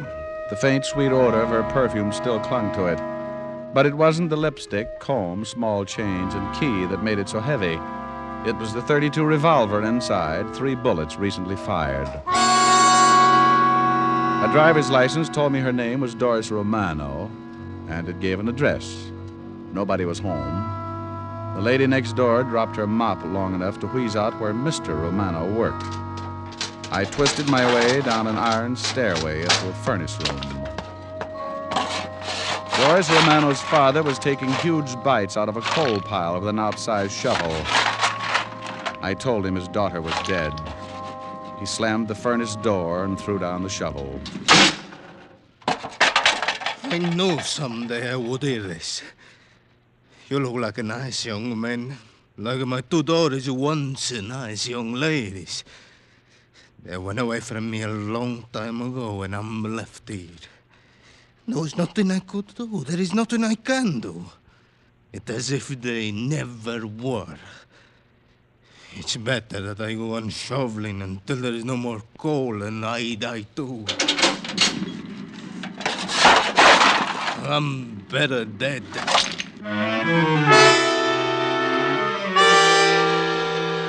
I took Mr. Romano down to the coroner's office, and he identified her body. Later, I told Walt about the purse and turned it over to him. Everything but the .32 and the key. Maybe it was the wrong way to play it, but somehow I felt I could still give Doris Romano the help she'd wanted. She said that she had taken a taxi from Brooklyn. So Diamond went to Brooklyn. I don't know how many cab stands there are in Brooklyn, but I can tell you where you can find 104 of them. Sorry, bud, I got a fare. Where, under the floorboards? In there, eating. I'm looking for information. Here. Gumboots, huh? Who's getting cheated? Did you carry a brunette in a mink coat all the way to Manhattan sometime this morning? Maybe. Where'd you pick her up? Brooklyn, house on M Street. What house? How's a little all expense account? Well, here's a fin. Oh, no. That's all there is. Only one to a customer. Okay, I'll tell you about the house, but I won't tell you about the guy. What guy? You sure only one to a customer? Well, let's say we had a change in management. Okay, now tell me about the guy. Tall, dark-haired, blue suit kind. He was sort of chasing her when she climbed into me cab. Looked like a mash. With spring still 2 months away? Come on, take me to the house. It's the gray one, 900 block. Find it yourself like I told you. I got a fare. I found the house easy enough. There was a for sale sign on it. The door was locked, so I walked around and back and peeked in the kitchen window. Then I remembered I still had the key that had been in Doris's purse. It worked. Inside, the odor of tar or printer's ink or something along those lines hit me. I was just starting to sniff around when a tall blue suit eased himself in through the kitchen door. He looked at me like I was breathing some air that belonged to him. You could use your GI loan. You ought to buy it. It's a real steal. Oh, thanks. I'm just looking. Well, we charge for that, too. Oh. Well, I don't think she'd like it. Your wife? No. Just a girl in a mink coat. Name of Doris Romano. Where'd you get the key to this house? From her. It was in her will. She's dead. I'll get my black suit pressed. I met a cab driver who says he knows you. Said you were doing a chase scene with Doris Romano early this morning. Mister, when I chase a girl, I catch her. I suppose you've got a name. Yeah, it's Joe Riley. I own this house, or if you're a buyer, okay. If not, cop a heel. Well, I'm not a buyer. Then blow. Oh, I didn't know Lugers came that big. Mm-hmm. And they make holes to match. Yeah, I imagine so. All right, Pilgrim, you got a name? For me or you? School isn't out yet. Just answer. Well, there's Richard Diamond, private detective. She came to my office this morning. What'd she have to say? Nothing. She died of poisoning before she could say anything. And the police? They have her body and identification. Well, goody for them. That all? There's still you. Any cop who wants me can find me listed in the book. I got a permit for this gun, and I haven't got a record. You see, Diamond, I could blow your head off for trespassing. But I'm a real nice guy, so just get out and forget you saw me. Well, that won't be hard. Half an hour later, I picked up the evening paper, and the lead story stuck out like a white derby on an undertaker. It was about an unidentified man pulled out of the river that afternoon. The coroner had picked 3 .32 slugs out of him.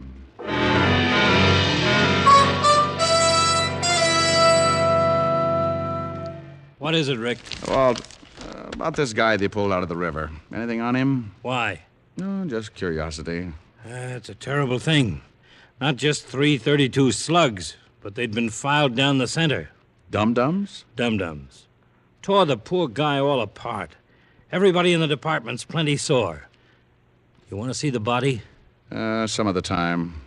I know what it would look like.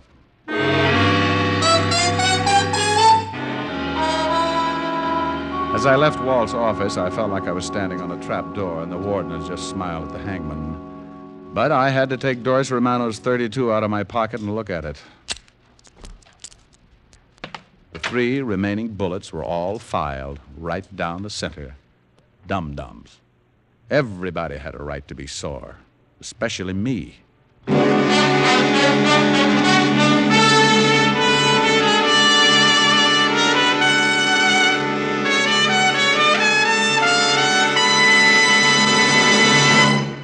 Before we continue with Richard Diamond, here are a few words about smoking enjoyment.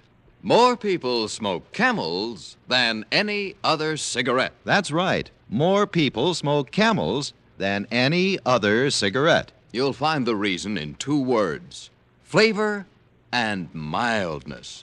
No other cigarette has Camel's rich, full flavor. The flavor of costly tobaccos, properly aged and expertly blended. And no other cigarette gives you this proof of mildness. In a coast-to-coast test of hundreds of people who smoked only Camels for 30 days, noted throat specialists reported not one single case of throat irritation due to smoking Camels. Singing stars know the importance of mildness in a cigarette, and that's why so many of them smoke Camels.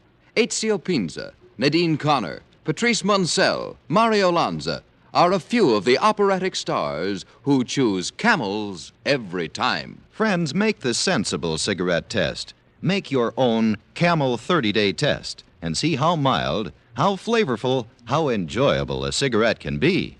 How mild, how mild, how mild, how mild, how mild can a cigarette be? Make the Camel 30-day test and you'll see. Smoke Camels and see.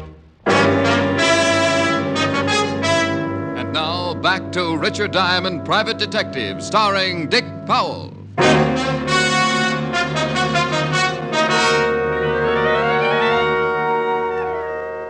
It was hard to picture my angel-faced client pumping dum-dum bullets into some guy and tossing him in the drink, but that's the way it looked. I had no choice but to turn the gun and bullets over to Lieutenant Walt Levinson for investigation. And the aftermath was something only a hurricane would understand. He acted like an historian who'd caught George Washington telling a lie. Well, I guess this kind of proves who knows what who was talking about, doesn't it, Rick? All right, so who's on first? Want me to tell you what's on second? I don't want you to tell me anything because I know everything now. You know, they could use you in some very high official circles. Go ahead, make jokes. I didn't know I had. A man is found in the river with dum-dum bullets in him.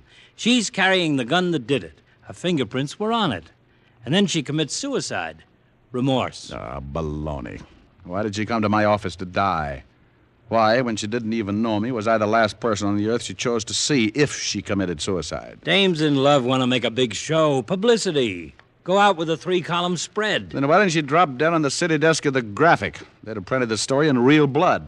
Hers. You were a lot closer than the graphic. Now, Walt, I'm going to explain this to you patiently. Mm-hmm. I've seen women of every kind, hard, soft, sweet, warm, cheap, treacherous, mean. But I've never known a woman to lie in your arms dying, look up at you, with the most innocent black eyes in the world, and ask you to help her after she had just come fresh from killing a man. Psychology, I don't know. But evidence, I do. If she went to all that trouble to get rid of the body, why didn't she get rid of the gun, too? Well, I don't know. Oh, Walt, this is the sweetest double cross since the three-way stretch. Somebody planted that gun on her. Now, if you can keep it out of the papers, somebody's going to wonder why the gun wasn't found and come looking for it. Will you give that theory a try? And I suppose you'll be waiting for them with a butterfly net. I'll be waiting for them with a picture of that girl's black eyes in the back of my head. What do you say? Well... Thanks, Walt.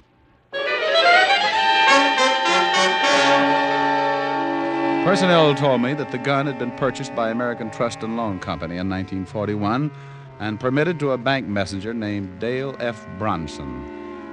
The address was an apartment on 63rd Street. When I saw all the expensive cars out in front, I was thinking I should have been a bank messenger. When she answered the door, I knew it. Pure gold. Well, hello. Tall, aren't you? Well, I do my best. Somehow I knew you'd belong to one of those cars out in front. Which one? Longest low convertible. What can I do for you? Oh, well, I'll rephrase the answer. I'd like to talk inside. It's terribly early for me to receive strangers. Oh, well, I sent my hourglass to the Sahara for a checkup. Besides, my watch is broken. Come on in. I'll see if I can fix it. I'm great with the Swiss movement. It shows. Are you Mrs. Bronson? Yes, and my name's Kitty. Kitty? Oh, nice. It's too bad I have to say this, but I'd like to see your husband. Preferably before he sees me and draws the right conclusion. He's not here. Expect him? You're going to love this. No. Where is he? He's in a place where nothing matters anymore. Cemetery. Sorry. Don't be. He stuck his neck out and tried to be a hero one day. Somebody shot him and stole the money he was carrying. You don't seem to miss him much. I'm still wearing black. Right color, Kitty, but wrong cut. It's a new philosophy I've worked out. I understand he worked for the American Trust and Loan. They bought him a gun. Don't tell me you're here to talk about guns. Who sent you? Field and Stream? Well, this is sort of a collector's item. Recognize him? No, should I? It belonged to your husband. You say it was my husband's? I suppose it was. I don't know for sure. We only stayed together a year. He had a lot of things. After he was killed, what happened to those things? I don't know. He moved in with his mother. She probably disposed of them. I'd like to talk to his mother. Where could I find her? This just isn't your night. She's in the cemetery. Next to him, heart failure. Well, I'll wash up, get my pay, and go home. Just who are you? Richard Diamond. You can call me Richard Diamond. Detective? Fridays. Arrest me. Not until you commit a felony. This is only a misdemeanor. You're a sergeant? 5-star general. Run my own outfit. Come here. My application for the auxiliary. Pass. Fail. If we ever open a recreation center, I'll let you know.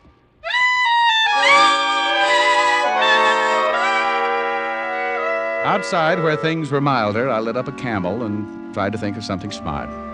Then I began looking around for a cab, and that was my first mistake. 2 bulky forms slid in behind me, and we walked Indian file for a few steps. When we reached the alley, I turned around to see who it might be. Ooh! That was my second mistake. I didn't have time to make any more. All right, Rennie. Drag him down this alley. Now, prop him up against the wall. I hope we don't chip none of these bricks with his head. Hey, Diamond, I know it's hard for you to see right now, but can you hear me? You got a lot of punch in that delivery. Do you get it? If I didn't get it before, I just got it then. Yeah, I just got one thing to say. Mind your own business. Mind your own business. Mind your own business. Mind your own business.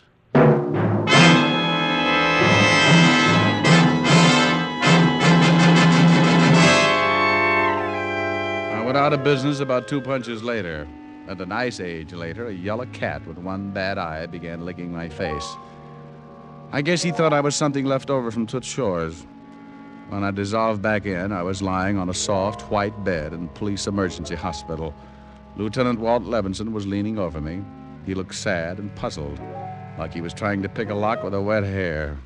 Rick, it's me. Oh, I can hear you, Walt. You've got a mouthful of firecrackers. One of the radio cars found you lying in an alley. What happened? Oh, that's a bright question. Will I even rate a little sympathy? Why should you? 9 times out of 10, you ask for it. And get it. Now, look, Walt, there's an irritated tone in your voice that isn't on the scale. Ask somebody to get me my pants, will you? You can't walk out of here in your condition. I got work to do. My client still has a bad name. Yeah, it's even worse now. You know, besides being overconfident, you're overconfident. Rick, that body with the dum-dum's been identified. His name's Sam Gulliver, Treasury agent. Treasury agent? Yeah, he'd been after your client for a couple of months for passing bad money. Looks like he moved in to make the pinch and she shot him. Bad money? Bad money? Oh, Walt, what time is it? 11:45. Why? Well, I guess I'm 15 minutes away from being out of business. I used her dough to renew my license fee. Well, I'd pay it for you myself if you could tell me who she'd been working with. Dig, Walt. I know a gray house in Brooklyn that just reeks of printer's ink. And I know a guy named Joe Riley who's probably got some skin knuckles. Oh? Well, do I get my pants now? I filled Walt in with some of the details on our way over there. He took it pretty hard. But the thought of talking to a live suspect thrilled him. I knew it would. We slipped down the alley and back of the place and cut our lights. The house was dark and quiet. No one stopped us when we let ourselves in the basement door. The smell of printer's ink was still strong. Throw the flash over there against that wall, Rick. Hey. A whole basement full of evidence. Plates, prints, machinery. You hit it, Rick. Now all we need is Riley.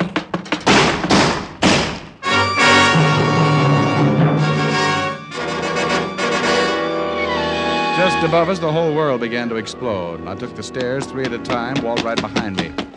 We ran to the front of the house, and from the window we saw a long, low convertible that looked familiar, streaking from the curb. I was making a lunge through the doorway when I tripped over a former acquaintance. Hi, Nosy. How's Trix? Riley.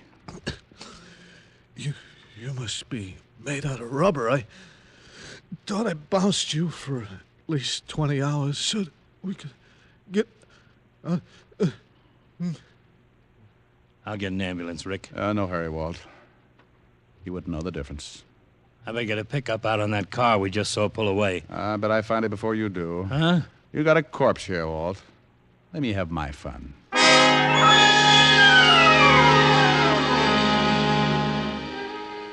I used a cab to get back over to 63rd Street. The same kind of expensive cars were still parked out in front. Only one of them, a long, low convertible, had a very hot radiator. Oh, it's you. Tell me how tall I am, Kitty. Well, I'd love to, but not right now. I was kind of hoping we could have a drink. Got any hemlock? I said later. I'm really tired. I said now. Well, you are eager. What do you want? A poor dumb kid who knew she'd been used asked me to help her this morning, just before she dropped dead, and I'm helping her. I just happen to be fresh out of medals. You shot Joe Riley less than half an hour ago. Now, don't reach for it, lady. I'd like a good excuse. Let me go. Doris Romano didn't know she was passing bad money for you and your boyfriend, Riley. When the agent tried to make the arrest, either you or Riley shot him. And then Doris knew the whole setup. And you knew she was scared. Joe Riley poisoned her. I didn't do it.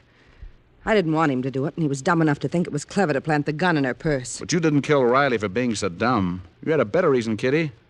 I talked to a coal shoveler in a basement this morning. He was bitter about both his daughters going wrong. One of them was Doris. The other was you. Those black eyes give you away right now. All right. Look, I have a lot of money. Real money. Good money. Enough for 2 of us. We could do anything, go anywhere. Be a chance to stop gumshoeing around and be somebody. And Ricky, you know how I am. I can be nice. Awful nice. That's what scares me, Kitty. Now listen to me. They'll send me to prison. I'll grow old and ugly there. If you're lucky. Oh, Rick, please. Please let me go. I'll give you all the money. I'll do anything. Please. Please help me. You know, lady, for a minute you sounded just like your sister.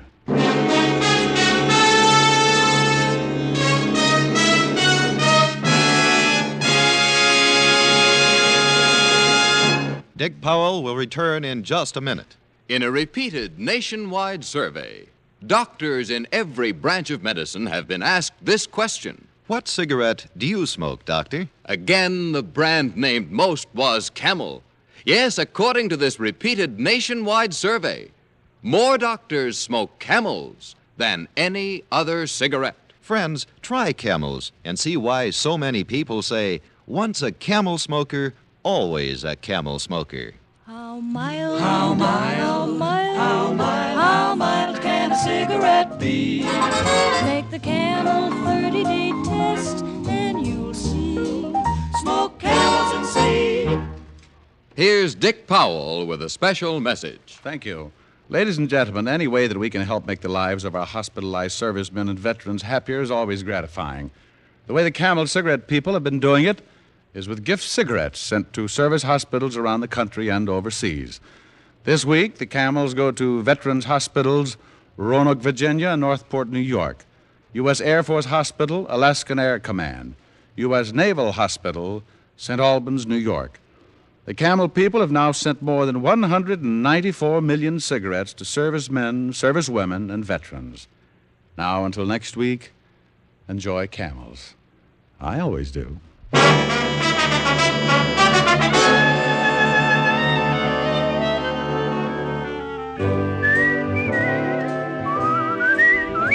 Dick Powell can now be seen in the RKO picture Cry Danger. Tonight's adventure of Richard Diamond was written by John Michael Hayes and E. Jack Newman with music by Frank Worth.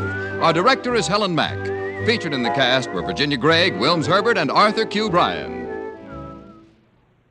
Men, pack your pipes with Prince Albert, the national joy smoke. PA's choice tobacco is rich and flavorful with a fine natural aroma. It's crimp cut for smooth, even burning and specially treated to ensure against tongue bite. Get Prince Albert, America's largest selling smoking tobacco. Listen next week for another exciting transcribed adventure of Richard Diamond, starring Dick Powell. This is your FBI. The official broadcast from the files of the FBI follows immediately. Stay tuned. This program came to you from Hollywood. This is the American Broadcasting Company.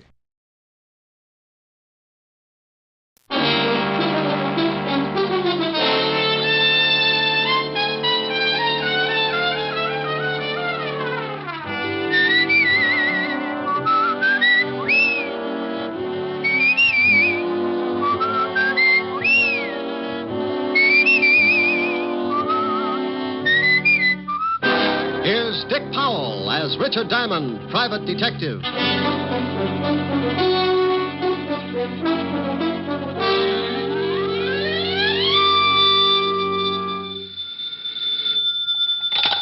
Diamond Detective Agency, surplus homicide, surplus hand grenades, black market embalming. Oh, Rick. Oh, Helen, what's with you? It's what's with you I'm worried about. What do you mean, what's with me? You know what's with you. Now, you stop that. That's my routine. I want that which you pilfered from the living room the other night, and I want it back, and I want it right away. Oh, but Helen, baby. Don't you baby me. Now, you get it down here. But I can't leave the office. I just got in. I haven't even washed out one sock. Rick, it wasn't fair when you stole that picture, and I've been embarrassed about it ever since. Now, I want it back. Oh, but, honey, don't be that way. It looks lovely. Can you see it? Well, sure. Got it right on my desk. Now, Rick, I won't have it. Now, look. If anybody asks about it, I'll say it's me. You never were a baby. You started with a beard and a low whistle. Honey, I had a baby picture just like it once, and believe me, from the way you're facing in the picture, you couldn't tell the difference between us. I'm lying on a rug. You probably had yours taken on spikes. Now, you bring that right over, or I'll tell everybody your middle name. Helen. I'll see you in 20 minutes, or I'll take a full-page ad in the Times. You wouldn't. 20 minutes. With the picture. Bye. Helen. Oh, dandy. Mr. Diamond? Yes, but I'm afraid you'll have to come back. I've got to take care of something that might mean my whole future as a private detective. I'm sorry. I won't keep you, but... Well, could you tell me the name of another good detective? There aren't any. Goodbye. Oh, please. I don't know where to go. Oh, now, well, wait a minute. I'm sorry. Something's really wrong, isn't it? Oh, well, that's all right, Mr. Diamond. You go on. I'll find someone. Look, I really didn't know you were in a tough spot. I've got enough time to listen. Oh, thank you. Who recommended me? My son. Oh, I've heard about you for several years. My name's Kirby. Mrs. Lenore Kirby. How do you do, Mrs. Kirby? Just how did your son know me? Well, he didn't know you well, only by reputation. He was a private detective also. Kirby? Bill Kirby? Yes. Wow. Now, tell me what's worrying you, Mrs. Kirby. Well, I don't know quite where to start. Bill has been acting strangely for the last month or so. What exactly do you mean by strangely? Well, he's changed. He's begun to act nervous and irritable. When his sister or I would try to find out what was wrong, he'd get angry. He got steadily worse. And then one morning, Gloria... Gloria? My daughter, Bill's sister. Oh, go ahead. Well, she went into his room. He was asleep, so she started to hang up his trousers. When she turned them upside down, a lot of money dropped on the floor. Oh? What do you mean, a lot of money? Well, Gloria said there must have been several $1,000s. Mostly $100 bills. Did he have another source of income? I mean, besides the private detective business? Oh, no. At least nothing I know of. Mm-hmm. We're not wealthy, Mr. Diamond. Bill supports us with what he makes, and Gloria works as a secretary in a law firm, and I try to keep my house in order. Of course, I haven't been terribly well since the children's father died 10 years ago. I see. Then what happened? Well, Gloria started to put the money back in Bill's trousers, and he woke up. They had a terrible argument. Bill accused her of snooping, and she accused him of doing something illegal. The next day, Bill packed his clothes and left the house. He took a small apartment on 110th Street. Uh-huh. Now, what is it you want me to do? Oh, well, there's more to the story. Bill continued to send me money to keep the house going, much more than he'd ever contributed before. I went over to his apartment several times and asked him about the money, and every time there'd be an argument. Did he give you any kind of an excuse? No, he just said he'd run into a good thing and that as long as it was helping out with the house, I shouldn't ask any questions. Mm-hmm. All right. Then what happened? Well, 3 days ago, Bill came over to the house. I could tell he was terribly worried about something. He gave me a package, told me to hide it until he came for it and not to open it. Then he disappeared. He didn't go to his office or his apartment, and I haven't heard from him since. Did you call the police? Well, I didn't want to. He's mixed up in something. Oh, Mr. Diamond, I'm sure something's happened to my boy. I just know it has. Look, Mrs. Kirby, I admit it sounds a little fishy, but you never can tell. Maybe it's a girl. Could be a lot of things. Where do you live?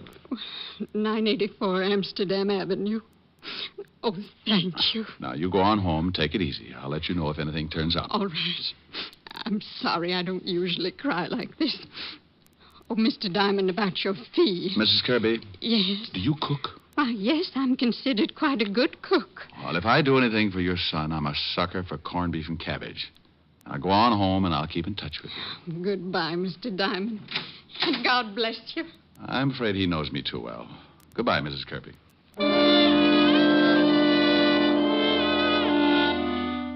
Funny how you can run into a situation like that.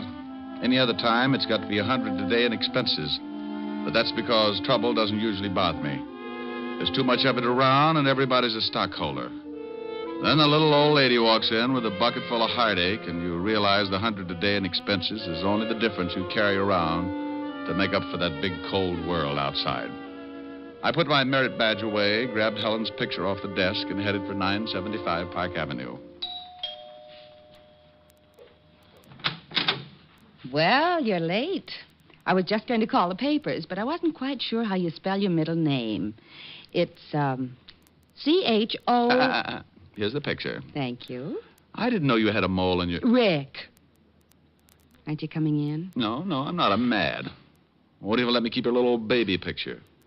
Now, about that mole... Now, you stop that. Why can't you come in? Well, I got a client right after I talk to you. I got to go down to the 5th precinct and do some checking. Will I see you tonight? If you'll tell me about the mole. Now, Rick. See you at 8. Bye, mole. Sam, a baby.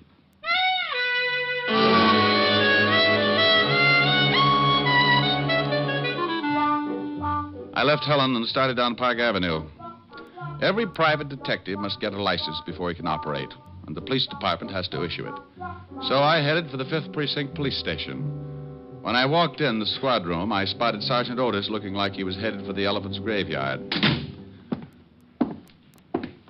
What's the matter with you, Otis? You're greener than a new lawn.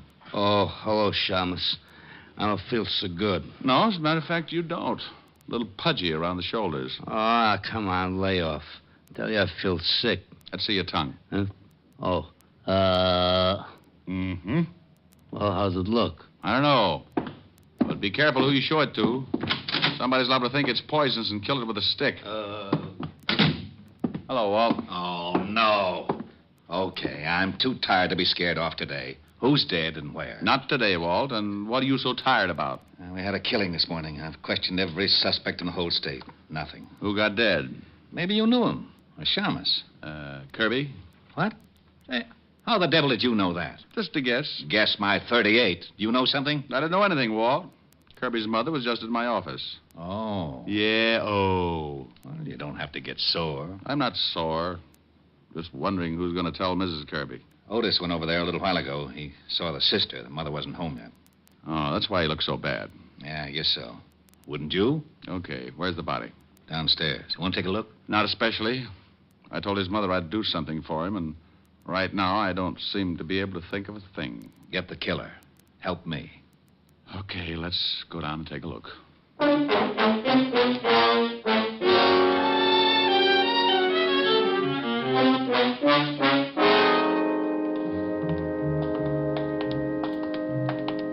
Right over here.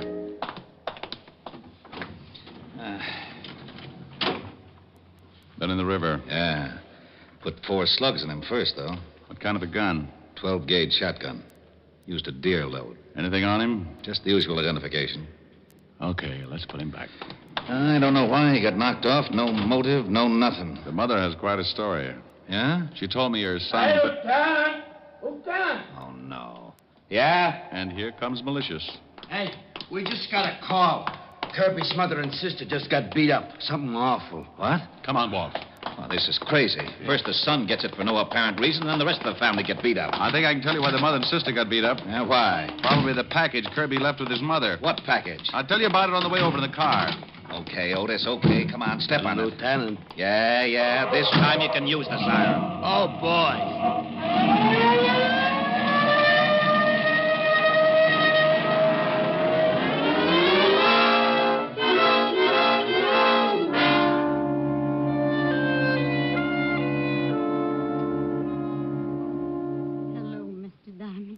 Come in. Hello, Mrs. Kirby. The doctor tells us you won't allow them to take you to the hospital. No, I'm not leaving my house. It'll take more than 2 cheap hoodlums to drive me out of my house. Well, the doctor says you'll be all right, but I think the hospital might be safer for a few days. This is Lieutenant Levinson, Mrs. Kirby. How do you do, How do you Lieutenant? do? I know you don't feel much like talking. Oh, no, that's quite all right. I'll be glad to help in any way that I can. Were they after the package your son left with you? Yes, but I didn't give it to them. I almost did when they started to hit Gloria, but I knew they had something to do with Bill's death. And you knew the package was important, too? Yes, Oh, where is the package, Mrs. Kirby? in the bread box, in a bread wrapper. Pretty cute.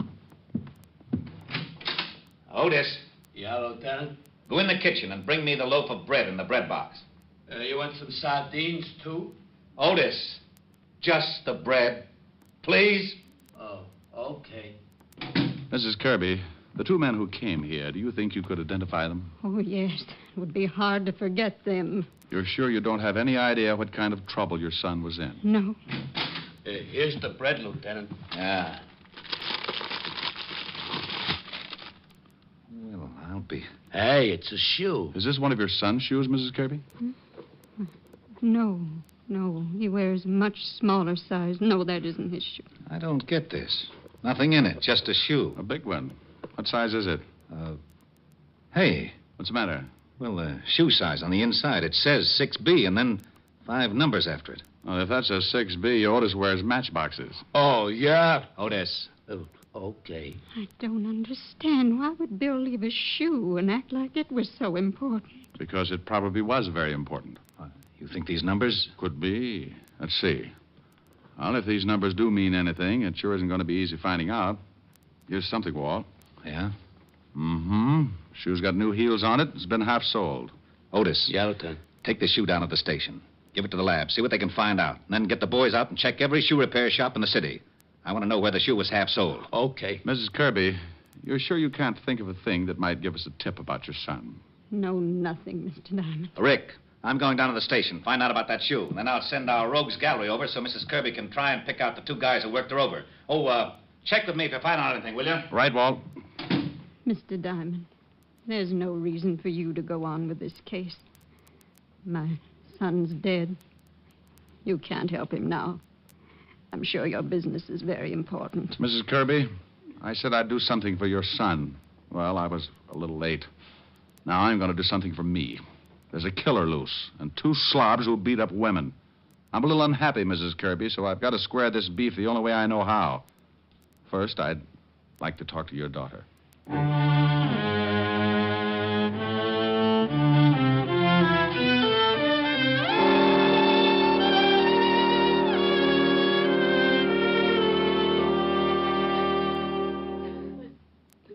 Now, look, Gloria. It's tough, and I don't like to stick my big nose in when it is. But you want something done about it, don't you? Yes. Then think real hard. Can you tell me anything about your brother that might be connected with his death? No, Mr. Diamond. I've thought. I just can't understand it. Well, you may have been looking for the wrong thing, a reason or a motive. That's not what I want. What do you want? Something you might not even realize, something that might not seem important, but is very important. Now, try to think. When you first began to suspect that your brother was in trouble, did he mention any names, talk about any places? No. Not that I can remember. What did he do when he wasn't at his office? Oh, please. Please, I don't know. I just don't know. Okay, I'm sorry. Oh, I'm sorry. Mom and I appreciate what you're doing, Mr. Diamond. Right now it's hard for me, but I'll try. Okay. No places? No names? Did he have a girl? No, he didn't have a girl. He led a fairly simple life. Had a regular routine. Routine? Mm-hmm. Mom used to worry about it sometimes. Said he didn't have enough fun. Didn't know anybody. What kind of a routine was this? Well, the usual thing around the house in the morning. He'd go to work. On his way home, he always stopped at a bar on Columbus Avenue for a beer. Then home. Dinner. Read until 10:30 or 11. Go to bed. Nothing else? No, he did that every day. At least up until the time when he started acting funny and I found all that money. I see. Well, thanks. I'll let you know if anything turns up, Gloria. Thank you, Mr. Diamond. I hope you... Yeah.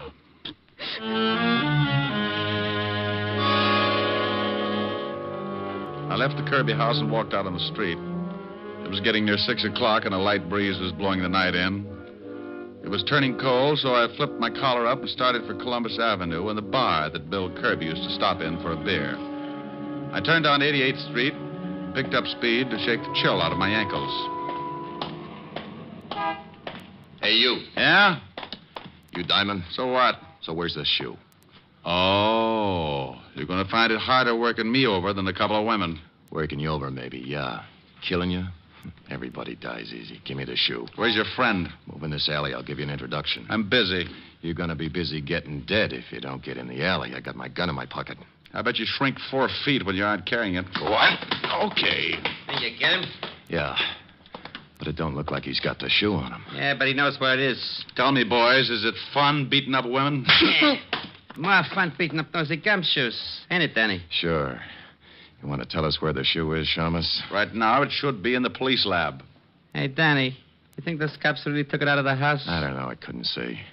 Diamond, I still think the old dame gave it to you when she went up to see you at your office this morning. What did you kill her son for? Who said I killed him, friend? Kirby got smart about the shoe like you did. He got dead for his trouble. How do you feel about your future, friend? Pretty good. The cops will figure that shoe out. Not unless they know what they're looking for. He ain't got the shoe on him, Bart. I think he's telling the truth. Let's go tell the boss. Yeah, what do we do with the gumshoe? Oh, I'm surprised at you, Bart. Give me your sap. Hey, now wait a minute. For what?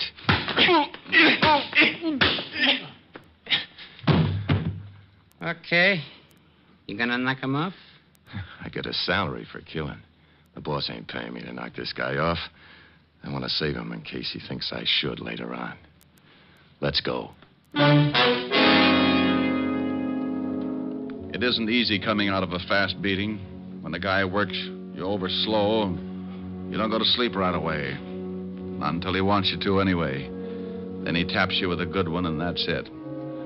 When he does it in a hurry, the first one's enough to stun a dragon, but for some reason he decides you need a few more. And, friend, that's when coma sets in. When I finally pulled myself out of it, my watch said 7 o'clock, and my head felt like a balloon with rice in it.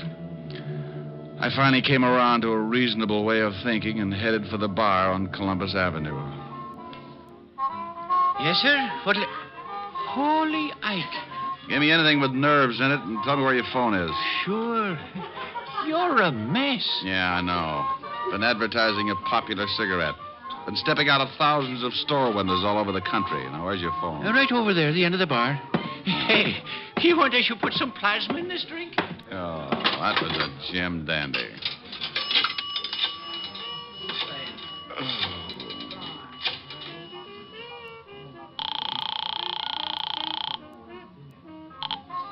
Lieutenant Levinson, homicide. Walt, Rick, Rick, where the devil you been? playing patty cake with the two gonniffs who worked over Mrs. Kirby and her daughter. Well, we've been trying to get you. Otis been calling blondes all over town. Mrs. Kirby and her daughter identify the two hoods. First name's Bart and Danny? Yeah, Bart Franchetti and Danny Miller. We have a pickup out on them now. They hurt you bad? Oh, I'll make it, but I'm going to ache for a while. What did you find out about the shoe? Well, we really got some fast action on those half-soles. Figured if Kirby picked him up at a shoe repair shop, it must have been somewhere in his neighborhood. We were lucky. We were right. Little shoe shop on Columbus Avenue. Columbus Avenue? What address? 695. Why? Because I'm in a bar right across the way. Huh? Can't see the shoe store now because it's too dark, but Kirby's sister told me you used to come in here for dinner. He could have watched it then. Oh, stay there. I'll be right over. Here you are, mister. Thanks. Say, did you know Bill Kirby? The shamus? Oh, sure. What do you mean, did I know him? He's pretty dead. Oh, no. He came in here every day, didn't he? Yeah, for a beer. But come to think of it, I ain't seen him since he left... Left you what? Nothing at all. Now, wait a minute. If Kirby left you anything, let's have it. If Kirby's dead, I'll turn it over to the cops. You want the badge? Oh, well, okay. Why didn't you say so? I got in the cash register. He told me if anything happened to him to turn it over to the law. Okay. Here. Just an envelope. Thanks. What is it? A name and address. Look. Lieutenant Levinson will be here in a few minutes. Tell him I've gone to this address, 18 North River. That's down near the docks. Yeah. And tell him I've gone to find a guy named James Willis.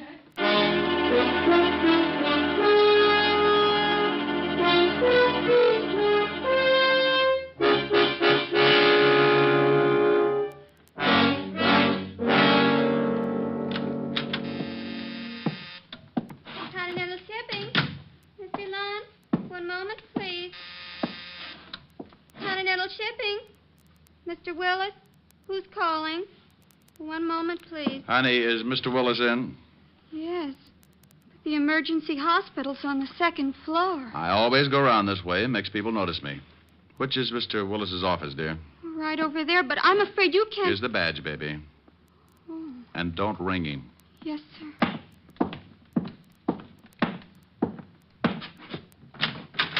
Yes? Well. James Willis. When did you change your name from Kozlik? Now, look, Diamond. I've got a good job here. I never could have gotten it if the company had known I was James Coslick and I'd done time. In the shipping business, huh? What's an old-time safecracker like you doing in the shipping business? You're not a cop anymore, Diamond. You helped put me away once, but I've quit the rackets, and I'm doing fine in a legit way. Now you can leave. What does your company ship? We're in export and import firm. We ship and receive everything. Now get out. What does your company import that might interest two professional thugs like Bart and Danny? What? I don't know what you mean. Where do you have your shoes fixed? Little place on Columbus Avenue, maybe? I don't know what you're talking about, and I don't intend to sit here and listen to you and your riddles. Miss Williams, will you please have one of the watchmen sent in to show Mr. Diamond out? Yes, sir. But two gentlemen wish to see you. They say it's very important. Well, I can't see anyone. Well, I think maybe you better. They seem very definite. Miss Williams, I don't... What's the matter, Mr. Willis? Diamond, let go of my hair. Tell her to show the gentleman in, or I'll make Sitting Bull look like a piker. Go on. Send the two gentlemen in, Miss Williams. Okay. I'm going over here behind the door. You be a good boy. You nearly pulled all my hair out. What's the difference? The way things look, the state might have to shave your head anyway. Hey, Willis, we want to talk to you. Well, what's the matter? You sore because we came up here? Yeah, what's with the guy? He just sits there holding his head. Good evening, boys. Hey, look who's here. Yeah, it's the shamus.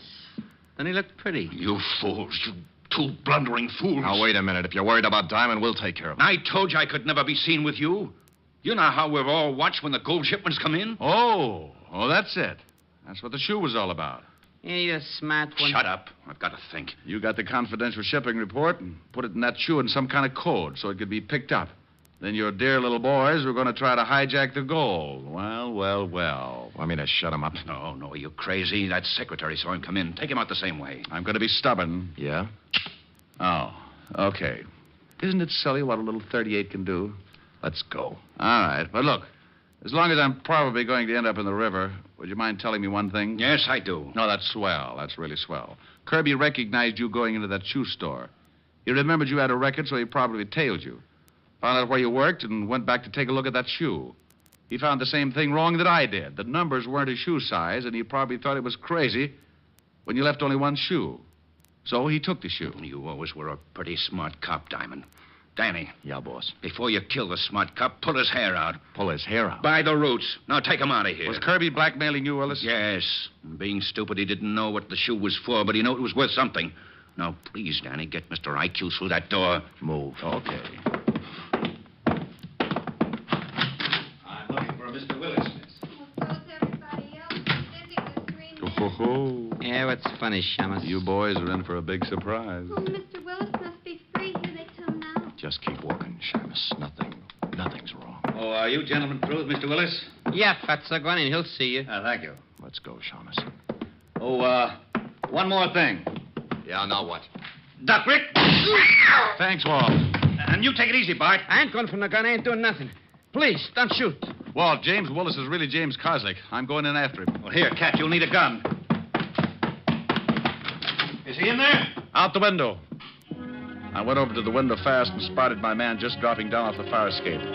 The building fronted on a long dock, and Willis had 50 yards to go before he could find cover. Then I said that stupid thing. Willis! In the name of the law, stop! Well, he didn't stop in the name of the law, so I rested my arm on the windowsill and led him about 2 feet. At 50 yards, a running man can be hard to hit with a 38. Sometimes. You get him, Rick? Yeah. See you down at the station.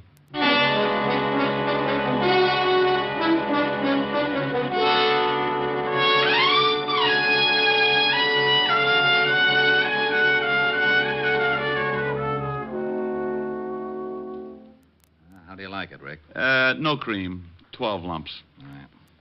Say, I had a phone call from the president of Continental Shipping where that Willis guy worked.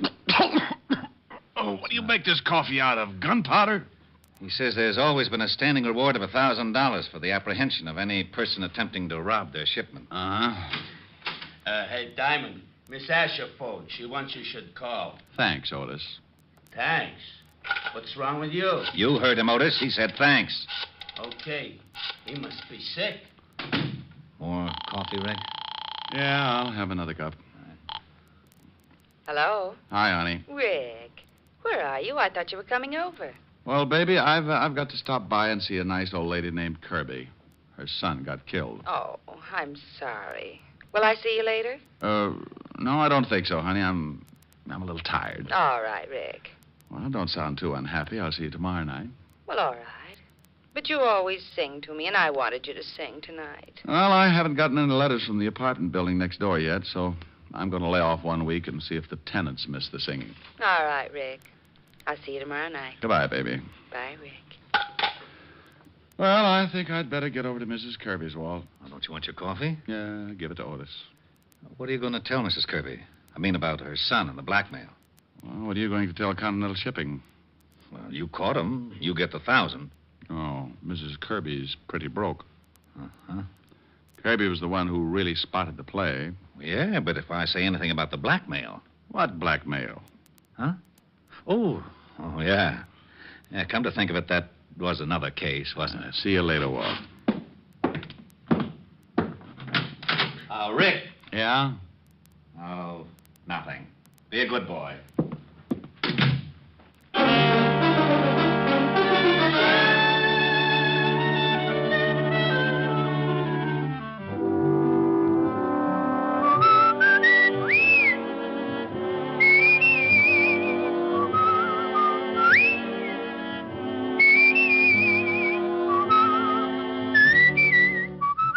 You have just heard Richard Diamond, Private Detective, starring Dick Powell.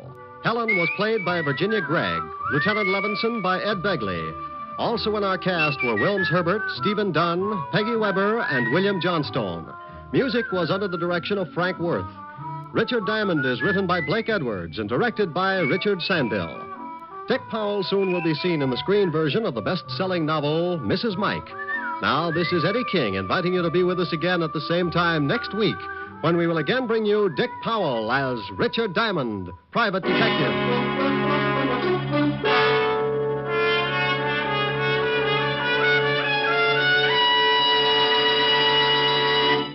Saturday night brings some of the week's best radio entertainment when you tune for the stars on NBC. Stay tuned every Saturday for a great lineup of programs, including Hollywood Star Theater, Ralph Edwards' Truth or Consequences, Your Hit Parade, A Day in the Life of Dennis Day, The Judy Canova Show, and Grand Ole Opry. All the best on NBC.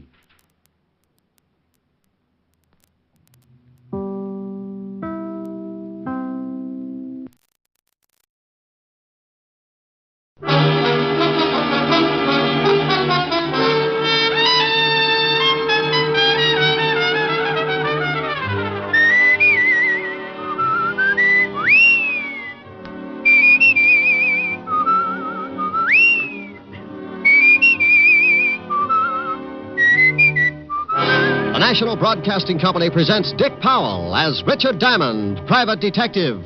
All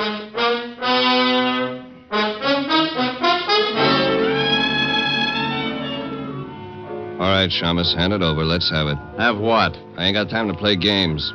This time you gotta believe me. This time I'm unhappy, so hand it over. You're not making it very easy. I'm gonna make it a lot tougher.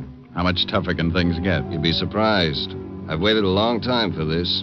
Well, I guess everything comes to he who waits. You won't have to wait anymore. You know something? I don't mind killing you at all. Here's another exciting half hour with Richard Diamond, Private Detective, starring Dick Powell.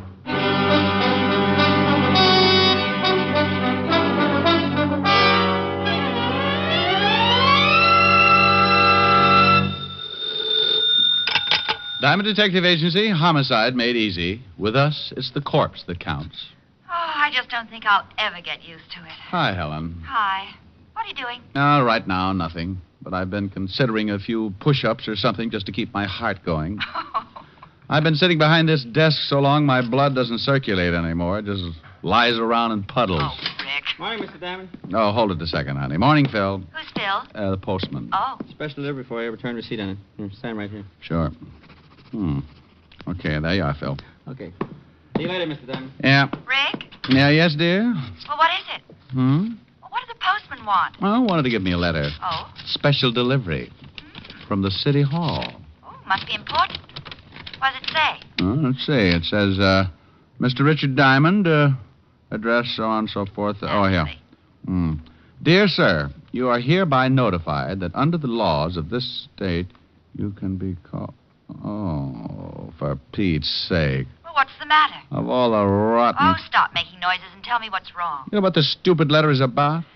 I've been trying to find out. I, honey, have got to report to the police commission and get examined. Oh, Rick, have you caught something? Dear, in this state, the commission can call in any private detective and give him a test to find out whether or not he can still qualify to keep on operating.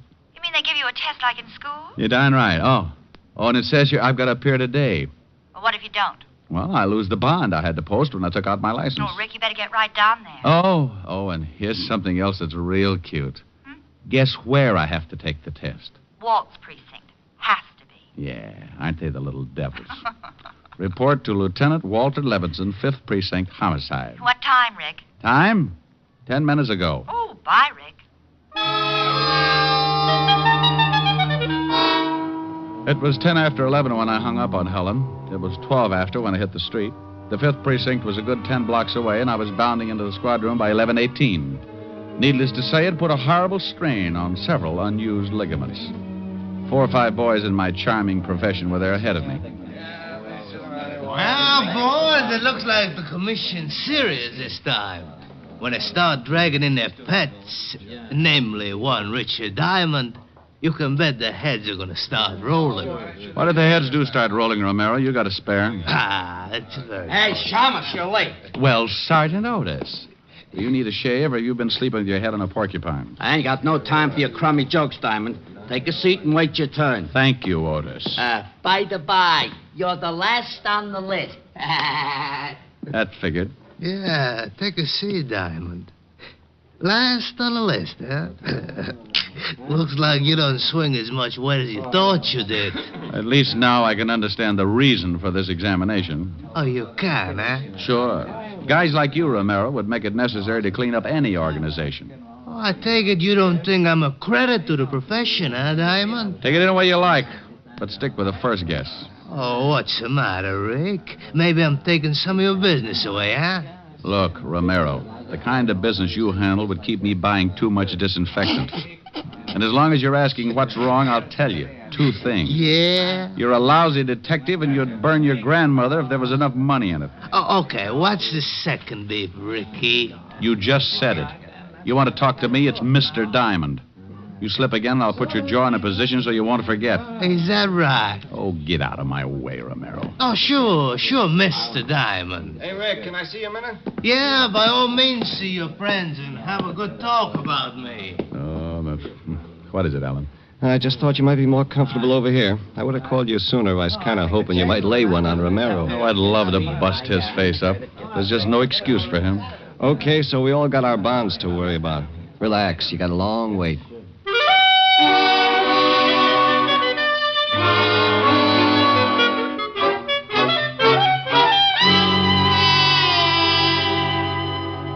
Okay, Diamond, it's your turn now. Not really. Go on in. Sorry you had to wait so long. Thank you, Sergeant Otis. You're very kind. If I'd waited any longer, I'd have been numb. And don't ask me where. Now, come in, Rick. Bring your slate pencil. Yeah. Sit down, Mr. Diamond. In a nice, soft chair? Oh, I'm afraid I couldn't do that, Lieutenant. I've gotten so used to that bench outside, sort of grown to fit it, you might say. Oh, now, Rick, I'm sorry, but there was nothing I could do about it. Mr. Diamond, Lieutenant. Huh? Oh, yeah. I hear you've been giving that to a lot of people lately.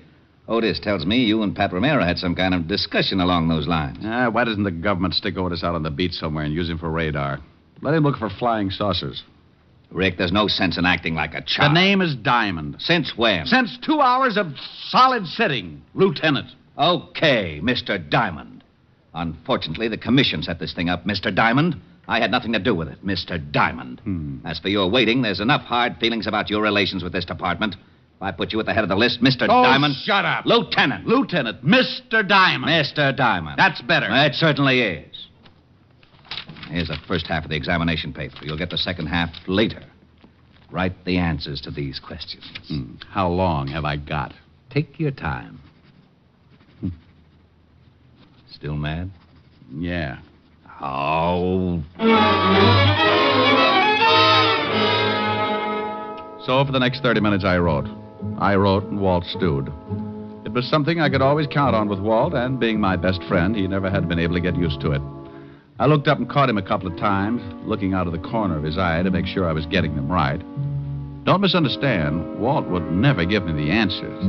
He'd just cough or blow his nose or something to show me I wasn't on the right track. Hmm? Oh. Oh? Huh. There you are, Lieutenant. Thank you, Mr. Diamond. Am I finished? You most certainly are not. Like the others before you, Mr. Diamond, you will have to solve, to my complete satisfaction, a hypothetical case of homicide. And then come back here and fill in the second half of the examination. Oh, for Pete's sake, Walt. I did that in police school. It's oh, for Pete's sake, Lieutenant. Oh, all right. One moment, Mr. Diamond. I'll get the man who's going to give you the test. Otis. Yeah, Lieutenant? Oh, no. Would you mind coming in here and taking Mr. Diamond down to the basement? He's ready for the test, huh? Yes, Sergeant. He's ready.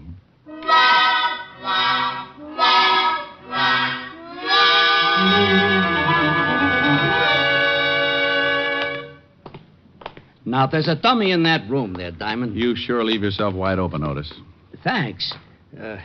Now the dummy, or in this case, the victim, has been murdered. You will go in and try to solve the murder to the best of your ability. If you are intelligent and observing, you will locate the necessary clues which have been placed about the room. Go on in. How long have I got, Sergeant? 30 minutes, starting now. Go ahead in. Otis! Otis! Oh, now come on, Shamus. You ain't gonna tell me you solved it already. No, Otis, I ain't. But there's something I think you should know. Yeah, what? There are 2 victims in this room. And I hate to be the one to tell you, but I'm afraid one of them isn't really a dummy. What do you mean? One of them is a body, and it's very dead. Get the lieutenant.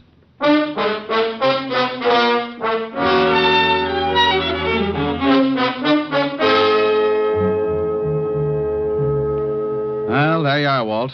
Pat Romero, shot through the head. Oh, no. Shut the door, Otis. Yeah. And lock it. Stand in front of it. Don't let anybody in. How did this happen? How did Romero get shot in my department? Oh, what'll the commissioners say? Lieutenant... You shut up. Walt, relax. Will you take it easy now? Oh, sure. Relax. Take it easy. When the commissioner hears about this, I'll have a lot of time to relax on a beat in Flatbush. Look, Walt... And the newspapers. What's going to happen when they get wind of this? Listen, Walt... Private detective shot in lab room of 5th Precinct. Homicide. Relax. Take it easy. Sure. Well, at least shut up long enough to hear what I've got to say. Rick, what am I going to do? Well, now listen to me. If we can solve this thing before anyone gets wind of it, maybe it won't be so bad. You're right. Maybe it won't. And we'll keep this room closed up as long as possible. Otis, if you let anyone in here, I'll personally see that you never... Where are you going, Diamond? I'm going to Romero's office. I'll call you from there. Make a check on his body and have all the dope ready for me. Oh, don't you worry about the dope, Rick. I've got more dope in this department than any other in the whole world. I've got the biggest. Otis. Yeah, Lieutenant? Walt chased Otis up the wall, and I headed for Pat Romero's office. Everything was happening so fast, I didn't take time to think much past the fact that the private detective profession had taken a step in the right direction when someone retired Romero.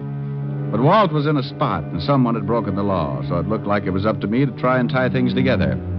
I got to Romero's building, went up to the 8th floor, tripped over a couple of rats having a nervous breakdown because they couldn't find their way out, found his office, opened the door, and started feeling sorry for myself right away. Oh.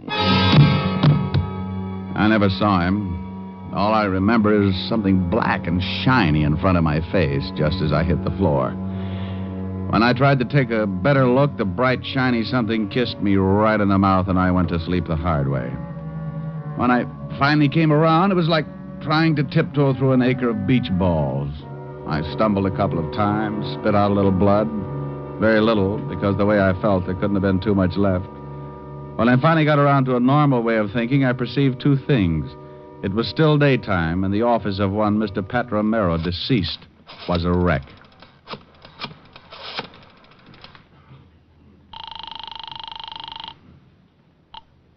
Fifth Precinct, homicide. Well? Who is this first? Oh, now, come on. This is Diamond. Well, I thought so, but I'm not going to admit anything for a while, even my name. Anyone find out about... Shh, no. What did you find out? Well, I walked into his office and got my brains scattered. By whom? By whom? I don't know. I wish I did. I have a very sore head. Well, Romero was shot all right, but we can't find the bullet. Well, it's not a very big room. We'll find it, but in the meantime, here's something else. Romero had $10,000 in cash on him. New bills. Go ahead. That's all we've come up with so far. We'll have more to go on when we find that bullet. Well, maybe it's still in him. Went clean through. Messed up his pretty patent leather haircut. What? What do you mean, what? I said the bullet... Oh, never mind, Walt. Bless your little pointed head. You just gave me an idea. About what? About the guy who worked me over a little while ago. Okay. Anything else? Yeah. Hurry up and find that missing bullet. Walt had said something about patent leather when he referred to Romero's greasy hairdo. That was all I needed. It opened a door someplace, and there, sitting with its legs crossed, was the biggest hunch I've ever seen. And it was wearing patent leather shoes. The only guy I could think of who would know a man like Romero and still wear patent leather shoes in the afternoon was a local gambler with a reputation as a fashion plate, monocle, striped trousers, and always the patent leather shoes. In fact, that's where he got his nickname, the Patent Leather Kid. This was a small clue, and I knew it, but one thing was in my favor. Anyone who would tear up Romero's office and kick me in the face had to be a bad little boy, and the Patent Leather Kid was typecasting. The kid's real name was Amos Fletcher, and he ran a small club over on 14th Street.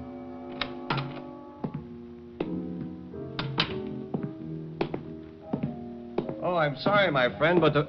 Well... Hello, Fletcher. I was going to say I'm sorry, my friend, but the place isn't open until 6. I got a few questions. Come back at 6. Fletcher, I'm a little unhappy right about now.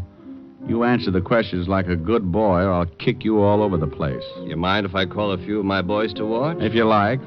Tell them I got a .38 under my arm that goes off when I get excited.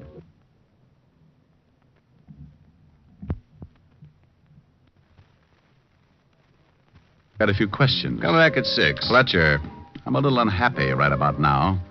You answer the questions like a good boy, or I'll kick you all over the place. You mind if I call a few of my boys to watch? If you like. Tell them I got a .38 under my arm that goes off when I get excited. Tell them I sort of lose my head when I get kicked in the mouth and don't get the answers I want. I think you better believe me. So you got kicked in the mouth? Yeah, by a pair of patent leather shoes, just like yours. I had nothing to do with it. You know a guy named Romero? Romero? No, I don't know a guy by that name. Where were you an hour ago? Right here. I have a couple of friends to prove it. We were playing cards, canasta. Okay. I'm glad you're satisfied, Mr. Diamond. Who said I was satisfied? No? Not a bit. Well, what about this Romero? He got himself shot. Badly? As bad as you can get shot. Well, Shamus, that's a chance you boys take. Maybe Romero would have lived longer in another racket. Think about it, Shamus. I'll think about it, Fletcher. I'll think about it a long time. Good. Let me know what you decide. You'll hear about it.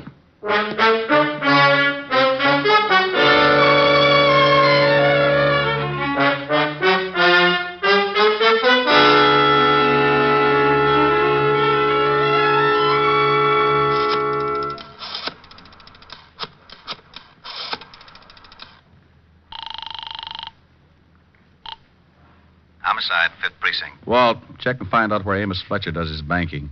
See if he's made any big withdrawals lately. Patent leather kid? What's he got to do with it? Just check. Okay. Now, what about the bullet? Have you found that yet? No. Oh, swell. Did you find anything else? A bunch of stuff in Romero's wallet. What? Oh, driver's license, social security number, some business cards. Card from a real estate office that might be important. Why should it be? A notation on the back. Says call Miss Crockett about new lease. Date after that. Yesterday. New lease? Romero has an office. Wonder what this new lease is. Why don't you check? Crockett Real Estate, Lexington Avenue. Bye. Au revoir. What?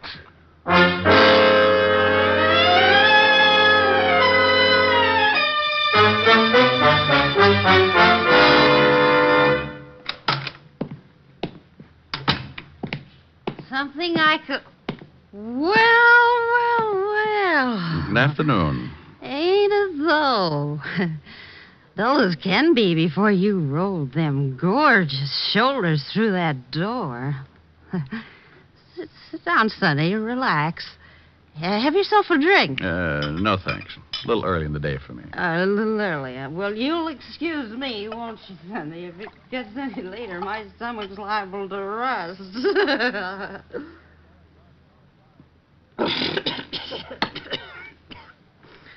Get it? Yeah, all over me. what's your name, Sonny? Gotta know, if I'm going to sell you some real estate. Play football in school, Sonny? Figures. Oh, look at them shoulders. Look, sweetheart. Huh? What did you say? I said, look, sweetheart. Oh. Why? No sense in raising all these goosebumps for nothing. Sweetheart, huh? Well, what can I do for you, Sonny? You want Madison Avenue at 50 cents a front foot? Hey, that's pretty good. Sure you won't have a drink, Sonny? No, thanks. I'd just like to ask you one question. Go right ahead, Sonny. I may not look it, but I'm considered one of the best real estate agents in this state. Do you know a man named Romero? Sure, I know him. Did you just rent him some offices? Yep. Signed the lease yesterday. A whole new suit of offices over on 46th Street. 46th Street? Where on 46? Oh, right there. Say, are you a cop? What makes you think that? Oh, I don't know. Romero's offices are right across from the police station. The 5th Precinct. Sonny, you bother me. You're too nervous. Now, why don't you just sit down and get comfortable and we'll What talk... building are the offices in? Carson building on the 4th floor. But why don't you just take it easy, Sonny? Thanks, sweetheart. Oh, you devil, you.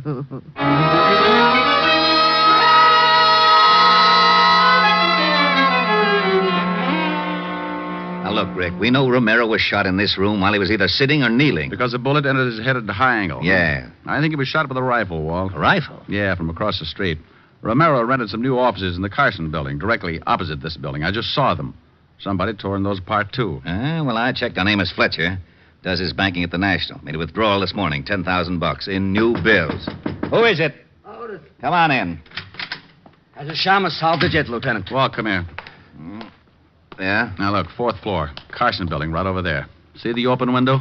Yeah? Now, if someone in one of those offices fired a rifle, and there's no bullet hole in the lower portion of the window in this room, that means it went through the open part. So Romero would have to be standing, let's say about right here. Well, that would make the slug somewhere out in the hall. Right. But it would have to pass through the door. There's no hole in the door. Hey, the door was open when me and the Shamas came down here. That's right, Walt. Let's see if we can find that bullet. What was Romero doing down here? Oh, he was just finishing this part of the test when I went up to get Diamond. Hey, Walt. Huh? I think I got the bullet. Yeah.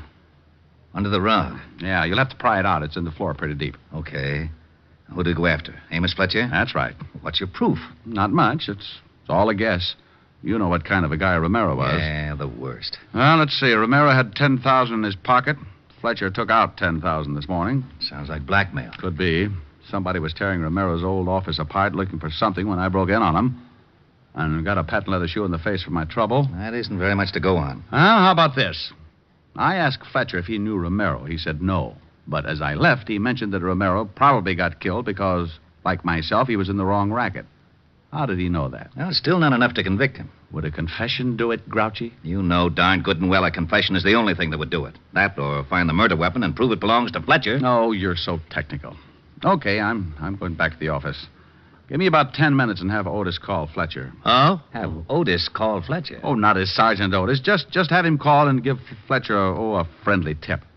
From the way those two offices were torn up, it's my guess that Fletcher hasn't found what he's looking for yet. Just tell him I found it. Found what? Found anything. You don't have to be specific. Who said I was gonna be? Gonna be what, you mallet head? Specific. You don't even know what it means. It means precisely formulated or restricted. Huh? Oh, here, I got the bullet out of the floor, Lieutenant. Bye, Walt.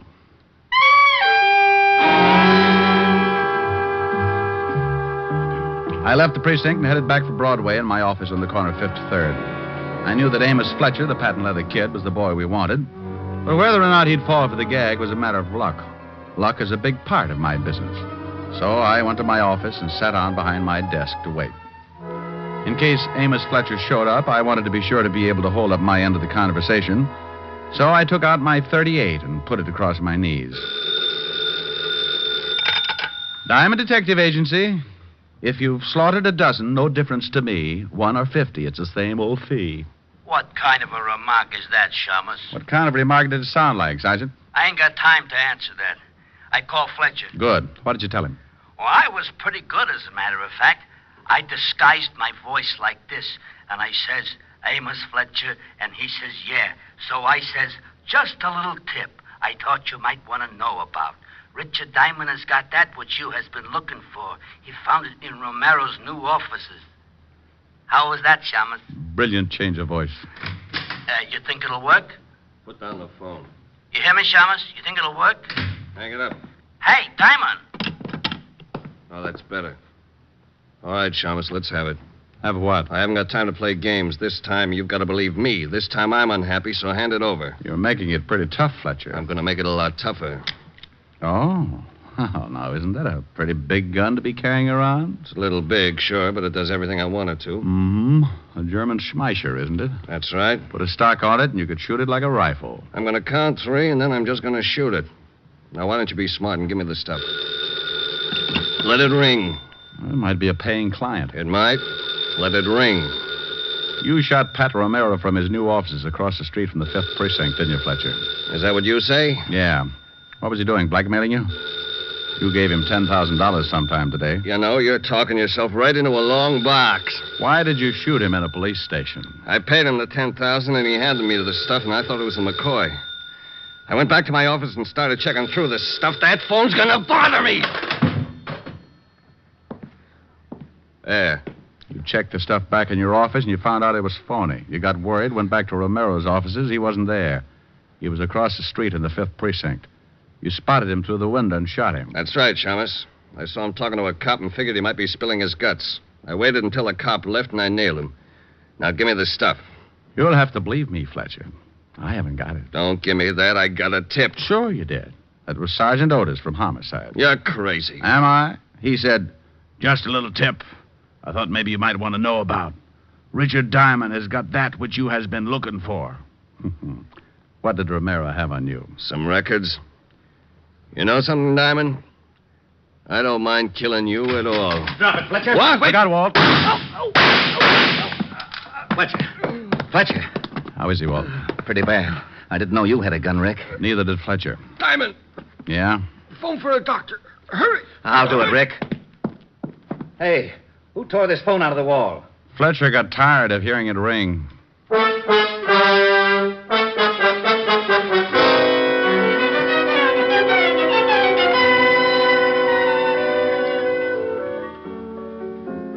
What's that you're playing, Rick?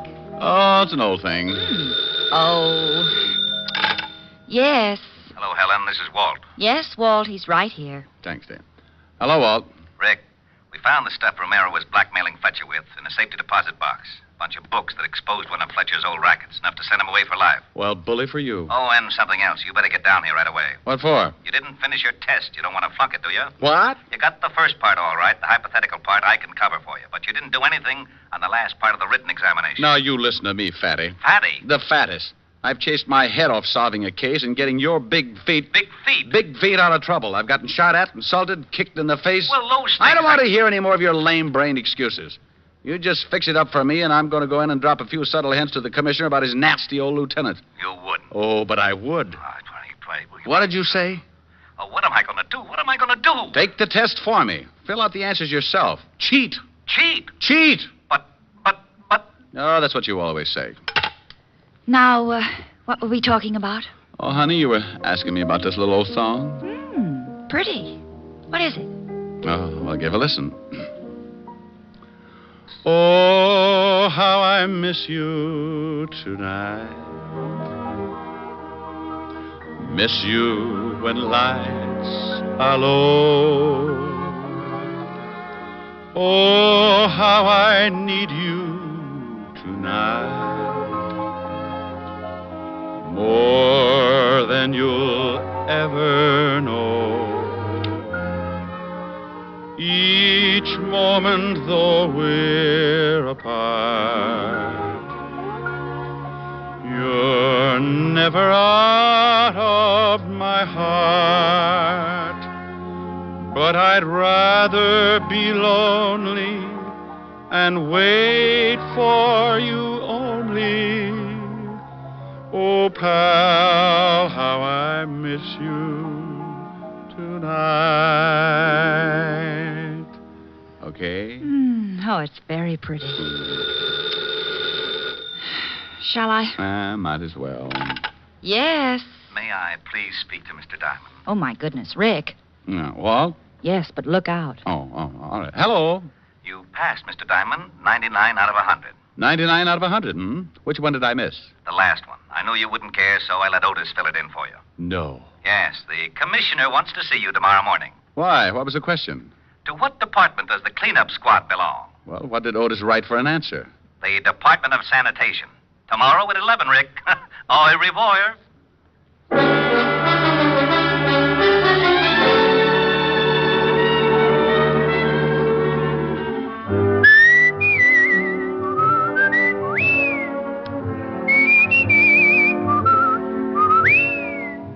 You have just heard Richard Diamond, Private Detective, starring Dick Powell. Ed Begley played Lieutenant Walt Levinson. Also in the cast were Wilms Herbert, Francis Robinson, Don Diamond, Ann Morrison, and Paul Dubov. Music was under the direction of Frank Worth. Today's show was written by Blake Edwards and directed by Russell Hughes. Dick Powell currently may be seen in the motion picture version of the best-selling novel, Mrs. Mike. This is Eddie King inviting you to be with us next Sunday at this same time when we will again bring you Dick Powell as Richard Diamond, Private Detective.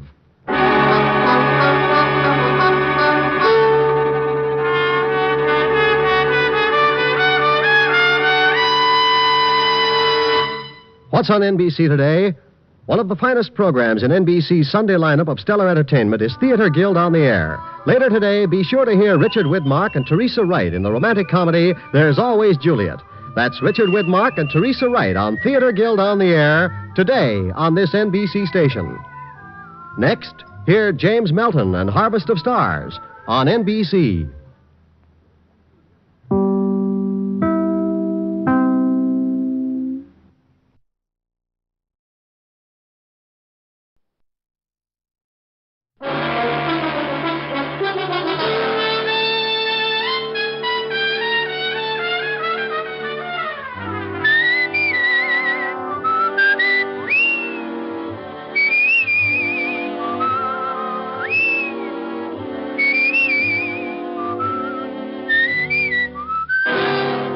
Dick Powell as Richard Diamond, Private Detective.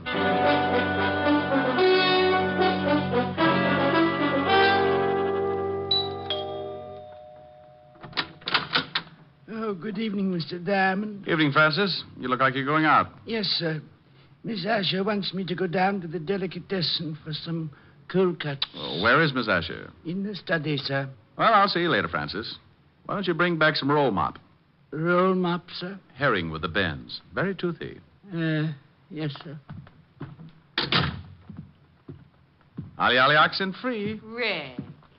Hi. Hi. Well, get the silk thing there. Lounging pajamas. Yeah. I guess we're going to stay in, huh? Uh-huh. I just sent Francis out for some food. I met him at the door. Look, I've got to do a few things in the kitchen. Why don't you stretch out on the couch and take it easy until dinner's ready? Okay, I'm pretty tired. Might rock out. No, a little sleep might do you some good.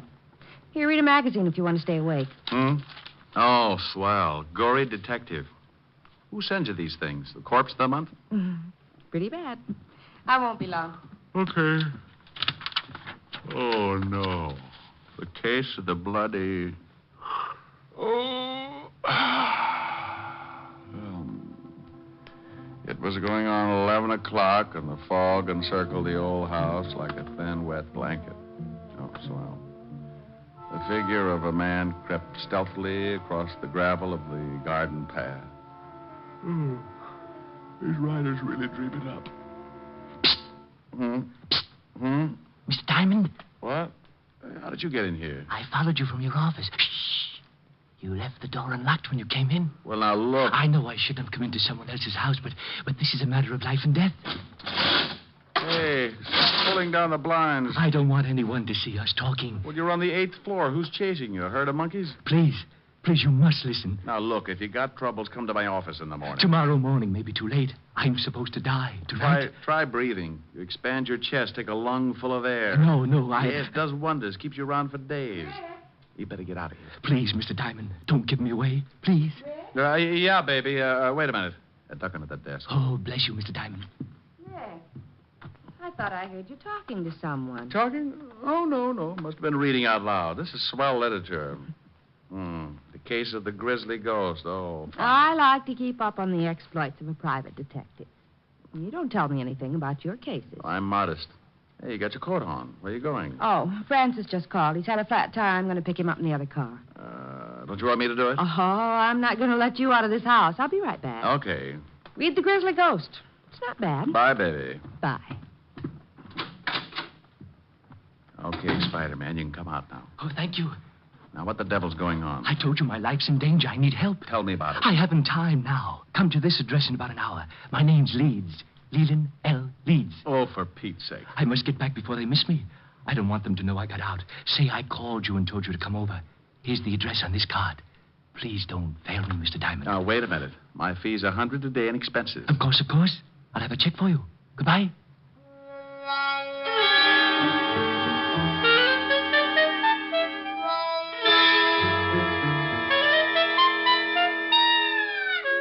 He went out like an undertaker stealing a can of embalming fluid, and I poured myself something just about as strong.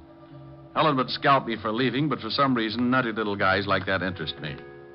I left Helen a note saying I'd be back later and took off for the address Leland L. Leeds had given me. It was out of town about 10 miles, but after hunting around for a while and running up a good-sized taxi fare, I finally found the house.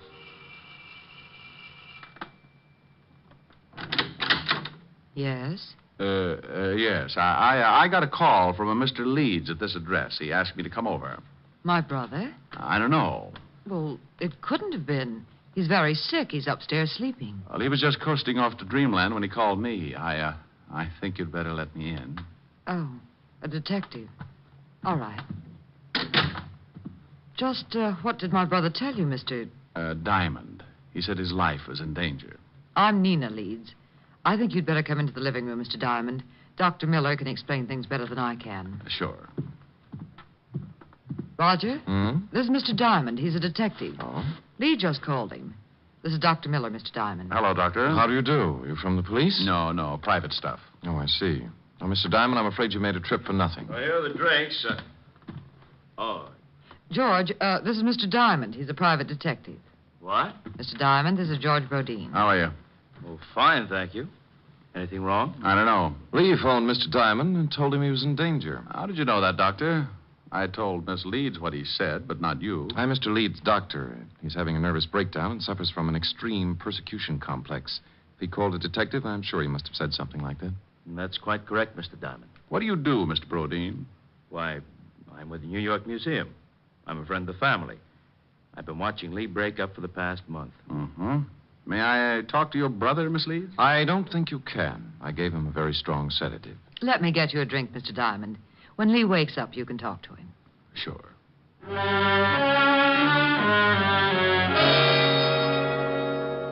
We went into the bar, and she got out a big bottle and 2 glasses.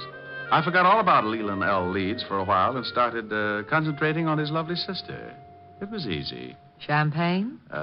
Sure, but I've run out of slippers. I've got a small foot. Might take you a long time to get enough. I drink fast. It's the open toes that bother me.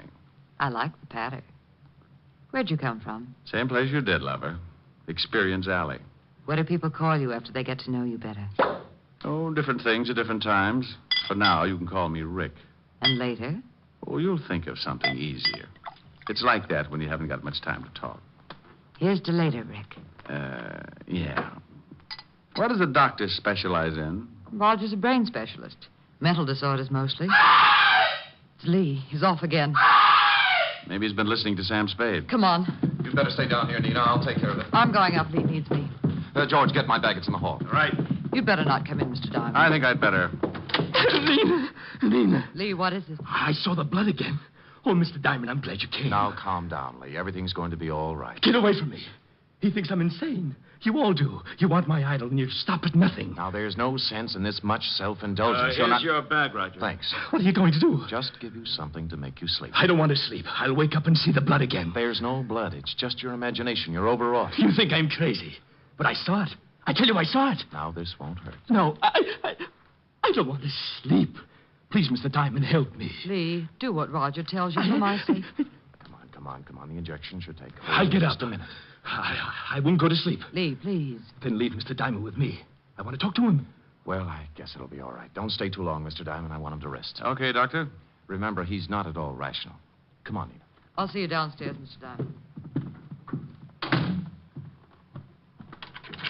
Hey, what's the idea, Leeds? I'm locking the door. I don't want anyone coming in. Pardon me for walking around in circles. I got to stay awake. Uh-huh. Those people downstairs are trying to drive me crazy. They must have been working overtime. They're after my idol. Your what? My idol. That carved image standing on the night table. Oh, yeah. Here, look at it. Look at it. Well, that's dandy.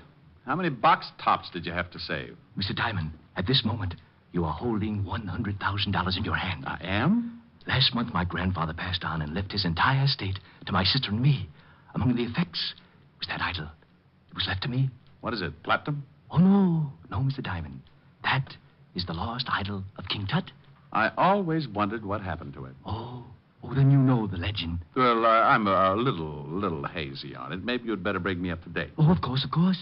It was supposed to have been buried with King Tut. However, the story goes that a slave absconded with it before they sealed the tomb. And that makes it worth $100,000? I guess so. You guess. You don't know? I only know what my grandfather told me before he passed on. He told me its value and said there was a curse on it. What does it say? Crime doesn't pay? Well, Mr. Diamond, it seems that on the first night of the new moon, after one has gained possession of the idol, he will die. Next week, Tom Swift and his electric grandmother. You don't believe me? Oh, sure. No, you don't. You're just like the rest. But it may interest you, Mr. Diamond, to know that 1 month after the idol was uncovered and my grandfather gained possession, he died. It was a new moon. How old was he? 74. Oh, well, that couldn't be it. Now, relax and tell me why you came to me. What about your fee? Oh, forget it. You can just buy me a broom to ride around on. Good night, Mr. Leeds. Remember, Mr. Diamond, it's a new moon. You don't have much time. Oh, brother. Did you talk to her, Mr. Diamond? You might call it that. Now do you understand? Your point's well taken, Doctor. What about that hunk of stone? Maybe if you gave him a teddy bear? Oh, the idol he's got is absolutely worthless. His grandfather had the same unusual ideas about it. Is there such an idol? Well, there's a legend, but no one has ever found even the slightest clue that it's a fact. Now, I've examined Lee's idol, and it's certainly not worth any more than the granite it's carved from. Well, I'll be saying good night. I hope he gets better. Can't I get you another drink, Mr. Diamond? You certainly deserve something for your trouble. No, thanks. Goodbye, Doctor. Mr. Rodin. Thanks, Miss Leeds. I wish I could make this up to you. I'll take a rain check. It'll be raining a lot this month. Yeah. Well, good night, Miss Leeds. Good night.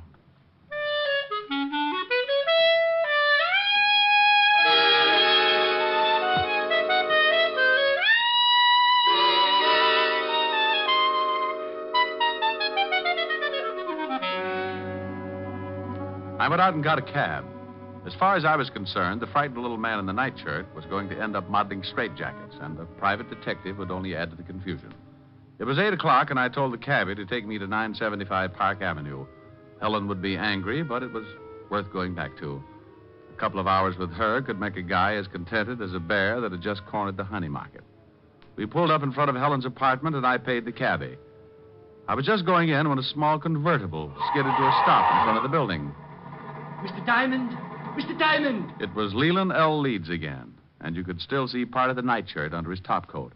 He leaned out of the car window and called. Over here, Mr. Diamond. Please, I must talk with you again. I'd had enough of the jumpy little man with the idol, so I started into the apartment without answering. He called again, climbed out of the car, and started to cross the street toward me. I looked back just in time to see the other car swing in toward me. Look out, Leeds! I ran back into the street and looked after the disappearing car. The lights were off, and I couldn't get the license number. It was too far away. I leaned down by the little man in the nightshirt. He was pretty far away, too. He was dying and hurt. Mr. Diamond? Yes, Leeds? Take the idol. When you left, I found out why it was worth all that money. They didn't want me to tell you, so they followed me and ran me down. It's in my coat pocket. He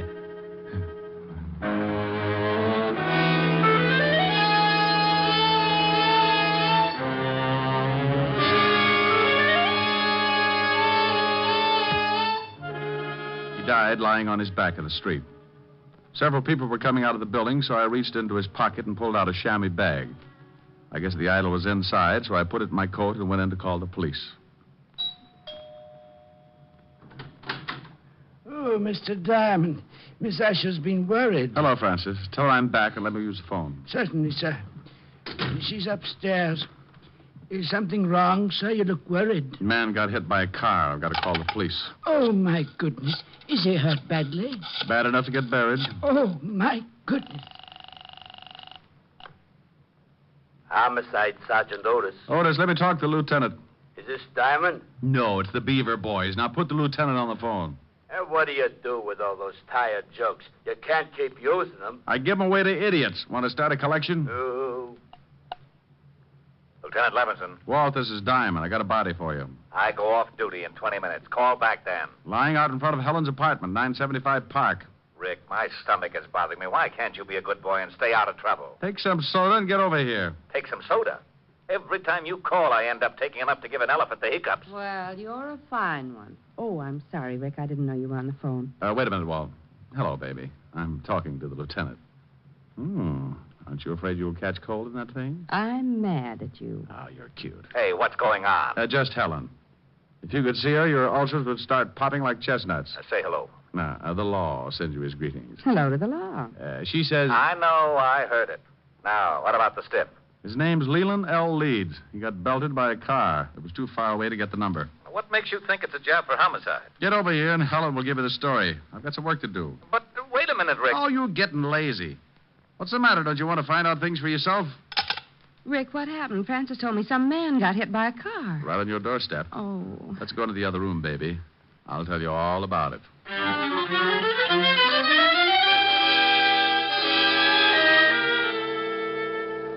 We went into the warm study, and Helen poured me a tall drink. I briefed her on what had happened earlier in the evening, and she sat down next to me. There's something about red hair that does things to me. It smelled fresh and clean, and with her that close, I could have been sitting in the middle of the Arctic and still kept my temperature above 102. Rick, do you have to go back out there? Well, somebody's got to tell his sister, and in a way, I feel a little responsible. Are you going to give her the idol? Hmm? The idol. The thing you took from poor Mr. Leeds' coat. You could at least show me what I'm playing second fiddle to. Oh, that's right. Yeah, I nearly forgot about it. Oh, here it is in this chamois bag. Oh, what an ugly little thing. And that's supposed to be worth all that money? Well, that was what Leeds, Hey, something's missing. Yeah, one of the eyes. Must have come loose when the car hit him. Probably in the bag. Yeah, there it is. Rick! Yeah. It was painted over. You'd never guess it unless you pried it loose. That's as big as a marble. Is it real? Well, you've got enough of them around, you tell me. It is. Rick, I think it's the pigeon blood. Why, it's worth a fortune. What are you doing? I'm scratching the other one. Well, Mr. Leeds wasn't so squirrely after all. This is ridiculous. You only read about things like this. 2 pigeon blood rubies. No wonder he thought it was worth $100,000. He said he found out tonight. He must have been scratching at them. Oh, then it wasn't just a hit and run. I don't know. Baby, I don't want to get hung up with a lot of explanation to Walt. Rick, what are you doing? Taking the other eye out. There. Now here. Hang on to these and don't let them get out of your little hot hand. When Walt gets up here, tell him what I've told you. Well, will you be back? An hour ago, I laughed at a little guy when he told me he was going to die. He said it was a full moon and he had a curse on him. I'm still a skeptic, but I'm a new boy when it comes to voodoo. I've got to hurry over there before the whole bunch of them turn into bats.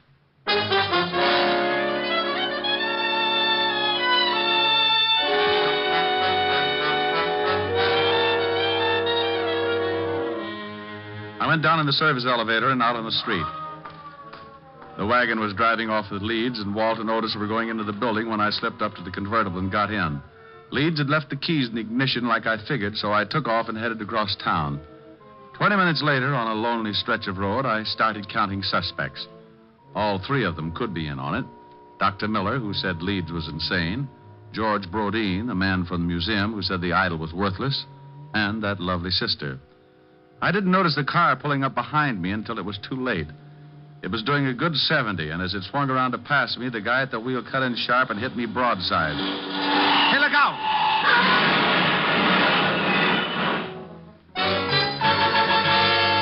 I went through a white fence and over an embankment. The car rolled, and somebody dropped the night on my head. I went to sleep. I don't know how long it was before I started coming around, but when I tried to shake myself back, it was like pulling my head out of a barrel of molasses. It stuck to my eyes and plugged up my ears. I tried to claw the stickiness away, but my hands were like two baseballs. I moved my shoulders and felt the stiffness in my back. It spread out to my hands and down to my feet. I opened my mouth and took in a lot of air. I finally made it.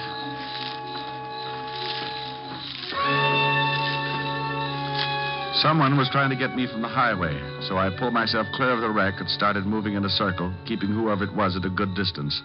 I was too pushed around to put up a fight, so I made it back to the highway and walked along until I found a little gas station on the road. The joint ain't open. And then your lock's busted. No, it ain't. Then I floated through the wall. Where's your phone? It ain't for public use. Try isn't.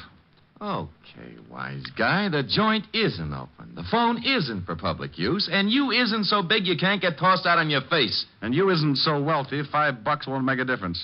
Oh, why didn't you say so? Phone's on the wall. Thanks. You know the Leeds family? Yeah, they get gas here sometimes. Hello. Evergreen 34369, operator. How far is the house from here? I'm a little turned around. About a half a mile. Hello, Francis? Is Lieutenant Levinson still there? No? Well, just tell him to get out to 19319 Jackson Heights Boulevard. I've got a killer for him. Yeah, oh, my goodness. Now, hurry it up. You a cop? Shamus. What do you take for the use of your car for an hour? My wife would kill me. I'll drive you wherever you want to go.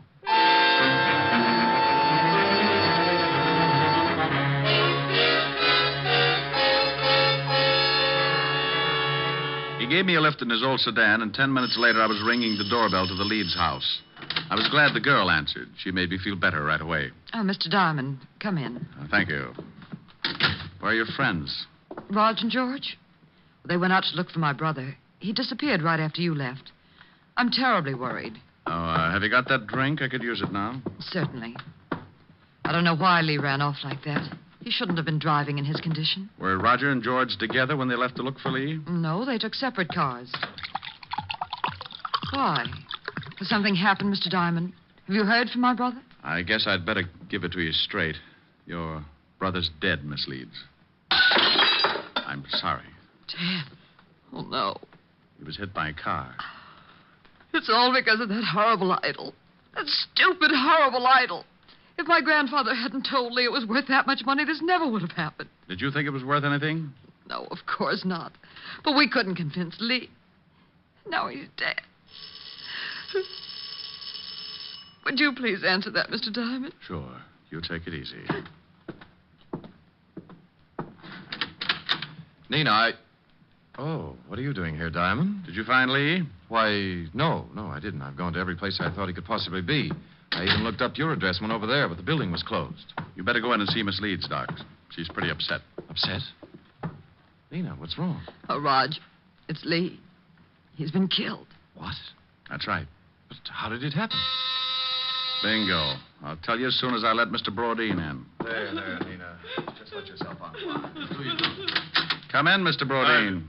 Well, Mr. Diamond, what are you doing here? I think I'd better have a sign made. The doctor and Miss Leeds are in the living room. Well, something happened? Mr. Leeds is dead. What? This is the most surprised household I've ever run into. Roger, is this true? I guess so. Oh, I'm terribly sorry, Nina. Is there anything I can do? No, thank you. Where did this happen, Mr. Diamond? In front of 975 Park Avenue. Car hit him. I was with him when he died. Oh, this is terrible. I thought at first it was an accident, but I'm not sure. What do you mean? When I left to come out here, someone ran me off the road, nearly killed me. Who would want to kill Lee and then try to kill you? Probably a coincidence. Certainly. Probably just a drunk. Could have been. Lee gave me this before he died. A chamois bag. What's in it? The idol. Oh, that awful thing. What do you want done with it, Miss Leeds? I don't care. Just get it out of this house. What are you going to do? I don't know. You want the thing, Doctor? Why, What for? That's a good question. How about you, Brodeen? You want it? Oh, well, what would I want a worthless piece of stone for? Well, as long as no one wants it, may I use this fire poker, Miss Leeds? What are you going to do with it? The idol is worthless. It's caused a lot of trouble for you and your family. I'm going to break it up. No, give me that, George. Well, Brodeen, you're sure getting grabby. All right, now all of you stay right where you are. Well, for a museum collector, that's a pretty modern gun. Yes, and I know how to use it. George! This is the hokiest case I've ever been on. Even the dialogue's bad. I suppose you think you're pretty clever making me show my hand like that. I read Gory Detective. I found that the idol was really worth all that money, but I had to make the killer tip himself. You did. Mr. Diamond, do you mean my brother was really right all along? In a way, yes. He believed what his grandfather had told him. But it wasn't until tonight when he scratched one of the eyes of the idol that he knew for sure. Scratched one of the eyes? That's right. Pigeon blood rubies, painted over. Well, now I'm leaving you. Well, that's good, but you're minus something. Minus what? A couple of rubies. I took them out of the idol. You're lying. Take a look at the bag. What? They're gone. I'll kill you for this. Give me the gun, George. Look out. He's going to shoot. Give me the gun. All right, everyone. This is the police.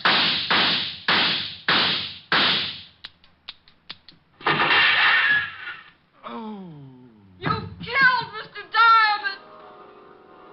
He shot Diamond, all right, Lieutenant. Put the bracelets on him, Otis. Sure. Come here, you. Not him. Put him on Diamond for disturbing the peace. Pin the medal on the other guy. No.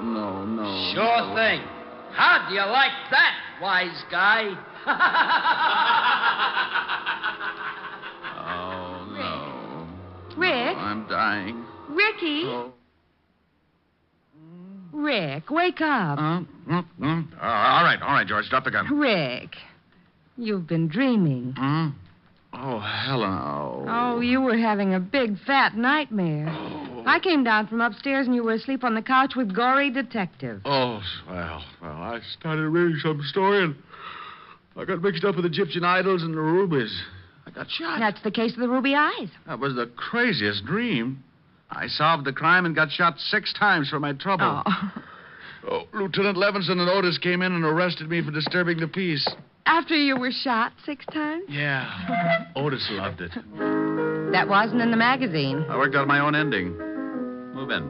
That's pretty. What are the lyrics? Well, an awful lot of them. I'll sing them. Okay. I'm sitting high on a hilltop. Oh, I remember that.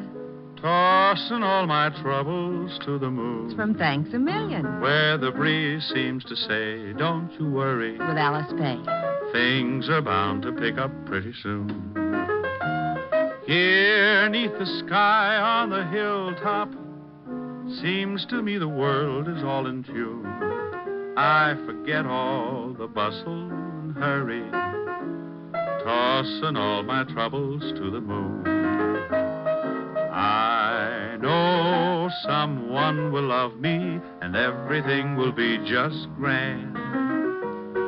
Just so the stars up above me continue doing business at the same old stand. It's mighty sweet in the evening when I've had a busy afternoon, sitting high on a hilltop, tossing all my troubles to the moon. Sing it again, Rick. I'm sitting high on the hill. Oh, Rick, the grouse. Yeah, listen to that. Where the breeze seems to say, don't you Hey. worry. How do you like that, wise guy? Oh, that's really awful. Yeah, well, maybe you know how I feel when you open that big bazoo of yours. You mean I sound like you do? Look, Diamond, what do you think the rats keep jumping out of my window for? Well, maybe if you had some plastic surgery. And your crummy jokes are as bad as your crummy singing. So please, save the world from a horrible fate and cut your throat or something. Oh, yeah? Well, let me tell you, old boy. I'm sitting high on a hilltop, tossing all my troubles. Hey, you! Shut up! We want to hear Diamond. Yeah, shut your big bazoo. Yeah, shut up! What's that? You heard us. We want to hear Mr. Diamond. Oh, no. Rick. Yeah, my dear public.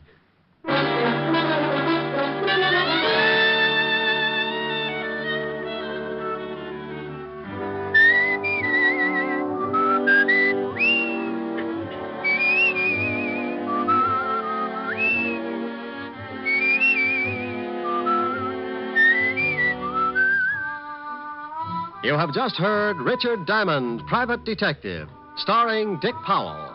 Helen was played by Virginia Gregg, Lieutenant Levinson by Ed Begley.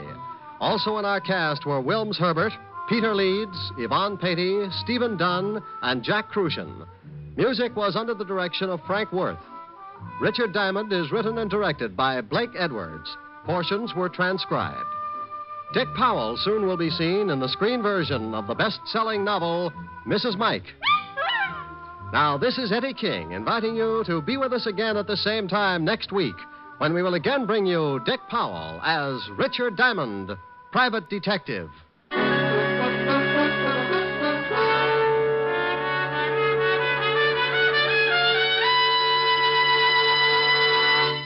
What's on NBC tomorrow? Detective story fans will want to hear Madeline Carroll and Basil Rathbone in the detective melodrama The Amazing Dr. Clitterhouse, tomorrow on Theater Guild on the Air. And for more detecting, listen tomorrow for The Adventures of Sam Spade. He'll present his most humorous caper of the season. Yes, you'll enjoy both Theater Guild and Sam Spade tomorrow on NBC.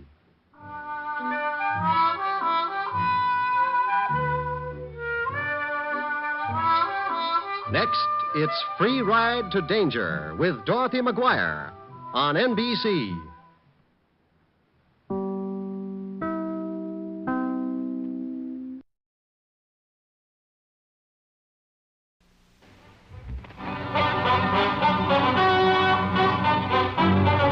Richard Diamond, Private Detective, starring Dick Powell.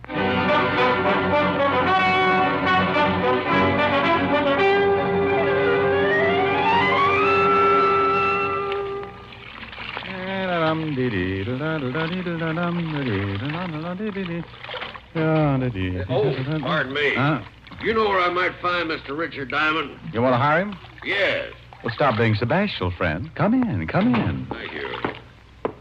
You're Mr. Diamond? Well, any resemblance to the Irish washerwoman is purely intentional. Do you always do your own laundry? Always. Keeps my petty cash from looking too petty. Sit down, Mr. Baxter. Clay Baxter from Okmulgee, Oklahoma. Clay Baxter from Okmulgee, Oklahoma, was a man I guess to be in his early 50s. Straight up, he crowded 6'3", counting the 2-inch heels on his handmade boots. Looking at him, I thought of an old Remington Trent and suddenly felt like singing a chorus of Home on the Range. I'd like you to come to Okmulgee with me, Mr. Diamond. Well, why, Mr. Baxter? My brother was killed yesterday. The sheriff and the coroner said it was an accident. I don't believe it. How did you happen to look me up? I raise cattle, Mr. Diamond. I do a great deal of business in Chicago and New York. I wanted a detective with experience, someone with a good reputation. Bless you. I called a friend on Wall Street, and he recommended several men. One of them was you. I checked your background. I'm satisfied. Oh, good. I charge $100 a day in expenses. Chicken feed. I'll pay it, and if you catch the man who done it, I'll give you a $1,000 bonus. Oh, well, now, I can't leave right away. It'll take me at least 5 minutes to get my affairs in order. Yeah, I can certainly see you appreciate a buck. Mr. Baxter, I appreciate a buck like a Texan appreciates Texas. Texas? Never heard of it. How was your brother supposed to have been killed? Thrown from his horse, skull fracture. And you don't believe it? I do not. Why? Too good a horseman. Well, it could have happened. Well, if it did, he'd have taken the fall right. Might have busted something, but wouldn't have killed him. Anything else? His wife. My brother was a wealthy man, Mr. Diamond. His wife will inherit everything. Ranch, cattle, all worth about $8 or $10 million. You think she had something to do with his death? You tell me, Mr. Diamond. I called Helen, told her I was off to Okmulgee, promised I'd send her a couple of Navajos or whatever they had out there. Then I took Clay Baxter over to my flat and threw a few things into a suitcase.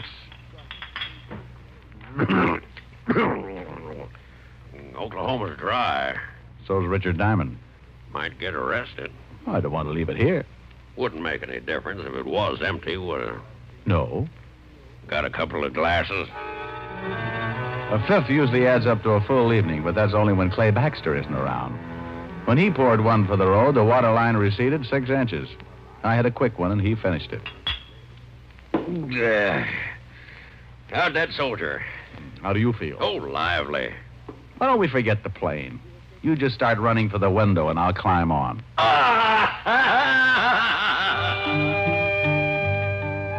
Okmulgee, Oklahoma. Population 17,091, according to the last census, and very hot in August. Baxter's station wagon's waiting at the airport, and the driver took us into town where I was introduced to the local law. This here's Sheriff Billings. How are you, Sheriff? Jim, this is Mr. Diamond. He's a private detective from New York. Howdy, Diamond. Howdy. Private detective, huh? Oh, I've been called other things. Still ain't satisfied, huh, Clay? Not yet. And you ain't either, and you know it, Jim. How about it, Sheriff? You think Mr. Baxter's brother was killed deliberately? Coroner says it was an accident. Hit his head on a rock. That ain't what Mr. Diamond asked. Well, Will Baxter was a pretty good rider, but he could have been thrown. I know. All the evidence says he was. Could see plain where his horse bolted. What could have made his horse shy? Snake, maybe. Not that horse, and you know it, Jim. Well, maybe stepped in a chuck hole. He was limping right bad when he got back to the barn. No signs of anyone else near the body? Well, when I got there, some of Will's boys had already ridden out. Who found him? A couple old miners, Luke and Phineas Merriweather. Well, let's go out to the ranch, Mr. Baxter, and take another look at the spot where your brother died. Will Baxter's ranch is 40 miles from here, Mr. Diamond. Maybe you'd like to go out to my place and freshen up a bit first. You go ahead and shave and shower. I'm going to go build me a drink. Hey, this is quite a place, Mr. Baxter. Glad you like it. Take a swim in the pool if you'd want, but watch out for the catfish. Catfish? I'm a bachelor. Don't use the pool much, and I don't usually have guests. Love catfish for dinner, so I keep them in the pool. I caught a guy once floating bodies in his bathtub. You don't say. Funny, Harvey.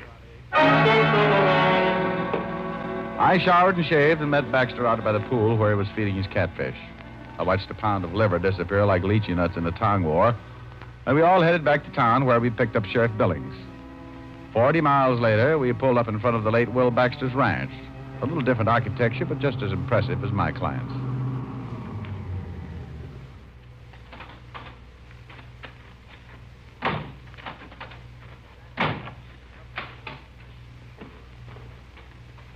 Clay. Afternoon, Sheriff. Oh, Wilma. Afternoon, Wilma. Wilma, this here's Mr. Richard Diamond. Wilma Baxter, my brother's wife. How do you do? How do you do, Mr. Diamond? Private detective.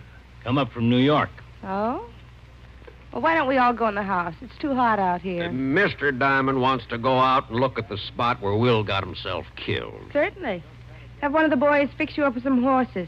When you're done, why not stop back for dinner? Mr. Diamond's eating with me, and he's going to be pretty busy for a while. Now, I'll give you a rain check, Mr. Diamond. Oh, thank you. I'd like you to tell me about New York. It's been a long time, and I've almost forgotten what it's like. Let's go, Jim. It's getting late. Bye, Mr. Diamond.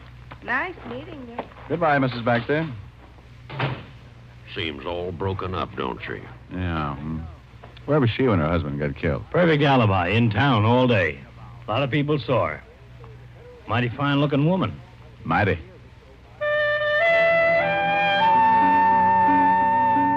We all rode down to the stables, and one of the hands saddled up 3 horses, and we started out across the open desert. For a man who had spent all his life riding around in taxicabs, the experience was just short of agonizing.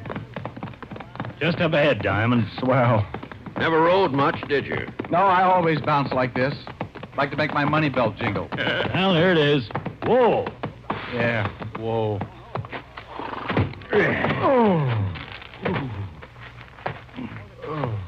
Well, here's where they found the body. Now, what did he hit his head on? That rock right there. Mm-hmm. Did you take an impression of the wound to see if it matched? Nope. Well, why not? Never thought about it. Well, that's a pretty good reason. Anyway, let's dig that rock out and take it back with us. I spent the next minutes limping around looking for something and came up with nothing except a longing for a hot Epsom salts bath. We dug up the large rock and took it back with us to Wilma Baxter's ranch. Ooh.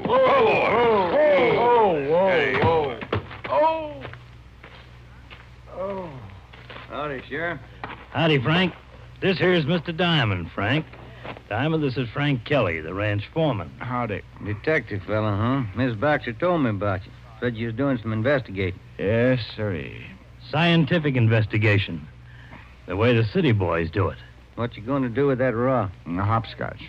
Oh, on second thought, I think we'll take turns untying the knots in my back. Good warm shower, and you'll feel fit as a fiddle. Well, I got a good start. I'm shaped like one. You'll find it a little bit rough out here, Diamond. Oh, I'll get used to it, Mr. Kelly. I hope you're right. Ain't much like the big city. Oh? Just what is the big city like, Mr. Kelly? I ain't never been there. Just what I've noticed. Looks like a man can get pretty soft living in the city. Well, I'd like to show you where I was brought up sometime, Mr. Kelly. We never got around to playing cowboy, though. We were too busy kicking each other's teeth out. See you later, Mr. Baxter. So long, Sheriff. I don't think Frank likes you, Diamond. Well, what about Will Baxter's horse? I can take a look at him. Right over there in that stall. Really pulled up lame. Oh, good horse. Never figured to shy at anything. Man, look at that. His hip's swollen. Yeah, really twisted something. Steady, boy. Steady. Hey, that looks like an infection. Yeah, it's a funny thing. It kind of does. What are you getting at, Mr. Diamond? Oh, I'm not getting into thing, Mr. Baxter. I just said it looked like an infection. Yeah, we better tell Mrs. Baxter or Frank. Have someone take care of it. Tell me, boys, if you jabbed a horse with something, would that make him bolt? Come on, I want to get back to town and talk with the coroner. Now, look here, Jim. Ain't my word good enough? Why, sure it is, Coroner, but Clay hired Mr. Diamond to do some investigating, and he's doing it. Clay, I tell you, your brother died from natural causes. I don't think so. But if you insist, I'll show this detective fella the body. I want the head wound matched to this rock. Okay, but the mortuary ain't gonna like it. They got him all ready to bury. The coroner led me across the street and into a funeral parlor where I took a look at the late Will Baxter. 6 years with the 5th Precinct homicide and a couple of dozen killings should have conditioned me.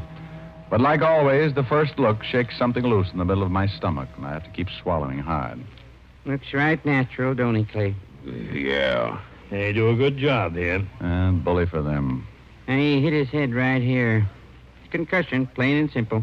No other marks or bruises? No. While the coroner rolled the late Will Baxter into one of the back rooms and made a comparison with the head wound and the rock we'd brought in from the ranch, we went out on the front porch for some air. I lit a cigarette and thought about an old case I'd worked on 5 or 6 years before. Hey, you got a cigarette? Sure, Doc. Picayune all right? Funny thing. Head wound doesn't match the rock. Sure doesn't. Wound is too deep. Rock's round and flat. Nothing sticking up to go that deep. Then I want an autopsy. Why? Fracture still killed him? No, I doubt it. When someone plans a murder, they don't count on one blow to do the trick. Bet there's nothing else that could have done it. Well, nothing you can see. I've met someone here in Okmulgee that I'm pretty sure is wanted for another killing very similar to this. Now, Doc, go make that autopsy and fast. You think maybe you found something, Diamond? You think Will was killed deliberately? Maybe, but we'll have to wait for the autopsy. In the meantime, I'd like to go out and visit those 2 old-timers. Luke and Phineas? That's right, Sheriff. Well, it's mighty dangerous. But come on, I'll take you out. You better wait here for the report. Mr. Baxter and I'll go on out. All right, you can use my horses, so you won't have to go all the way back to the ranch. Horses? Well, the Merriweathers are on the other side of town, out about 10 miles, no roads. Oh, horses, 10 miles. I may never play kick the can again.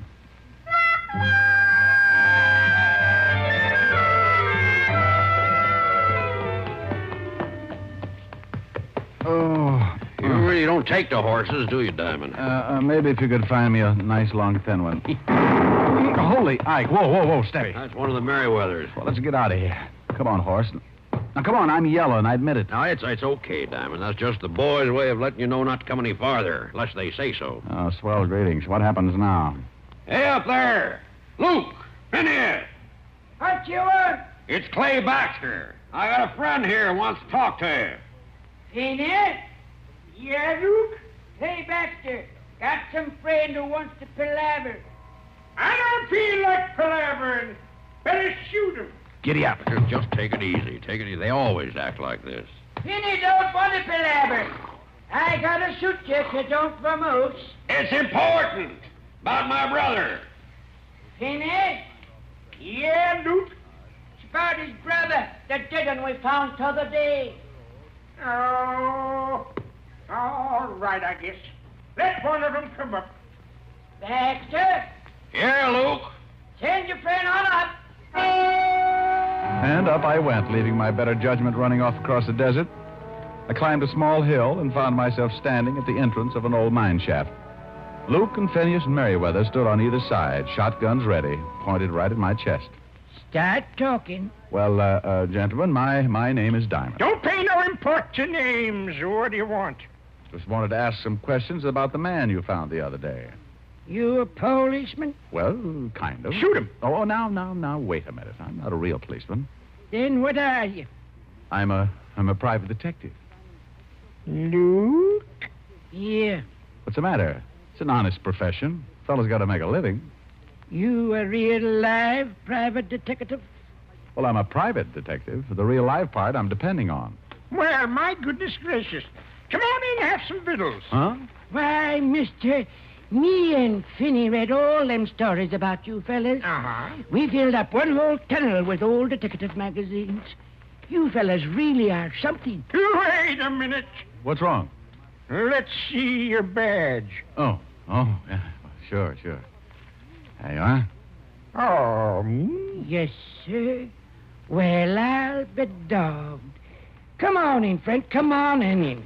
I'd like to ask you some questions about this here Dick Tracy fella.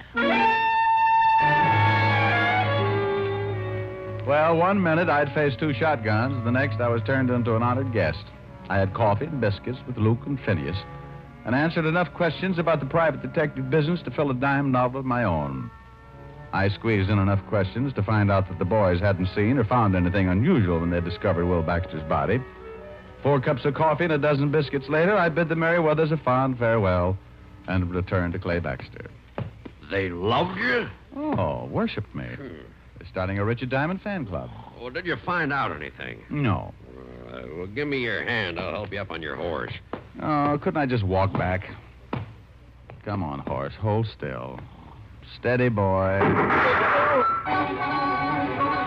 Clay Baxter, sitting in his saddle, had leaned down and grabbed my hand to help me up on my horse, and that was when he got it.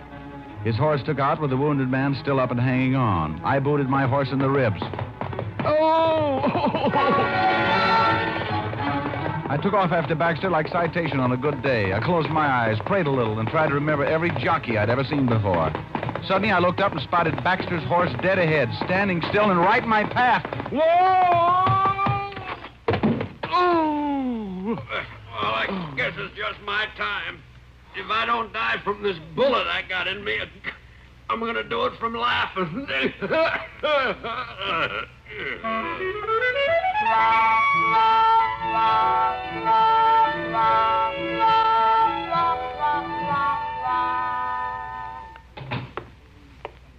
How is he, Doc?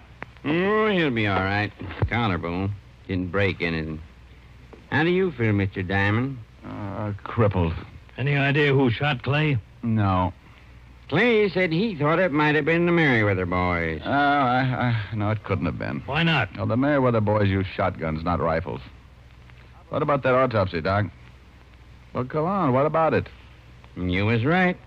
Will Baxter didn't die from a skull fracture. What was it? I don't know what was used for sure. A long, thin instrument.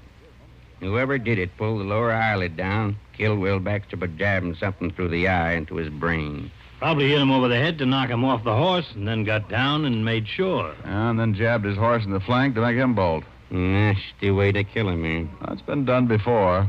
It's not a man's way of killing. Wilma Baxter was in town all day. When Clay comes around, tell him I borrowed his station wagon. Going out to see Wilma? Going out to her ranch. I want to take another look at Will Baxter's lame horse. And, Doc, I want to borrow a pair of surgical probes.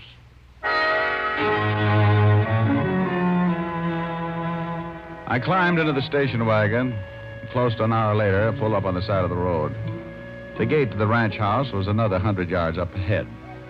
So I piled out, climbed the tall white fence, and slipped into the barn. Steady, fella. Steady. Steady. The horse's left flank was still swollen and very close to a serious infection. I ran my hand over the spot. Steady, boy. There was something still stuck in the flesh, so I used the surgical probes and prayed the horse wouldn't kick my brains out. Whoa, whoa. Steady, boy. Steady. There. Sorry, fellow.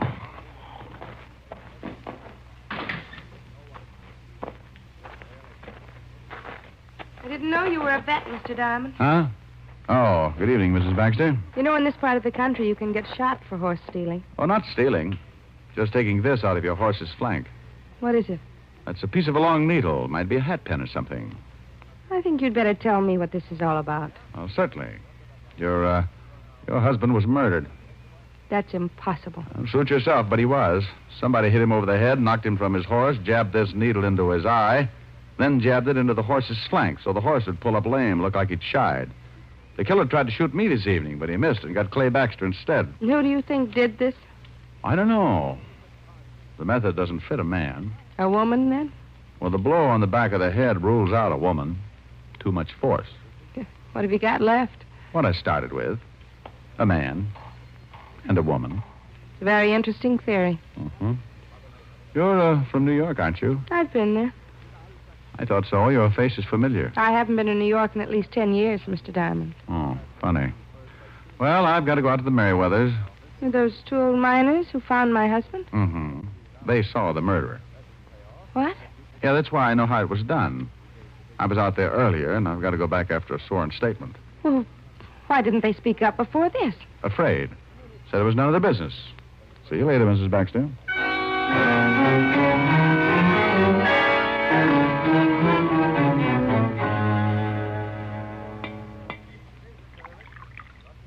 Have another biscuit, Inspector? No thanks, fellas. 10's plenty.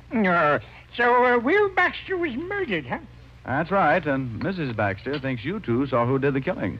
Gonna lay a trap, huh? Yes, Luke, gonna lay a trap. Now, look, I remembered Mrs. Baxter from someplace the first time I saw her.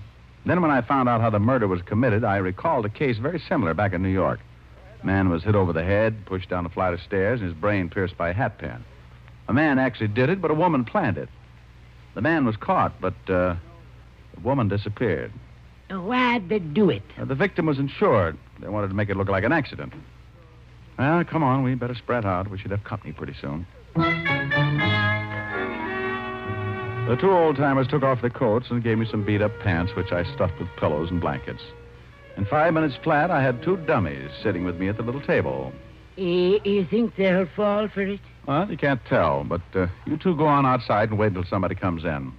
I just want him to try for one of the dummies. Well, what if he tries for you? Killjoy. Luke and Phineas took their place outside the mine, and I smoked a dozen cigarettes, and then I heard someone coming in, moving quietly up the tunnel toward the light. I played it big. Well, that's fine, Phineas. Now, if you'll just sign this statement. I rolled, and the dummy that represented Phineas Merriweather doubled over from the force of the slug. He shot again, and Luke's dummy toppled. I kicked the lamp out before he got around to yours truly. 2 down and 1 to go, Diamond. I'm afraid I got a big surprise for you, friend. I ain't worried. You should be. There wasn't even close. You're a lousy shot. Yeah? You missed earlier this evening and got Clay Baxter instead. I'll make up for it. No, you won't, friend. Drop it. You heard him drop it. Okay, all right. Don't shoot. Wait a minute. Wait till I get the light. Yeah. Well, hey, it's that Kelly fella. Yeah, you're getting way out of line for a ranch foreman, Kelly. Give it to him, Mr. Diamond. Who had you kill Will Baxter? You know, Kelly, you said something today about getting soft in the city. Wonder just how soft I've gotten. Maybe you'd like to find out. Turn him loose, boys. Yes, sir. Go on now, go to it, Mr. Diamond. I don't like getting shot at. It makes me real unhappy when anyone runs around killing people. No, go on, stop him, do it. Shut up, Finny, and let him fight.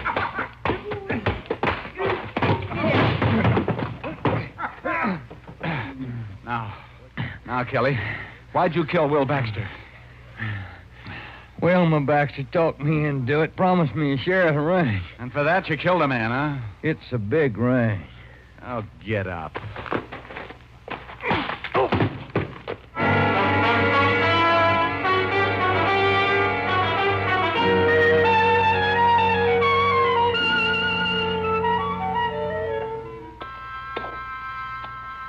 Sure hate to see you leave, Mr. Diamond. I hate to go myself, boys.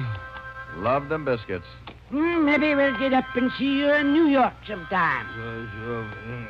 Hey, Kelly's coming, too. Doesn't like being tied to a horse like that, I guess. Finney.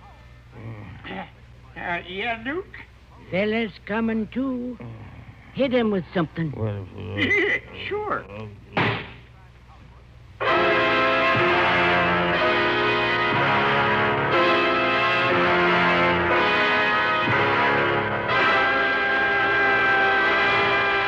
Richard Diamond, private detective, has come to you through the worldwide facilities of the United States Armed Forces Radio and Television Service.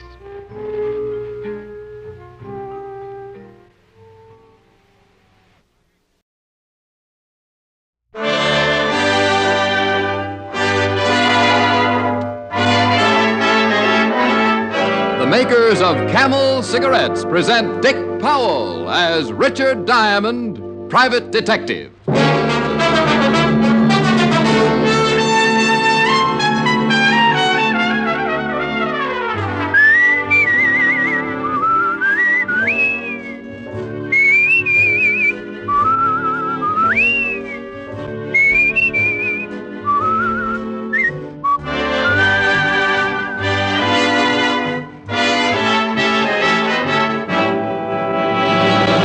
What cigarette do you smoke, Doctor? Again, that question has been asked of doctors in all parts of the country, doctors in every branch of medicine. And again, the brand name most is Camel. Yes, according to this repeated nationwide survey, more doctors smoke Camels than any other cigarette.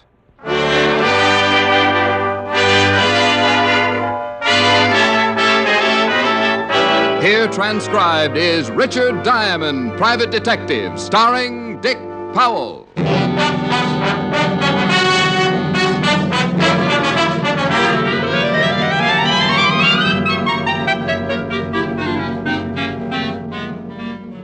It was a cold afternoon in New York. There were 6 inches of snow on the streets and twice that much on the fire escape outside my window.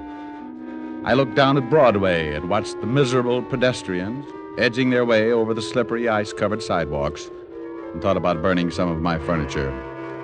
It was just the day for anything unpleasant, and when the door to my office opened, I turned around to look at one of the most unpleasant sights I'd ever been faced with. Standing in the door was something that looked human, and I use the term human only because I stuck around long enough to find out for sure. He was about 6 feet and well-dressed, in a dark gray overcoat. But his face raised goosebumps from my argyles to my haircut. It was as dark gray as his overcoat, his whole face, his eyes, his lips, and when he spoke, even his tongue. Mr. Diamond, Yeah?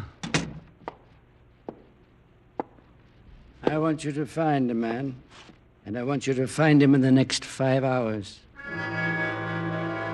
He didn't sit down. He just stood there facing me like a bad dream. I pushed the chair back and got up, as though I had to be standing to protect myself from what was coming. The man I want you to find is named Carnes. He's a science teacher at State College. Is he missing? Would I want him located if he wasn't? Would I have asked you if I'd known the answer to that? How much is your fee, Mr. Diamond? When I know what I'm getting into, $100 a day in expenses. Yes, 500. Find Louis Carnes in 5 hours and you get another 500. Does it matter if you know what you're getting into? I never go waiting if there's quicksand around. Not even for $1,000? I never like to count money when I'm suffocating. You only have to find Louis Carnes. I guarantee you'll live through it. And after I find him? You can spend your 1,000 and forget about it. Why do you want him found? I owe him a debt. I want to pay him. And why do I have to find him in the next 5 hours? Because that's how long I've got to live.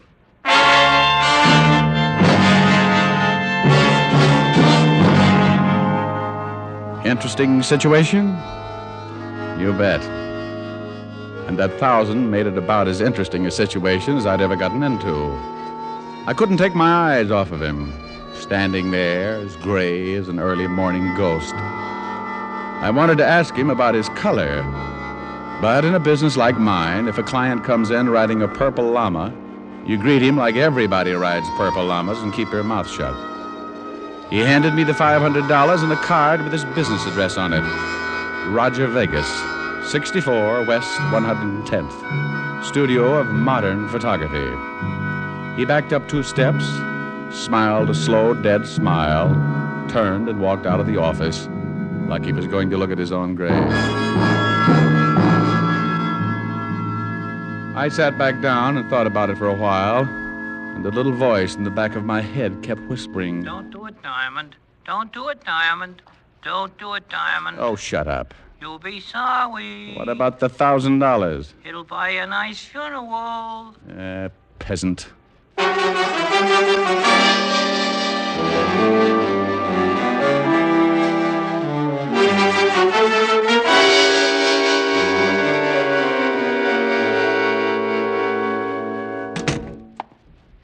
Well, if it ain't Richard Diamond, the overstuffed flatfoot. Well, if it ain't Sergeant Otis, the overstuffed flathead. Oh. No. Someday you'll be sorry. Well, everybody is sooner or later. Think of what your poor mother must have gone through. That ain't funny. I'll bet your father didn't think so either. Oh. Oh, Rick. Still picking on him?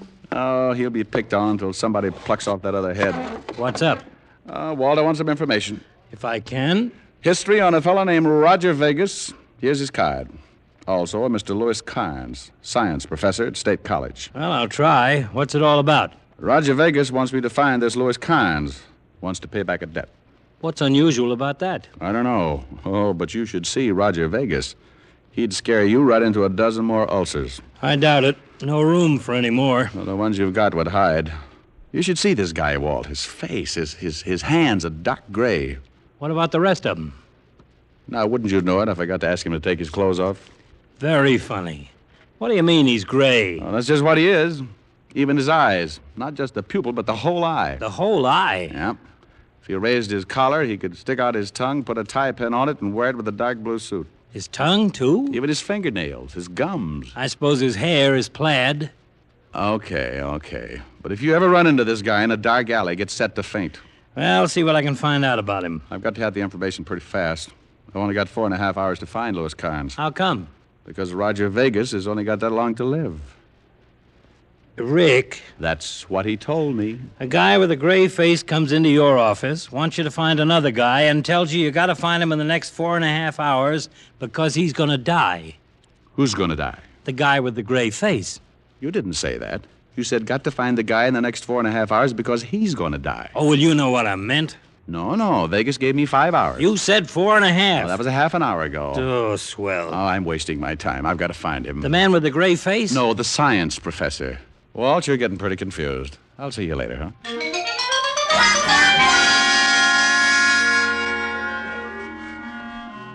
I left the 5th Precinct, grabbed a cab, and 20 minutes later I was walking across the campus of State College. Being Saturday, the big school was quiet and impressive as it stretched out over the dozen acres of snow-covered grounds. I located the administration building and found one lonely student working in the main office.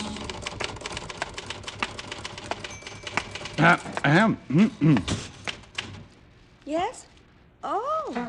Good afternoon. Looks like it might be. Can I do something for you? Well, yes, I'm looking for Professor Carnes. Professor Carnes? Mm-hmm. He's in the science department, isn't he? The professor hasn't been on campus since last Thursday.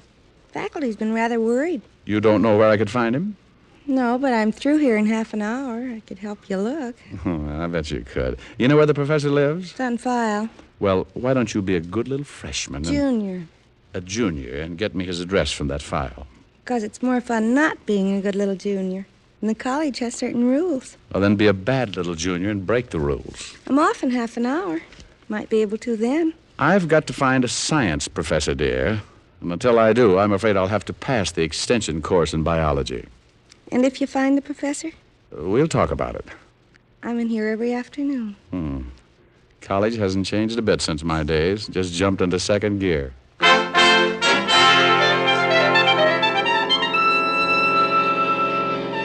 The cute little junior walked her sweater and saddle shoes over to a long file and came back with Professor Carnes' home address.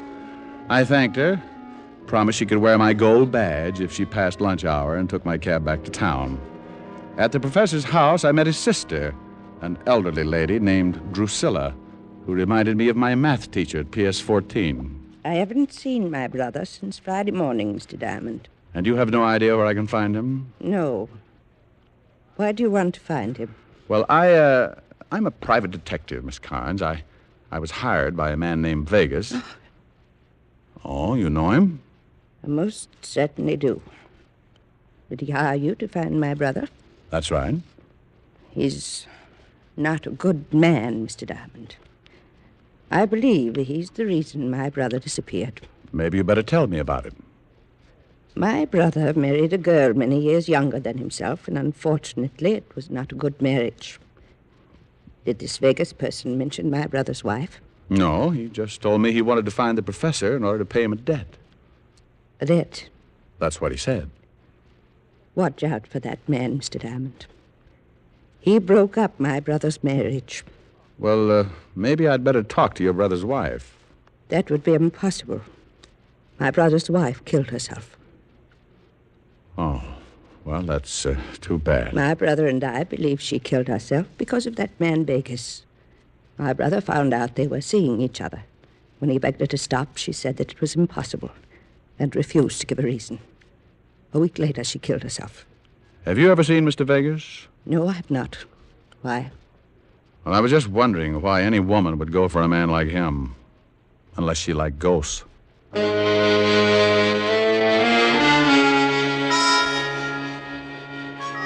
I left Drusilla Carnes and looked at my watch.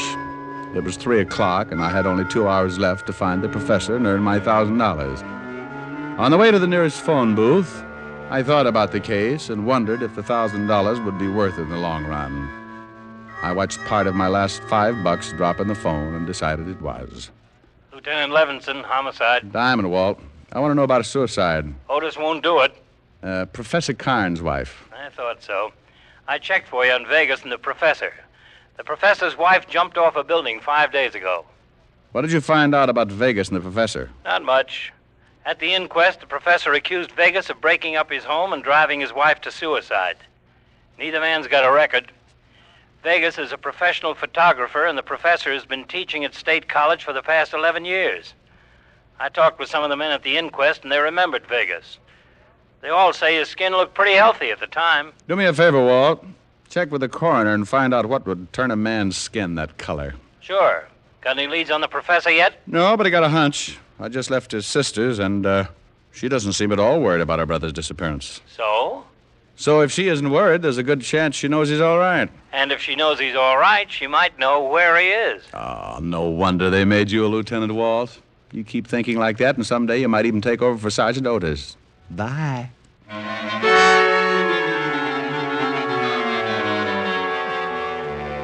I left the phone booth and walked back toward Drusilla Carnes' house. I staked myself out across the street in a corner gas station and warmed my blue little ears inside while I waited for the good Drusilla to contact her brother.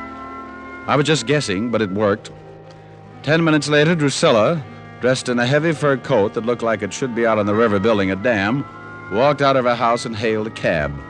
I hailed one, too, and followed. 15 minutes later, I was back on the campus of State College. I watched her get out, walk around back of one of the buildings, knock on a door. She waited until someone opened it, and then she disappeared inside. I tried the door, but it was locked again. So I toured the building.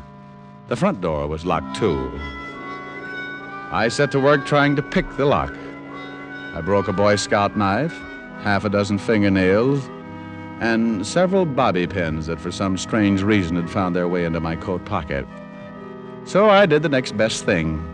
I went back to the door that Drusilla had entered earlier and waited.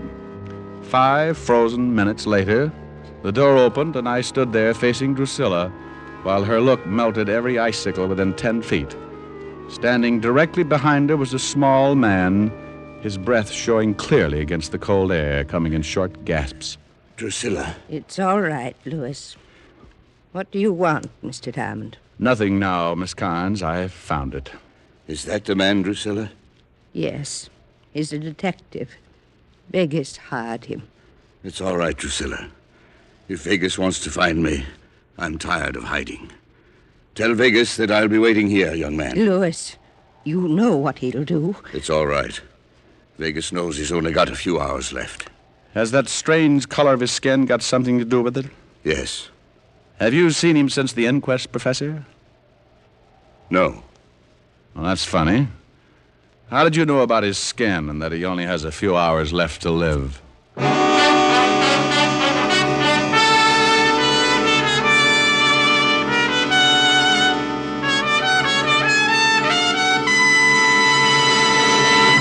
Before we continue with Richard Diamond, here's an important question. What do you look for in a cigarette? Well, most people say flavor and mildness. Those are two things you'll find in Camels. No other cigarette has Camel's rich, full flavor, the flavor of costly tobaccos, properly aged and expertly blended. And no other cigarette gives you this conclusive evidence of mildness. In a coast-to-coast test, hundreds of people smoked only Camels for 30 days. Each week, noted throat specialists examined the throats of these smokers and reported not one single case of throat irritation due to smoking Camels. Yes, that's proof of mildness, based on day-in, day-out smoking, not just a sniff or a puff. Make your own 30-day Camel mildness test, the sensible test, the thorough test. You'll enjoy Camel's rich, full flavor from first puff to last. You'll see just how mild Camels are, and you'll know why more people smoke Camels than any other cigarette. How mild, how mild, how mild, how mild can a cigarette be? Make the Camel 30-day test and you'll see. Smoke Camels and see. And now back to Richard Diamond, Private Detective, starring Dick Powell.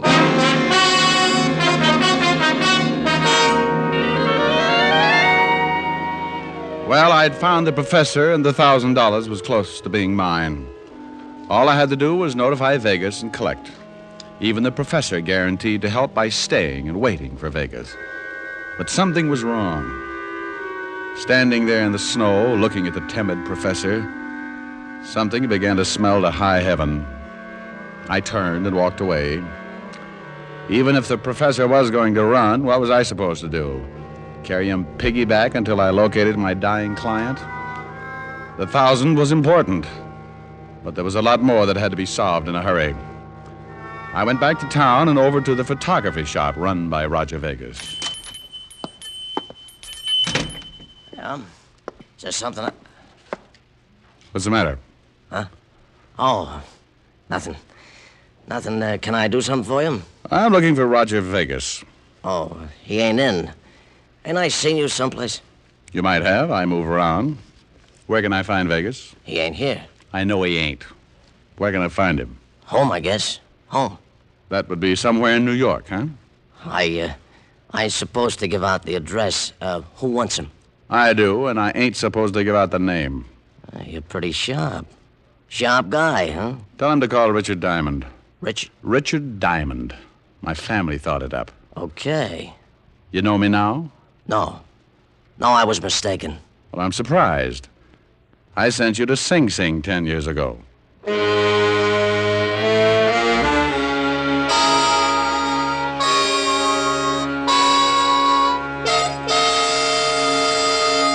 The professor's hiding in the school? That's right, Walt. In the basement of the science building. I just left Roger Vegas's photography shop, and guess who was working there? Who? George Youngwell. Youngwell? The guy you sent up on that blackmail rap? 10 years ago. Well, I knew he was out, but I haven't heard anything about him in a couple of years. Well, he's working for Vegas. Must be keeping his nose clean. Oh, I've seen cleaner noses on pigs. Somebody want me? No, what is it, you melon head? Well, gee, don't yell at me like that. I got something more on Roger Vegas. Well, do you want to hand it to me, or would you just like to stand there and throw it? Oh. Gee, I wish you'd stay away from Diamond. Every time you see him, you get meaner and meaner. Come on, what do you got? Here. Ain't nothing much. Robbery detail come up with it. Huh. That photography shop was broken into this morning, Rick. Oh, it was? Yeah, burglary got some prints on the windows. Belongs to some guy named Carnes. Carnes? Yeah. Says here, checked prints with State License Bureau. Prints belong to one Louis Carnes, professor of science at State College. I'll see you later. Rick, Yeah? I nearly forgot. I checked with the coroner. Told him about the color of Vegas's skin. He said that it could only be caused by a strong dose of silver salts. Silver salts? Poisoning known as pyrinia. Pyrinnia. Silver salts. They use that in a photography shop. Coroner said a man would have to drink about 30 grains for a fatal dosage. That's quite a bit. He tell you how long he'd live? Yeah, anywhere from 6 to 8 hours, according to the dosage. First, the victim turns gray, then green. About what time was that photography shop broken into, Walt? Oh, sometime before 9 this morning, before they opened up. Thanks. Where you going? Going to talk to George Youngwell and then find out if my gray client has turned green yet.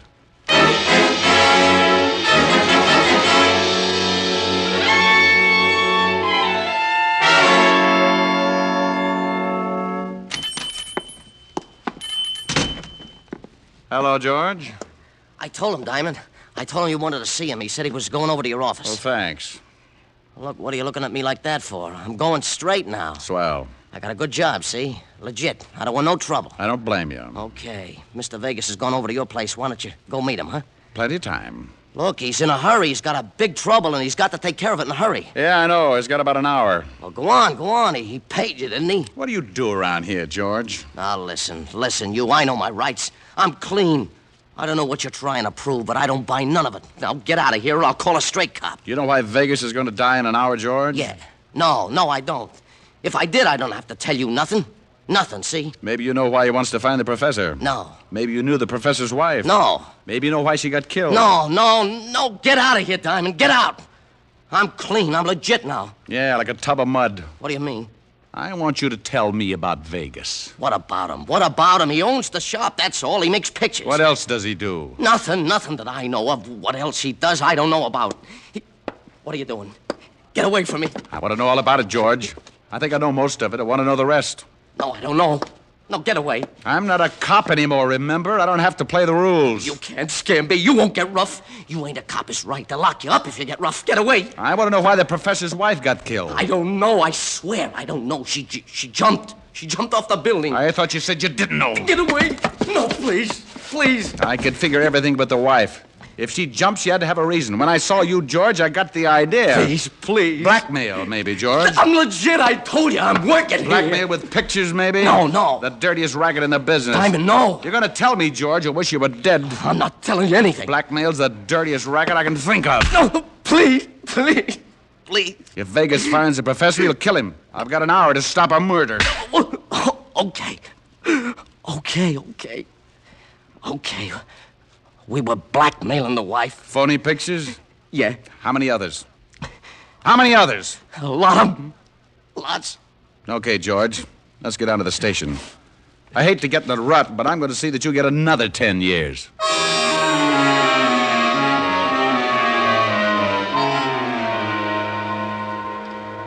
I hauled George Youngwell down to the precinct and went back to see the professor. He gave me some very interesting information. Interesting enough to make me call Walt and set up a plan. Then I went back to my office. When I walked in, I found Roger Vegas facing me. He turned an ugly shade of green, all but the gun in his hand. Where is he, Diamond? I've got less than an hour. I just left George Youngwell at the 5th Precinct. He's singing like a quartet. I thought that would happen, but I'm not worried. You've got pyrinia poisoning, huh? That's right. You've had it for about 7.5 hours, ever since the professor broke into your store and made you drink the silver salts. Yes. He was getting even for his wife. I've got about 40 minutes to live. Where is he? Well, if you're short on time, maybe you'd better start looking. No, I don't think so. You're going to show me. No, I don't think so. I can't argue. I guess you won't live through it after all. Oh, no. Wait a minute. Let's not lose our heads. He's at the college. Don't lie to me. He's in the science building, in the basement. You're coming along. It'll take 30 minutes to get there. If you're lying, I've got 5 minutes left to kill you. I think that's plenty of time.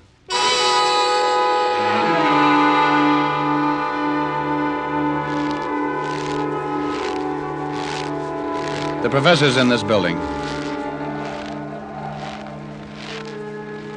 Is it open? It should be. Go ahead. Stop. I can't see anything. The lights are out. If you're lying to me, Diamond, if he's not here... He's here. Call him. Okay. Oh, Professor. Professor Carnes. Yes? Oh. He's in the back room. Tell him to come in. Will you come in here, Professor? Who is it? It's Diamond. The detective? Get him in here. Yes, Professor. All right. Yes, what is it, Mr. Diamond? Hello, Professor. Vegas. Yes. Surprise. No. No, I knew you'd hired this detective. I knew you'd come. Not too late, huh? All right, Professor. I've got but 5 minutes, so you're going to die before me. You're a pretty terrible man. Look who's talking. Break into my store, pull a gun on me, make me drink that stuff. You're a killer and you're going to pay for it. I'm not a killer yet. I haven't got the time to talk about it. You won't get away with it. You think you pulled it off just great, don't you? Well, I'm not only going to kill you, but I'm going to tell you something. I want to see how you take it. I got a little additional revenge, Professor. Your wife didn't jump. I pushed her. I don't believe it. She was going to stop paying me. Going to tell you about the pictures I was blackmailing her with. Well, I couldn't have that. So I pushed her off the roof. That's all I wanted to know, Vegas. What do you mean? Walt. Very nice, Lieutenant Levinson. Here's his gun. Thank you, Mr. Diamond. Get up, Vegas. You cheated me. But you've got to take him. He made me drink this stuff. Oh, relax. You're going to be all right. You're crazy. I'm going to die, but he'll be the murderer. It's a little satisfaction anyway. You'll hang, Professor. Tell him, Professor. You lose all the way around, Vegas. What do you mean? It takes 30 grains of silver salt to be fatal. I only gave you 15. No. In another few hours, you'll return to your natural color. No. Oh, no. Oh, no. Don't be so unhappy, Vegas. You tried so hard to die, I think the state will do everything they can to see that you make it.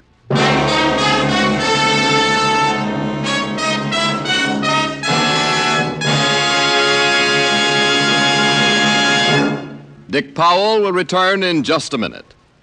More people smoke Camels than any other cigarette. And among the millions of Camel smokers are many stars who know the importance of mildness in a cigarette because their voices are their living. Our own Dick Powell has been a Camel smoker for a good long time. Is that right, Dick? Yes, it is, Ed, and I'm smoking one right now. Well, you're in good company. Among other stars who smoke Camels are John Wayne, Risa Stevens, Ezio Pinza, Martha Tilton, and so on. Friends, find out for yourself how mild and flavorful a cigarette can be. Make the Camel 30-day test, and you'll know why more people smoke Camels than any other cigarette. How mild, how mild, how mild, how mild can a cigarette be? Make the Camel 30-day test, and you'll see. Smoke Camels and see. Here's Dick Powell with a special message. Thank you. You know, ladies and gentlemen, no one deserves our appreciation more than the hospitalized men and women of our armed forces.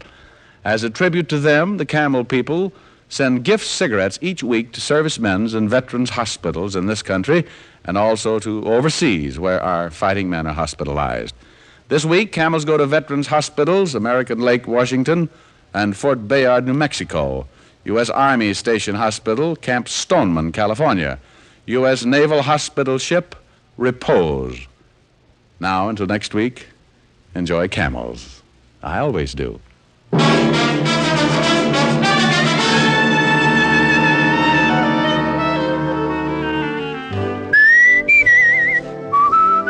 Dick Powell will soon be seen in the RKO picture Cry Danger. Tonight's adventure of Richard Diamond was written by Blake Edwards with music by Frank Worth. Our director is Helen Mack. Featured in tonight's cast were Virginia Gregg, Wilms Herbert, and Arthur Q. Bryan. Men, for pipe pleasure, get the National Joy Smoke, Prince Albert. PA has a rich flavor and wonderful natural fragrance. It's crimp cut for cool, smooth smoking and specially treated to ensure against tongue bite. You'll enjoy Prince Albert, America's largest selling smoking tobacco. Listen next week for another exciting transcribed adventure of Richard Diamond, starring Dick Powell. This is Your FBI. The official broadcast from the files of the FBI follows immediately. Stay tuned. This program came to you from Hollywood. This is the American Broadcasting Company.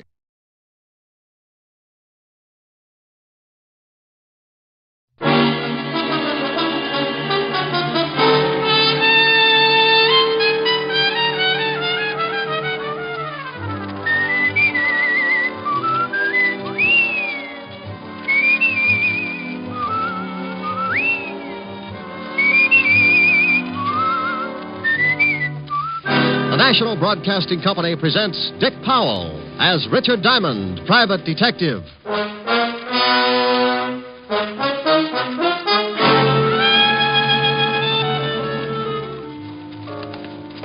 Walk this way, Diamond. If I do, well, I tell my friends.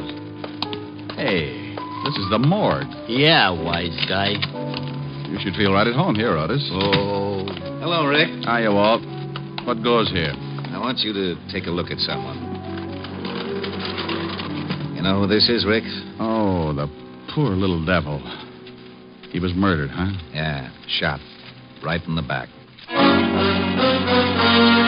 Here's another exciting half hour with Richard Diamond, private detective, starring Dick Powell.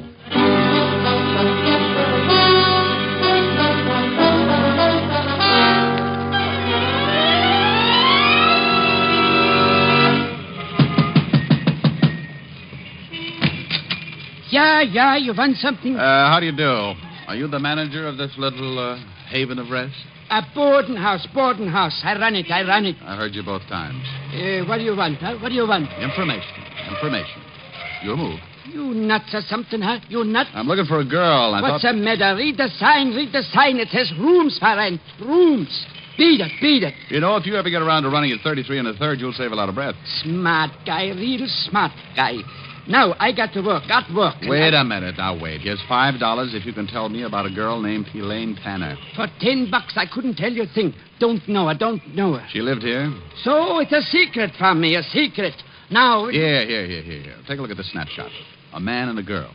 Do you know the girl? Mister, I got maybe 10, 20, 30 different people every month. They come, they go, they pay rent. That's all I care. They pay rent. All right. Did this girl ever pay rent here? Maybe I remember her face. I never remember no names. Is anybody living in her room now? Why you want to know? Huh? Well, I'll tell you a secret, Bud. The girl is my sister. When we were little kids, my mother and father ran away from home to become acrobats in a circus. This broke up my sister, and she left, too.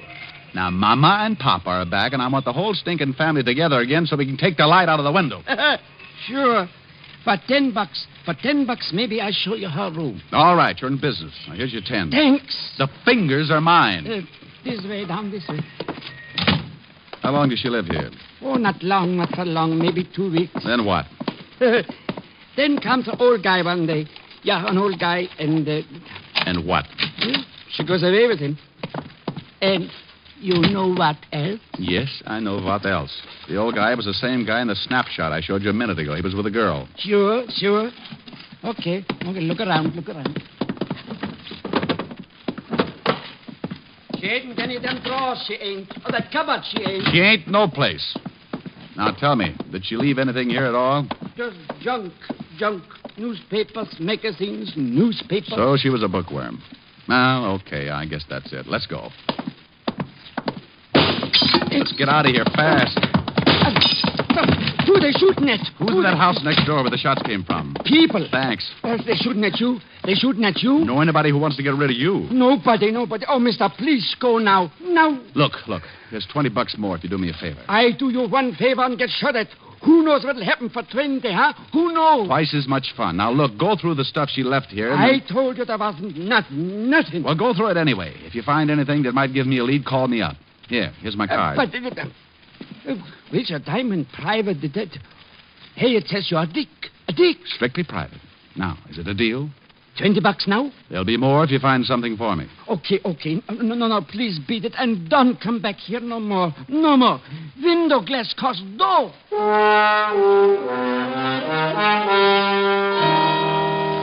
I knew it wouldn't do me any good to look at the house where the shots came from, because whoever played me for a clay pigeon would get out fast. Now, only one person knew I was likely to visit that boarding house, the man who sent me there. And his name was Morris Clinton. Vocation, multimillionaire. Avocation, or hobby, wolf. And an old one at that. But why should he take a shot at me? Thinking like that, figured out to a heart-to-heart talk with Clinton, so I went to see him. But if he knew anything, he played it straight. Shoot at you? But that's ridiculous. Well, I agree, Clinton, but look at my side of it. This morning, you sent your chauffeur to my office to bring me here. Then you hired me to find a girl for you, a girl named Elaine Tanner. And she wasn't there. Right, she wasn't there. Just an empty room in a boarding house. That's all the information I could give you about her. I'll even buy that. I've worked on less information before, but here's my point, Mr. Clinton. I was shot at. I'm used to it, but I don't like it. I told you, I know nothing about that. Believe me, Mr. Diamond, I know nothing about it. I do believe you. We'll just say someone doesn't like my poking around that boarding house. Have you got any idea who that might be? No, I haven't. I swear it. Okay. I'll wrap it up right now. As I said, I've been shot at before, but you've been so pleasant, Mr. Clinton. From here, the price goes up. You don't want to go on with the case? Not at these prices. All right, forget it then. I gave you $100 this morning. Keep it. And forget you ever saw me. Oh, you're so sweet. It'll be a pleasure. Diamond, just a moment. Yeah? What has happened is between you and me. Oh, yes. Oh, I will have to report those shots. What? Sure. The police don't like to have people taking pot shots at each other. It makes for confusion in a big city. Wait, Diamond, wait. Something else, Mr. Clinton? I have my own reasons for not wanting anyone else involved in this. I'm sure you and I can come to an agreement. Oh, well, it's just possible, Maury, that you and I may not see wallet to wallet. What would you say if I offered you a $1,000 bonus to keep on the case? Offer or suggestion? I'll make it a deal. Put it on paper. A check. Can I trust you? Okay, Clinton, if you feel that way about it. Post date the check. A week from today. If I don't show up with Elaine Tanner by then, the check is yours again. Uncashed. Very well. Here you are. Thanks. So long, Mr. Clinton. I'll keep in touch. Where are you going now? Back to my office to wait for a phone call from the little guy at 118 Parker Avenue. Oh. Well, hello there. Did you hear everything you wanted to? I beg your pardon, sir. I was just coming in to ask Mr. Clinton if I should drive him anywhere this afternoon. Oh? Christopher, come in here. Right away, Mr. Clinton. Excuse me, Mr. Diamond. Yeah, sure. So long, Christopher. The minute I left Clinton and Chris, I began to get that lousy feeling again. The only thing that made me feel anywhere near normal was the thought of the $1,000 that would be mine in 7 days. For $1,000, I'd stand up for target practice for the big mole. I didn't have much to go on, just the knowledge that old man Clinton wanted me to find Elaine Tanner and that somebody, who up to now had proved to be a bad shot, didn't want me to find her. With that peaceful thought in mind, I sat in my office hoping for a call from the little manager of the boarding house on Parker Avenue. I'd been waiting about an hour, and then... save your knuckles and use a fire axe. Come on in. Hello, Mr. Diamond. Well, Christopher. All your driving finished for the day? Mr. Clinton sent me to see you, Mr. Diamond. This is the second time today. What's he trying to do, make dear friends of us? Not exactly, Mr. Diamond. He wants that check back. What? He's changed his mind. Oh, from what I know of him, it needs it. He wants to call off the whole thing. Something happened. Elaine Tanner show up? No. Oh, and he sent you to get the $1,000 check back. That's right, Mr. Diamond. Oh, I know an easier way. Why doesn't he just stop payment on the check? I'm only carrying out Mr. Clinton's orders. Are you? Why do you ask that? Oh, it seems a little offbeat, Chris. This morning he hires me, then he fires me, then he hires me, now he fires me. Monotonous, isn't it? May I have the check, Mr. Diamond? Not before I call Clinton and ask him a few things. You just don't seem to understand, do you? I want Mr. Clinton to explain. Take your hands away from that phone. Oh, gun, huh? And oh, how I hate him. No need to be afraid of this one unless you get stubborn. Let's give Clinton a ring. Keep your hands on top of the desk, palms down. So we're going to play table tilting, maybe? And stay sitting. Listen, Chris. How do you like your hair parted, Diamond? On the side or right in the middle?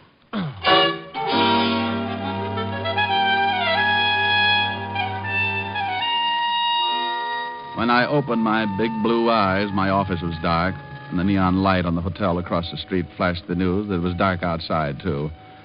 I'd been out cold for a long time.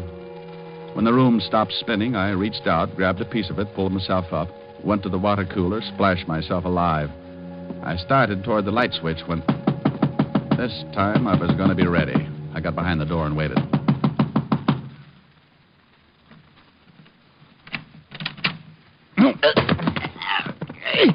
Hey, what's the idea? Hey, let go! Oh, for the love of Mike Otis. Sergeant Otis. Well, who you expecting? Gorgeous George, maybe? Let go of my neck. Oh, I'm sorry, Otis. I guess I just can't resist you. You crazy shamus.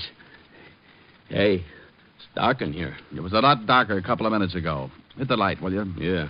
Thanks. Oh, I got enough troubles, and the first thing I see when I wake up is you. Holy mackerel.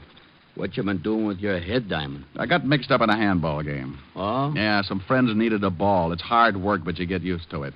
Oh, got worked over, huh? Well, them bum jokes you pull catch up with you sometimes. Yeah, Hey, wait a minute. What are you doing here? I come to get you. Lieutenant Levinson wants to see you. Well, go back and describe me. That's all he gets tonight. I think you better come, Shamus. It's important. I think you better go, Otis. That's important. Now, look. Lieutenant Levinson sends me over to get you. There's something he wants to ask you. All I know is name, rank, and serial number. Now go back and tell Walt I don't want to play games. Shamus, I got news for you. Murder ain't a game no more.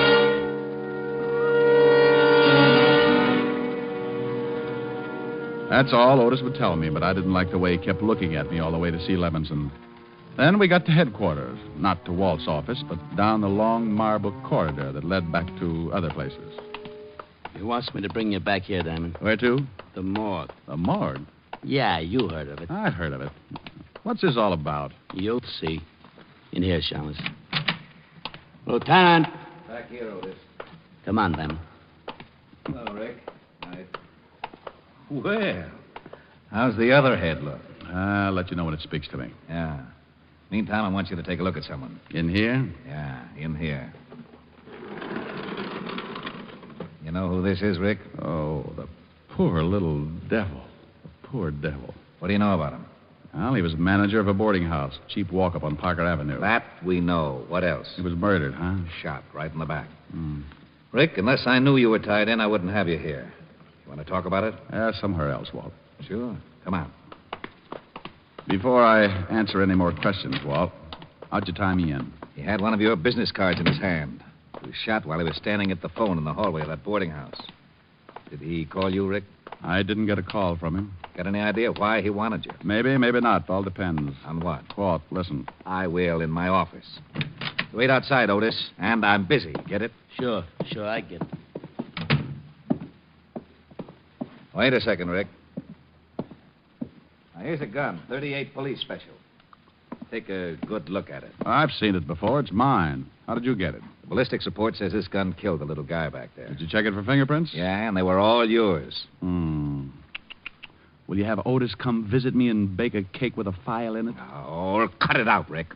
I know you didn't kill him, but I've got to tell the commissioner something. He's funny that way. I was in my office when the guy was shot. I was out cold. You got any proof? For you or the commissioner? For the commissioner, you egghead. Listen on the way. To where? Have Otis bring the car around front. We're going to make a call on a guy named Morris Clinton and his errand boy, Christopher. On the way out, I told Walt the whole thing, how Christopher caught me off base, put me out, and then must have taken my gun to kill the little manager. But neither of us could come up with an answer to why. Why murder to keep me from finding Elaine Tanner? What was the connection between Clinton, his chauffeur, and the girl? I thought maybe Clinton would give her the answers when he learned there was a murder tapping at his door. So you want to see Christopher, Lieutenant Levinson? If you don't mind, Mr. Clinton. Oh, no, not at all. I'll call him. Real loud, Mr. Clinton. Of course. Christopher? Christopher! You're sure he's here, Mr. Clinton? Oh, yes, I am, of course, Lieutenant. Call again. Christopher! Christopher! I don't think he'll hear you. Why not?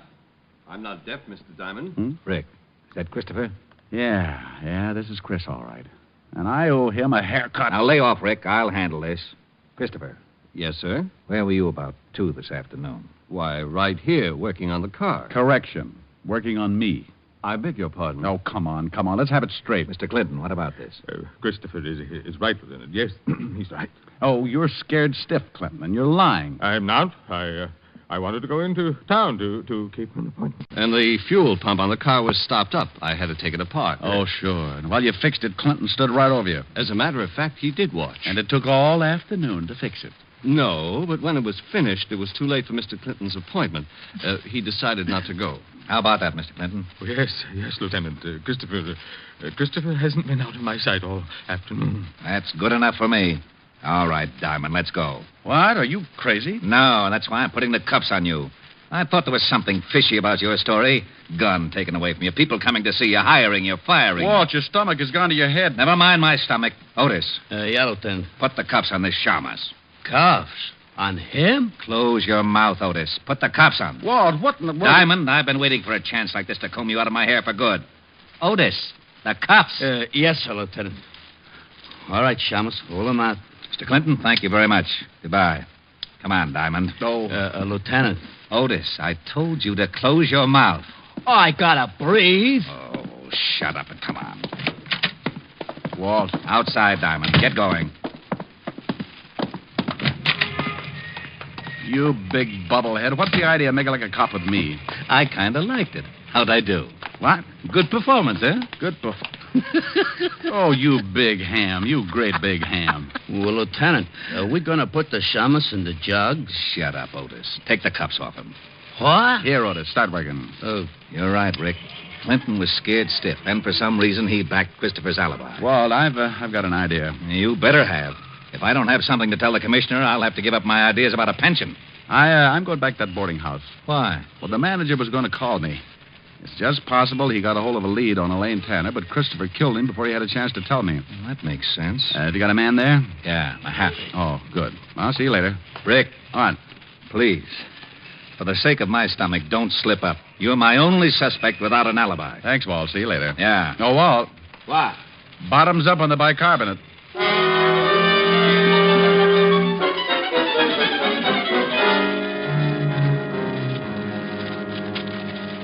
That's all the stuff there was in the basement, Diamond. Oh, thanks, my happy. Everything neatly bundled but this one pile. The little guy must have gone through it. Got any idea what you're looking for? No, give me a hand, will you? Sure. Newspapers, magazines. Oh, my happy. Uh-huh. No one's been in here since the murder? Nobody. I've been on the door. And the manager had nothing on him. Only your card. That's funny, very funny. He wouldn't have tried to call me if he hadn't found something. Maybe he came across something in this pile of stuff. Didn't take it out and then... Find something? Yeah. This sheaf of withholding tax statements. Mm-hmm. The kind that come on the bottoms of paychecks. Made out to Elaine Tanner, paid by the Blue Falcon nightclub. That ain't far from here. That's where I'm going.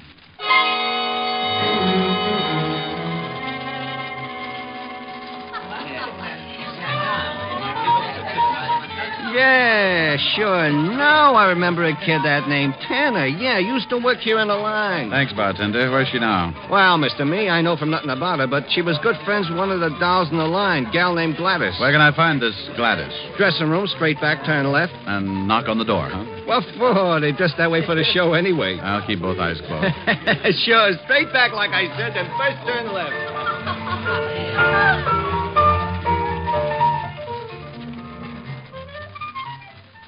What you want with her, Hanson? Why don't you get off here? You tipped me, sweetheart, but give me a rain check. Who waits for rain? But, why you want to see Elaine? Well, maybe I ought to tell her about some oil wells that came in. Yeah? You don't look like the type talks about oil wells. Honey, don't let the tassels on my shoes fool you. Oh, you're cute. Yeah, I know where Elaine is. Want to give? Information? Sure. Oh, you've got a one-track mind. Maybe I can't switch it over yet. Okay, so I'll get a couple of days older meanwhile. Anyhow, I never did like her. So, I don't mind letting you know. No what, Gladys? Well, maybe a month ago she quit this job. This dump. All right, she quits. Go ahead. Yeah. But before she quit, she's acting funny. Like the night we're going home together, walking along, and she's talking. This is the last time I take this walk. So, gonna fly to him from work? I'm quitting. Well, if you like to eat grass, go ahead. I won't eat grass. Ever had a real mink coat, Gladys? I coulda, but his lawyers settled out of court. I'll have one. I'll do all right. You thinking about that guy Clinton who comes in the club? Uh-huh. Honey, there's wolves and there's wolves. Want to pick one with teeth. He likes me. Sure. Every time he sees you, he's got to push his eyes back in his head. Chris is working for him. His chauffeur. So this is news, so what? Money. Lots of it. Shakedown? Oh, now look, honey, they can give you trouble for that. Not a shakedown. This is safe and sure. Chris figured it. He figured it, and I... And what? Nothing. Just forget it. Come on, let's get some coffee.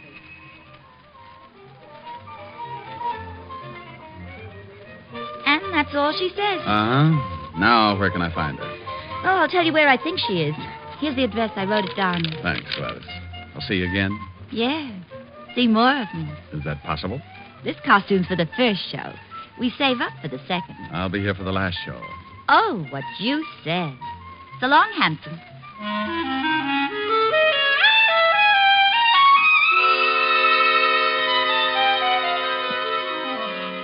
A little while after Gladys gave me the address, I was buzzing at an apartment door. I kept my fingers crossed and then uncrossed them when the door opened. Yes? Hello there, Elaine.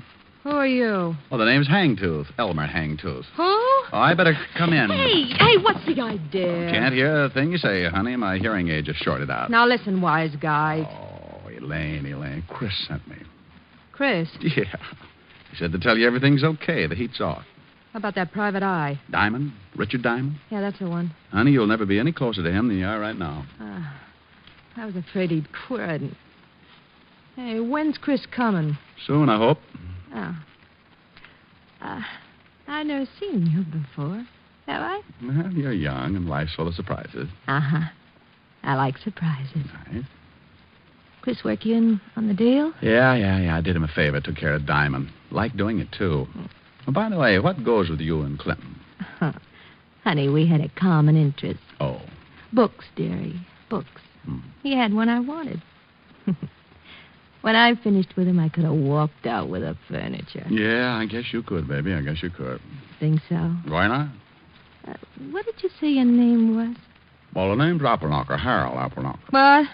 That's not what you said before. Oh, so you have been listening. The real name is Diamond, Richard Diamond.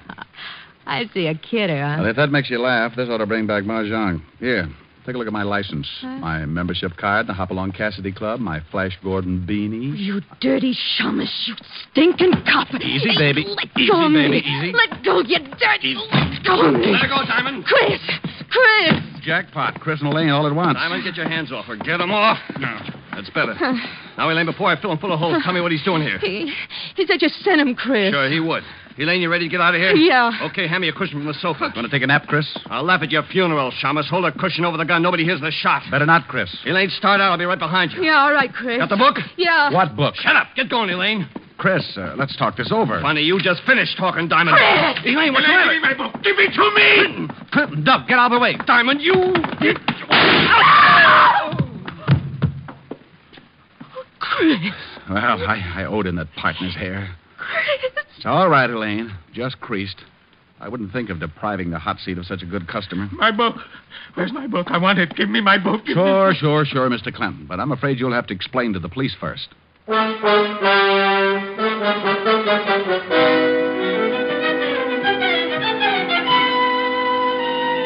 telephone call to the 5th Precinct brought Walt and Otis to my rescue. Otis used the siren. Loved it. I told Walt the book old man Clinton kept screaming about had me a little confused, and that I wouldn't be able to relax until he found out just where it fitted in the case. He promised to find out the answers as soon as he took Chris, Elaine, and Clinton back to the 5th Precinct. I told him to call me at Helen's.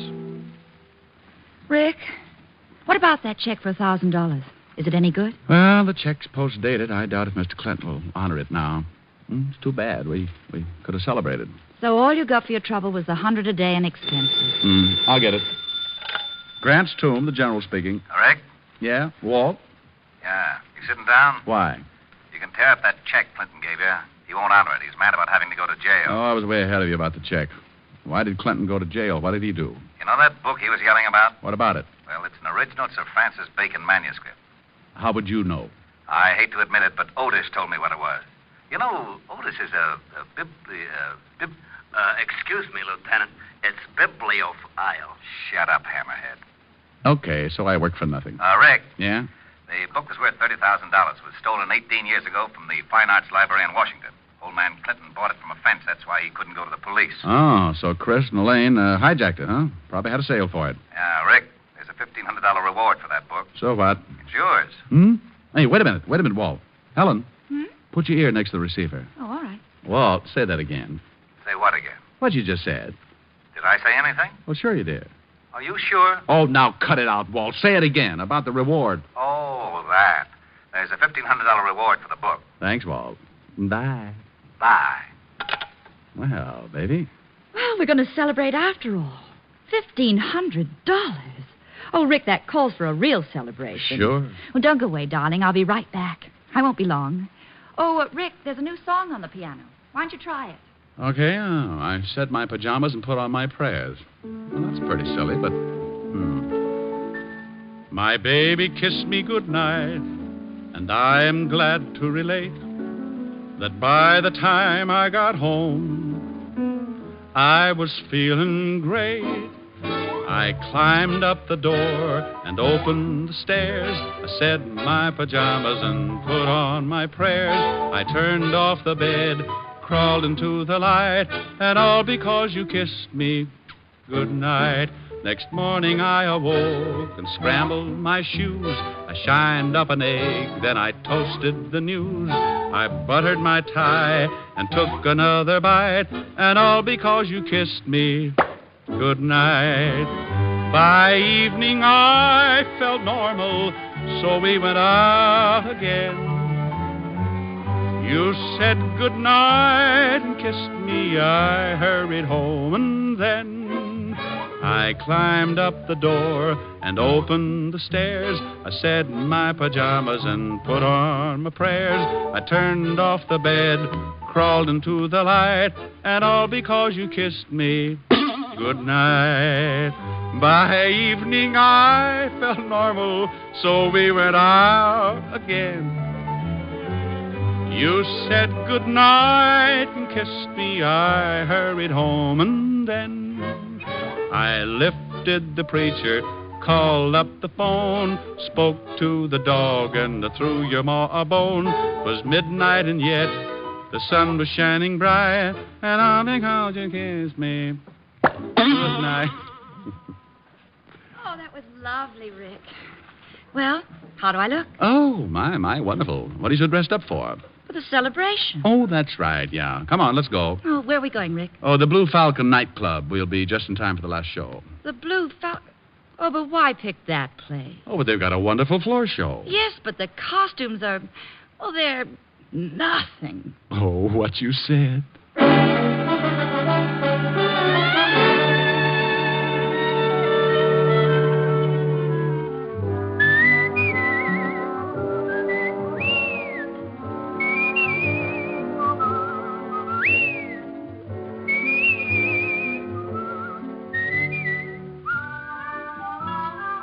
You have just heard Richard Diamond, Private Detective, starring Dick Powell.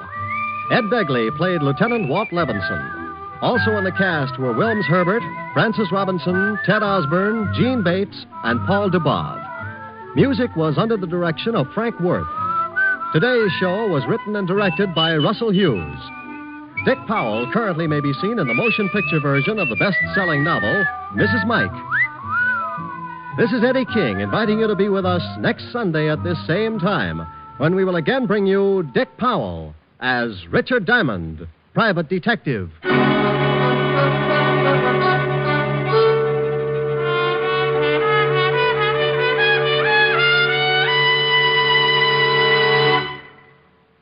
What's on NBC today? Ezio Pinza, dynamic singing star, plays his first starring dramatic role today on Theater Guild on the Air, with Madeline Carroll and Linda Darnell co-starred. And you'll also want to listen to the Phil Harris Alice Faye Show and the Adventures of Sam Spade right before Theater Guild. Don't forget, Ezio Pinza on Theater Guild on the Air today. It's all great entertainment today on NBC. Your tune for the stars on NBC.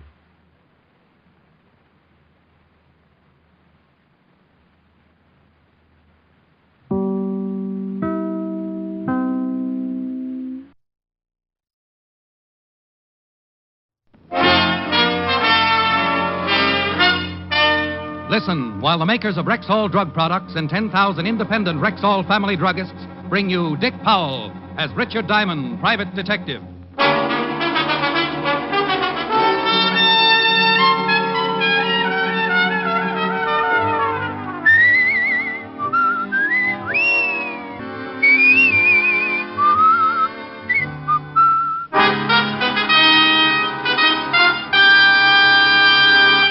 Good evening. This is your Rexall family druggist speaking to you for the 10,000 independent druggists who have made the word Rexall part of our own store names and who recommend and sell the 2,000 or more drug products made by the Rexall Drug Company.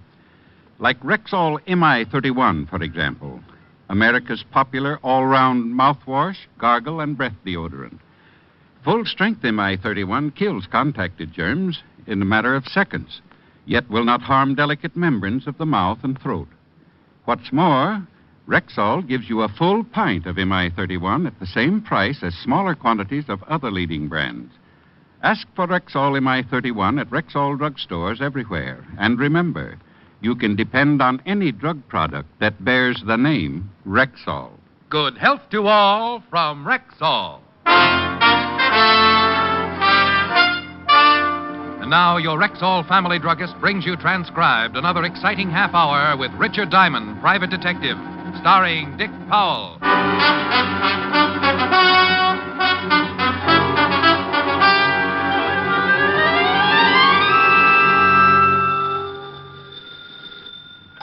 Diamond Detective Agency. If you have a little corpse in your home, swap it in for something useful. Mr. Diamond? Yes. I'd like to hire you, Mr. Diamond. Well, bless your little heart. $100 a day in expenses. My name is Raymond R. Waldron, attorney at law. Would you mind coming right over to my office? Will you have a retainer ready? By the time you get here. Where is here? 758 East 45th Street. Just sign the check and I'll stamp in the amount with my track shoes. Then I can expect you. You could even clock me.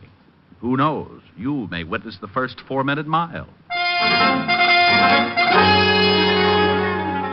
I quickly bounded over to the sink, pulled out a bundle of soaking laundry, grabbed a straight razor that looked like it had been used to hack out shrapnel, applied the Brillo to my overnight beard, and 20 bloody strokes later I observed myself in the mirror.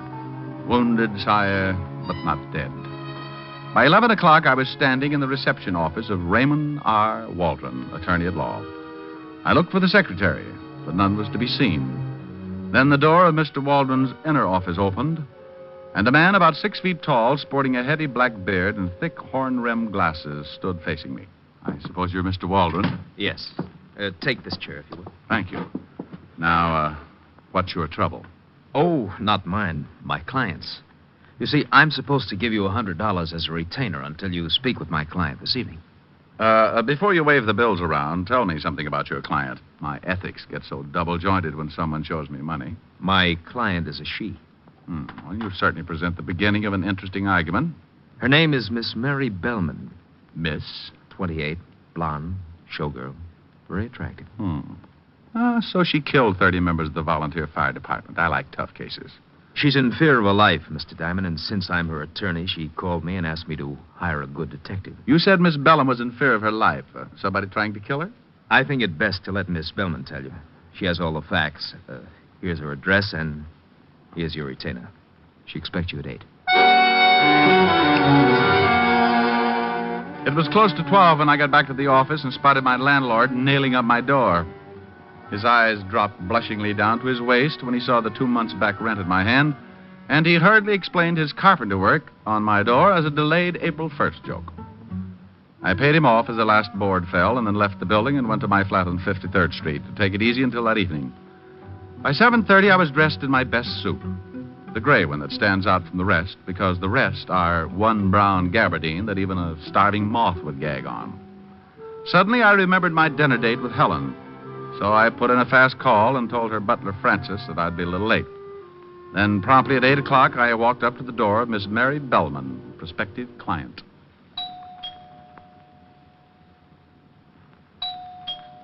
Yes? Who is it? Richard Diamond. Oh. Come in. Have you got it? Well, I don't know. Got what? Look, how about the envelope, huh? Envelope? John said it would be in an envelope. But if you don't have it in an envelope, just kindly give it to me. Then I'll fix us a drink. Well, maybe you better fix the drink first. This is some kind of a joke. Oh, What's the matter? what are you doing here? Who? Oh!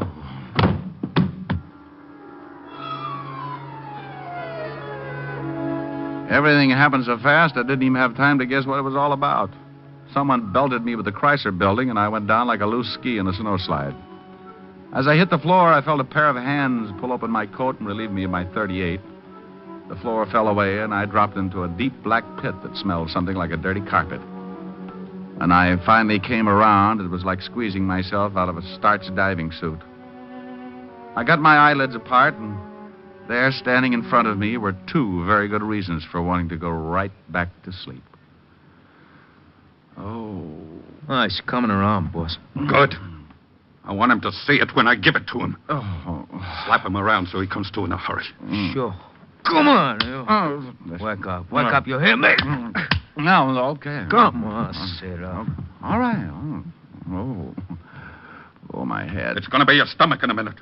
Full of slugs, you dirty, no-good gumshoe. Oh, well. Oh, Louis Hall, huh? You slugged me, Louis? Why'd you kill her? Huh, Shamus? Why? Why? What? Mary. Look at her, Shamus. Oh, where? Holy smoke. Yeah. My pretty Mary. Tell me why you shot her, huh? You think I shot her? You're gonna die anyway, Diamond. In a minute, I'm gonna kill you. But I gotta know why you done it to Mary. What makes you think it was me? The shotgun, ain't it? You got an empty shoulder holster. Well, that's your gun, ain't it? Yeah. Sure. Well, this is a gun which shot Mary. One slug gone. See, the slug's in her. Oh, you got the wrong boy, Hall. Oh, knock him off, boss. He's lying. He done it. Shut up. Oh, sure. I killed the girl, then slugged myself, hoping that someone would come in and pin it on me. Boss, I think you're the... Yeah. Anybody in there? What's that? The U.S. Marines. Keep it quiet. Okay, Otis, use your pass key. If that doesn't work, use your head. Okay, Lieutenant. Lieutenant, the cops. Come on, Tony. We're getting out of here. Great, but what about the Shamus? I don't want to knock you off if you didn't do it, Diamond, but I'm going to find out. Then maybe we talk more. Let's go. Right, out the back way. You mallet head, you've tried everything but your button hook. Well, I guess maybe we better bust it in, huh? Okay, give me a hand. Put your shoulder against the door. Now, 1, 2... Hello, Walter. Diamond, what are you doing here? I came to see a client. We got a report on a homicide. Where is it? In the other room. Take a look, Otis. Yes, sir. How did you get mixed up in this, Rick? That's a pretty good question. Lieutenant, Yeah? it's a dame. It's the dress and high heels. He spotted them right away. Who is she? Name's Mary Bellman. Hey, who called you to come over? I don't know, but we traced the call, and it came from a phone booth right next door to this building. How long ago? 8:15. Right after I got slugged. You got slugged. Thoroughly. Otis, go call the coroner. Right. Let's see. One shot came right out between the shoulders. Yeah, when I came to, I could still smell cordite. Well, where's your gun, Rick? Well, right now, it's with Louis Hall. Louis Hall, the gambler? Yeah, the guy who owns the Ace High Club. When I came to, Louis and one of his boys were getting ready to kill me for killing the girl. He waltzed out of here when you showed, took my gun with him. Maybe he knocked her off. Maybe. Anyway, I think whoever did it used my gun. I still don't see how you figure in this deal. Well, a character by the name of Raymond R. Waldron, attorney at law, called and told me to come by and see my recently deceased client. Come on. Let's see what we can find out about a Mr. Raymond R. Waldron, attorney at law. Well, I was in it up to my earlobes again. Walt had Otis put out a pickup on Louis Hall in his torpedo. Then we climbed in the squad car and headed for the offices of Raymond Waldron. On the way over, I told Walt what had transpired since that morning. 1, Waldron hiring me for Miss Bellman, saying he represented her. 2, seeing Mary Bellman in the strange way she had greeted me, as if she expected me to have an envelope for her. We got to the building, found the night watchman, went in, and in 2 minutes we were standing in front of the door marked 402. Isn't there usually a name on the door of an attorney's office? Usually. Maybe that's why I saw it there this afternoon. Oh, let us in, will you, Pop? Sure, boy, but there ain't nothing to see. We know Mr. Waldron's not in, but we want to look around. Sure, boy. Look as much as you like. Reception room, boy. Where's the furniture? Pretty dull looking, huh, boy? What about the inner office? No sense going in there. It's as naked as this. Well, it was all here this afternoon. Was there someone in this office this afternoon, Pop? You think the boy's lying? Sure, like he said, some lawyer fella. Had all the furniture moved out, run out on a week's rent, too. Landlord's in an oxygen tent.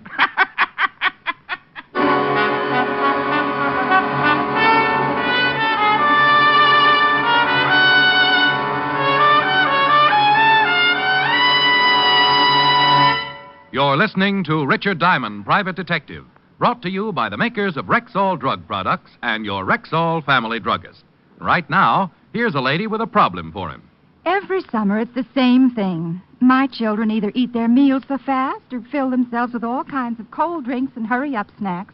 And then we have our usual siege of what I call summer stomachs.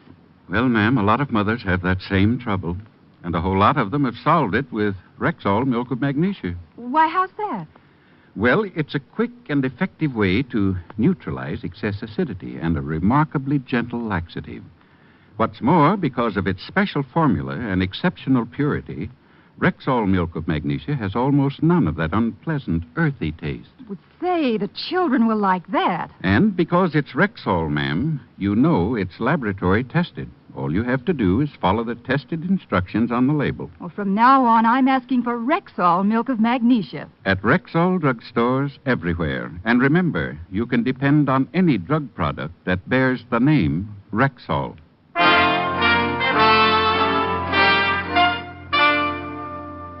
And now, back to tonight's adventure with Richard Diamond, Private Detective, starring Dick Powell.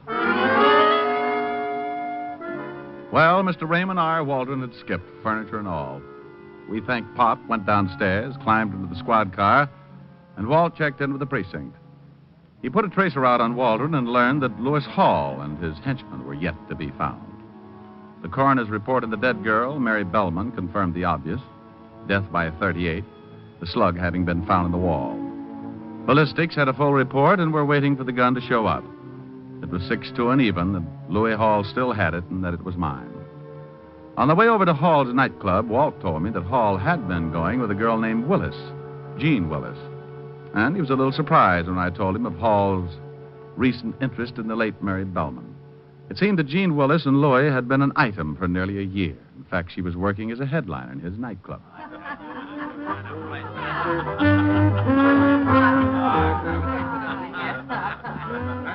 What a dive. Yeah. Better not leave the doors open too long. The smoke will run out and the walls will fall down. I'm going to see what I can find out about Louis Hall, Rick. You want to try looking up Jean Willis? Meet you back at the bar. Rick, I'm on duty. Well, who said you got a drink? You've got on shoes, but you're not walking. Oh. A table, sir? No, thanks. Now, where can I find Jean Willis? Your friend? I might be. I'm afraid Miss Willis... Oh, my goodness. I dropped $10. So you did. Looks a little messy.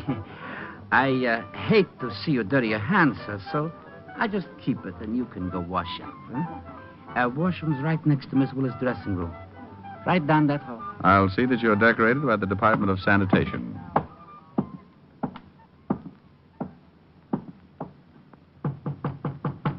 Who is it? Hey, who are you?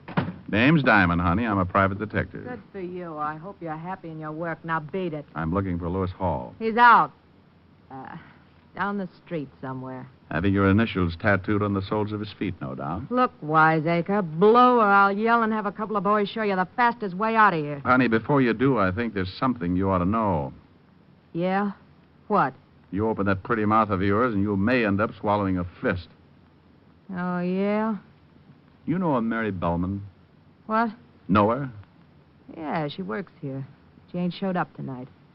Something happened to her? What makes you say that? Wishful thinking. Oh. You used to be Louis Hall's girl, didn't you? Yeah, until she came along. Now, look, what is this? What's going on? What do you want Louis for? You really don't like Mary Bellman much, do you? Yeah. She's all right. What would you say if I told you someone put a bullet in her tonight? What? Where's Louis, Jean? Somebody took care of the little... Well, what do you know? Good. If Louis did it, I'm real happy. Because he found out what kind of a... No. I don't know where Louis is, and if I did, I wouldn't tell you. Now get out of here. Okay. But the law may be around to see you. Dandy. Now beat it. Do me just one favor, will you, Jenny? What is it? Don't move. I want to remember you just as you are. Why, you crummy... You moved.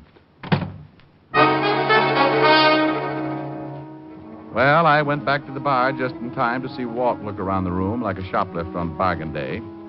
Then he slipped the bartender a bill and donned a stiff belt with the speed of an alcoholic 30 seconds before prohibition was to set in. Good evening, Lieutenant. That was a dirty trick. I just saw the girl got nothing but a fast shuffle. I couldn't find out anything about haulers. Boy, either. Now, get your breath and let's get back down to the station and think about this thing. Let's go.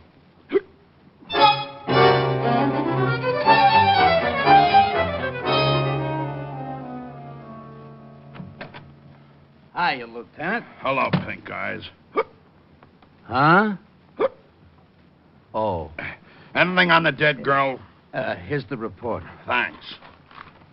How are you, Shamus? Fine, Otis, fine. Still under contract to the Museum of Natural History? That ain't very funny. Wait till they pick up your option and try to collect your head. Shut up, you two. Listen to this, Rick. This lab report says Mary Bellman was the one-time girlfriend of John Webb. Oh, the John Webb I sent up on an embezzlement rap 8 years ago? The same. He got out a month ago. Say, wasn't he suspected of being in on that Aetna payroll holdup? Yeah, but we never could prove that one on him. The dough was never recovered either. No, but the roll of bills and the dead girl's pocketbook checked with the numbers on the bills from that holdup.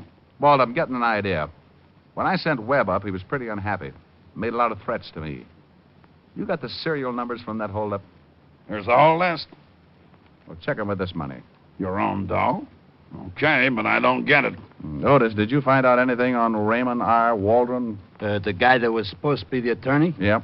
Well, he ain't no attorney. He ain't even with the state bar, and I can't even find a Raymond R. Waldron in the phone book. Rick, where'd you get these bills? Well, they check. You bet they do. Where'd you get them? Raymond R. Waldron. Gave them to me when he hired me. Otis, go get a picture of John Webb. Right. You think Waldron and Webb are one and the same? Waldron had a beard and wore glasses. It's been 8 years since I've seen Webb. Hey, it fits. If Webb is Waldron, he's got a motive. For one thing, he'd love to frame you. Yeah, but we're going to have a hard time proving Waldron is Webb without fingerprints. Not only that, we're going to have a hard time just finding him. Here you are, Diamond. Thanks, Otis. Give me a heavy lead pencil, Walt. Right here.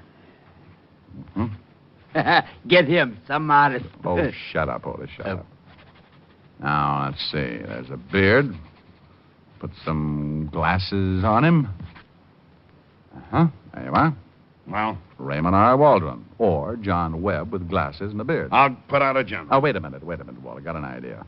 Let's pull a real old stunt, huh? A real old stunt would be a cinch for us. Let the papers print a story that Mary Bellman is not dead. Webb must have made sure. Look, I didn't say that I was positive that Webb did the job.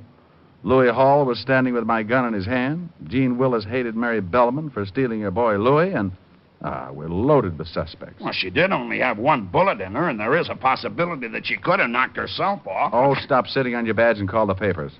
Say that Mary Bellman is in Bellevue in a serious condition. That due to an anonymous phone call, the police found her and rushed her to the hospital. I know, and she's expected to recover consciousness at any moment. Right. Otis, how would you look in a blonde wig? Huh? Come on, I'm going to put you to bed. Lieutenant!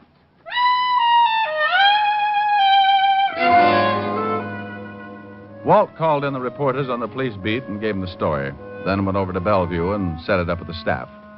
All the rooms in one section of the second floor were emptied, and we took over 207. The boys came over from the station with the blonde wig, and Walt and I slapped it on Otis and tucked him away to go Betty by.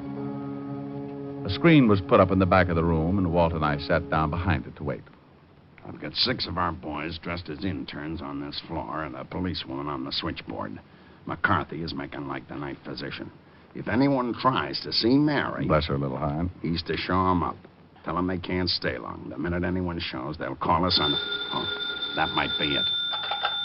Yeah? A girl, Lieutenant. Nice looking. Wearing a big mink and carrying a handbag. Right. Girl. Gene Willis. Might be. Be here in a second. Keep well behind this screen. You can only stay a minute. I'll be outside. Thank you, Doctor.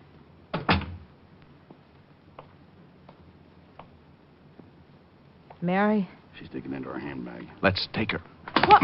Let's have the bag, sister. Stick your hands off of me. Hang on to her, Walt. What's the meaning of this? Ah, you always carry a gun, Jeannie? She was going to kill me.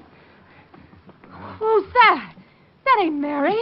She was going to kill me, Lieutenant. Shut up, Otis, or I'll give her back the gun. You can't pin anything on me. I think we can, baby. Holy cow. More company. Yeah? You can't do this. Dear, shut up now. Yeah. Okay. More company? Yeah, Hall and his gorillas. Said they were Louis. Oh, no. Honey, I no. warned you. Keep it down, No. lady. I won't let him get caught. I don't want him to get caught. Shut her up. I don't want him to get caught. Sorry, Idiot. honey, but I don't have want to. him to get caught. Okay, lift her over behind the screen. All right. Yeah. There. All right, let me back there. Who's making noise? You can only stay a minute. Okay, Doc. You stay out here, Tony. Right, boss. Mary. Mary, baby. I'll get the guy who done this. All right, Louis. Who's there? The police, and you're covered. Okay. Try anything, and the guy on the bed will start shooting. The guy in the frame. Give me your gun. Then Mary, she's She's really dead, Louis. I guess maybe I wish too much. I ain't smart. Here's your gun, Shamus. You had the right gun, all right, but the wrong boy. Here, Walt, give it the ballistics. We got Jean Willis over behind that screen. She came up here with some crazy idea of protecting you. Janie, she think I done it. Yeah, the crazy kid. She ain't got no... It's getting crowded. Yeah? What's going on? Trying to run down a killer, Louis. Okay. A guy just came in. Wearing a beard? No, he asked what room Mary Bellman was in and then left some flowers, walked out. Oh, we better get that girl out of here. Get her out in the hall. All right. Come on, honey. Oh, Louis. Louis, I didn't mean to. I'll give you a hand, Lieutenant. Hey, Lieutenant, the fire escape. Somebody out there. Oh, Louis, I only wanted to help you. Quiet. Don't move, anybody. Maybe without the light, he won't see us.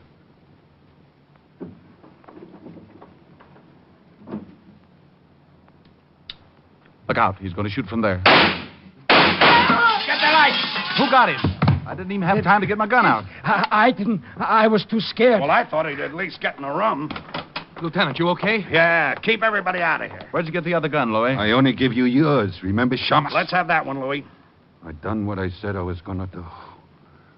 I don't know who the guy is, but I guess he's the one that killed Mary. Can you see the guy, Rick? Is it Webb? Yeah. Alias Raymond R. Waldron, attorney at law and very dead.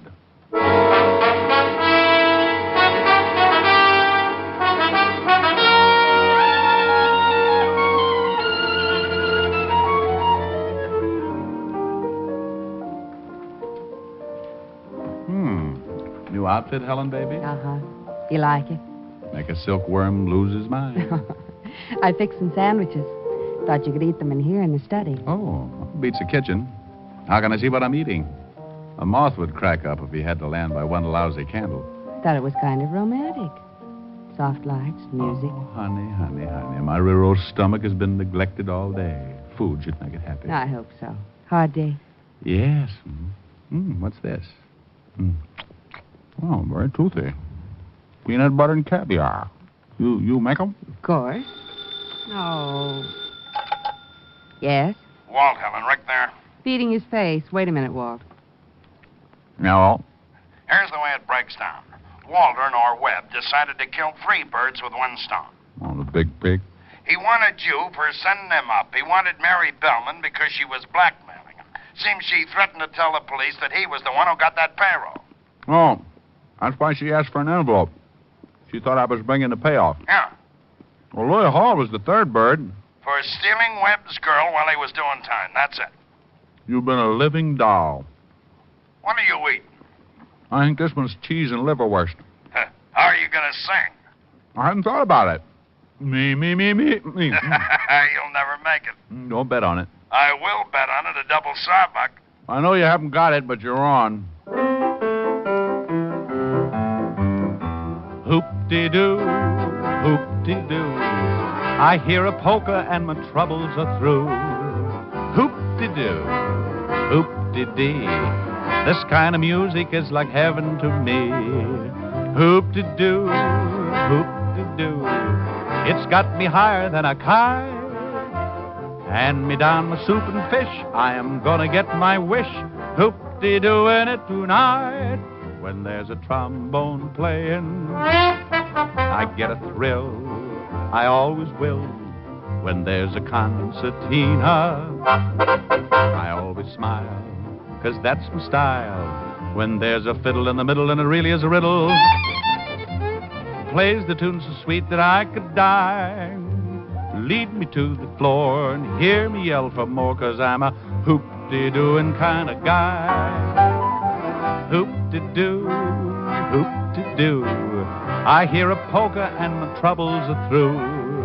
Hoop-de-doo, hoop-de-dee. This kind of music is like heaven to me. Hoop-de-doo, hoop-de-doo. It's got me higher than a kite. Hand me down my soup and fish. I am gonna get my wish. Hoop-de-doo in it tonight. Honey, go to that phone. All right, Fatty, what do you got to say now? Didn't think I could sing with a mouthful of liverwurst. It was worth the 20. I bet you feel awful. No, but I'm sure glad I wasn't eating spaghetti. Why? Well, I strained so much on that last note, I would have knitted a T-shirt for my tonsils.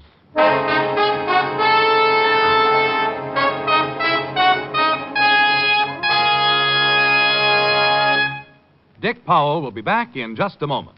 And now, once more, here's your Rexall family druggist. It's the time of year for a friendly warning about sunburn. Remember that overexposure may cause serious and painful burns. But in case you do get a sunburn, I want you to know about Rexall Gypsy Cream. You'll actually be amazed at the immediate cooling, soothing relief you get with Rexall Gypsy Cream. And what's more, it's not a messy ointment, but a quick-drying, greaseless liquid, easy to apply, harmless to close. Ask for Rexall Gypsy Cream at Rexall drugstores everywhere. And remember, you can depend on any drug product that bears the name Rexall. Good health to all from Rexall.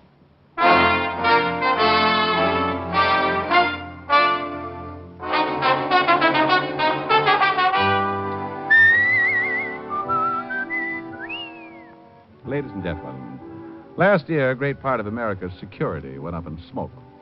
When traveling this summer, you can guard against forest fires by following these few simple rules. Crush out all cigarette, cigar, and pipe ashes. Break matches in two before throwing them away. Drown all campfires twice before leaving them. And always find out the law before using fire in wooded areas.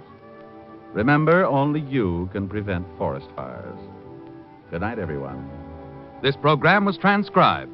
This is Bill Foreman inviting you to be with us next Wednesday at this same time when we will again bring you Dick Powell as Richard Diamond, private detective.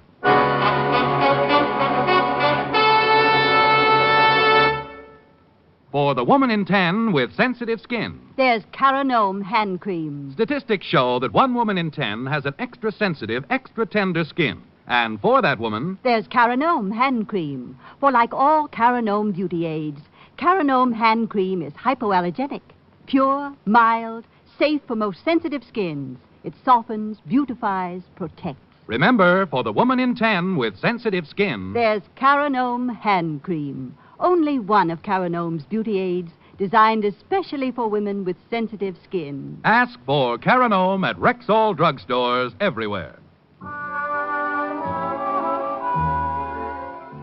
Hear Juvenile Menace on Dragnet tomorrow night on NBC.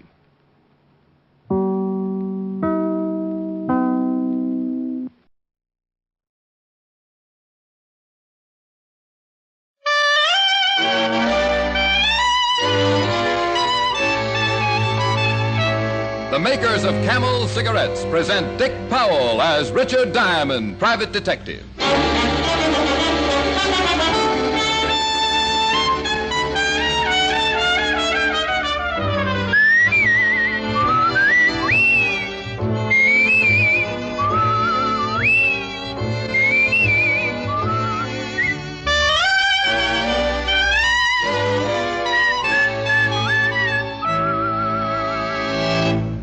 not one single case of throat irritation due to smoking Camels. That was the report of leading throat specialists in a coast-to-coast test of hundreds of people with normal throats who smoked only Camels for 30 days. Start your own 30-day Camel test tonight.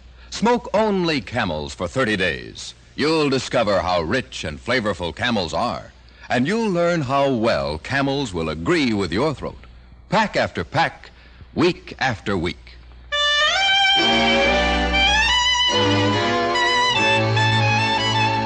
Here transcribed is Richard Diamond, Private Detective, starring Dick Powell.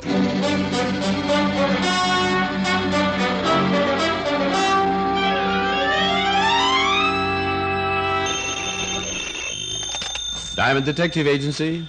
Your crime is my crime. Oh, no. Hi-ho, Helen. Oh, Rick, honestly. The slogans are bad enough, but must you set them to music? Now, dear, this is the age of the singing commercial. Keep with the times, kid. I'm the gal who could have married a Yale man, and what do I pick? A singing detective. Well, you just appreciate the finer things of life, Helen. Hang up and call me back. What? Just thought of a new slogan. Oh, Rick, you can preview your new slogan tonight. You are coming over tonight, aren't you? I are. Well, so agreeable. This can only mean one thing. You haven't got a client. Oh, Helen, you're so fiendishly clever. Seriously, Rick. I'll be expecting you at 7. And just once, try to be on time. Now, that is a challenge. But oh, bless my little square head. I might have known it. Client? Even more surprising. Rick, I'm in no mood for jokes. It's Lieutenant Walter Levinson, dear, and he's no mood for jokes. The old grouch. What's Walt doing there? I'll ask him. What are you doing here, Walt? Rick, this is serious business. Finish your conversation, then we'll talk. Oh. What did he say? Honey, I'd better hang up. For once, Walt isn't kidding. See you at 7. Bye. Bye. Thanks, Rick. Well, what's it all about, Fatty? I haven't seen you look like this for a long time. I was in the neighborhood. I thought I'd stop by and tell you the news myself. Punk named Smiley Brill shot one of our cops, Rick. Oh, Smiley Brill, huh? Didn't know a punk like Smiley had the nerve to pull a trigger. Cop caught him breaking into a pawn shop. Smiley got scared and fired. Uh-huh. Well, Walt, I'm sorry to hear this, but I don't get it. Why act like a lost soul? Lots of cops get shot up. They take that chance when they put on a badge. I know that, Rick. This cop was Ben Johnson. What? Come again, Walt. Johnson, Rick. Ben Johnson.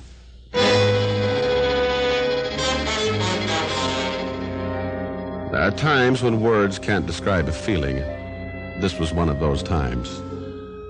Years ago, when I was a green rookie cop, I made lots of mistakes, got discouraged. But old Ben Johnson always took me under his wing and helped me over the rough spots. Ben helped a lot of rookies like me, and everyone knew it and loved him for it. Yeah, now I knew why Walt's expression looked like the world had ended. And I wasn't glad I knew. Happened early this morning, Rick. Where's Ben now? General Hospital. Doc gives him a 50-50 chance. What about Smiley Brill? You got him? No. I set up a dragnet, but he's slimy. Might slip through. Rick, I was hoping maybe you'd like to help us get him. Well, you know I will, Walt. Only if I find him, I won't guarantee you'll get him in one piece. Now, cut it out, Rick. You know how I feel. I'd like to break Smiley with my bare hands. Only I'm a cop. So are you, even without the old badge. I'll skip the speeches. Where do I start? Smiley hangs around the Bowery quite a bit, and chances are he's hiding down there. The Bowery boys don't talk much to police, but they might to you. Well, I have some friends down there. I might get a lead. Keep in touch with my office. And remember, Rick, I want Smiley alive, if possible. Sure, Walt. If possible. I got in my car and drove toward the Bowery. I kept seeing two faces in front of me. One, a white-haired policeman ready for retirement, lying in a hospital fighting for his life. And the other, a weasel-faced punk with a slimy smile. You don't often get mad in my business. It doesn't pay off. But there are times when it can't be helped.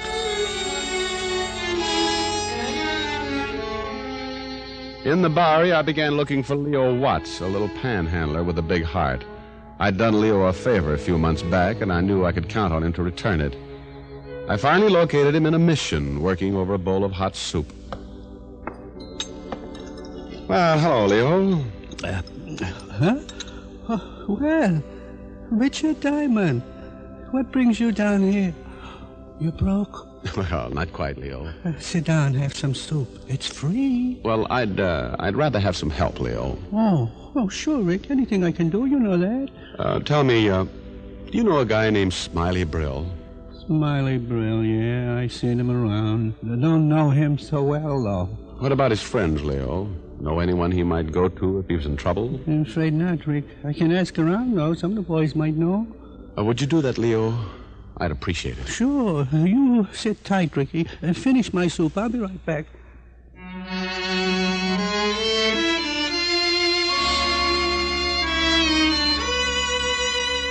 Leo disappeared, and I waited in the mission. A little old lady had brought me a fresh bowl of soup, gave me a lecture, and left with a rewarded attitude after I promised to give up Muscatel. Finally, about 20 minutes later, Leo returned. Not much, Rick, but something to start on. Smiley had a girl he used to see a lot last year. Whether he's still seeing her, I don't know. What's her name? Jewel Sanker. Dances at the Gaiety down the street. Quite a dance, too. Well, thanks, Leo. I'll have a talk with her. If she can't help you, meet me back here in a few hours. Maybe I can dig up some more Smiley's past. Good. Only suppose I meet you out front instead, Leo. I just can't take another bowl of soup.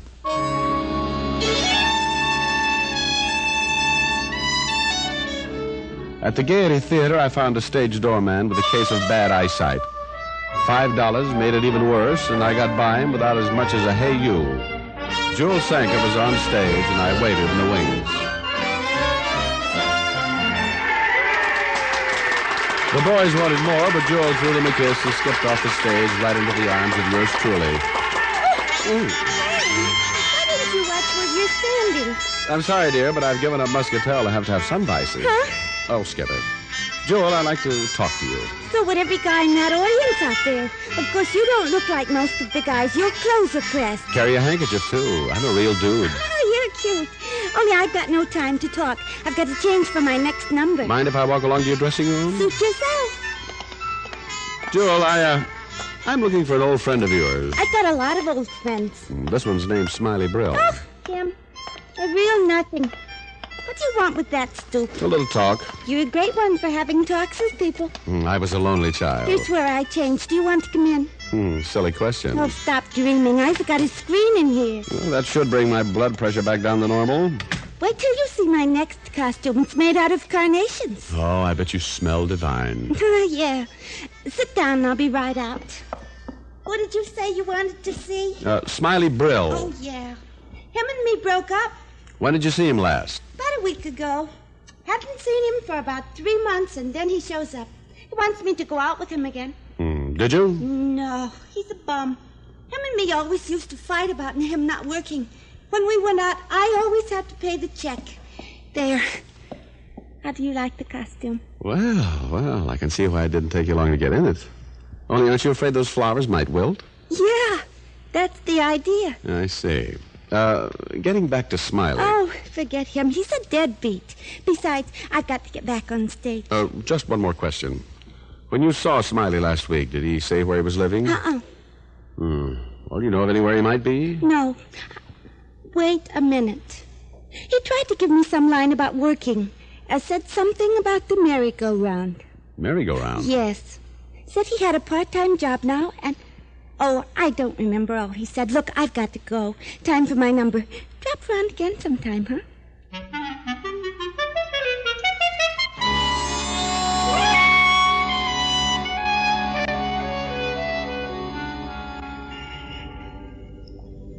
Glad you got here early, Rick.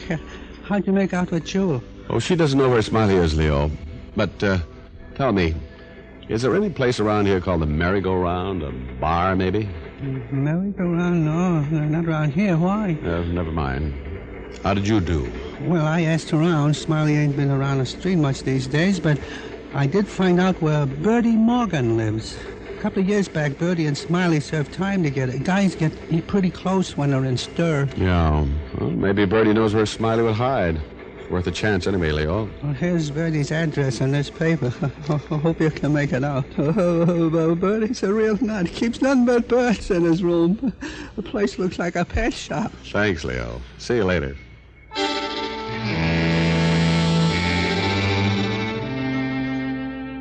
I started up the street toward the address Leo had given me. Finding Smiley Brill was developing into a slow search. All I could do was keep questioning people who might know Smiley's whereabouts and hope for a break. I located Bertie Morgan's rooming house, but I didn't go right in. Instead, I went into a drugstore on the corner and put in a call to Walt Levinson. Homicide, Levinson. Rick, Walt. Your men turn up anything on Brill yet? Not a thing. How about you? Well, so far, nothing. I'm following up another lead, though, now. If it doesn't take me anywhere, I'm afraid I'll be stuck. Don't quit now, Rick. I just heard from the hospital Ben Johnson didn't make it. Oh, no. Follow that lead, Rick. Get Smiley. Yeah, Walt. I'll get him. If I have to stay on his trail till doomsday, I'll get him.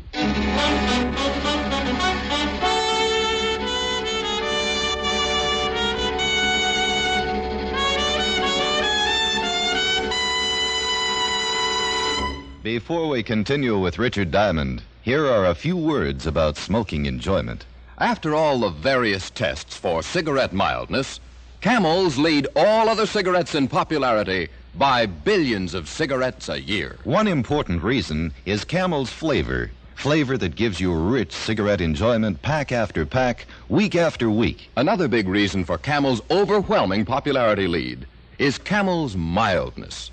Mildness proved this way.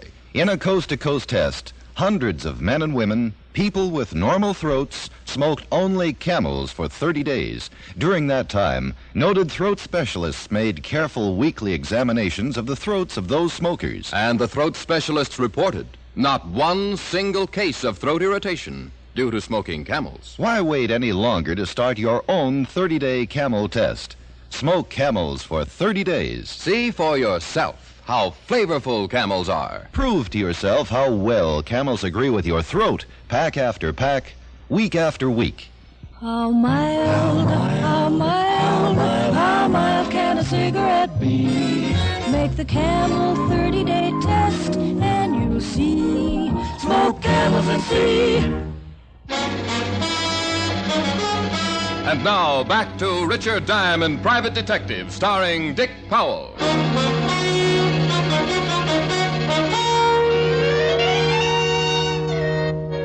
So Ben Johnson hadn't made it. Now I was looking for a killer named Smiley Brill. I crossed the street, went into the rooming house.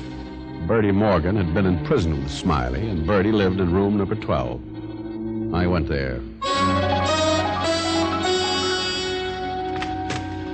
Yeah? Bertie Morgan was a little man with a nose that resembled a parrot's beak. He had beady, bird-like eyes that stared straight at you and never seemed to blink. Behind him, I could see that his room was filled with caged birds, all chirping. Bertie Morgan was well named. Eh? What you want, bud? Well, I'm selling a new brand of bird seed. Thought you just might be in the market. Bird seed, eh? That's right. I got plenty of bird seed. Oh, but none like this, friend. Get your foot out of the door. Now, Bertie, think of your canary. Beat it. Now, move aside, Bertie. I'm coming in. Oh, no, that's better. What's the big idea of forcing your way in here? Sorry, Bertie, but I'm tired of being polite. You got no right here. Look, you're scaring my birds. Well, they'll get over it. Now, you tell me. What about Smiley Brill? Well, what about him? He's a friend of yours, isn't he? I got no friends. I just stay here and tend to my birds. Birds I like, people I don't. You seen Brill since your prison days together? Sure, but that don't make us bosom pals. Say, who are you? How long ago since you've seen him? A month, maybe two. You sure of that? Sure, I'm sure. How long were you in prison together? I don't have to answer your question. You want a broken nose? Wait a minute, now look. Well, I'm not kidding, pal. I want answers.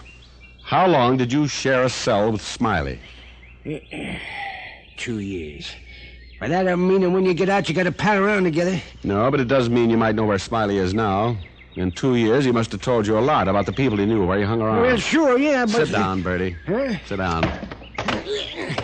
Now, tell me everything you remember Smiley talking about in jail. Well, Look, that was a long time ago. Then refresh your memory. Who did he say his friends were? Think back, Bertie, then start talking. I was being hard on Bertie, but it was my last chance. He began talking about everything he could remember that he and Smiley had talked about. Girls, sports, anything. Finally, after about 10 minutes, Bertie was getting tired, and he still hadn't said anything that might give me a lead. Give me a break, huh?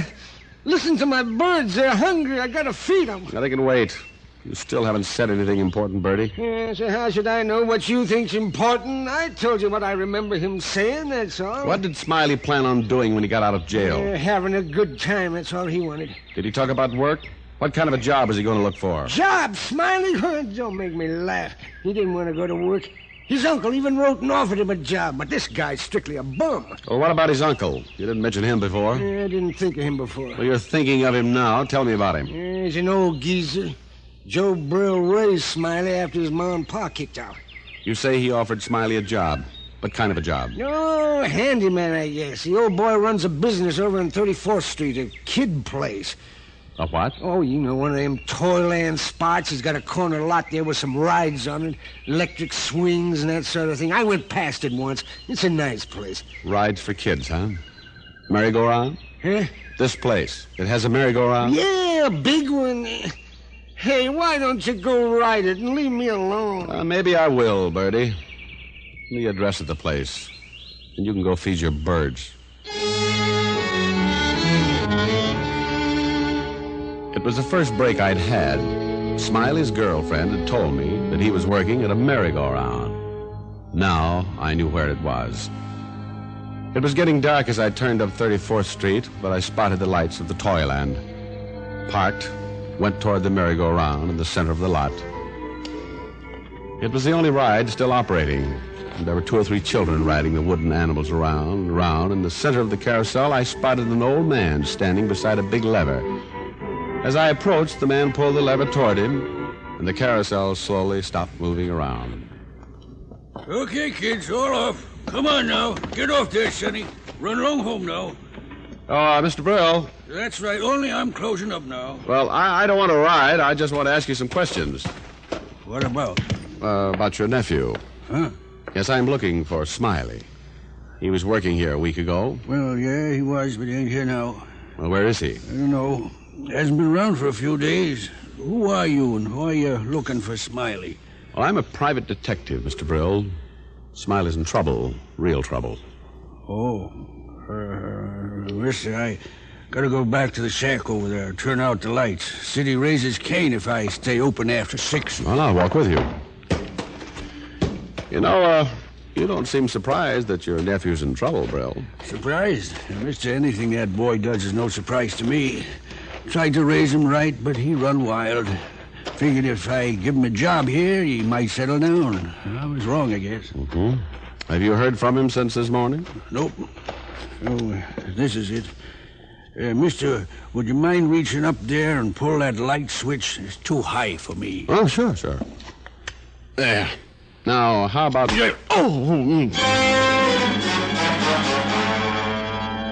When I pulled that switch to turn the lights out, Brill decided to put my lights out, too. He must have hit me with an old piece of pipe, but whatever it was, it caused the blood to rush past my eyes and a million rockets to go off in my head. I don't know how long I was out, but when I came to, I was inside the shack, and I wasn't alone. In the corner stood the old man, but standing over me was the man I'd spent all day to find, Smiley Brill. Come on, Diamond, come on. You ain't dead yet. Well, Smiley Brill, brave man with a gun. You're brave enough to take care of you, Shamus. Smiley, cut out your yapping and get out of here while you can. Shut up, they got a dragnet out for me. I might be picked up alone, but Diamond here gets along real swell with the bulls. He's going to help me get through. Oh, you're crazy, Smiley. You'll never get through. I may get along with the police, but so did Ben Johnson. You try and make a break, and the first cop will shoot you on sight. You're a dead man, Smiley. You know that smart talk coming from a guy on the wrong side of this gun? Now get up on your feet. Where's your car, Smiley? Out and back. You still got Diamond's gun? Yeah. Well, keep it on him. I'll check around outside to make sure it's all clear. And don't take any chances. If Diamond so much as blinks an eyelash, pull the trigger. Well, Mr. Brill, you must feel pretty proud of your nephew. Keep quiet. Smiley's a good boy. Just a little while, that's all. Oh, sure. Tell me, Brill, what's going to happen to you? Smiley makes a break for it and leaves you behind, and for helping him escape, you'll be hauled in as an accessory to murder. Murder? What are you talking about? Now, why do you think your nephew's running? Smiley got too much to drink. He stole a car. So that's the line he gave you, huh? Oh, sure. Now, look, mister. I'm the only family Smiley's got. When his pa died, I promised to look after him. Now, he's in trouble. I gotta help him get away. So, you just stand right there. And this trouble he's in, you think it's car stealing? Well, it's murder, Brill. Smiley killed a cop. You lie. Smiley's wild, but he wouldn't do that. Oh, wouldn't he? Well, why did the police have a dragnet out? To catch a car thief? Oh, no. Murder, Brill. You think it's your duty to protect him. I wouldn't protect a killer, but Smiley's no killer. Now, you're telling lies, that's all. Well, he'll be coming back soon. You'll help him get away. You'll help a killer get away. Well, I'll ask him. If you're telling the truth, well, wait till he gets back. I still think you're lying. I'm not lying, Brill. And we're not waiting till Smiley comes back. Stay back. Oh, why? Smiley didn't tell you he killed a cop. That was because he knew you wouldn't help a killer. And if you wouldn't help a killer, you'd hardly turn killer yourself. No, you won't shoot me, Mr. Brill. Now, I'll take my gun. No. Give it to me. No. There. Okay, mister, okay. Maybe I couldn't kill you, but Smiley's no killer either. You lied about that murder. You're after him for stealing the car, and he's gonna have a chance. He's just a wild boy. Come back here. Hey, Smiley, look out! He's got a gun! I shoved the old man away and stepped outside. Smiley had been coming back across the grounds, and the old man's warning made him stop. Then he saw me. It was dark, and we both missed. Then Smiley dove for cover and began firing again. I crouched behind the motor box of the electric swing. Smiley! It's no use, Smiley! Come on out! Come and get me, Shamus! I can see as well in the dark as you can! Smiley was in a good spot, and he knew it. It was dark, but he was familiar with the grounds. He could edge from one cover to another. There were no more shots for a while. I knew he'd change positions, but I'd have a hard time finding him in the dark. And then I remembered the light switch beside the shack. I edged toward it. I reached the shack and stood up. I pointed my gun out toward the lot and sent my left hand up to the switch. Then I pushed. The lights went on, and I spotted Smiley standing in the center of the merry-go-round. He looked stunned at the flood of light. Drop it, Smiley! Why, you... I got him. He staggered, then fell against the big control lever in the center of the machine. The machine started going around, and the painted animals moved up and down as they circled Smiley's still body. I stood there and watched. Funny, but I didn't even feel sorry for Smiley. After all, how many cop killers have music at their funerals?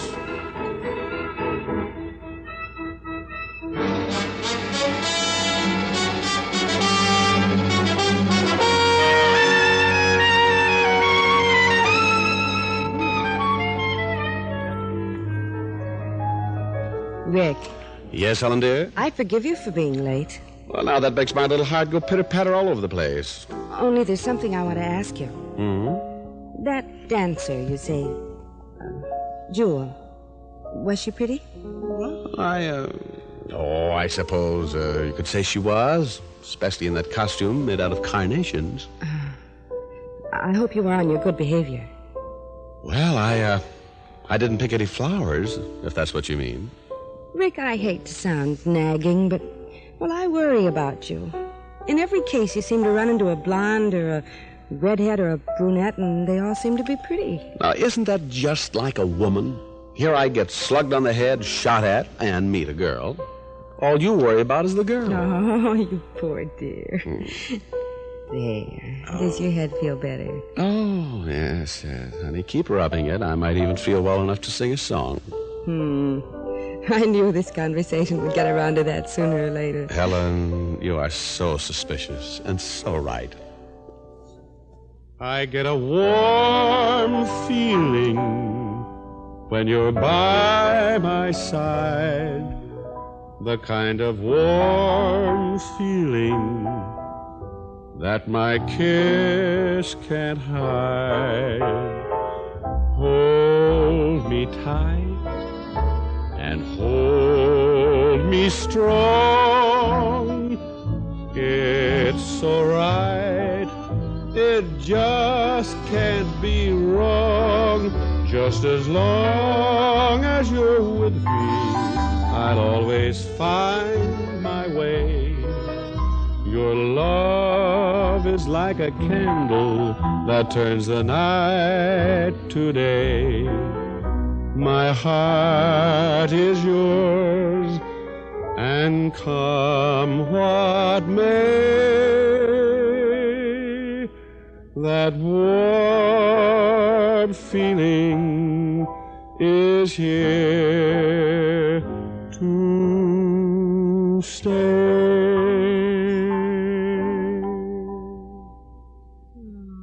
That's nice. Thank you, dear. Rick, Mm-hmm. would I look nice in a costume made out of carnations? Oh, honey, you'd look wonderful in a costume made out of poison ivy. Come here. Now, Rick. Rick, stop. Rick, stop. Rick, you stopped. Aren't we full of surprises tonight?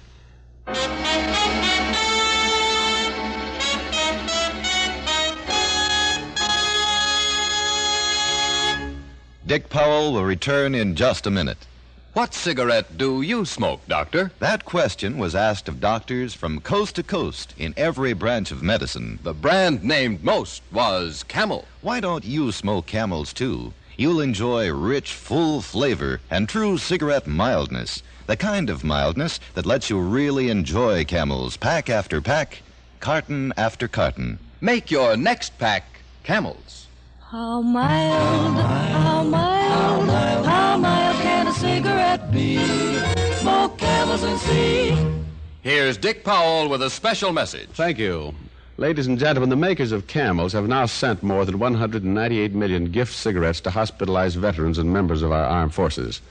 This week's packs of gift Camels go to Veterans Hospitals, Brooklyn, New York, and Biloxi, Mississippi. Hamilton Air Force Hospital, San Rafael, California. To all hospitals operated by the Caribbean Command of the U.S. Army. Now, until next week, enjoy Camels. I always do.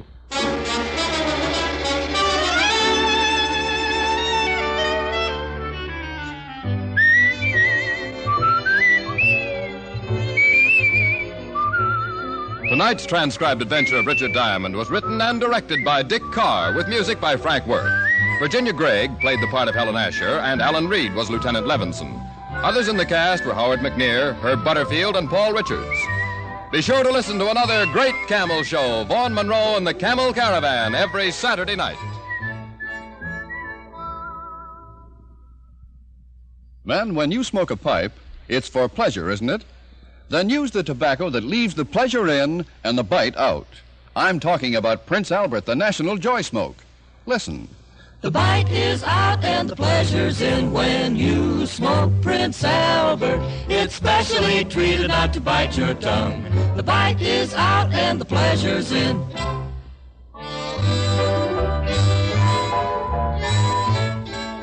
Listen next week for another exciting adventure of Richard Diamond, starring Dick Powell. This is your FBI. The official broadcast from the files of the FBI follows immediately. Stay tuned. This program came to you from Hollywood. America is sold on the American Broadcasting Company.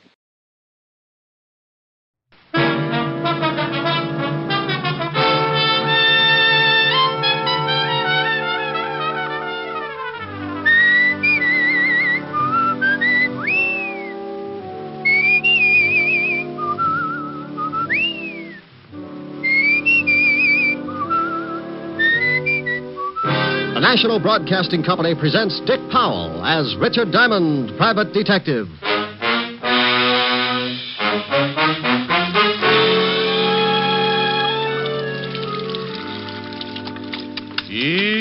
E-A-O-E. E-A-O-E-A.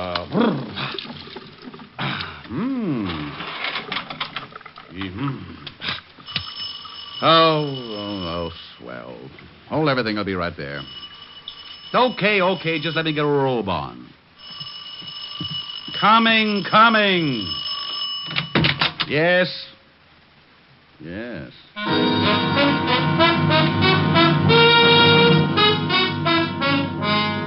Yes, there's nothing like stepping out of a nice warm shower into a nice hot murder. The only thing in sight was the body of a man lying on his face. I didn't have to get any closer to see that he was very dead. Then I heard someone running down the front steps and out into the street, so, still being the kind of guy who's always interested in seeing what a killer looks like, I went down the stairs and out into the street. I landed on the sidewalk just as the sedan pulled away from the curb and dove into a hole in the traffic. I only had time to see that there were 2 people in it. Didn't even get a chance at the license. Well, a white terry cloth robe can be a little conspicuous at 11 o'clock in the morning on East 51st Street, right off Madison. So I shuffled back up the stairs and put in a call for Lieutenant Walter Levinson, 5th Precinct, homicide. But it seems as if I was a little late. A neighbor on the way down the hall had stumbled on the dead one in front of my doorway. Now, generally, a body in front of my door would be left alone to sober up. But this one seemed to be bleeding, so just as a precaution, the neighbor had called the police. All I could do was just stand around and wait for them. Wouldn't you know it, Otis? Wouldn't you know it? Finally got to be right in his own building. Yeah, Lieutenant, and she said it was right in front of his own door. That's around this corner. What'd you say the name of the woman was who turned in the alarm? Myrtle Tibbles, the apartment next to his. That's right, Otis, and she's a big snoop. Huh? I heard that. What's that? Myrtle Tibbles. Now listen, Rick. If you've got any questions, officer. Ask me no questions, I'll tell you Oh, no... shut up. Otis, go question her. Me? Yes, you. Go ahead. I know plenty. I can tell you about that Mr. Diamond there. Lady, I know everything you're going to say, and a lot more. Oh? Then come in, Captain.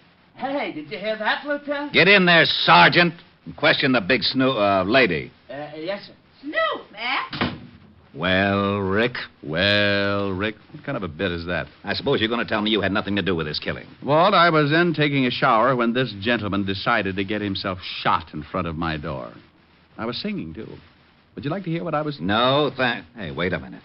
If you were in taking a shower, how did you know he was getting himself shot? He rang the doorbell first. Oh, sure. He wanted to let you know there was going to be a murder. Listen, Blubbermouth, I was taking a shower. I stopped taking a shower. The doorbell rang. I went to the door. I opened the door. Dead man. I ran down into the street after the killers. What about the shots? I didn't hear any. Must have used a silencer. Well, you say you ran after the killers. Was there more than one? 2. I don't know who pulled the railroad trigger, but I chased 2 people down into the street. Did you recognize them? No, they didn't leave any calling cards. Descriptions? Man and woman. Now, that's helpful. License number? Too fast. Got lost in traffic. In other words, all you noticed about them was a little less than nothing. I'm surprised you didn't forget and leave your head hanging in the shower. Yeah. Oh, now, by George, Lieutenant, that was a real dandy, that was. Cut it out, Rick. Come on, let's take a look at the corpse. Well, have you forgotten? You just sent it in to question Myrtle Tibbles. Not Otis, I mean this one. You better be specific. I've known a lot of coroners to get pretty confused when Otis was covering a homicide. Some kind of a messenger. Yeah. Band on his cap says Speed Messenger Service. Here's his receipt book. Only one entry. Richard Diamond, Apartment E, 53 East 51st Street. Nothing else. Would you want any more? I'm honored. Now, what the devil could he have been delivering? The reason he got shot, probably. Huh? Yeah, Myrtle. Lieutenant. Yes, Sergeant. Go ahead and ask him, Otis. Oh, no. Yeah, young love. Myrtle, Miss Tibbles wants to know if it's all right if I stay for lunch. Why, I think that would be real nice, Sergeant. How long do you think it will take? How long, Myrtle? Not long. Well, that's fine. But before you sit down and start feeding that fat face of yours, what would you suggest we do about this body in the hall? Well, I'll tell you, Lieutenant. Otis! Yeah, Lieutenant. Get out here. Coming, Lieutenant. Thanks anyway, Myrtle. Well, where to, Lieutenant? Oh. How about the Speed Messenger Service? Right. Just as soon as the coroner and the boys get here and take over. You want to come along, Rick? Well, sure. The dead man was trying to deliver something to me. I'd like to know what was important enough to get him shot. Sure, let's get going. Diamond, don't you think you ought to change that robe?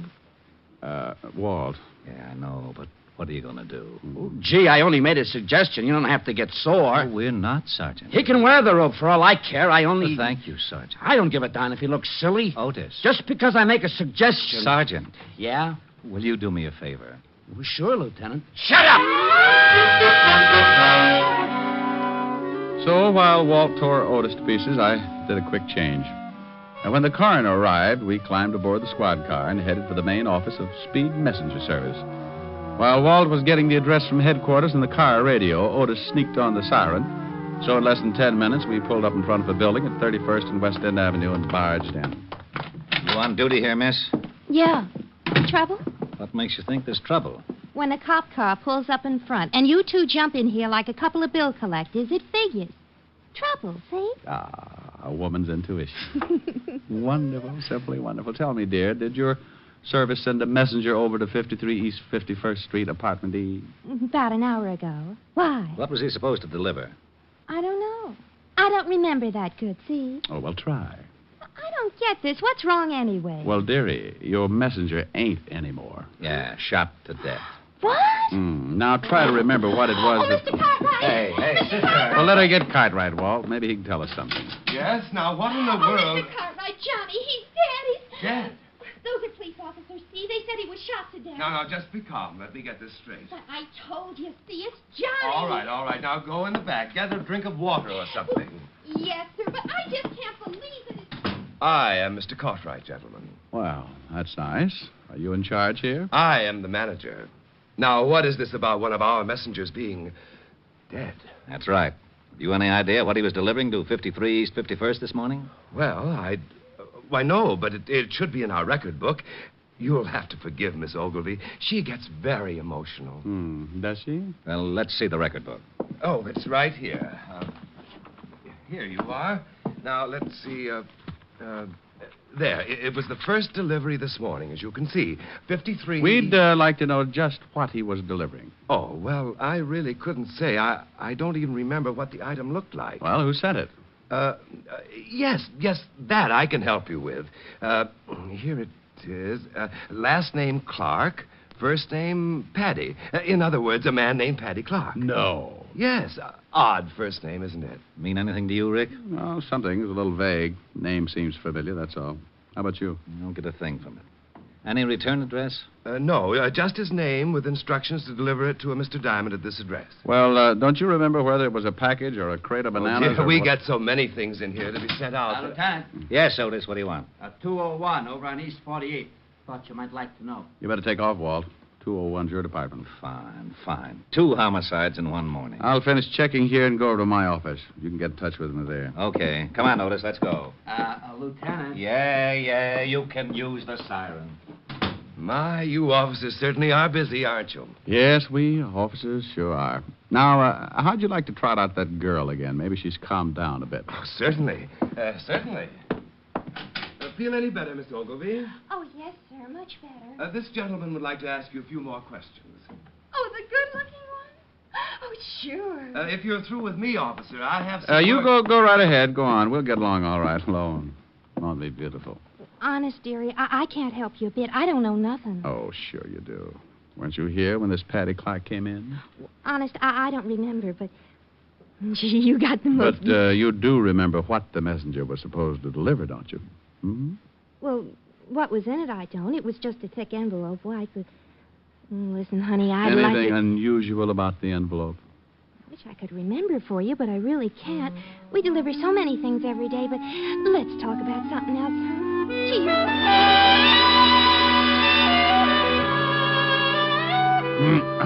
Well, after all, there was no reason in the world why she should remember one particular envelope, so, making like a good cop for Walt's sake, I scribbled down her name and address. Then headed for my office at the corner of 51st and Broadway. I stopped in the lobby for my morning supply of cigarettes and was about to step in the elevator when a big fat hunch, that's right, hunch, grabbed me by the arm and turned me back into the direction of the tobacco shop. That's the place I've been stopping at every morning for the last 6 years. And it was run by a little guy with a twitch in his right eye. A little twitch and a last name Clark. And a first name Paddy. Back for something else, Mr. Diamond? Yeah, Max. Where's Paddy? Oh, he called up the other day and says he was going out of town for a couple of days or so. Oh, is that it? I missed him the last couple of mornings. Well, you know, he got 3 stands to look after. Yeah, that's right. Say, tell me, where's Patty live? You want to see him? Mm-hmm. Got a little business deal I want to talk over with him. Oh, sure. You know Patty. Anything to make a buck. Here. Here's his address. Read it? Oh, fine, yeah. He got a phone? Yeah. It's Skylar 49970. There. Thanks, Max. One of these days I may even buy a cigar from you. Funny how things like that can happen sometimes. The name of Paddy Clark had seemed familiar, but I couldn't place it. Only because I'd been doing business with him every day for 6 years and didn't think to look that close. I grabbed the elevator, went upstairs to my office, and put in a call to Mr. Clark. Yeah? Paddy? Who wants him? Oh, no. Rick. Hello, Walter. What's new? You know perfectly well what's new. What do you think I'm doing over here? Well, now, let me guess. Riddle homicide? You knew that's why I come over here in the... Now, wait a minute. Yes, Lieutenant. How did you get this phone number? Paddy Clark dead? The deadest. Now, how'd you get the number? I, looked in the book. It's not in the book. It's a hall phone listed under the apartment name. I asked my Ouija board. Pow. Okay, Groucho. Paddy Clark owns a cigar store in my building. Well, why under the sun didn't you tell me that in the first place? You said you didn't know him. I said the name was vaguely familiar. All right. How was Paddy killed? Shot. Coroner's on his way. Look, I'm not far from your office. I'll be over as soon as he gets here. I'll have a candle in the window. Bye. To the happy people. Oops. Something wrong? Oh, no. Come in. Just filling my lighter. Okay, Agnes is alone. Hello, Mr. Diamond. Well. And in came